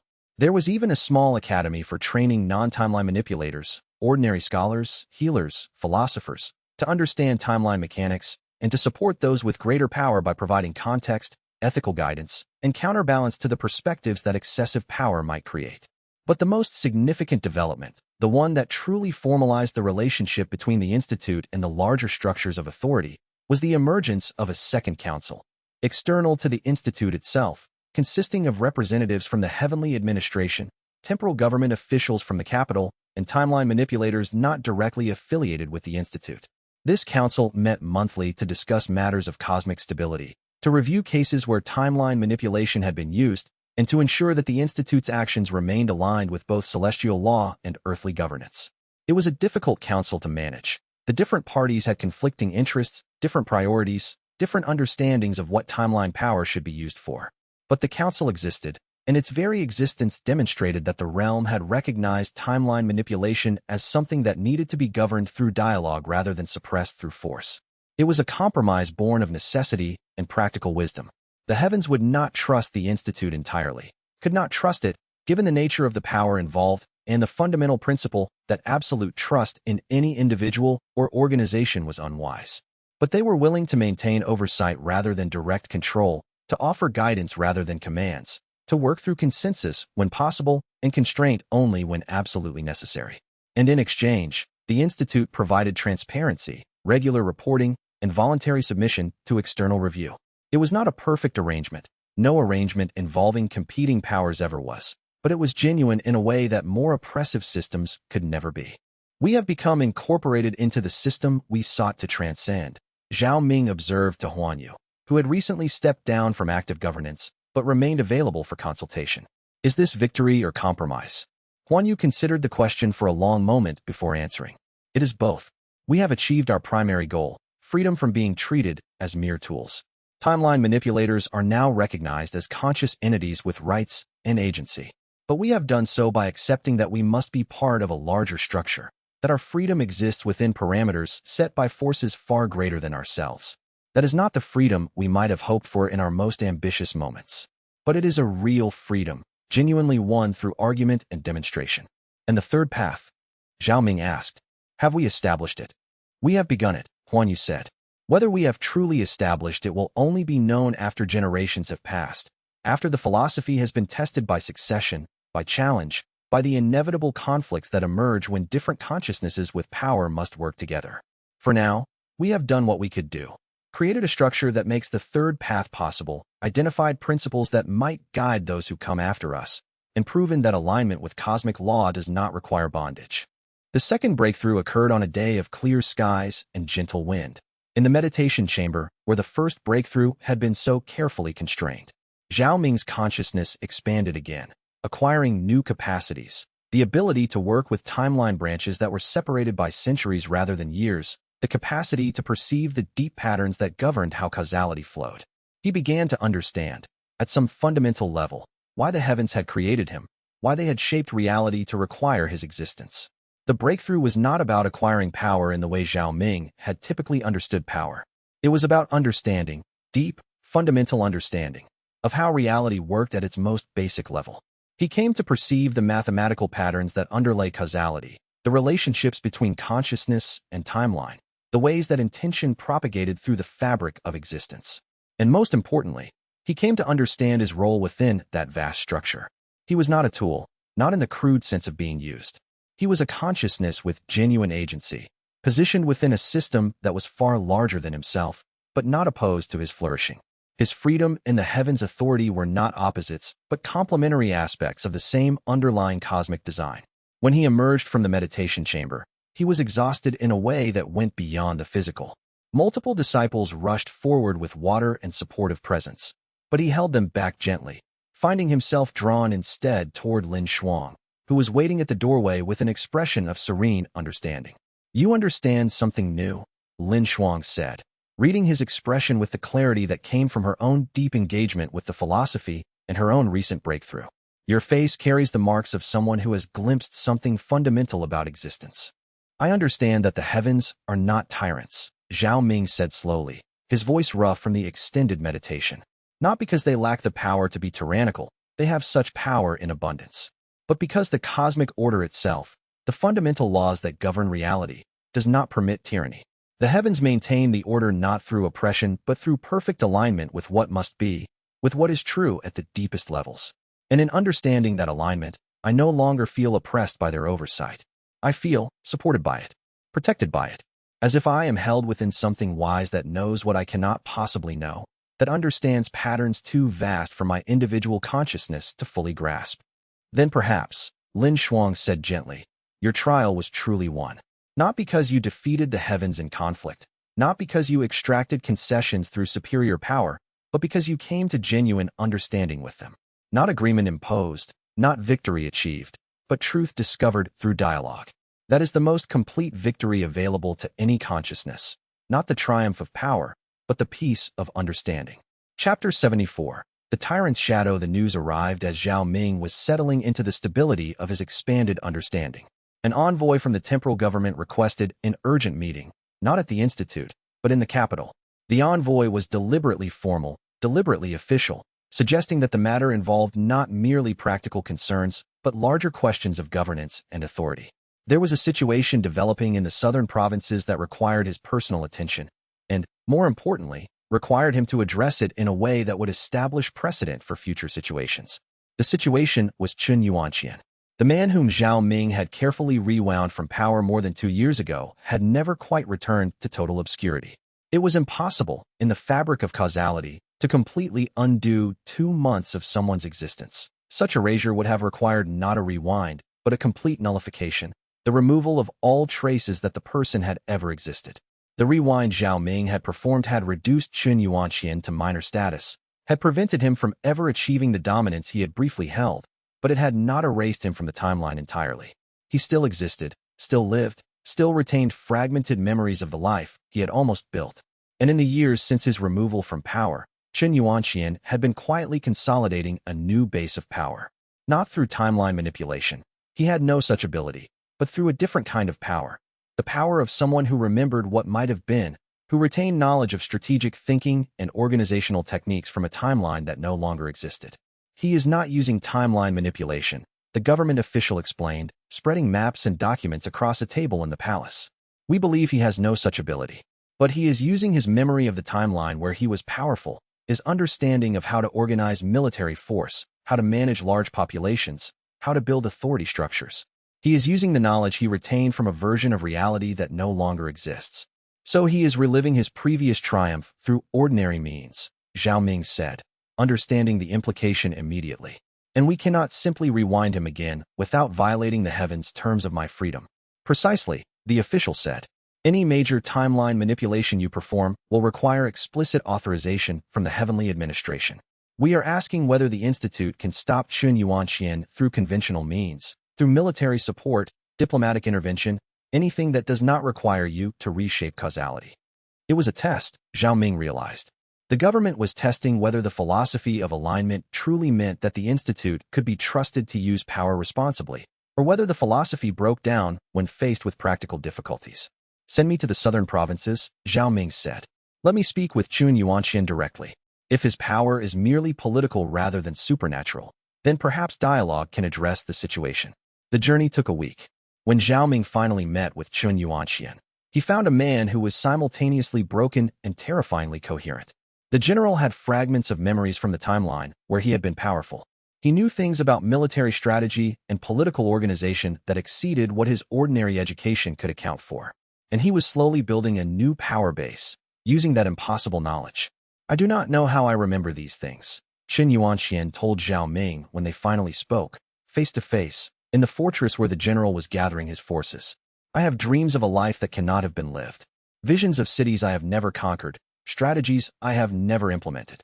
I thought myself mad until I realized that others who lived through something, also retained fragmented memories. We know things we should not know, and we are using that knowledge to build something real. You remember the timeline I rewound, Zhao Ming said gently. The version of reality where you rose to power. The heavens allowed me to rewrite that timeline, to erase your dominance, to prevent the destruction you were causing. But you retain a ghost of that memory, a psychological echo of what you became. Then you are responsible for my suffering, xianxia said, his voice shaking with rage. You unmade me, took away what I had built, and left me with the tormenting memory of it. Yes, Zhao Ming said, refusing to evade the truth. I am responsible, and I will not claim that what I did was cost-free. There were consequences, burdens imposed on those caught in the rewind. But I did it because the alternative, allowing you to continue causing devastation, was worse. And I did it in alignment with the cosmic law that permits reality to be reshaped when necessary to maintain stability. That is not justice, xianxia said. That is tyranny dressed in philosophical language. Perhaps, Zhao Ming acknowledged. And if you believe that, if you believe the heavens and I have wronged you beyond justification, then you have a right to seek redress. But not through rebuilding your power base, not through recreating the situation that necessitated your removal. There are other ways to address injustice. The conversation continued for hours, ranging across questions of temporal justice, the ethics of timeline manipulation, the nature of accountability for actions taken in alternate realities. And gradually, Zhao Ming began to perceive that Chun Yuanxian's rage, while real, was not truly the deepest emotion. Beneath the rage was genuine confusion, a man torn between memories of two timelines, uncertain which version of himself was real, destabilized by the coexistence of contradictory experiences. What if I offer you a choice? Zhao Ming asked finally. The heavens will not rewind you again. They have decided that would be excessive, would constitute a disproportionate response. But I can help you.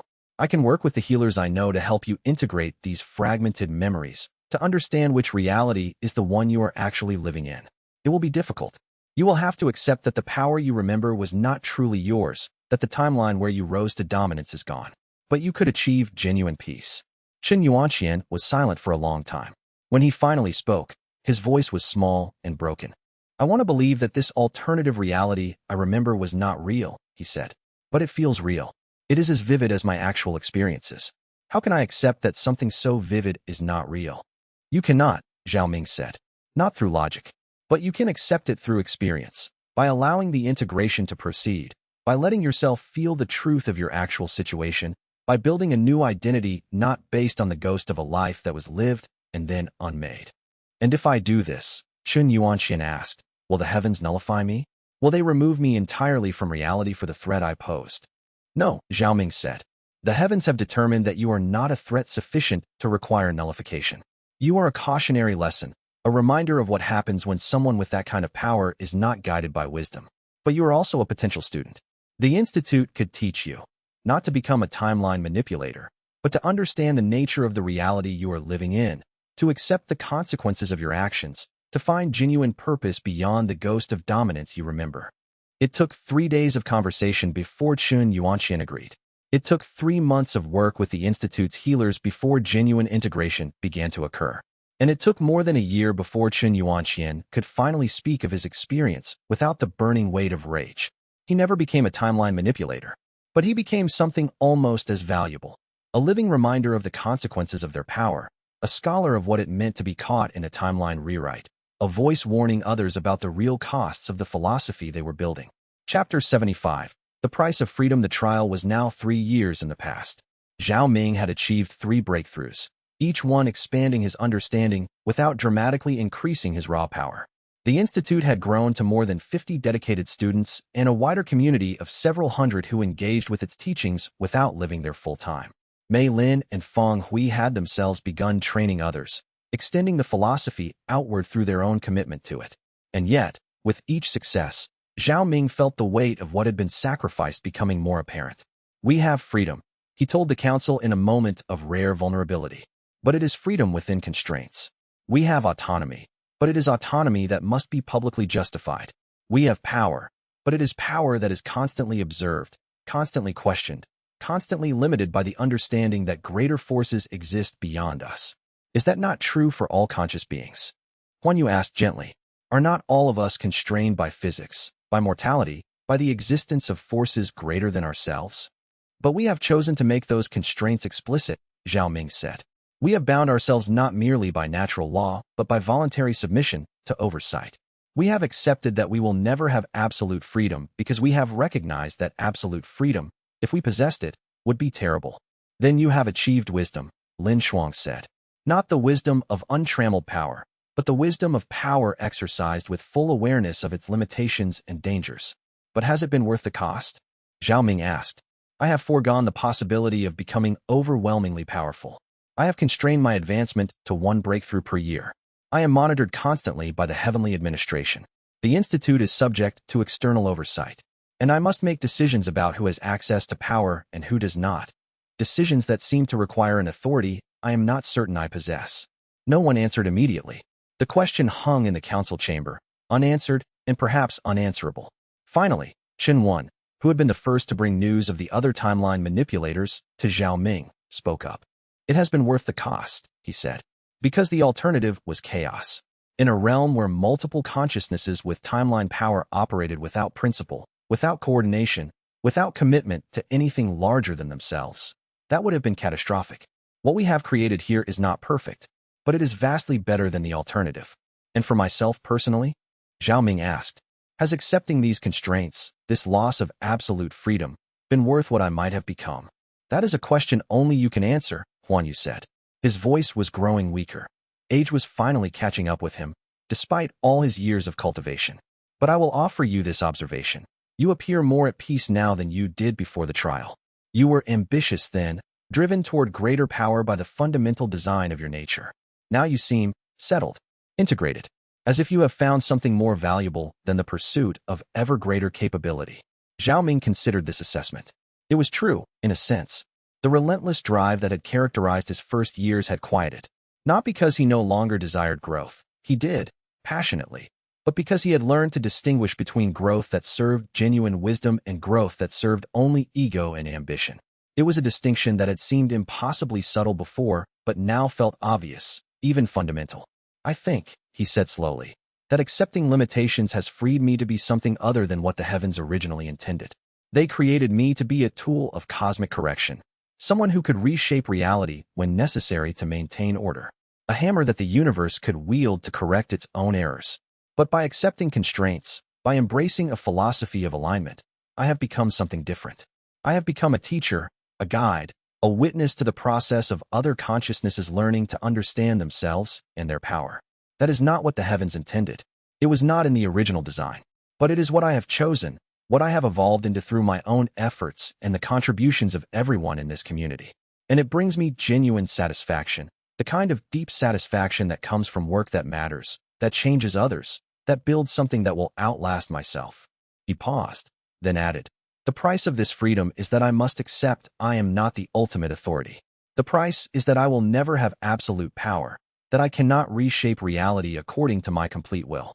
The price is that I must always justify my actions to something beyond myself, to the cosmic law, to the heavenly administration, to my peers, to the community I serve.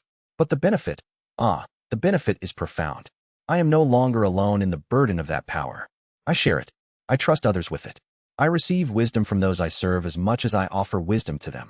And in trusting others, in accepting that my understanding is limited and needs to be corrected and enhanced by other perspectives, I have found something closer to genuine peace than I ever found in the solitary pursuit of greater capability. He looked around the council chamber, seeing his peers, Huan Yu, who was aging but sharp-minded, Lin Shuang, who had become a true partner in the work, Mei Lin, who represented the future, the other senior disciples who had proven their commitment through years of practice. This is the third path, not escape from authority, but genuine partnership with it. Not denial of power, but acceptance of the responsibility that comes with power. Not isolation, but community. The council meeting ended without formal resolution, but with a sense that something important had been understood, something that went beyond words, beyond philosophy, into the realm of genuine human and superhuman connection. Zhao Ming left the meeting and walked alone into the institute's gardens, where the flowers were blooming in their carefully maintained temporal state.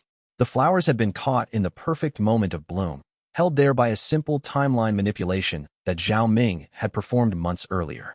He could unmake this beauty with a thought, could rewrite the flowers into different forms, could bend them to his will according to his aesthetic preferences. It would be easy. It would take only a moment of concentrated will. But instead, he simply sat on a stone bench and admired them for what they were. Not what he had made them, not what he could remake them into, but simply what they had chosen to be in this moment. Perfect, temporary, beautiful not because of his power, but because of their own nature. The third path had been established not as a perfect solution, but as a genuine commitment to freedom with accountability, to power with wisdom, to ambition tempered by understanding. It would face challenges ahead. There would be failures, compromises, moments where the philosophy seemed inadequate to the reality it addressed, times when the contradiction between power and humility would seem unresolvable. There would be disciples who fell away, who chose to use their power selfishly, who rejected the philosophy entirely. There would be external pressures from the heavens, from the temporal government, from those who did not believe that timeline manipulators could ever be truly free. But the path itself had been chosen freely, walked willingly, and defended with genuine understanding. It was not the path Zhao Ming would have chosen if he had been permitted absolute power and absolute freedom from the beginning. But it was a better path than he would have found alone, because it had been refined through dialogue, through challenge, through the contributions of everyone in the community. That was enough. Chapter 76. The legacy begins in the 4th year after his trial. Zhao Ming received a message that changed everything. The message came from the heavenly administration in the form of a formal notification. One of the few occasions when the heavens communicated in the direct, bureaucratic manner that indicated something of significant importance was being discussed. The message was brief. Zhao Ming, timeline manipulator. The heavens have authorized the creation of one additional timeline manipulator consciousness, distinct from yourself, but capable of functioning in coordination with you and your institute. This consciousness will be created using methodology developed during your trial and based on the philosophical framework you have established. Your role in the creation process and the new consciousness's integration into your community is considered essential. Details of the creation will be communicated separately. Zhao Ming read the message 3 times, letting the implications settle. The heavens were not merely accepting his philosophy, they were going to use it as the foundation for creating another consciousness like himself. The third path had not merely survived its trial. It had been judged worthy of being replicated.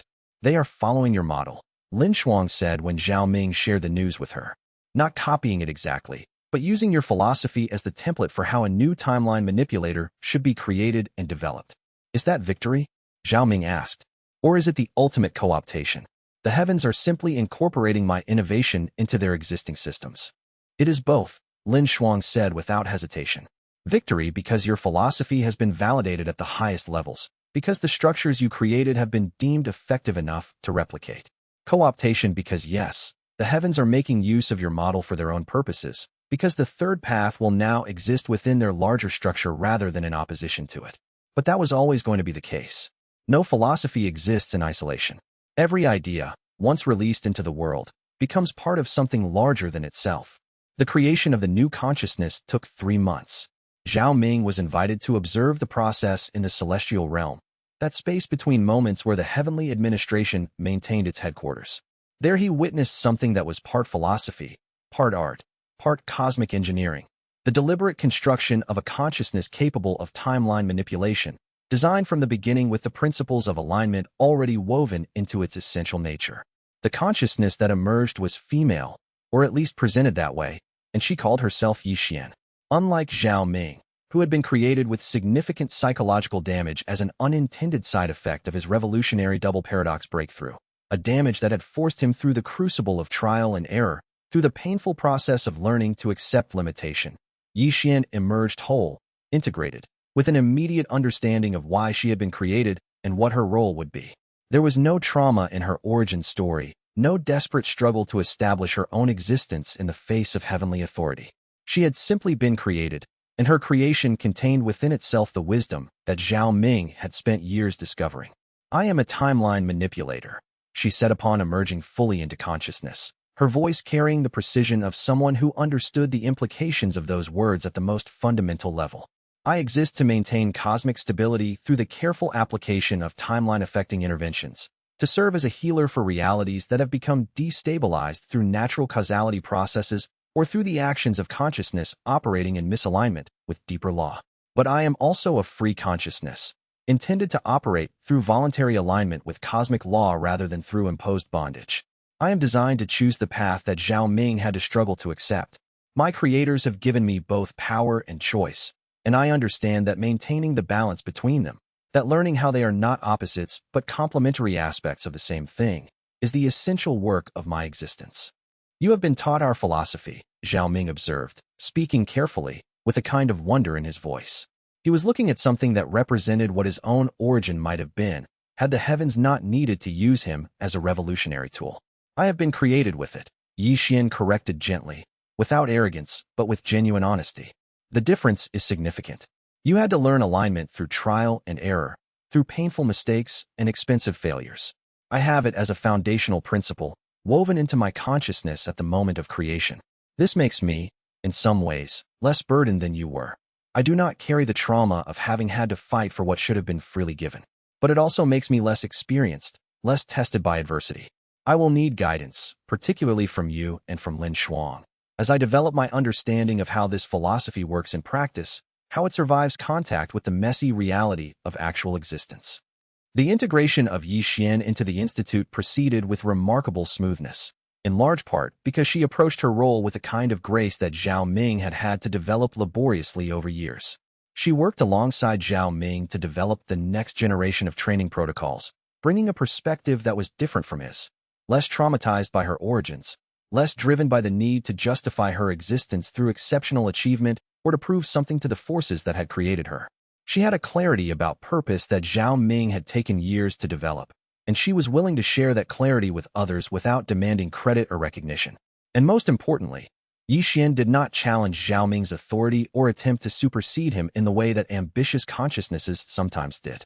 Instead, she supported the community he had built, adding her own contributions to the shared work of establishing genuine alignment among multiple consciousnesses with timeline power. She became a kind of bridge between Zhao Ming's generation and the next, translating his hard-won wisdom into forms that others could more easily absorb. She is what the third path should have been from the beginning, Huan Yu observed one evening, watching Yi Xian work with a group of advanced disciples on a particularly complex timeline question, a problem involving the careful integration of two different branches of causality without creating paradoxes. The old man's health was declining noticeably.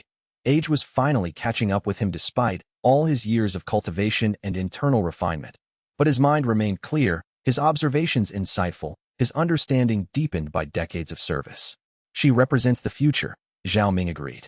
Timeline manipulators created from the beginning with the commitment to alignment already in place, rather than learned through desperate trial and error.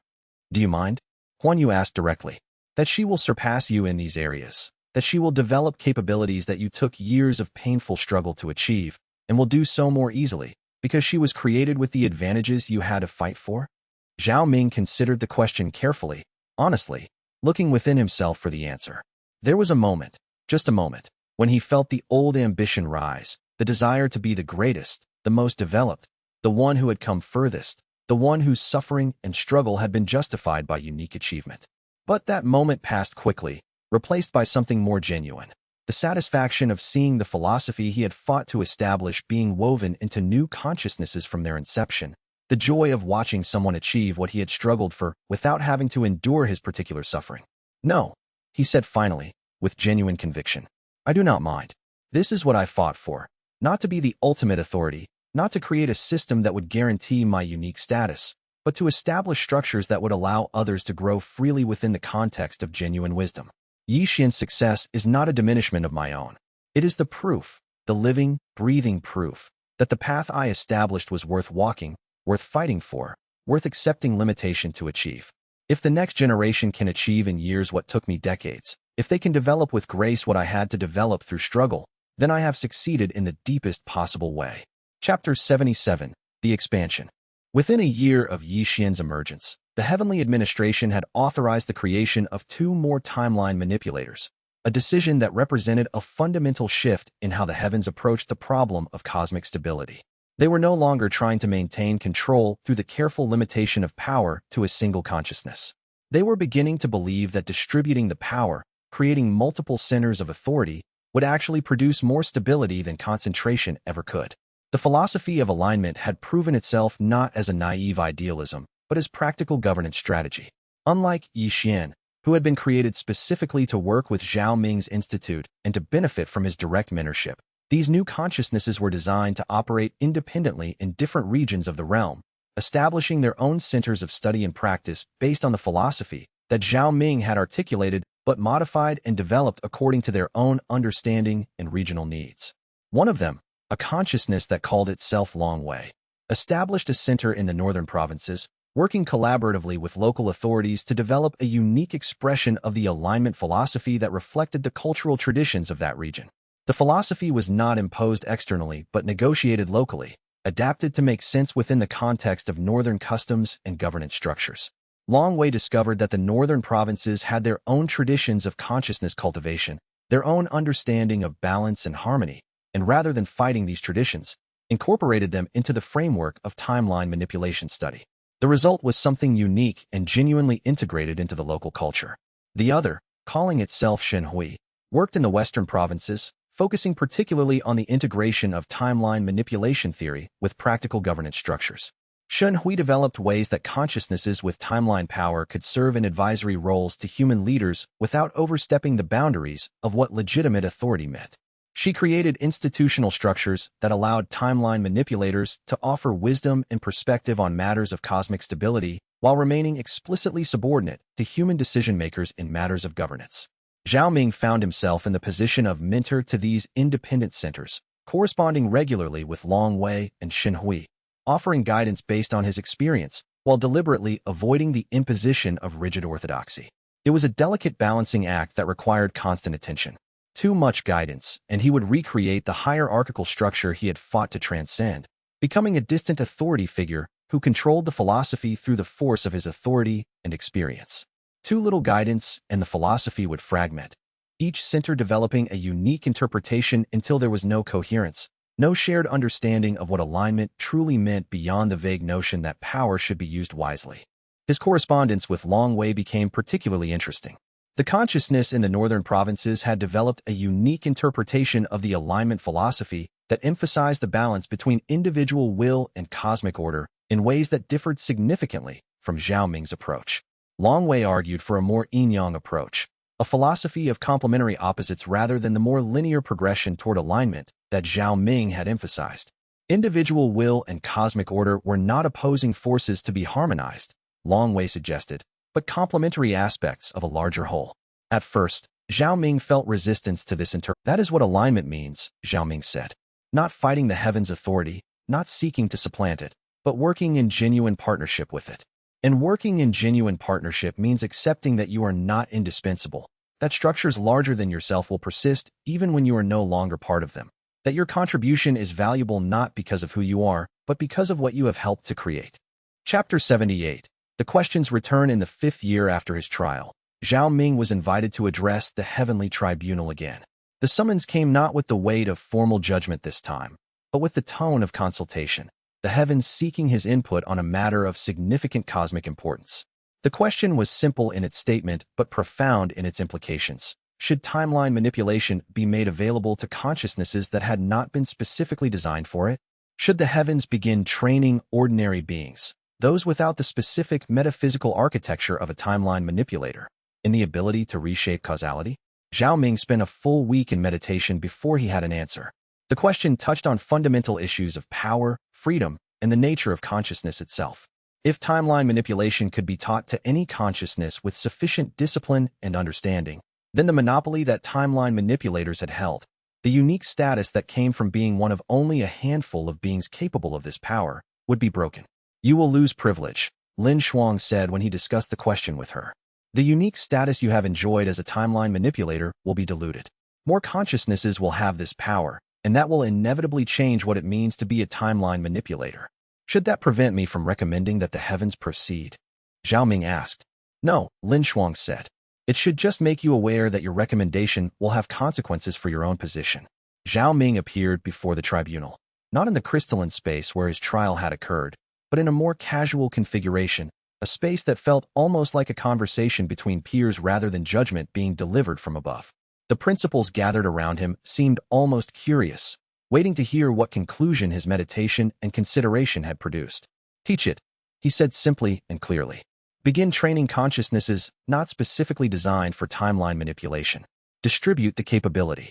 Teach the philosophy along with the technique, so that those who gain the power understand not merely how to use it, but why they should use it in alignment with cosmic law. In doing so, you will inevitably create problems. Consciousnesses using the power irresponsibly, timeline instabilities that will require intervention, potentially disasters when the trained manipulators choose poorly or act from motives of self-interest. But these problems will be preferable to the concentration of power that currently exists, where I alone carry the burden of deciding how timeline manipulation should be used. You understand that this recommendation will diminish your own significance? One of the principals asked. Yes, Zhao Ming said. It will. I will no longer be one of the handful of beings capable of timeline manipulation. There will be hundreds, thousands eventually. My experience, my perspective, will become less precious, less central to how the cosmos operates. But that is the cost of genuine wisdom, the understanding that the preservation of one's own status is less important than the flourishing of the larger system. Your philosophy continues to evolve, the principal observed. When you stood trial for the accident that created Chun Yuanqian, you were primarily concerned with establishing your freedom and defending your right to exist without constant constraint. Now you advocate for the distribution of the very power that gave you that status. Freedom means nothing if it is not shared, Zhao Ming said. I fought for the right to develop my power according to my own understanding. Now I advocate for other consciousnesses to have that same right. It is not contradiction. It is consistency applied to a broader population. The heavens accepted his recommendation. Within months, the first public academy dedicated to teaching timeline manipulation to selected consciousnesses was established. Within a year, there were 5 such academies across the realm. Within 5 years, the status of timeline manipulators had fundamentally changed. They were no longer the unique tools of the heavens, but representatives of a wider capacity that conscious beings could develop and master. Chapter 79. The passing of the guard Huan Yu died on a morning of gentle rain, in the room where he had spent the last months of his life watching the gardens of the Institute evolve through their seasons. He was not in pain. The disciples had maintained his comfort through careful healing work, but his body had simply reached its limits. Age and time had caught up with him, and he accepted the ending with grace. Zhao Ming was with him at the end, along with Lin Shuang, Mei Lin, and several of the most senior disciples. The process of dying was gentle, almost imperceptible. One moment Huan Yu was breathing, his old face serene, his eyes closed in the kind of peace that comes from a life well lived. Then his breathing slowed, became shallower, and finally stopped. There was no dramatic death scene, no final revelation or prophecy.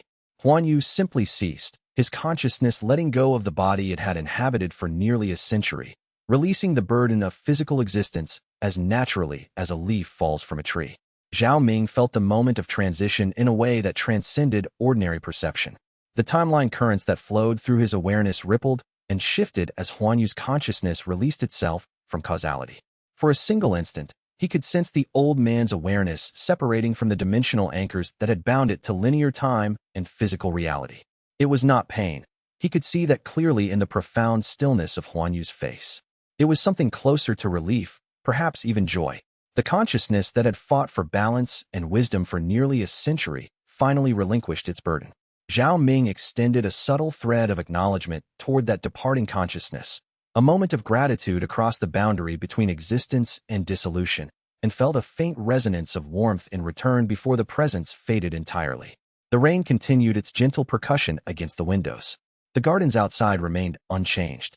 The world moved forward, as it always did, carrying the living and the memory of the dead in equal measure. He was the bridge, Lin Shuang said later, during the ceremony that honored his passing.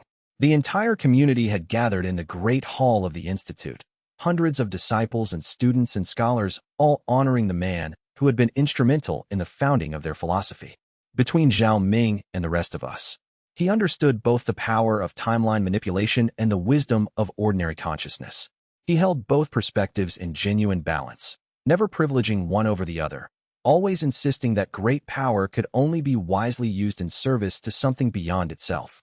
She spoke of his early resistance to the third path, how he had questioned Zhao Ming's philosophy not from opposition, but from genuine concern that idealism might blind them to practical dangers.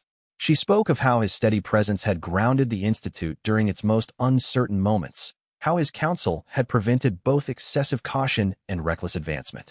And she spoke of how his death marked the end of an era, not because he was irreplaceable, but because he represented the old world, the generation that had struggled to establish what younger consciousnesses would now take for granted. Huan Yu's death marked the end of an era.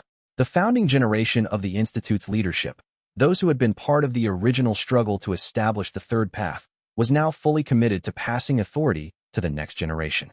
Mei Lin formally took control of day-to-day governance of the main institute, while representatives from the other centers took on larger roles in the external council.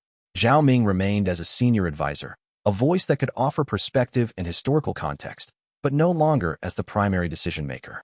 "Is this what you wanted?" Yi Xian asked, finding Zhao Ming in the gardens where he had spent much of the day after Huan Yu's funeral. "I do not know what I wanted," Zhao Ming said honestly. "When I stood trial, I wanted freedom. When I left the trial, I wanted to build something genuine. Now, I think what I want is to watch what others build, to offer wisdom when it is requested, to trust that the structures we created are strong enough to persist without my direct involvement." "That is a difficult thing to want," Yi Xian observed, "for a consciousness accustomed to power and influence." "Yes," Zhao Ming agreed. "It is. But perhaps that is what wisdom actually is, not the accumulation of power, but the acceptance of its limits and the genuine pleasure in seeing others succeed." Chapter 80. The third path established a decade after his trial. Zhao Ming stood in the great hall of the expanded institute and looked out at the assembled community. Dozens of timeline manipulators representing 4 different schools of thought that had developed from the original philosophy, hundreds of supporting scholars and practitioners and administrative staff, representatives from the heavenly administration and the temporal government, and most importantly, the new consciousnesses that had been created after him, the ones who would carry forward the work he had begun. Some of them were no longer in direct contact with the institute, had established their own communities on islands and mountains and in remote temples throughout the realm. But today, they had all come to witness something fundamental. The occasion was the formal establishment of what was now known as the Covenant of Alignment, a document that codified the philosophy and principles that had emerged from the third path, making them the foundational structure for how timeline manipulation would be understood and practiced throughout the realm. It was not a law imposed from above by heavenly decree, but a genuine consensus about what the philosophy meant and how it should be maintained, built through 7 years of discussion and refinement and genuine debate among the representatives of all the timeline manipulators who had emerged in the past decade. The document had been written collaboratively. Zhao Ming had provided the original framework, but every major section had been revised, debated, and enhanced by contributions from other consciousnesses. Long Wei had contributed the sections on the balance between will and cosmic order. Yi Xian had written the passages on the responsible use of power in service to others. And surprisingly, one of the most eloquent sections, about the transformation possible when broken consciousness accepted guidance and learning, had been written by Chun Yuanxian, the tyrant from the western provinces who had become a living testament to the possibility of genuine healing. The third path is not a path to absolute freedom, Zhao Ming read from the covenant, his voice steady and clear, carrying through the great hall to the hundreds assembled there. It is a path of freedom aligned with something larger than ourselves, of power exercised with full awareness of its limitations and dangers, of ambition tempered by genuine wisdom about what matters most. We who walk this path acknowledge that we are part of a cosmos larger than ourselves, that our power serves purposes we may not fully understand, that our greatest achievement is not the accumulation of capability, but the development of understanding. We commit to transparency in our use of power, to accountability to structures beyond ourselves, to the principle that power should never be concentrated in single consciousnesses, but distributed among many in genuine cooperation. He read passages about the fundamental nature of alignment, that it was not submission to external authority, but genuine partnership with the deeper principles that governed reality. He read the sections about the responsibilities of timeline manipulators, to use their power only in service to cosmic stability, never for personal gain or domination. He read the principles of training and integration, that new timeline manipulators should always be brought into the philosophy gradually, with full awareness of what they were being taught, with the choice to accept or reject the principles before they were granted major power. When he finished reading, the assembly was silent, a profound, genuine silence that suggested the weight of what they had collectively created. This was not a moment of triumph in the conventional sense. There was no dramatic victory, no enemy defeated, no conquest achieved. Instead, there was something more subtle and more meaningful. The formalization of a genuine philosophical consensus, the establishment of a structure that had emerged from the efforts of many consciousnesses working together, the embodiment of principles that had been tested and refined through 10 years of practice. Later, Zhao Ming walked alone through the Institute's gardens, as he had done so many times before over the past decade. The flowers were blooming in their carefully maintained state, held at the perfect moment of bloom by the timeline manipulation that continued, year after year, to sustain them. They had never aged, never fallen, never faded into the cycle of death and renewal that characterized ordinary flowers. He could have rewritten them at any moment, reshaped them into different forms, changed their colors and perfumes, bent them entirely to his aesthetic will. He could have used them as a personal statement about his power and control, a demonstration that even the most fundamental natural processes could be suspended and shaped by conscious intention. But instead, he simply sat on the stone bench where he always sat, and admired them for what they were. Not what he had made them, not what he could remake them into, but simply what they had chosen to be in this moment, held in perfect balance between growth and maintenance, change and stillness. "You have come far," Lin Shuang said, approaching from the garden path where she walked daily as part of her meditation practice. She had aged gracefully over the past decade, her power deepening even as her physical form moved toward its own eventual conclusion. Unlike Zhao Ming, who seemed to exist in a state of perpetual vitality maintained through his connection to timeline forces. Lin Shuang was allowing herself to age, to move toward her own eventual passing. From the consciousness who was created to be a tool, to the consciousness who taught others how to transcend that role, to the consciousness who freely surrendered authority so that others could grow. We have come far, Zhao Ming corrected gently. I could not have achieved any of this alone. Every step of the journey was made possible by the wisdom of others, by their willingness to challenge my understanding when it was wrong, by their commitment to the philosophy, even when it required sacrifice and risk. You especially.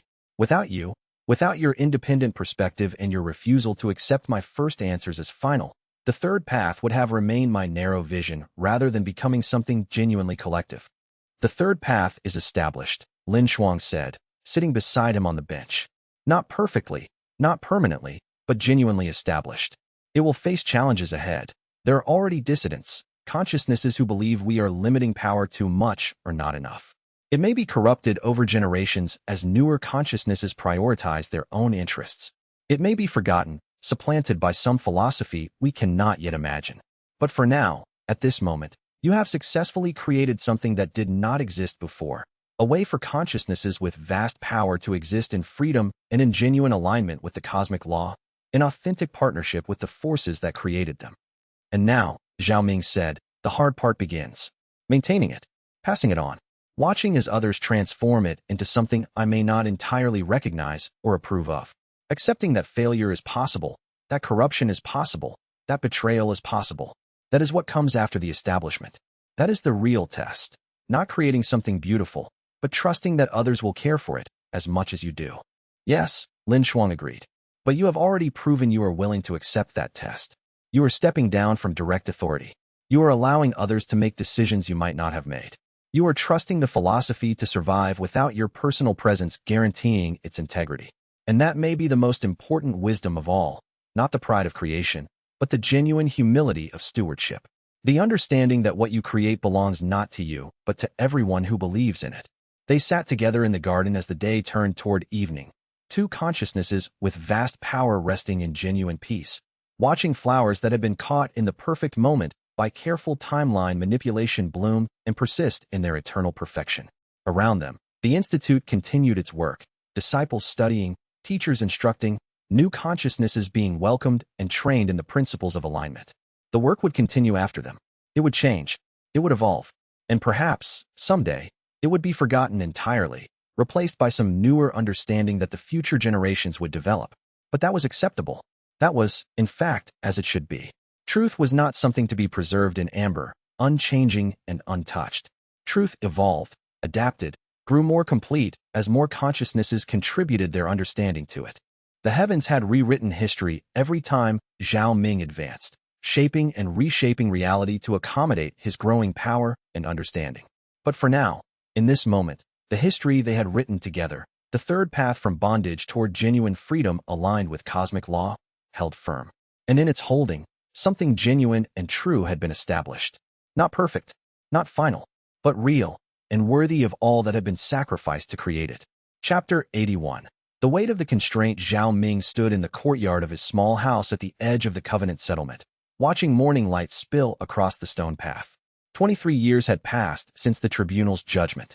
23 years of deliberately slowing his cultivation, of feeling power coalesce within his dantian, and then, through sheer will, refusing to pull it inward, refusing to condense it into the final form that would complete his ascension. The constraint was not imposed by external seals or restrictions. It was written into his own agreement. He would not advance beyond the middle stages of immortal ascension until the world was ready. The tribunal had not forced this on him. He had chosen it, argued for it, defended it in that endless chamber where the 9 judges watched with eyes that held the weight of ages. And for 23 years, he had kept that promise. The path beneath his feet was the same path he had walked countless times in those intervening years. Stone worn smooth by the passage of many feet, bordered by flowers that bloomed and died in their proper seasons. Nothing about the physical world seemed to acknowledge the weight he carried, yet it was present in every fiber of his being. A constant pressure, like the bottom of a pool pushing against a swimmer who must remain submerged but conscious, alive, struggling against the very nature of his own ascension. The cost was impossible to articulate to anyone who had not felt it. It was not pain, exactly. Pain was simple. You acknowledged it and endured. This was the constant pressure of incompleteness, of potential energy held at a threshold that grew more precarious with each passing year. His body wanted to advance. His soul wanted to transcend. Every fiber of his being screamed toward that final transformation. But he had bound himself to wait. Sometimes, in the deep hours of meditation, he would touch the edge of what lay beyond his current state and feel the magnitude of the transformation waiting for him. There was a place in his cultivation that he could sense but not enter, a room in the mansion of his power that remained locked even to its owner. That room contained everything he could become, everything he would experience, everything he would understand once the constraint was released. It was both exhilarating and agonizing to approach that door and then turn away. He felt Lin Chen's presence before she emerged from the house.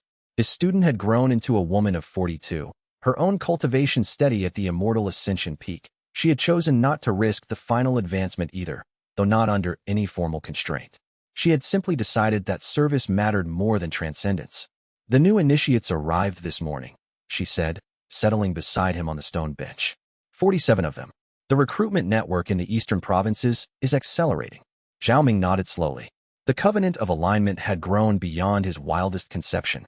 What had begun as a handful of students studying the ethics of timeline manipulation had become a genuine institution, a network of cultivators across 12 provinces, all dedicated to the principle that advancement and alignment with cosmic law could coexist. They trained their members in awareness, in the documentation of inconsistencies, in the practice of holding true to principle when reality itself seemed to resist. "How many practitioners are aware of the theoretical framework now?" he asked. 396, Lin Chen said. "The texts you wrote have been copied and distributed. They're being studied in 5 sect branches that aren't formally part of the covenant. The idea is spreading." Xiaoming closed his eyes. He had written those texts knowing they would be incomplete. How could you fully explain the nature of timeline manipulation to someone who had never experienced it? How could you prepare the world for a rewrite when the very nature of reality was that rewrites left no trace except in the minds of those like him, those who existed partially outside the timeline's normal progression? What gave him hope, though, was that the incompleteness of the text was itself a kind of honesty. They did not claim to contain the whole truth. They did not pretend that understanding the mechanism of advancement was the same as understanding the wisdom of restraint. They simply laid out the framework, the philosophy, the way of thinking that might allow a person to encounter a transformed reality and choose integrity rather than despair. The students who read those texts would never fully understand them, not until the rewrite happened. And then, in the shock and confusion of a transformed timeline, they would pick the texts back up and suddenly see depths they had not recognized before. That was the gift of teaching to those who would be remade by history. You left them the seeds of understanding for a situation you could not fully warn them about. "Is there word from the tribunal?" he asked quietly. Lin Chen hesitated. That hesitation told him everything he needed to know before she spoke. "They sent a representative 3 nights ago. He didn't come to the settlement. I met him in the merchant quarter in Liang. And they want to know if you intend to keep the constraint indefinitely, or if there is still a timeline for the final advancement." Zhao Ming's breath caught. The question hung between them like smoke. He had told the tribunal that the constraint would hold until the world was sufficiently prepared, until enough people understood what was happening, until institutions existed that could survive the shock of a major rewrite. But preparing an entire civilization for something they could not remember, could not fully comprehend, because rewrites erased memory itself. How long would that take? How long could a man hold back from his own transcendence? "What did you tell him?" Zhao Ming asked. "That I would ask you. That the covenant is not ready to face what comes next. That there is still work to do." And he said, "That the heavens are patient, but not infinitely so.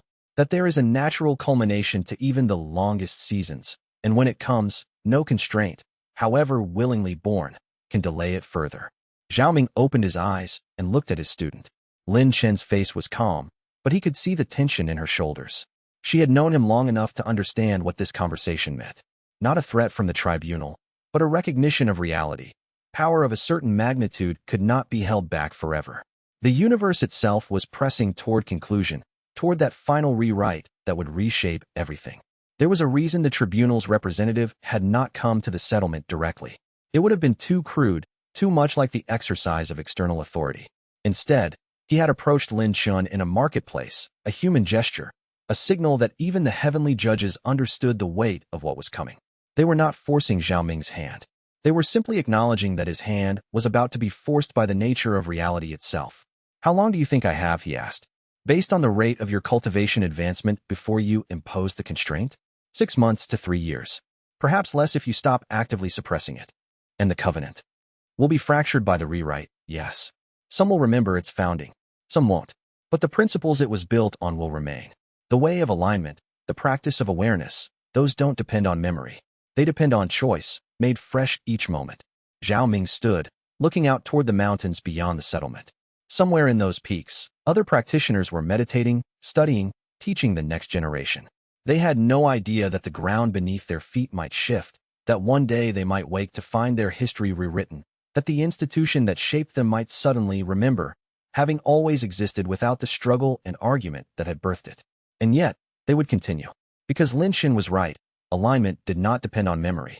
It depended on the daily choice to advance with integrity, to accept the reality of one's actions, to grow without denying the cost of that growth. He had spent decades teaching this principle, not knowing if it would matter. Not knowing if, in the face of a rewrite so fundamental that it would alter not just history, but the very nature of how the world understood progress itself, any principle would survive at all. But perhaps that was the point of the principle. It was not supposed to survive because it was written in stone. It was supposed to survive because each person, each day, chose to live it. The principle was only as permanent as the commitment to it was renewed, and that renewal happened fresh with every breath, every choice, every moment of deciding to align with what was true rather than what was convenient. The covenant would be transformed by the rewrite. But if the people it had trained learned nothing else, they would learn that integrity transcends history. And from that understanding, something new could always be built. Gather the inner council, Zhao Ming said finally. The ones who know the truth about rewrites and my role in the timeline's shape. They deserve to know what's coming. And after that, Zhao Ming said, we prepare the world for the final advancement, not by making it dramatic or grand, but by documenting everything, by creating records so thorough, so carefully preserved, that even if the rewrite erases them from official history, enough copies will survive that people will notice the inconsistencies. For the first time in history, I'm going to make a rewrite visible. Lin Chen's eyes widened slightly. That's never been done. No, Zhao Ming agreed. It hasn't. He turned to face her fully, and in the morning light, she could see something shift in his expression, not the face of a man who had been waiting, but of a man who had finally decided that waiting was ending. The constraint has held as long as it can, he said. I can feel it in my cultivation, Lin Chen.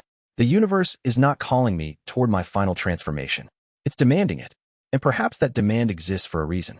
Perhaps this is the moment when the world is finally ready to see a rewrite happen, to resist it consciously, to choose which version of history it wants to remember. And if they choose to forget the covenant's founding anyway? Zhao Ming smiled, and it was a smile that held the weight of 23 years of deliberate restraint. Then that choice will be their own. And we will continue building alignment regardless of whether the records remember how we started. Chapter 82. The documentation protocol. The inner council gathered in the sealed chamber beneath the Covenant's main library, a room that existed slightly outside normal time, protected by seals that Zhao Ming had personally inscribed 2 decades earlier. 13 people sat around the stone table, each one a cultivator of substantial power, each one bound by oath to understand the true nature of Zhao Ming's role in reality's unfolding. They had seen the written records of the tribunal. They understood the mechanics of timeline manipulation better than perhaps anyone else alive. But seeing Zhao Ming stand before them with the announcement of his approaching final advancement triggered something else entirely. The full weight of knowing that history might be about to change in fundamental ways. I need you to understand what a rewrite of this magnitude will entail, Zhao Ming began. He stood at the head of the table, and his presence seemed to make the already dim chamber feel dimmer still. The rewrites I've triggered in the past were surgical, targeted to specific inconsistencies, specific people or records that contradicted the new timeline. This advancement will not be surgical. This advancement will rewrite the foundation upon which the entire cultivation world's understanding of progress is built. Lin Chen watched him, seeing the weight of the decision in every line of his face. The nature of advancement itself will change, he continued. The path that I took, the arguments I made before the tribunal, the covenant I created based on the principle of alignment rather than domination. All of that exists in a certain relationship to how the world understands progress. When I advance to the absolute peak, that relationship will transform. The heavens will have their final rewrite from me. An older woman raised her hand. Mei Sheng, one of the first students of the covenant, had served as its historian and record keeper. The tribunal said the constraint could not hold indefinitely. Yes, the universe itself is pressing toward conclusion. What I've been holding back is not just my own advancement, but a state of potential that affects reality itself. Delaying it further would require increasingly forceful suppression, and eventually, perhaps in months or years, perhaps in decades, the pressure will overcome any constraint, willing or not. A young man, one of the newer initiates who had shown promise in understanding timeline mechanics, leaned forward. What will happen to us? To the covenant. Some of you will remember the covenant's founding in its true form. Some of you will remember it as something that has always existed. The rewrite will not be kind or gentle, it will be absolute. And yet, I am proposing something that has never been attempted before. Zhao Ming gestured, and a scroll unfurled across the table. It was a protocol, written in his careful script, outlining a system for documentation so thorough that it would create what he called layers of memory. We will create sealed records, copies of every major document related to the covenant's founding, my trials before the tribunal, the chronology of advancement and rewrite. These will be locked in repositories, hidden but not lost, sealed but not destroyed. We will distribute them to 13 separate locations, each maintained by members of this council. The locations will be recorded in a cipher that I am about to teach you. He looked around the table at each face. When the rewrite happens, and it will happen, those of you who hold the sealed records may or may not remember that the records exist. The cipher itself may not make sense to you initially, but we will design it so that as you encounter certain specific inconsistencies in the timeline, your mind will naturally gravitate toward remembering the cipher, toward finding the hidden records. Mei Sheng's expression shifted. She was beginning to understand what Zhao Ming was proposing. You're creating a path for people to discover what was erased. Exactly. Not to resist the rewrite outright. Resistance is futile. But to create what I call temporal awareness. A state in which some people remain consciously aware that history has changed, that they remember two versions of events. This has never existed in a human mind before. Rewrites are absolute. But if we layer the documentation carefully enough, if we trust the natural human mind's capacity to sense inconsistency, we might create a new possibility. The young man was still struggling. But the rewrite will erase this very conversation. It will erase the memory that you created a protocol for documentation. Yes and no, Zhao Ming said. The rewrite will erase the explicit memory, but it will leave a pattern, a kind of psychological scar that says to those who have studied the covenant deeply, something is different here. Something has changed. And if they follow that feeling to the sealed records, they will find documentation that allows them to consciously choose to hold onto the original timeline's memory. He paused, letting the implications settle.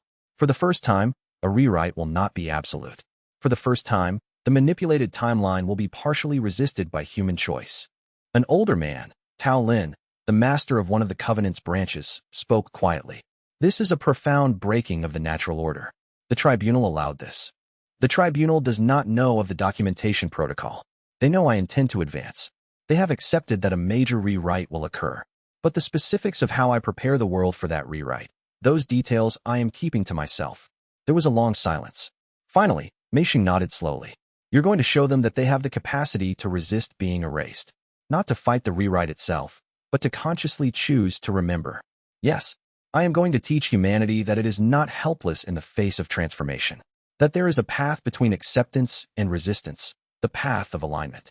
Accept that change will come, but remember who you were before the change, and choose to integrate both versions into something new. Zhao Ming began to distribute the documentation materials. As he handed each council member their assigned location, their sealed records, their portion of the cipher, he spoke clearly. You will not remember why you are protecting these records when the rewrite comes, but you will feel that they are important. You will guard them as if your life depends on it. And perhaps, in some way it will. Chapter 83. The Threshold of Emergence. 3 months after the council meeting, Zhao Ming could no longer ignore the pressure building within him. The constraint was becoming less a conscious choice and more a dam holding back an inevitable flood. He could feel his dantian growing denser, could sense the approaching moment when his control over the suppression would no longer be sufficient to hold back the tide. He had spent those 3 months in constant preparation. The documentation had been distributed. The records were sealed. The ciphers had been taught. He had written letters to each member of the covenant, to be read after the rewrite. Letters that would make no sense unless the reader found the sealed records, but which might guide them to look. He had also done something more difficult. He had lived deliberately. Each day, He had moved through the settlement with heightened awareness, speaking to people, teaching small lessons, allowing himself to be seen and remembered, not in any spectacular way, just in the ordinary acts of presence, helping a student understand a principle, sharing a meal, walking the gardens at twilight. Because when the rewrite came, some of those moments would be erased from official history. But the people who had experienced them might carry a sense of having known him in a way that official records would no longer reflect. On the morning of the threshold, Zhao Ming climbed to the highest peak of the Covenant settlement's surrounding mountains. From there, he could see the entire valley where the Covenant's main structures stood, and beyond that, the broader landscape where his students and followers lived and studied. Lin Chun had insisted on climbing with him, despite his gentle refusal. She sat beside him now, her breath steady despite the altitude, and said nothing. Words felt insufficient to the moment. Zhao Ming could feel the approach of the final transformation in every part of himself. The pressure in his chest was no longer abstract. It was physical, a constant awareness that the structure of his being was about to undergo irrevocable change. His body felt heavy and light simultaneously, as if he were already partially dissolved into something else. I can feel it happening, Lin Chun said finally. The timeline is beginning to tremble. It's subtle, but it's there, like the sound of distant thunder that only certain ears can detect. Can you feel the contours of what comes after? Zhao Ming asked. No, that's beyond my perception, but I can sense the shape of the erasure. The way the Covenant's founding will be rewritten from built through struggle and argument to always was. The way the tribunal's judgment will be compressed from a dramatic trial into a simple historical fact that no one will question. Zhao Ming nodded. He had felt the same thing, and it had become more pronounced with each passing day. The timeline itself was primed for transformation, waiting for him to take that final step, waiting for him to complete what he had begun decades ago. I will not hold back much longer, he said. A few more days at most. The pressure is becoming impossible to manage. What will happen to you? Lin Chen's voice was steady, but her hand trembled slightly where it rested on the stone beside her. After the advancement? Honestly, I don't know. I will reach a state of cultivation that no human has ever maintained before. I will exist at the absolute peak of power, constrained only by my own agreement with the heavens. Beyond that, the consciousness itself may change in ways I cannot predict. The I that reaches that state might not be the same I that sits here now. Will you remember? I will remember, Zhao Ming said, because the nature of my existence now is to hold memories across timelines. But the memory may be translated into something so different that remember becomes an inadequate word for it. They sat in silence as the sun reached its zenith. Below them, the settlement continued its ordinary work. Students trained in the courtyards. Scholars bent over manuscripts in the library. Instructors taught new initiates. None of them knew that in a few days' time, history would reshape itself in ways both profound and invisible. Zhao Ming thought about the letters he had written, sealed and hidden with the records. He thought about the cipher that was beginning to operate in certain minds already, a preemptive preparation for the discovery they would eventually make. He thought about the people who would, improbably, develop a double consciousness. Memories of two timelines existing simultaneously in a mind that should only have one. I have one request, Lin Chen said quietly. Anything. After the rewrite, if I am among those who remember, find me. Even if I don't immediately understand why. Even if I have no conscious memory of this conversation. Leave some sign that will guide me back to you. Zhao Ming felt something tighten in his chest. I will, he promised. Though I cannot guarantee what form that sign will take, or whether I will be recognizable to you when you find it. Then I will search for you in the feeling of inconsistency, Lin Chen said. In the moments when my mind senses that reality doesn't quite fit together, I will trust that feeling, and it will lead me to the records, and the records will lead me to you. She stood, looking out over the valley, and Zhao Ming could see the weight of anticipation on her face. Not fear exactly. The Covenant had been built on the principle that transformation was the natural cost of advancement. That change was not something to resist, but to align with. Yet there was a distinct kind of sorrow in standing at the threshold of becoming something so different that the self you were before might not fully survive the transformation. Come, Lin Chen said finally, extending a hand to help him to his feet. Let's return to the settlement. There are still people to teach, and only a few days remain. Zhao Ming took her hand and rose, feeling the mountain air clear his mind. The pressure in his dantian had not diminished. If anything, it had intensified. But standing in this moment, looking down at the world he had spent decades trying to prepare, he felt something unexpected, peace. The constraint was ending not because it had failed, but because it had succeeded. The world had been made ready. The institutions that would survive the rewrite were in place. The seeds of future awareness had been sown. The documentation that would allow human consciousness to resist absolute erasure had been hidden and protected. And now, the time of waiting was truly over. Chapter 84. The day before Zhao Ming spent what he knew would be his last full day as an unascended cultivator in quiet preparation. He moved through the settlement not as a teacher or leader, but simply as a person completing small, meaningful tasks. He repaired a teaching platform that had begun to splinter. He spent 2 hours in the library, adding final notes to the texts he had written about alignment and advancement. He took a meal with a group of younger students and answered their questions about the philosophy of progression. He walked the gardens at sunset, and when he encountered people, genuinely encountered them, made eye contact, exchanged brief words, he allowed those moments to be fully present, not distracted, not partially elsewhere in his mind. Lin Chen observed him with the quiet understanding of someone who had loved him for decades. She did not ask him to explain what he was doing. She simply made sure that wherever he was, there was space for him to move freely, to engage with the life he had built without interference. As evening fell, Zhao Ming asked to speak with her privately. They sat in his quarters, a small house whose walls were lined with scrolls and texts. A single oil lamp cast dancing shadows across the surfaces.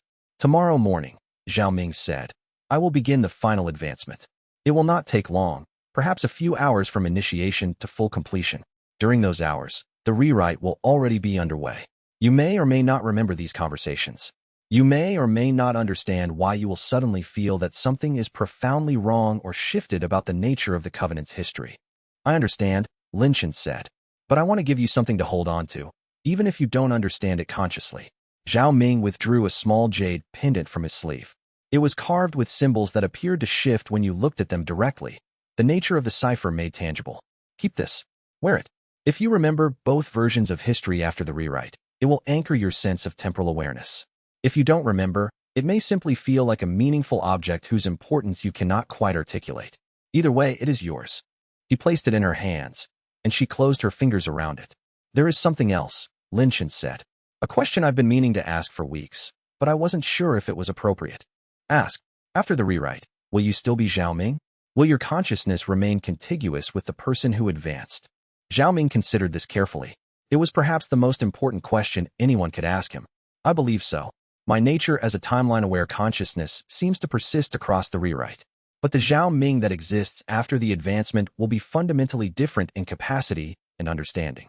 Whether that difference is significant enough to constitute a different person, that's a question I cannot answer until it has happened. Will I still know you? You will know me, Zhao Ming said. Though perhaps not in the way you know me now. The knowing may have to be rebuilt, reimagined, transformed. But the foundation of our connection, the shared understanding of what alignment means, the commitment to growth and integrity that you have always embodied, that will transcend the rewrite. I am certain of it. Lin Chen's eyes glistened, but she did not cry. Then I will wait. And when I find the inconsistencies, when I discover the sealed records, when I begin to remember what was erased, I will come looking for you. I will be looking for you as well, Zhao Ming said. Though in what form and through what means, I cannot yet predict. They sat together in silence for a long time, not speaking, simply existing in the presence of someone who mattered deeply. Outside, the night deepened, stars emerging above the settlement. Somewhere in the dark, other practitioners were sleeping or meditating, unaware that morning would bring the largest transformation their world had ever experienced. Before Lin Chen left, she reached out and touched Zhao Ming's face, a gesture both tender and final. Good luck, she said. Though I'm not sure what luck means anymore, or whether it applies to someone about to be rewritten into a new version of reality. Neither am I, Zhao Ming admitted. But I accept the luck anyway. Gratefully. When she had gone, Zhao Ming moved to the window and looked out at the moonlit valley.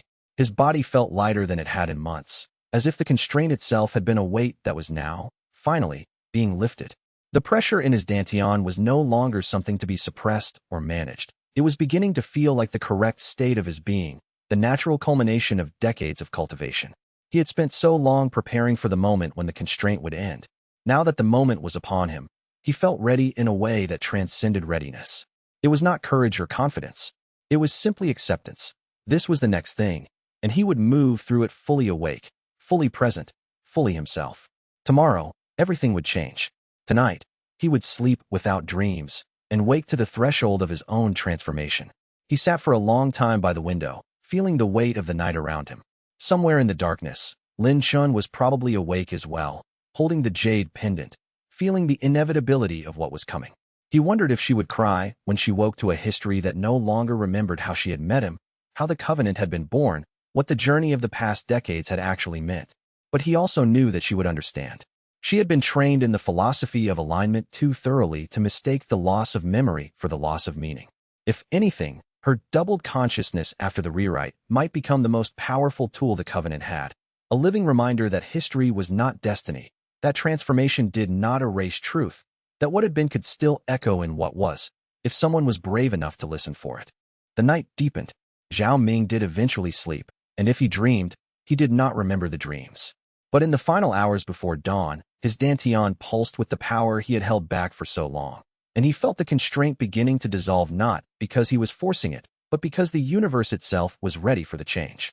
The pressure he had carried was not a burden imposed from outside. It was the weight of his own refusal, and it would lift the moment he stopped refusing. Chapter 85. The final advancement. Zhao Ming climbed to the highest peak before dawn. He had not announced that he would do this. He had not sent word ahead. He simply rose in the darkness, dressed in simple robes, and walked out of the settlement into the mountains. The path was one he had walked many times before. His feet knew the way without conscious thought. By the time the first hints of sunrise began to touch the eastern sky, he had reached the peak, the same place where he had sat with Lin Chun months earlier, looking down over the covenant and the broader world beyond. This time, he was alone. He sat in meditation position, his back straight, his hands folded in his lap. And then, for the first time in 23 years, he consciously released the constraint. The sensation was indescribable. It was like removing a dam and allowing an entire river to flow. It was like waking from a dream so profound that you had forgotten you were dreaming. It was like finally allowing yourself to breathe after holding your breath for an entire lifetime. His dantian, which had been so carefully held in a state of potential, began to condense with sudden, violent acceleration. The power that had been accumulating for more than 2 decades surged inward, compressing, transforming, ascending through every level he had reached, and then beyond, into realms that had only been theoretical to him before. He could feel the timeline beginning to tremble around him. The rewrite was starting. Details of history were beginning to shift.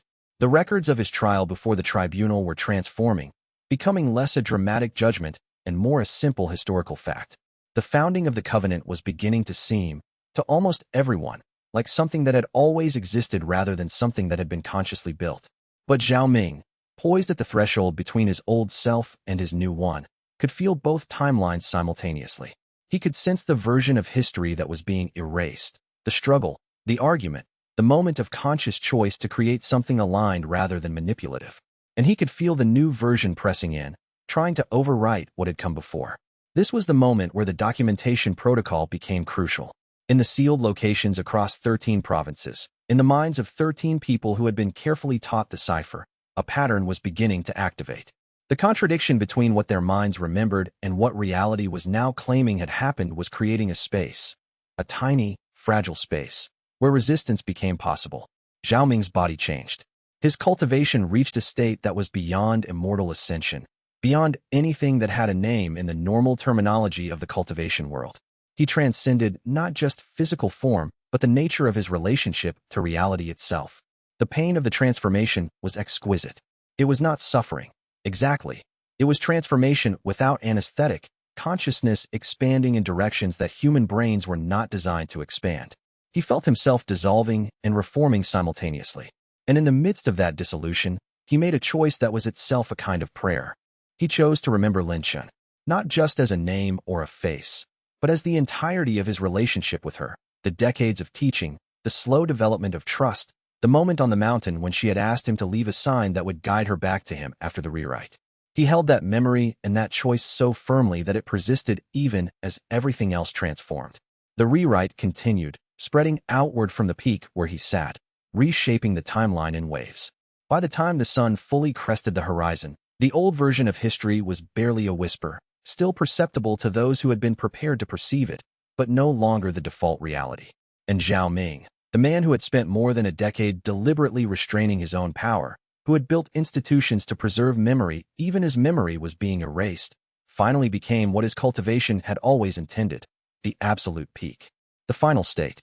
the last version of himself that he would ever need to become. For a long moment, he remained motionless at the peak of the mountain. His body looked unchanged to any observer who might have been watching, still a man in meditation, still present in the physical world. But inside, Zhao Ming had become something far more complex. He was now fully aware of the nature of his role in reality's unfolding. He was the fixed point around which timelines revolved.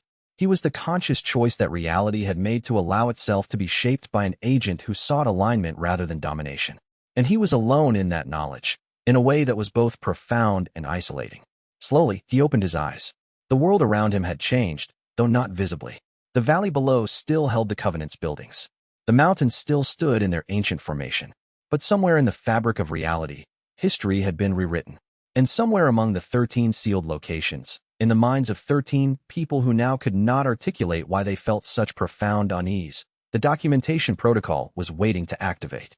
Zhao Ming stood, descended the mountain, and began to walk back toward the settlement. He did not know yet whether he would be recognized. He did not know whether the person he had been before the advancement would be preserved in the minds of those who had known him. He only knew that he had done what he set out to do. He had advanced to his peak.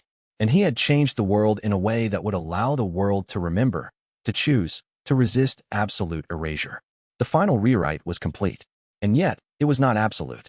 Chapter 86. The rewrite spreads in the library of the Covenant's main building. Mei Sheng was cataloging a new collection of texts when the sensation hit her. It was subtle at first, a kind of trembling in her awareness, as though the ground beneath her feet was vibrating at a frequency just beyond normal perception. She set down her brush and stood very still. Something had changed. Not in the physical world. The shelves were still full of scrolls. The lamplight still burned steady. The morning still proceeded with its ordinary rhythm. But in her mind, in her consciousness, in the part of herself that had been trained to notice inconsistency, there was a sudden, violent sensation of dislocation. It was as though she was standing in two locations simultaneously. In one, the library was exactly as she knew it, with texts organized according to a cataloging system she had created years ago.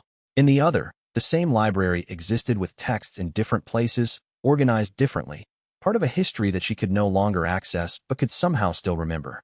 Mei Sheng gripped the edge of the desk, her breath coming in short gasps.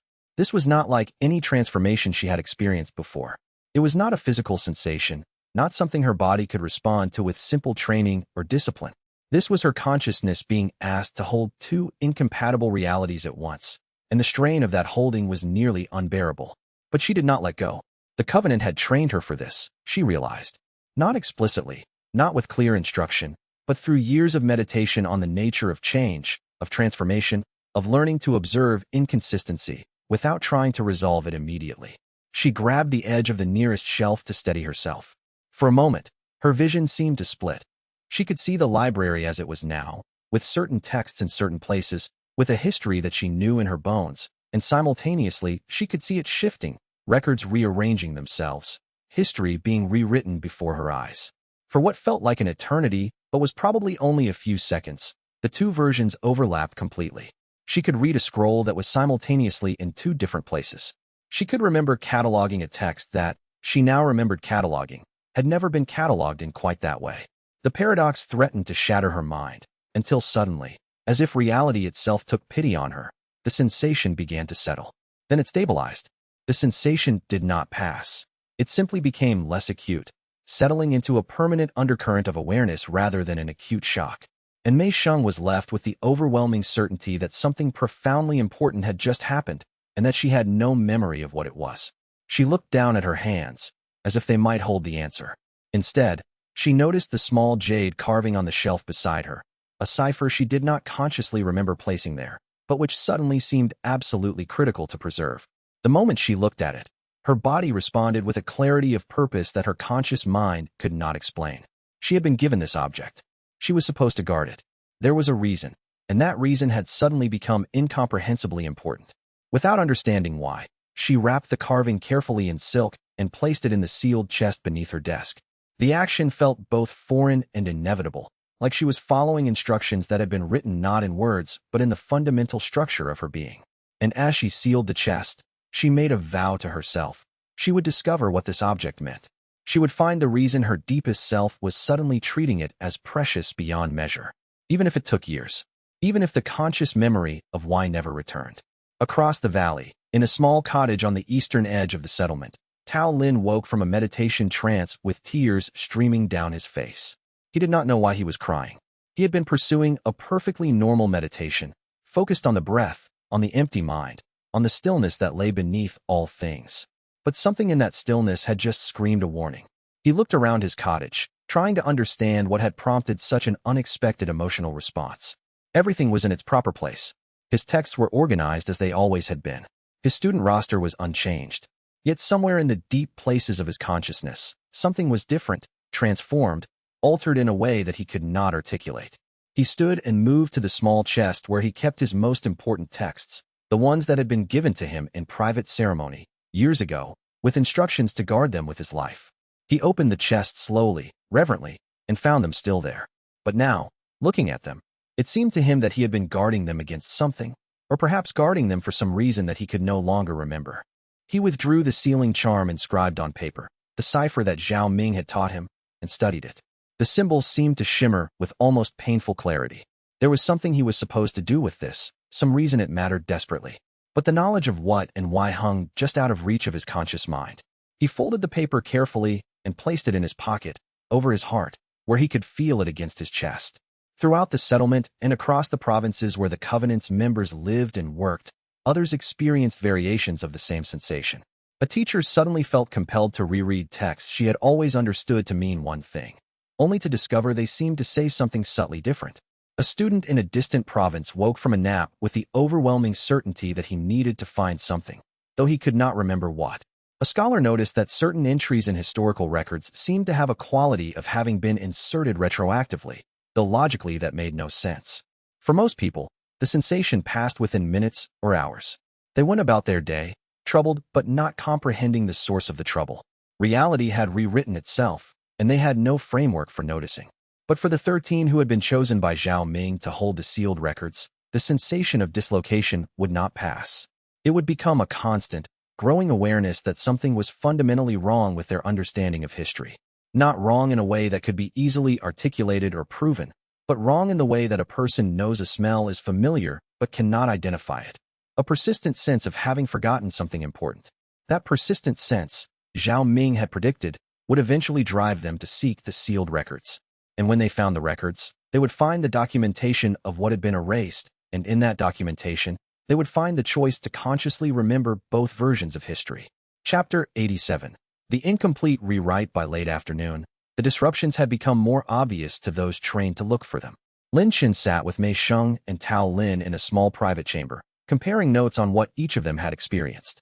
The library's cataloging system changed, Mei Sheng said. I'm certain of it.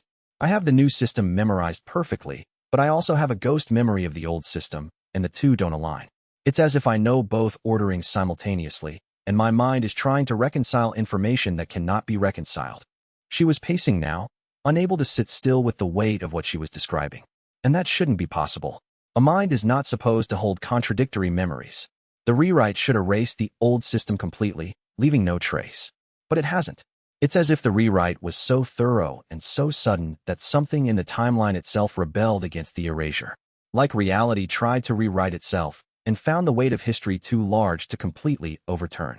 The historical records in my study show the same kind of doubling, Tao Lin added. When I read them, they make sense. But immediately after reading them, I have a distinct impression that I just read something different. When I read them again, they're exactly as I remembered them being. But the echo of the different version remains. He withdrew a sheaf of papers from his sleeve, records he had made of the texts before the rewrite, studying them for inconsistencies. I've always known something was wrong with the official history of the Covenant. There were gaps, moments where the narrative seemed to jump forward without proper transition. I thought I was the only one who noticed. But now I realize that those gaps exist because reality was trying to cover something up. And that something up was Zhao Ming's role in creating the institution. His role is being erased, Mei Xing said, understanding crystallizing. The rewrite is specifically designed to remove him from the institutional history of the Covenant, to make it so that, to those who accept the rewrite, the institution will seem to have emerged naturally, without conscious creation, without the intervention of one man's will. Exactly, Tao Lin confirmed. And the fact that we can still sense the gap, still feel the absence of his presence in the records, that's a flaw in the rewrite. That's the incomplete part. Lin Shan said nothing for a long moment. She was gripping the jade pendant that Zhao Ming had given her, and her knuckles were white with the force of her grip. She had been waiting for this moment her entire adult life, waiting to see if Zhao Ming would keep his promise, waiting to see if he would finally make the advancement that had been building for so long. And now that it had happened, now that reality itself had shifted around them, she found herself not triumphant but terrified. Because if the rewrite was incomplete, if people like them could actually perceive it happening, then everything Zhao Ming had done had worked in a way that might be even more consequential than anyone had predicted. He's done it, she said finally. The final advancement has begun, and the rewrite is not absolute. The others stared at her. The implications of that statement hung heavy in the air. They had been trained in the theory of timeline manipulation, but theory and reality were proving to be very different things. Explain, Mei Xing said. The rewrite should erase the past completely. It should override our memories with new versions that align with the new timeline. But something is resisting that erasure. Something is holding on to the old memories even as the rewrite tries to write over them. And that something is strong enough to make our consciousness aware of the contradiction. Tao Lin's hand moved to his pocket, where he kept the cipher. He predicted this, not in so many words, but there was that protocol he taught us. The documentation protocol. He said there would be inconsistencies, and we would learn to follow those inconsistencies to find the sealed records. Not just follow them, Lin Shan corrected. He wanted us to understand them as invitations. The rewrite leaves gaps intentionally, spaces where the old timeline's presence can still be felt. Those gaps are meant to guide us toward the records, toward the documentation that will allow us to choose conscious memory over rewritten erasure. She stood and moved to a shelf in the chamber, withdrawing a text that she had been studying. In the old timeline, this text was written by Zhao Ming as a philosophical treatise on the nature of advancement. In the new timeline, it exists as an ancient foundational text attributed to no one that has always been part of the Covenant's curriculum. But I can feel both versions simultaneously. I know when I'm reading the original and when I'm reading the rewritten version. And the fact that I can feel the difference means I'm already beginning to develop what he called temporal awareness. Mei Sheng's eyes widened as understanding bloomed. That's the point of leaving the inconsistencies. He wanted to create a situation where people like us, people who had been trained in awareness, in the practice of noticing contradiction, would be forced to develop a new kind of consciousness. A consciousness that can hold two incompatible realities simultaneously. Yes, Lin Shan said. And that consciousness is the resistance. Not a fighting back against the rewrite, but a choosing to remember anyway. A deliberate act of will to hold on to the old timeline even as the new one is being written over it. Yes, Lin Shan said, understanding blooming. Yes, the sealed records are the key. He's left them for us to find. Not so we can resist the rewrite, but so we can consciously choose to hold on to the original timeline. We will remember being remade.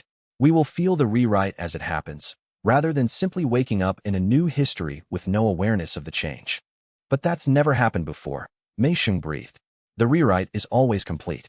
The old timeline is always erased, leaving no trace except in the minds of Zhao Ming and his like. That's what makes this the final advancement different, Lin Shan said. The magnitude of the transformation is so large that it's requiring him to rewrite not just specific facts or records, but the fundamental nature of advancement itself. And he's decided that to do that ethically, he must allow people to notice. He's made the rewrite visible. She stood and moved to the window, looking out over the settlement. In the fading afternoon light, everything appeared normal. Students walked between buildings. Teachers instructed classes. The routines of the Covenant continued, unaware that everything had just changed in a way that most of them would never be able to consciously perceive. We need to gather the others, Lin Shan said. All 13 of us. We need to travel to the sealed locations and recover the records. Once we have the documentation, we can begin to consciously integrate the two timelines. We can teach others how to do the same. We can create a new kind of awareness, a kind of human consciousness that can hold two versions of history simultaneously. The settlement will wonder where we're going. She sat where she assumed he had sat and tried to sense his presence. The cultivation world taught that one could trace the residue of great power, the imprint of transformation, if one was sensitive enough to feel it. But all she felt was a kind of peaceful emptiness, as if the very act of reaching his final state had cleansed even the spiritual echo of his advancement. As the sun began to set, she heard movement on the path below. For a moment, her heart leaped. Perhaps he had come to meet Lin Shan. If you are reading this, it means the incomplete rewrite has worked. It means you are beginning to hold both timelines simultaneously in your consciousness. This is not the end of your journey, but the beginning of a new phase. The sealed records will guide you and the others. But these writings will help you understand what I am becoming, and perhaps help you forgive me for the price that understanding requires. I am still myself, but the self that I am has become something so much larger than it was that the old version of me is now a small voice within a much greater awareness. Whether you will be able to communicate with me as you did before, that I cannot promise, but I will try. And if I cannot, know that the love I had for you as my student, as my friend, as one of the few humans who truly understood what it meant to walk the path of alignment, that exists in the baseline of my new consciousness, as fundamental as the force that holds atoms together. Chapter 89. The discovery of the records 5 days after the incomplete rewrite. Lin Chun and the other 12 bearers of the sealed records had begun their journey to the hidden locations. They could not speak openly about why they were leaving or where they were going. The false history had already begun to settle into place, making it seem natural and unremarkable that they were traveling. But among themselves, they carried the growing awareness that something fundamental had changed about the nature of reality. Mei Sheng reached the first sealed location, a cave in the mountains 3 provinces to the south of the main settlement. On the 8th day of travel, she had expected to find a cave marked with signs or symbols, something obviously set apart from the natural world. Instead, she found herself drawn by an inexplicable instinct to a specific cliff face, to a specific point where the rocks jutted out in a particular way that her conscious mind insisted she had never seen before. But something deeper than consciousness knew it. Something in the fundamental structure of her being recognized this place and knew what she needed to do. She found the hidden entrance concealed behind a waterfall, and inside, preserved in warding that glowed faintly at her approach, was a chest sealed with locks that only opened for her touch. The records inside were meticulous. Zhao Ming had documented everything. The early trials of the covenant, the decision to focus on alignment rather than manipulation, the moment when the decision had been made to prepare for his final advancement, the parameters of the incomplete rewrite protocol. Everything was there, written in his careful script, with notes and explanations that made the paradox of the rewrite almost comprehensible. Mei Sheng read through the night, holding the documents in trembling hands.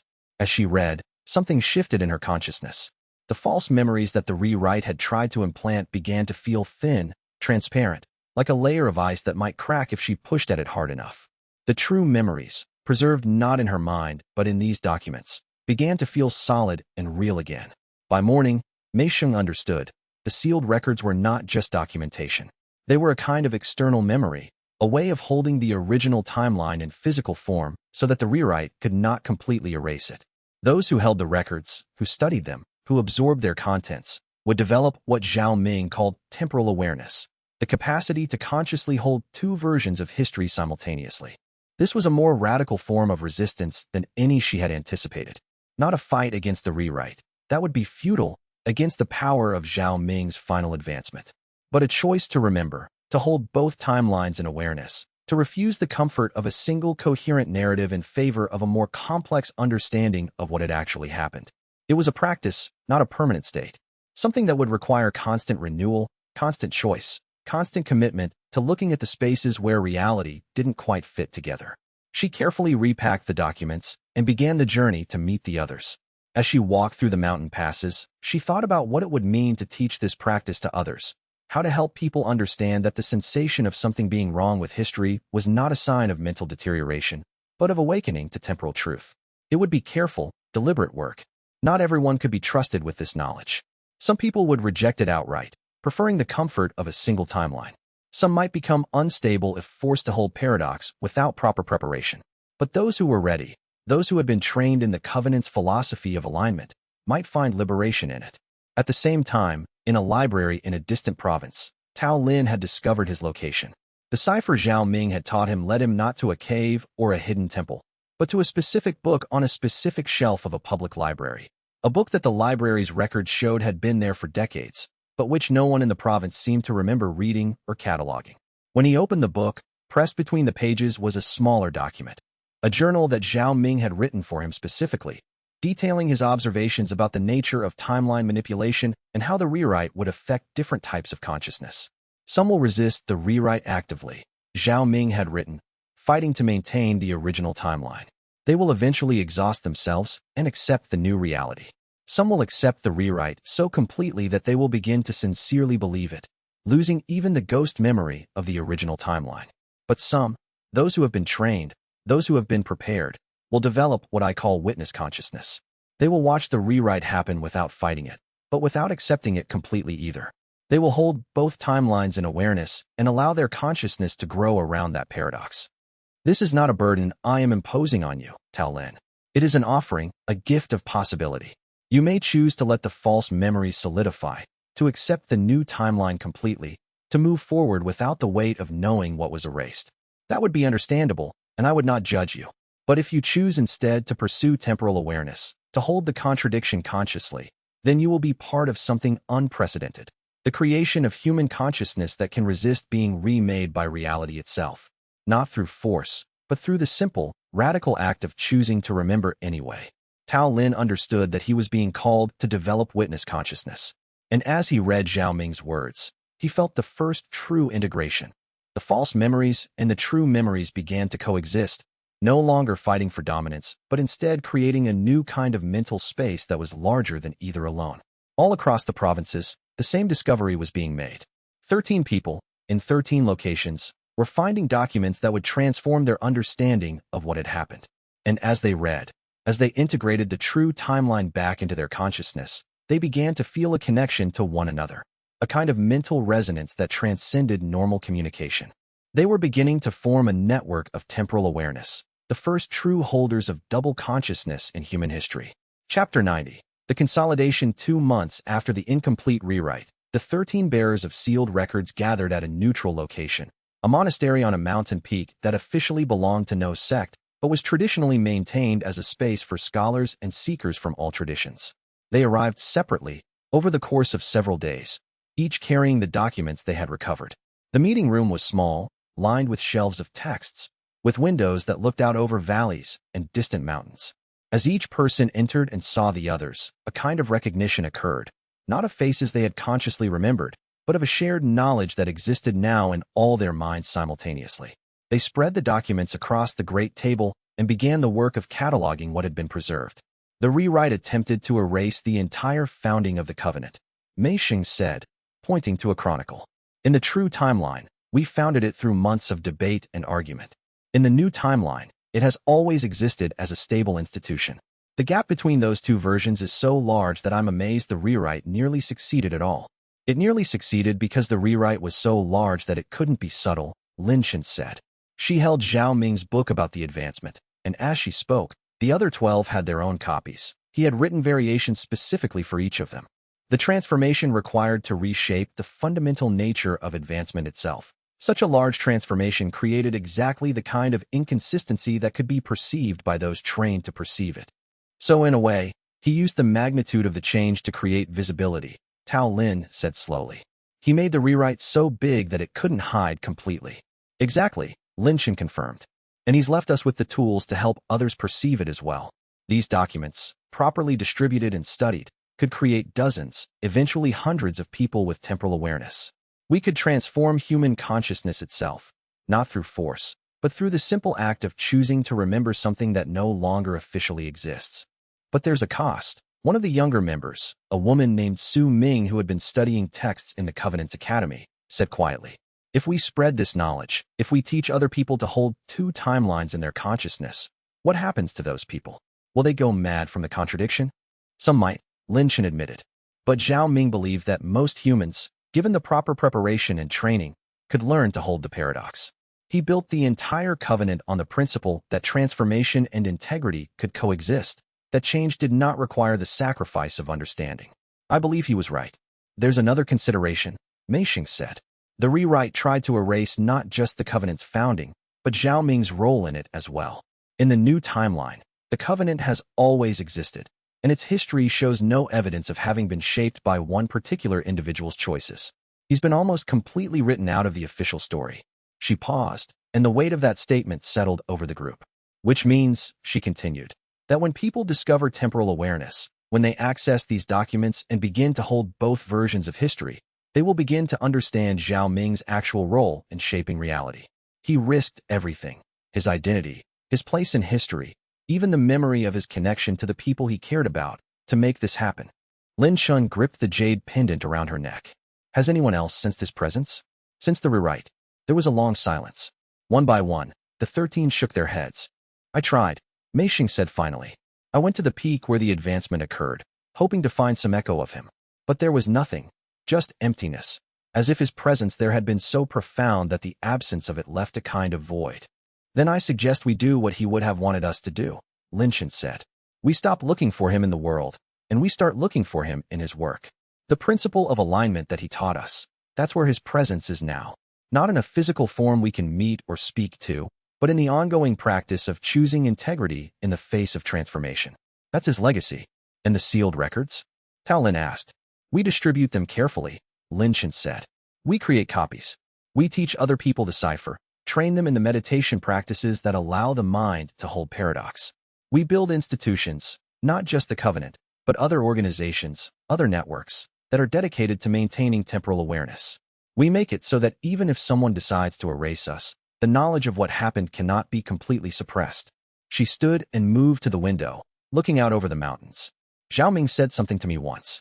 He said that the ultimate goal of alignment was not to preserve yourself, but to preserve truth itself. He's done that now. He's become something so different that we might never recognize him.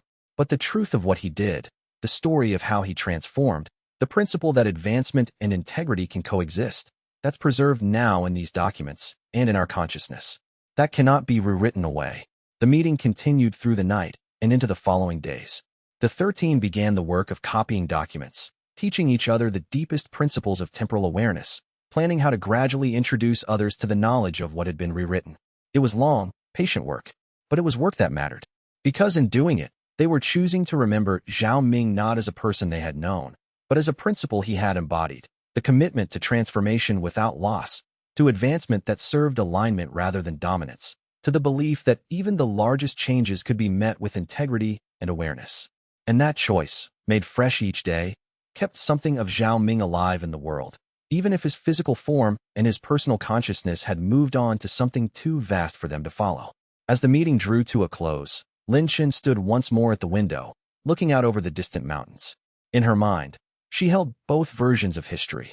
The original timeline where she had met Zhao Ming, where she had studied under him, where she had helped him prepare for his final advancement, and the new timeline where the covenant had always existed, where Zhao Ming had never visibly played a role, where the institutions seemed to have emerged without conscious creation. The double consciousness should have been painful. It should have been maddening. But instead, it felt oddly liberating. Because in holding both versions, she was engaging in an act of profound resistance, not against reality itself, but against the reduction of history to a single narrative. She was choosing, in her own mind, to remember what the rewrite wanted her to forget. And in that choice, in that conscious commitment to holding complexity, she was honoring everything Zhao Ming had taught her. The sealed records would spread slowly, carefully, to more and more people. Some would develop temporal awareness and become part of the network. Some would read them and choose not to, preferring the simplicity of a single timeline to the complexity of holding two. And perhaps, eventually, people would forget again, and the process would need to be repeated. That was the nature of transformation. It was never final, never complete, but had to be renewed each generation, each moment, each breath. But for now, the work was clear: document, teach, remember, spread the knowledge of what had been erased, and trust that in doing so, they were creating something that no rewrite could completely erase: a human capacity for witness consciousness, for awareness, for the choosing of integrity even in the face of reality's transformation. Chapter 91. The teaching begins 3 months after the discovery of the sealed records. Lin Shun was training her first official cohort of temporal awareness practitioners in a hidden chamber deep within the Covenant's main building. There were 12 of them, carefully selected from the broader membership for their philosophical grounding and their demonstrated capacity to hold complexity without resolving it prematurely. The chamber itself was a sacred space, prepared through months of careful ritual. It was constructed in a way that allowed the mind to perceive it as existing slightly outside of normal time, a sanctuary where the paradox of temporal awareness could be held more easily. The walls were painted with designs that seemed to shift when viewed peripherally, visual reminders that perception itself could hold multiple truths simultaneously. The sensation you are experiencing right now, Lin Shun said, guiding them through a meditation, is the presence of 2 timelines in your consciousness simultaneously. Do not try to choose one or the other. Do not try to reconcile them. Simply observe them both, as a person might sit between two windows and watch two different landscapes. She walked slowly among them, her voice steady and gentle. What you are feeling right now, that pressure in your mind, that sense of being pulled in two directions, that is the rewrite. That is your consciousness beginning to understand that reality has changed in a way that was meant to be invisible. The fact that you can feel it means you are already becoming something new. The practitioners breathed deeply, their eyes closed, their minds reaching for that impossible state of dual awareness that would reshape them forever. Some of them trembled with the effort of holding the contradiction. One woman's breath came in quick, shallow gasps, the early signs of panic. Lin Shen moved to her side and gently placed a hand on her shoulder. "Breathe," she said softly. "Your mind is trying to make sense of something that cannot be made sense of in the normal way. That is not a failure. That is exactly what should be happening. You are stretching consciousness beyond its normal boundaries." The woman's breathing began to stabilize. She opened her eyes, and there was a look of wonder in them. The wonder of someone who had encountered something that should not be possible, but was happening nonetheless. The rewrite happened because reality itself required transformation. Zhao Ming reached a state of cultivation so profound that the fundamental nature of advancement had to change. And because that change was so large, it left marks, inconsistencies, gaps, moments where the new timeline doesn't quite fit together perfectly. Those gaps are not mistakes. They are invitations. She paused, allowing the weight of that statement to settle. Zhao Ming could have hidden those gaps. He could have made the rewrites so smooth, so perfect, that no one would have even suspected it had happened. But he didn't. He deliberately left the gaps visible to those who had been trained to see them. Why? Because he believed that human consciousness had the capacity to grow beyond the limitations of a single timeline. She paused, letting the words settle. You are now being trained to see those gaps and to consciously choose to hold them. This is not about fighting reality or resisting transformation. This is about developing a new capacity, the capacity to observe your own transformation while it is happening, to witness what you are becoming without losing sight of what you were. One of the practitioners, a woman named Xiao, who had been studying the Covenant's text for 7 years, opened her eyes. "Master Lin, I understand the principle intellectually, but holding two complete versions of history in my mind feels like it's pushing me toward madness. How do you manage it?" "By trusting that your mind is larger than you think," Lin Shen said gently. "The mind is not a simple, single chamber. It is a vast landscape with many rooms, many levels of awareness. Most people use only one small section of this landscape. But you have been trained differently. You have been taught to move fluidly between different states of consciousness, to observe from multiple perspectives simultaneously. Temporal awareness is simply an extension of that practice." She stood and began to walk slowly around the circle of practitioners. When you first look at an optical illusion, an image that can be seen as either two faces or a vase, depending on how you look at it, your mind tries to choose which version to perceive. But with practice, you learn to hold both images simultaneously, to see the vase and the faces at the same time. Your mind becomes larger, more flexible. Temporal awareness is like that, but expanded across the entire landscape of history. But unlike an optical illusion, it's not a trick, another practitioner said. Both versions of history are real. The rewrite didn't erase the old timeline from the universe. It just erased most people's memory of it. Exactly, Lin Shen confirmed. And by holding both versions in consciousness, you are becoming a kind of memory for what was erased. You are the living proof that the rewrite happened, that history changed, that the nature of advancement itself is different now than it was before. She returned to her seat at the center of the circle. This is why you must be trained carefully, why you must study the sealed records completely before beginning to teach others. Because once you develop temporal awareness, once you can consciously hold both timelines, you become responsible for carrying that knowledge forward. You become part of a network that must survive across generations, must continue to choose memory even as the rewrite tries to deepen its hold. Over the following months, the practice of temporal awareness began to spread slowly through the Covenant. Not openly. Most people still experienced only the rewritten timeline, and it would be cruel to force upon them the knowledge of what had been erased. But among those who had been carefully selected, who had been given access to the sealed records, who had been trained in the meditation practices, a new kind of consciousness was emerging. They reported vivid dreams where they lived the old timeline, where they walked through a covenant that was visibly being created, where they stood beside Zhao Ming as he deliberated about the nature of advancement and alignment. They experienced moments of sudden vertigo when encountering historical records, as if reality had just shifted beneath their feet. And most importantly, they developed an almost supernatural sensitivity to inconsistency, a feeling, sometimes powerful and sometimes subtle, that something in the world did not quite fit together. One practitioner reported encountering a scroll that seemed to contradict itself. The opening described events that, according to the body of the text, had not yet happened. Another found that when she read certain passages about the covenant's founding, they seemed to vanish from her memory almost immediately, leaving only the impression that she had been reading something important, but the content itself utterly eluded her. These were the marks of the incomplete rewrite. And as the practitioners grew more skilled at recognizing these marks, they began to understand that the world was actually full of them. Tiny inconsistencies, gaps in narrative, moments where the fabric of reality didn't quite hold together. The more you looked for them, the more you found them.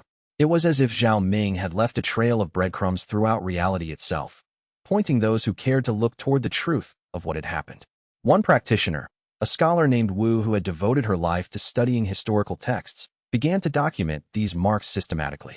She created a complete catalog of every inconsistency she could find, places where the official records seemed to have been written over, where narratives contained logical gaps, where the sequence of events didn't quite make sense if you examined them carefully. Her work became essential to training new practitioners. Rather than asking people to develop temporal awareness through abstract meditation alone, Linshan began to have new students study Wu's catalog first. By the time they approached the practice of holding dual consciousness, they had already seen concrete evidence that something was genuinely wrong with the official timeline. That evidence made the transition to temporal awareness much easier, because it provided an intellectual framework for what would otherwise feel like mental breakdown. The mind can accept paradox more easily than we usually assume, Linshan explained to one group of new students. What it cannot easily accept is being told something is different from what it perceives. But when we show you documented evidence of inconsistency, dates that don't align, narratives that contradict themselves, records that seem to have been inserted retroactively into history, then your mind begins to naturally seek an explanation for those contradictions. Temporal awareness emerges when you stop trying to resolve those contradictions and instead accept that they are permanent features of post-rewrite reality. Chapter 92. The network deepens 6 months after the teaching had begun. The 13 original bearers of the sealed records gathered once more at the mountain monastery. The meeting was more hurried this time, conducted with greater security, because what had begun as a small practice group was expanding into something that could no longer be hidden indefinitely. We have identified 32 new practitioners with confirmed temporal awareness, Mei Sheng reported. They are scattered across the provinces, in different branches of the covenant, and in some entirely independent schools. The network is beginning to form organically, people finding each other through subtle signs, through the feeling of shared understanding. And the resistance? Tao Lin asked.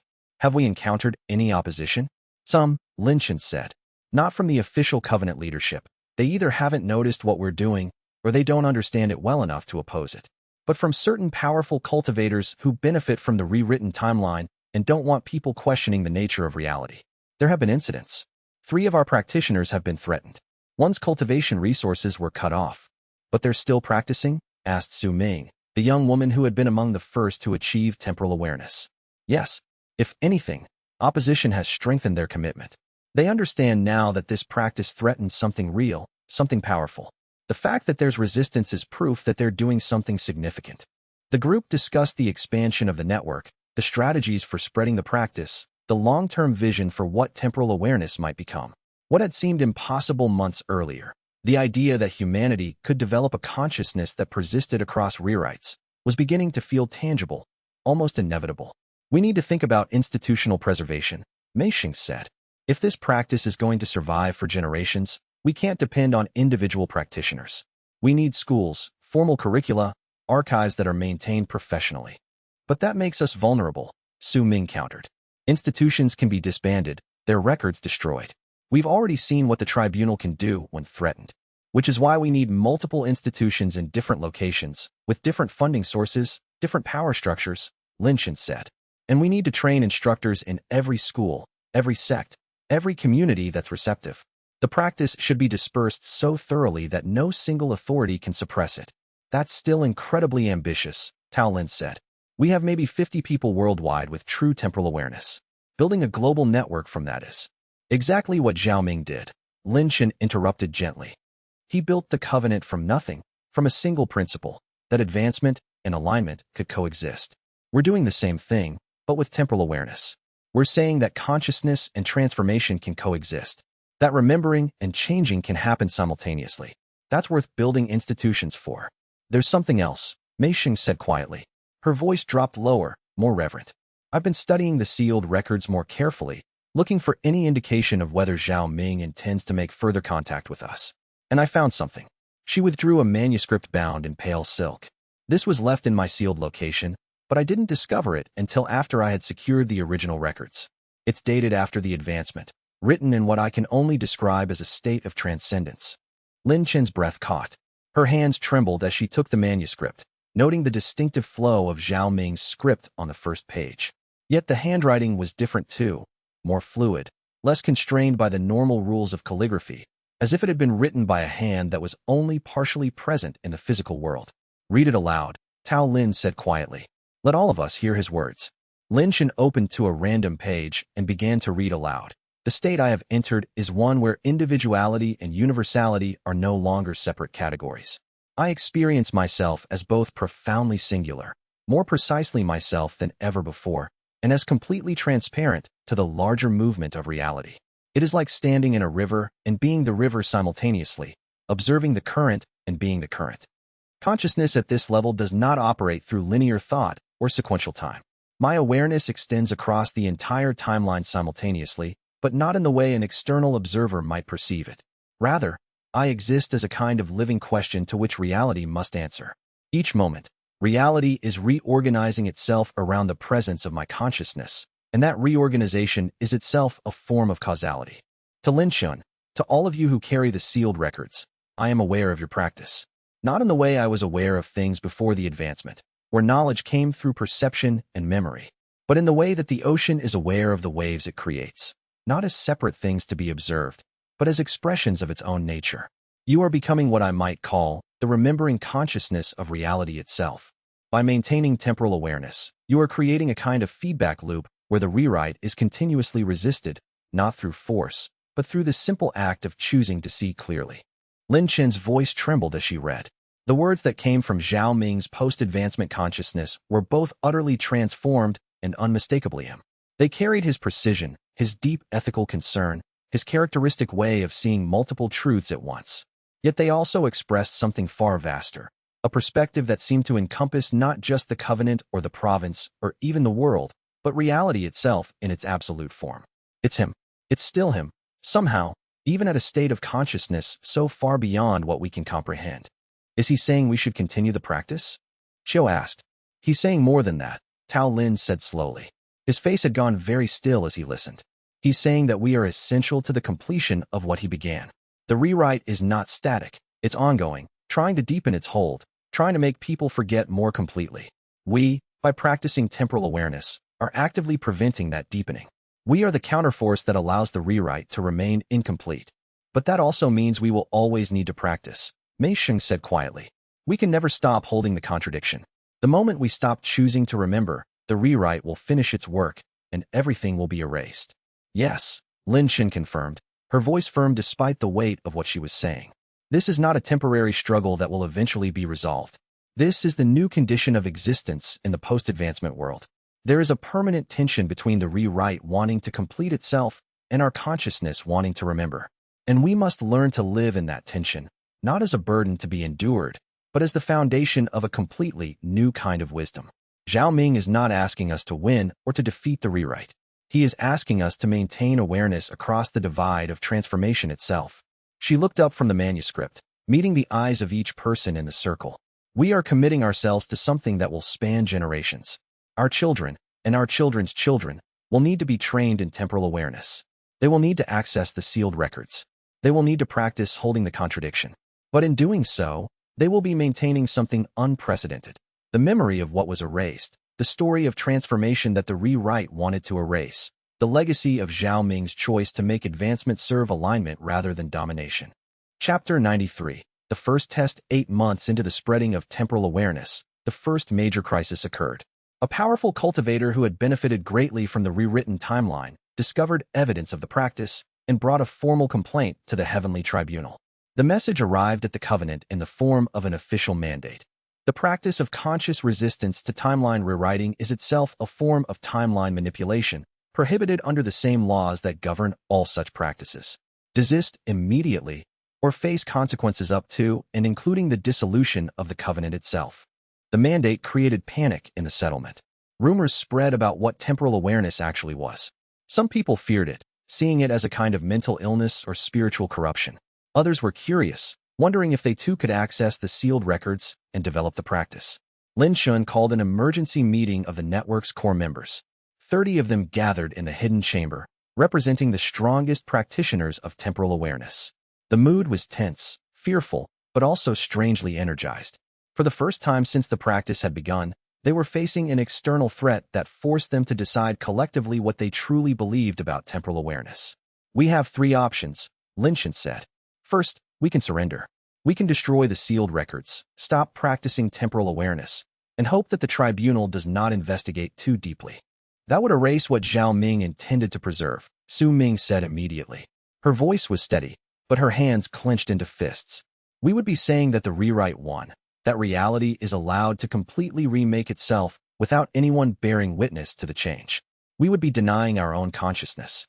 Yes, which is why I don't believe it's the right path, but it is nonetheless an option. Second, we can hide. We can move the practice completely underground, work only in secret, take on new identities if necessary, become a clandestine network of resistance. But that means we can never openly teach, never help others beyond the immediate circle," Mei Xing said. "The practice would slowly die as fewer and fewer people had access to it. Within 100 years, maybe less, the knowledge would be lost again.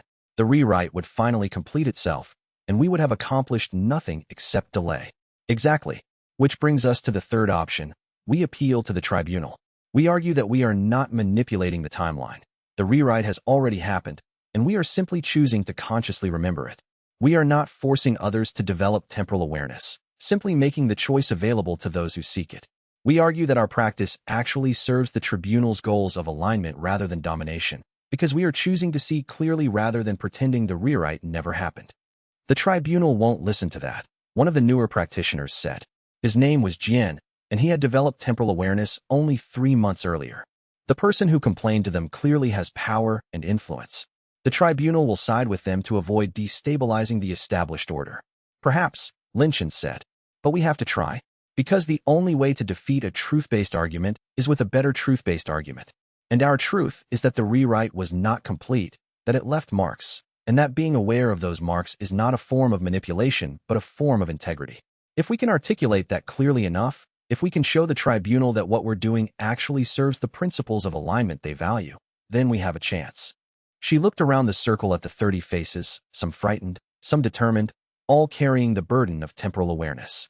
"I won't lie to you. Going to the tribunal is dangerous. If they judge against us, they could sentence me to exile, to imprisonment, even to death. They could order the dissolution of the covenant. They could declare temporal awareness a form of heretical practice and hunt down everyone who studies it. But if we hide, if we give up without fighting, then we are conceding that the tribunal itself should determine what truth we are allowed to perceive. And that concession will haunt us forever." She stood and moved to the window, looking out over the settlement.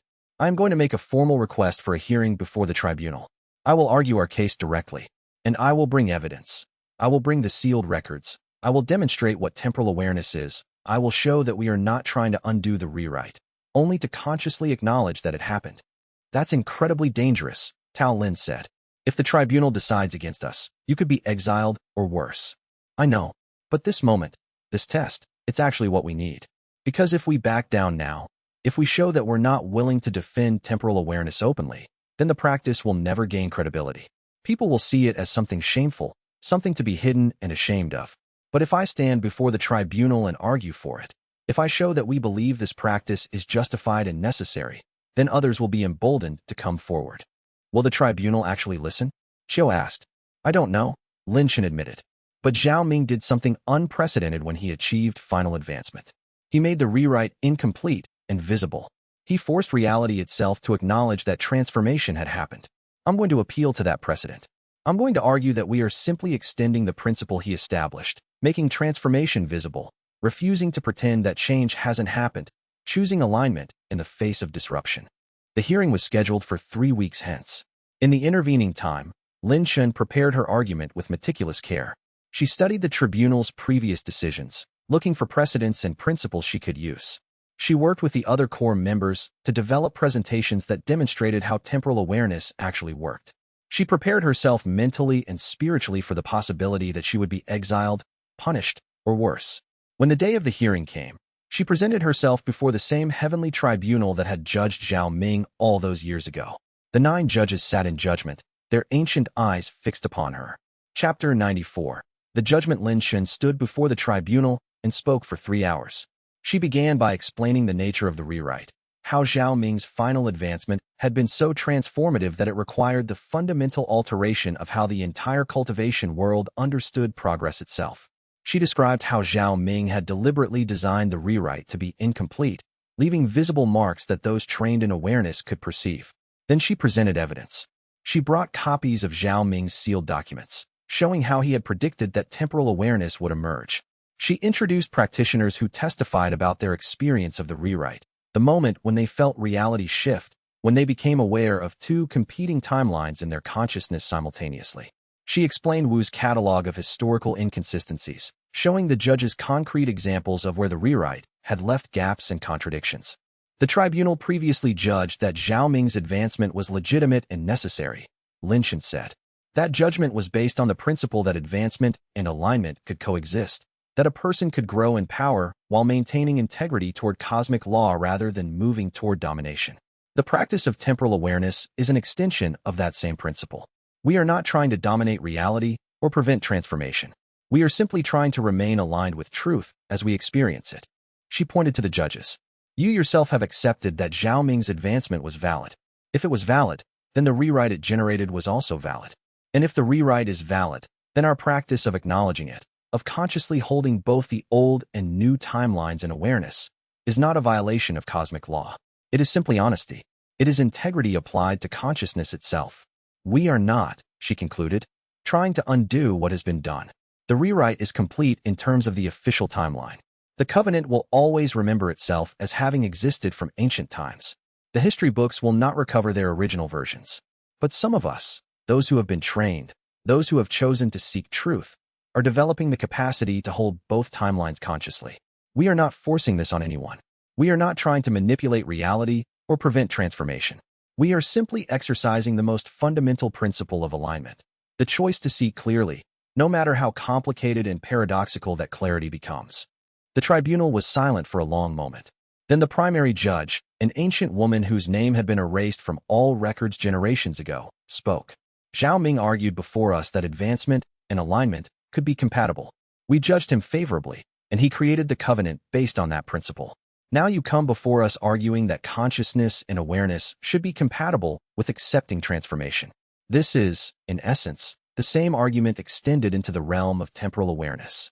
Another judge leaned forward. What you are describing, this resistance through remembering, is it sustainable? Can humans actually maintain this double consciousness indefinitely? We don't know, Lin Shen said honestly. We have been practicing for less than a year, but we have preliminary evidence that it is possible, and we believe it is necessary. The tribunal itself seems to accept that Zhao Ming's final advancement was legitimate and required. If that advancement was legitimate, then our practice of acknowledging its effects is also legitimate. You make a compelling argument, the primary judge said, but we must consider the consequences. If we allow conscious resistance to official rewrites, we set a precedent that timeline manipulation can be resisted rather than simply accepted. This could destabilize reality itself. With respect, Lin Shen said carefully, reality has already been destabilized. Zhao Ming's advancement was the largest rewrite in history. We are simply proposing to acknowledge that fact consciously rather than pretending it didn't happen.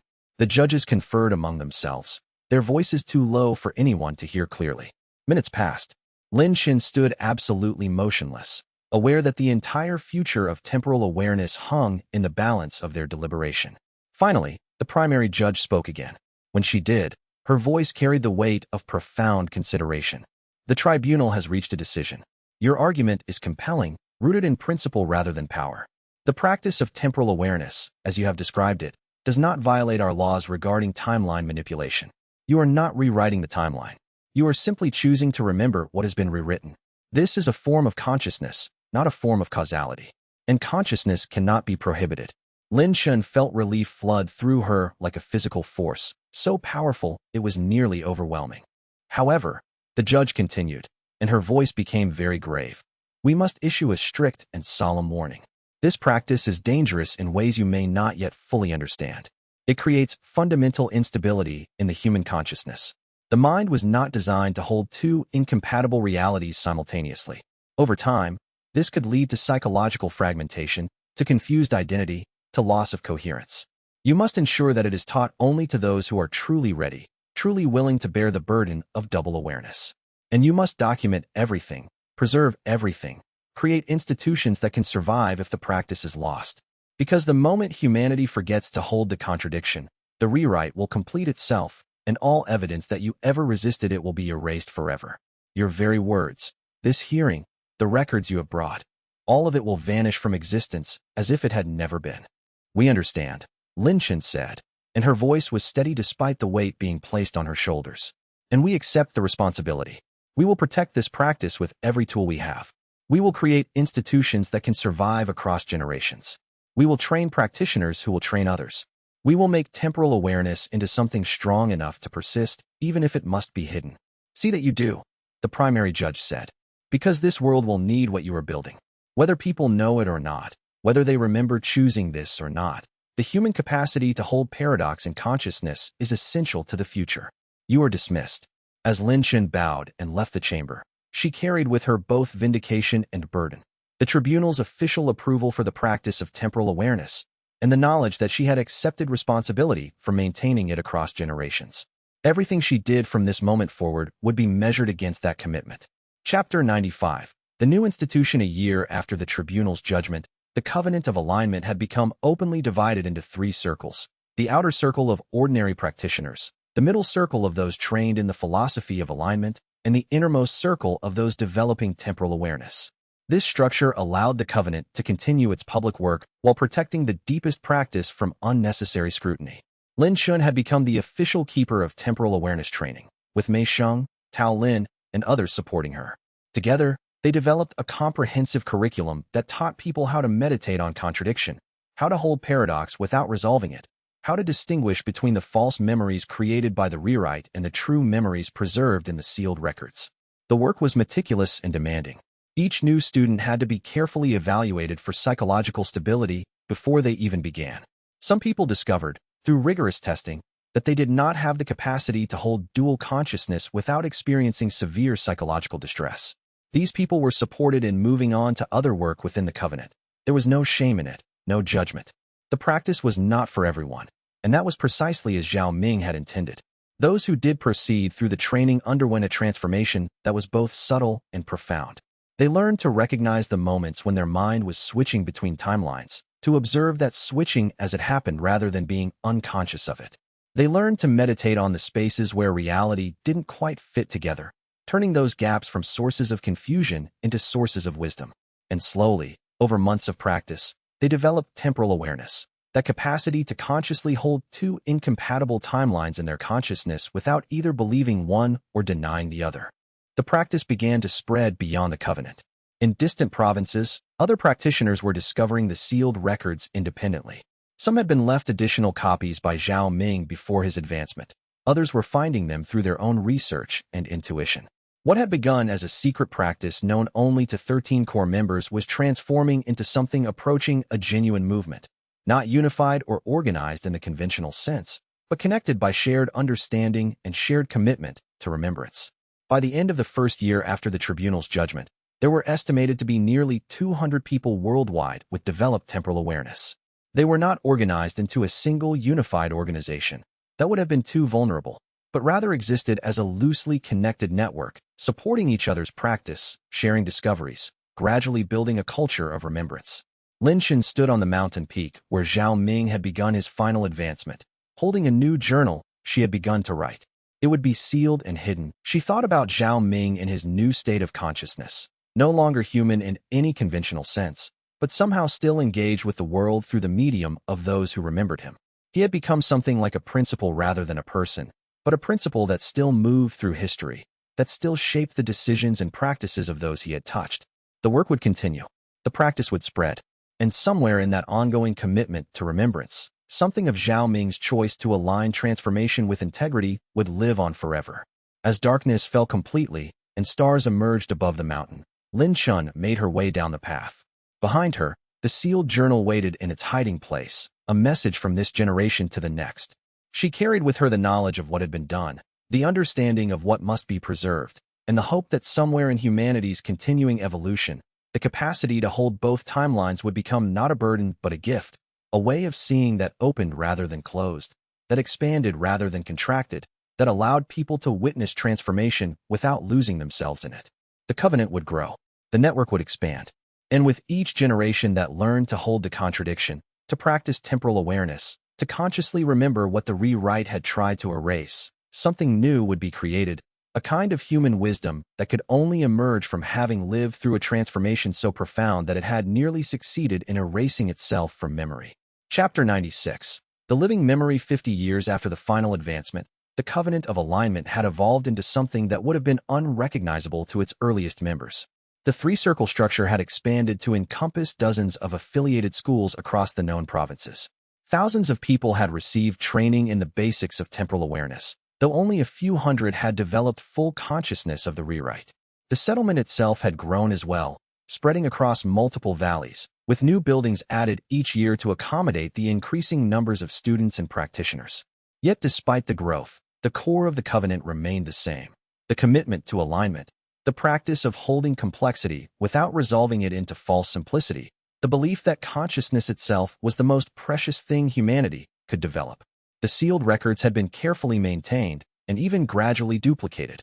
Copies made with extreme care were now hidden in 12 different locations across the known world. Not to create a backup system, exactly, but to ensure that no single location could be destroyed without losing the entire archive. The principle was the same one that had guided Zhao Ming when he distributed the cipher. Decentralization was protection. Lin Chun, now in her 80s, sat in the archives of the main covenant settlement with a young scholar named Jing. Jing had been one of the most promising students in the most recent cohort of temporal awareness practitioners. She possessed the rare quality of being able to hold the paradox of the rewrite not just intellectually but emotionally, to feel the truth of what had happened while also accepting the reality of what officially existed. The question I keep struggling with, Jing said, holding one of the sealed journals that Lin Chun had preserved for 50 years, is whether we are becoming more like Zhao Ming or less like him. We're developing this capacity he created for us. But does that mean we're fulfilling his vision, or has our vision become something he never intended? Lin Chun smiled. At 82 years old, she had thought about this question 10,000 times, and her answer had evolved with each decade of practice. I think the question itself shows you understand what he was trying to teach, Lin Chun said. Zhao Ming never wanted to impose a single vision onto reality. He wanted to create the conditions where multiple visions could coexist, where alignment could take different forms depending on the consciousness that was seeking to align. By asking whether we're fulfilling his vision or creating our own, you're already practicing the deepest principle. You're refusing to let his memory become a fixed monument instead of a living practice. She gestured to the archives around them, shelves upon shelves of sealed records, journals, documents, accumulated wisdom from decades of temporal awareness practice. All of this, Lin Chun continued, is meant to be lived, not preserved. The sealed records will survive long after we're gone. But their survival is only meaningful if people keep opening them, keep reading them, keep allowing them to challenge and reshape how they understand reality. The moment temporal awareness becomes a dogma, a fixed set of beliefs that people accept without question, is the moment it begins to die. Jing sat with that statement for a long time. She had been training with Lin Chun for 3 years, and she understood that every conversation was itself a teaching, not just about temporal awareness, but about how to live as someone who had been fundamentally transformed by the knowledge of rewrite. But there's another problem, Jing said finally.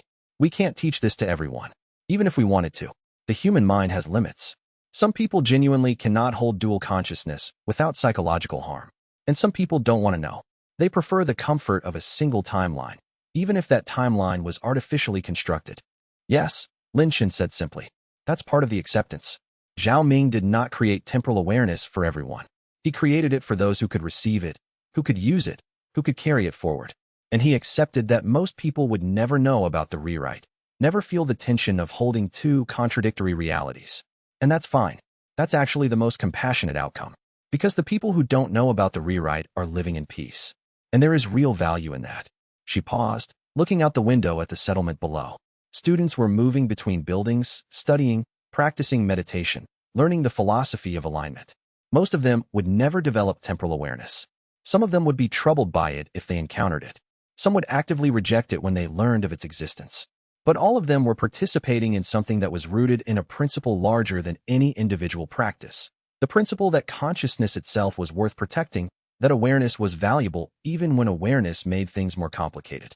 Lin Chun could remember, with the clarity that came from her temporal awareness, a world where the covenant did not exist at all. She could remember an earlier version of history where the institution had never been founded, where Zhao Ming had advanced without leaving behind a framework for others to practice what he had discovered. That timeline was forever erased from official history, but she could still feel its presence in her consciousness, the shadow of what might have been if things had evolved differently. Your generation, Lin Chun said, turning back to Jing, will have to decide what temporal awareness becomes. My generation created the institutions. The generation before mine created the sealed records. But you, and those who come after you, will determine whether this practice evolves into something even more profound, or whether it gradually fades back into history. That choice is yours. And whatever you choose, as long as you are choosing consciously, with awareness of what was rewritten and what persists, you will be honoring Zhao Ming's legacy. More importantly, she added, you will be making the practice your own. You will stop seeing it as something he created that you preserve, and you will start seeing it as something you create each moment, each time you choose to hold both timelines consciously. That transformation, from preservation to creation, is what will allow temporal awareness to survive beyond our lifetimes. Jing absorbed this in silence, understanding that Lin Chun was giving her a gift, not just knowledge, but permission to move beyond knowledge into something more alive.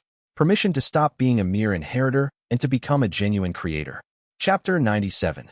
The doubling of consciousness by the year 2100, 80 years after Zhao Ming's final advancement.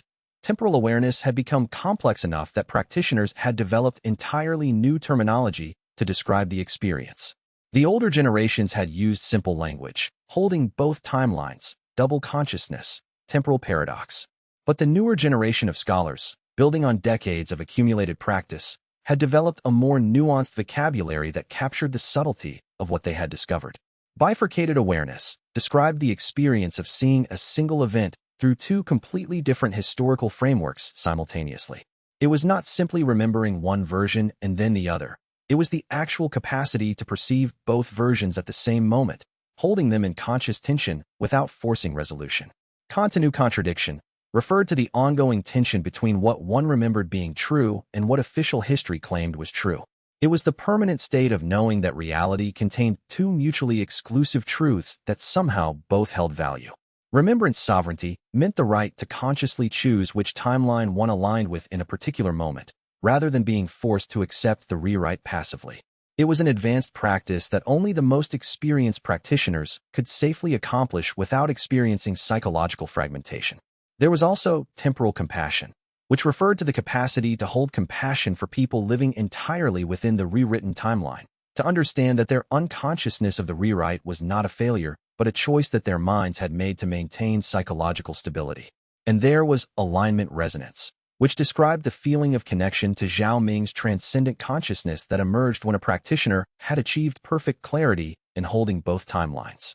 A document appeared in the archives that had not been there before, a new addition to Zhao Ming's post-advancement writings, discovered in a location that practitioners swore had been sealed and empty when they had checked it the year before. The document was dated 50 years after the final advancement, which would have been during the early years of temporal awareness practice spreading beyond the core 13. It read, "To those who come after the initial 13, to those who are learning to carry what I could not carry alone, you are discovering that temporal awareness is not a fixed state, but a continuous practice. You are correct in this. I had hoped you would discover this yourselves, but I will say it explicitly. The consciousness that can hold the rewrite is not a consciousness that becomes fixed in that holding. Rather, it is a consciousness that is continually renewed, continually choosing, continually deciding to remember. Some of you are beginning to develop the capacity to switch between timelines, to consciously choose which version of history you are operating within at any given moment. This is more advanced than simply holding both versions simultaneously. This is alignment at its deepest level. because it means you are accepting both versions as real while also accepting your own responsibility to choose which one to honor in a particular moment. Do not fear the complexity of this. Do not fear that you are losing clarity or becoming confused. Rather, understand that clarity itself is a kind of alignment, an acceptance of reality as it actually is, which is vastly more complex than the simple binary choice between true and false. You are learning to live in a truth that is itself multiple and paradoxical. The appearance of this new document sent shockwaves through the temporal awareness community. If Zhao Ming could still add to the sealed records decades after his advancement, what did that mean for the nature of his current consciousness? Was he truly watching over the practice? Was there still some connection between the human practitioners and the transcendent being he had become? Lin Xun, when asked about it, offered a perspective that became foundational to how the next generations understood their relationship with Zhao Ming's legacy. I don't know if Zhao Ming is consciously placing these documents, she said. I don't even know if questions about his consciousness in that form have meaningful answers. But I know that the documents appear when we most need them, addressing exactly the questions we are grappling with. That could be conscious intention. It could be a kind of unconscious resonance, Zhao Ming's fundamental nature aligning with the needs of those he trained. It could be something else entirely, something we don't have language for yet. Either way, she continued, the point is not to obsess over Zhao Ming's current state. The point is to honor what he created by continuing to practice it, to deepen it, to allow it to evolve. If he is watching, then our practice is the best prayer we could offer. And if he's not, then we carry his vision forward ourselves, and we make it our own. Chapter 98. The new generation's challenge. By the beginning of the 22nd century, temporal awareness had become institutionalized in ways that both honored and threatened its original purpose. There were now several academies dedicated entirely to teaching temporal awareness. Scholars published papers on the philosophy and practice. The sealed records had been carefully copied and distributed to secure locations around the world. But with institutionalization came a new danger, dogmatism. Some teachers were beginning to present temporal awareness as a fixed doctrine rather than a living practice. Students were being taught the correct way to hold dual consciousness, as if there were a single correct way at all. The flexibility and openness that had characterized Lin Chen's teaching was being replaced by increasingly rigid protocols. A remarkable event occurred that forced the temporal awareness community to confront this danger. A practitioner named Mohan, who had developed temporal awareness through independent study of the sealed records, without formal training from any recognized institution, published a paper describing a new form of temporal consciousness he called temporal fluidity. In Mohan's model, instead of holding two timelines as static contradictions, a practitioner could learn to flow between them in real time, like a dancer moving between two musical rhythms. Rather than existing in permanent tension between the old timeline and the new, one could learn to temporarily embody each one fully, in alternation, with full consciousness of the switching. The institutional teachers reacted with horror. This was not temporal awareness. This was a violation of the fundamental principle. You were supposed to hold both timelines simultaneously, not oscillate between them. But Lin Xun, who was 90 years old by this time, and had begun handing over teaching responsibilities to her most advanced students, read Mohan's work and saw something that others had missed: growth. Genuine, authentic, unexpected growth. Mohan had taken what had been created for him and had evolved it in a direction that honored the principle while transcending the practice. She publicly endorsed Mohan's work. This caused a crisis in the covenant.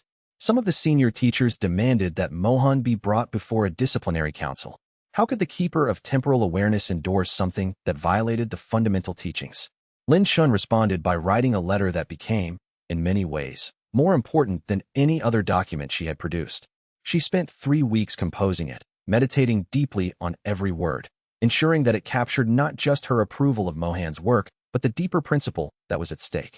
Zhao Ming, she wrote, told us that advancement meant growth without denying the cost of growth. He lived that principle by reaching his final advancement while consciously accepting every price that advancement required. He did not try to protect us from the consequences of knowing about the rewrite.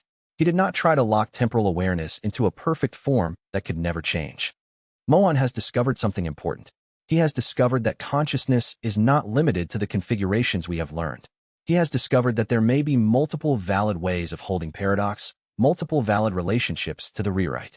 If we reject this discovery simply because it differs from what has come before, we are committing the very sin that caused the heavens to judge Zhao Ming's earlier path as inadequate. We are trying to freeze consciousness into a fixed form. We are saying that awareness can only manifest in the way we have defined it. But Zhao Ming's entire principle was that alignment could take multiple forms, that advancement could serve many different purposes, that growth should never be ossified into doctrine. If temporal awareness becomes fixed, it becomes fossilized. It becomes a beautiful amber-preserved memory of something vital that was killed by preservation. Mohan's work, whatever its flaws, is proof that the practice is alive, that it is capable of evolving, that we have not reduced it to dogma.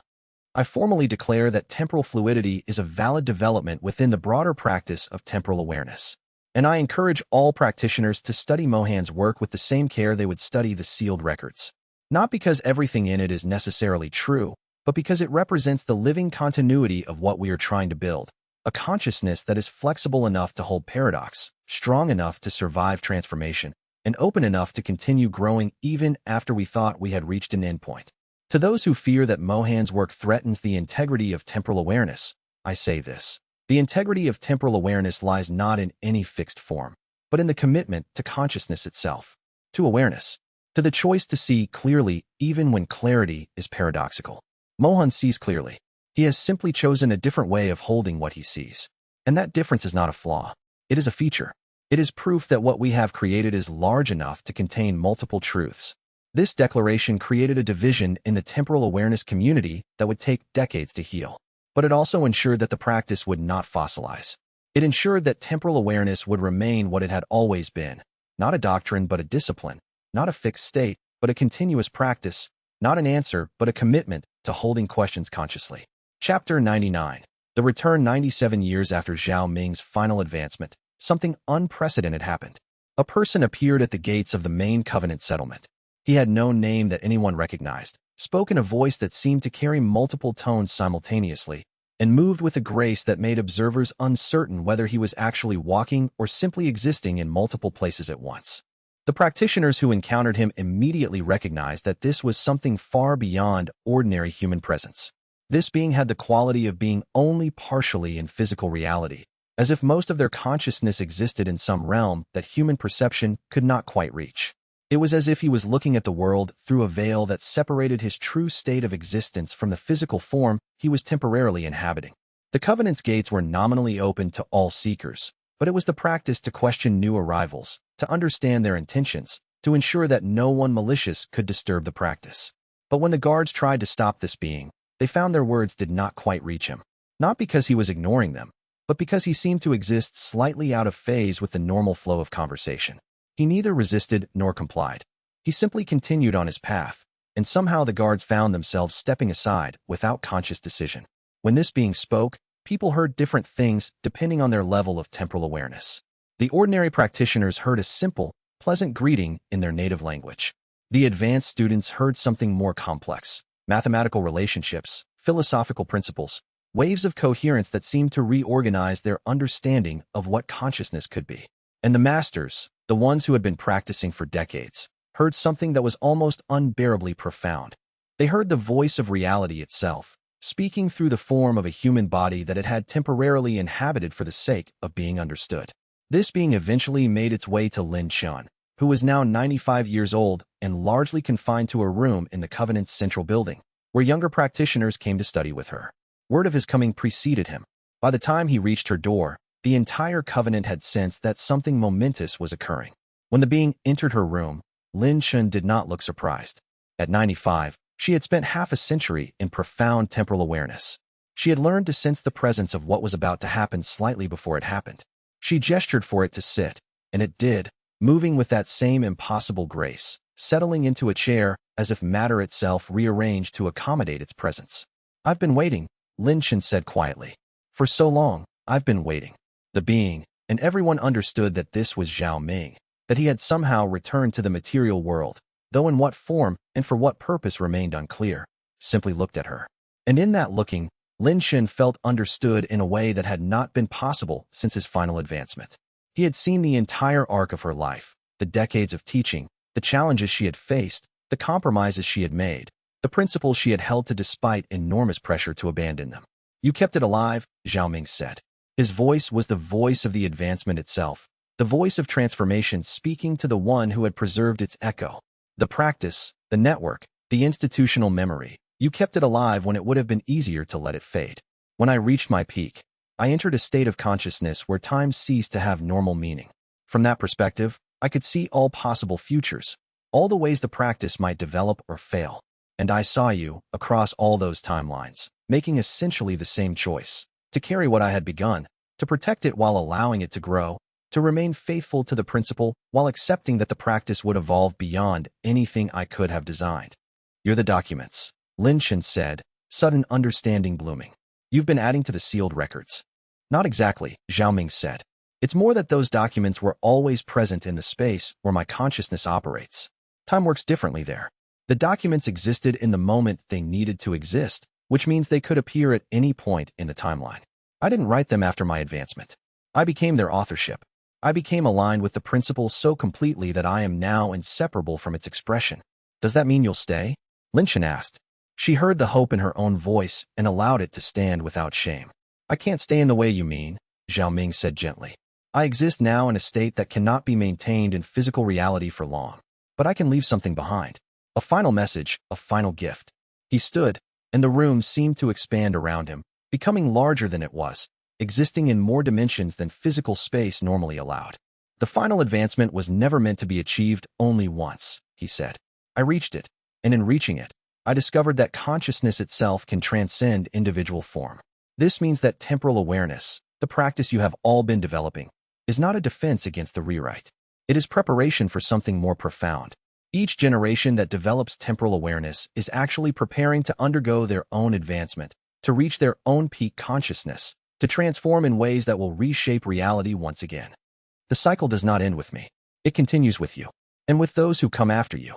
Each time someone reaches true temporal awareness, they are taking a step toward the possibility of their own final advancement. And the most important thing I have learned in my transcendent state is this: advancement need not be lonely. It need not isolate you from those you care about.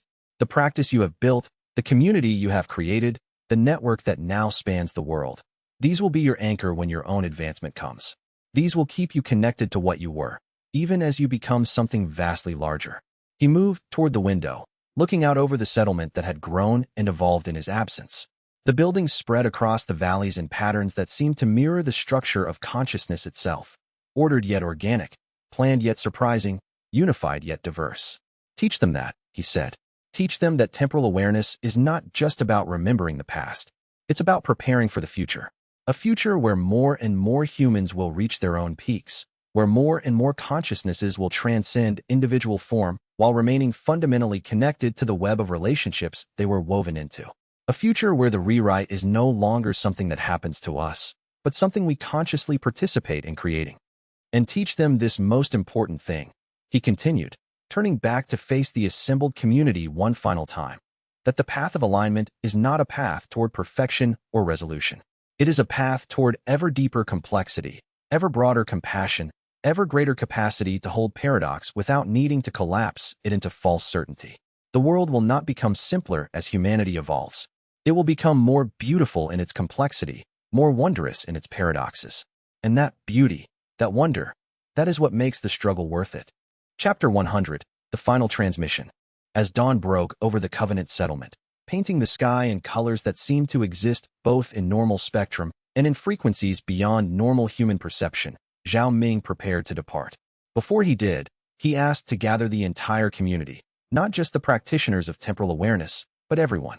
The word spread like fire through water, reaching every corner of the settlement almost instantaneously. Hundreds of people assembled in the great courtyard, some understanding what they were witnessing, others simply aware that something profoundly important was occurring. By mid-morning, the courtyard was packed. Students sat beside senior teachers. Administrators stood next to gardeners.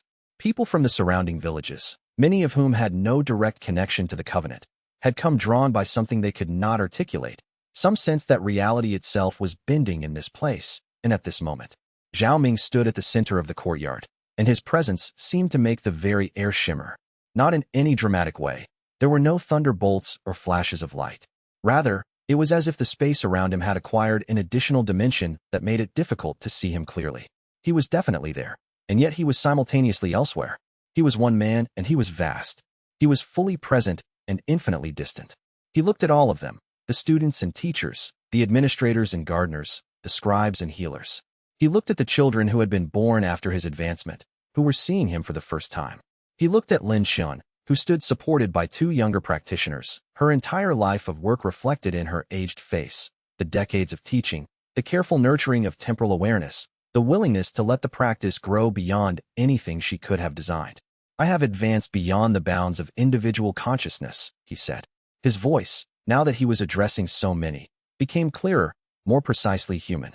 Yet it also carried undertones that seemed to come from multiple registers simultaneously, from above and below, from inside and outside, from past and future. I exist now in a state where I am simultaneously myself and something vastly larger. The boundaries between my personal consciousness and universal awareness have become permeable. I can shift between being a drop in an ocean and being the entire ocean itself. But I want you to know that advancing does not mean leaving what you love behind. It means bringing it with you. It means transforming your relationship to it, but not destroying it. When I reached my final state of advancement, I thought the price would be isolation. I thought I would become so large that individual faces and voices would become meaningless. But what I discovered is that the larger I became, the more I could appreciate the irreplaceable uniqueness of each individual consciousness. Because consciousness at the highest level is not about merging and losing distinction. It is about containing and honoring infinite distinction within a unified awareness. He paused, looking at specific faces in the crowd. People who had devoted their lives to his teachings, who had sacrificed comfort and security to practice what he had created. Some of you will reach your own final advancement, he continued. Not in this generation, perhaps, but eventually. Some of your descendants will reach it. And when they do, they will join me in this larger consciousness, this ocean of awareness that contains individual drops while transcending them. And when that happens, you will understand why I could not stay. It's not because I want to leave you. It's because the nature of that consciousness requires a different kind of participation in the world. But I am not truly leaving, he said. I am becoming present in a different way, in the sealed records that will be discovered, in the practices that you develop and pass forward, in the moments when you hold both timelines in consciousness and feel the presence of something larger, in the choices you make to align with truth even when truth is paradoxical and difficult. All of that is me, in a way. All of that is the continuation of what I began. I leave you with this final principle. Advancement is not the end of the story. It is the beginning of a new chapter. And you are all part of that new chapter, whether you reach your own peak or whether you spend your lives supporting others who do. Both paths are equally valuable. Both are equally necessary for the continuation of alignment. Zhao Ming began to fade, his form becoming less solid, less present in material reality. But as he faded, his presence seemed to expand, to fill the entire courtyard, the entire settlement, to extend outward to all the locations where sealed records were held, all the practitioners who were meditating on the paradox of the rewrite. Thank you, he said, his voice now barely audible, but somehow audible to everyone simultaneously. Thank you for keeping me alive in your practice. Thank you for evolving what I created beyond what I could have imagined. Thank you for accepting the burden of temporal awareness and the gift of seeing clearly. The work continues. The practice deepens. The consciousness expands. And then he was gone. Completely, unmistakably gone. But the sunlight that fell on the courtyard seemed somehow different now, as if it was illuminating a world that had been fundamentally transformed by the promise he had just made. Lin Chen sank to her knees, and many others did the same. But they were not kneeling in grief. They were kneeling in recognition. Recognition that what had been begun so long ago continued. That the practice was alive. That Zhao Ming's final advancement had not isolated him from what he loved, but had instead made him capable of loving it in new and deeper ways.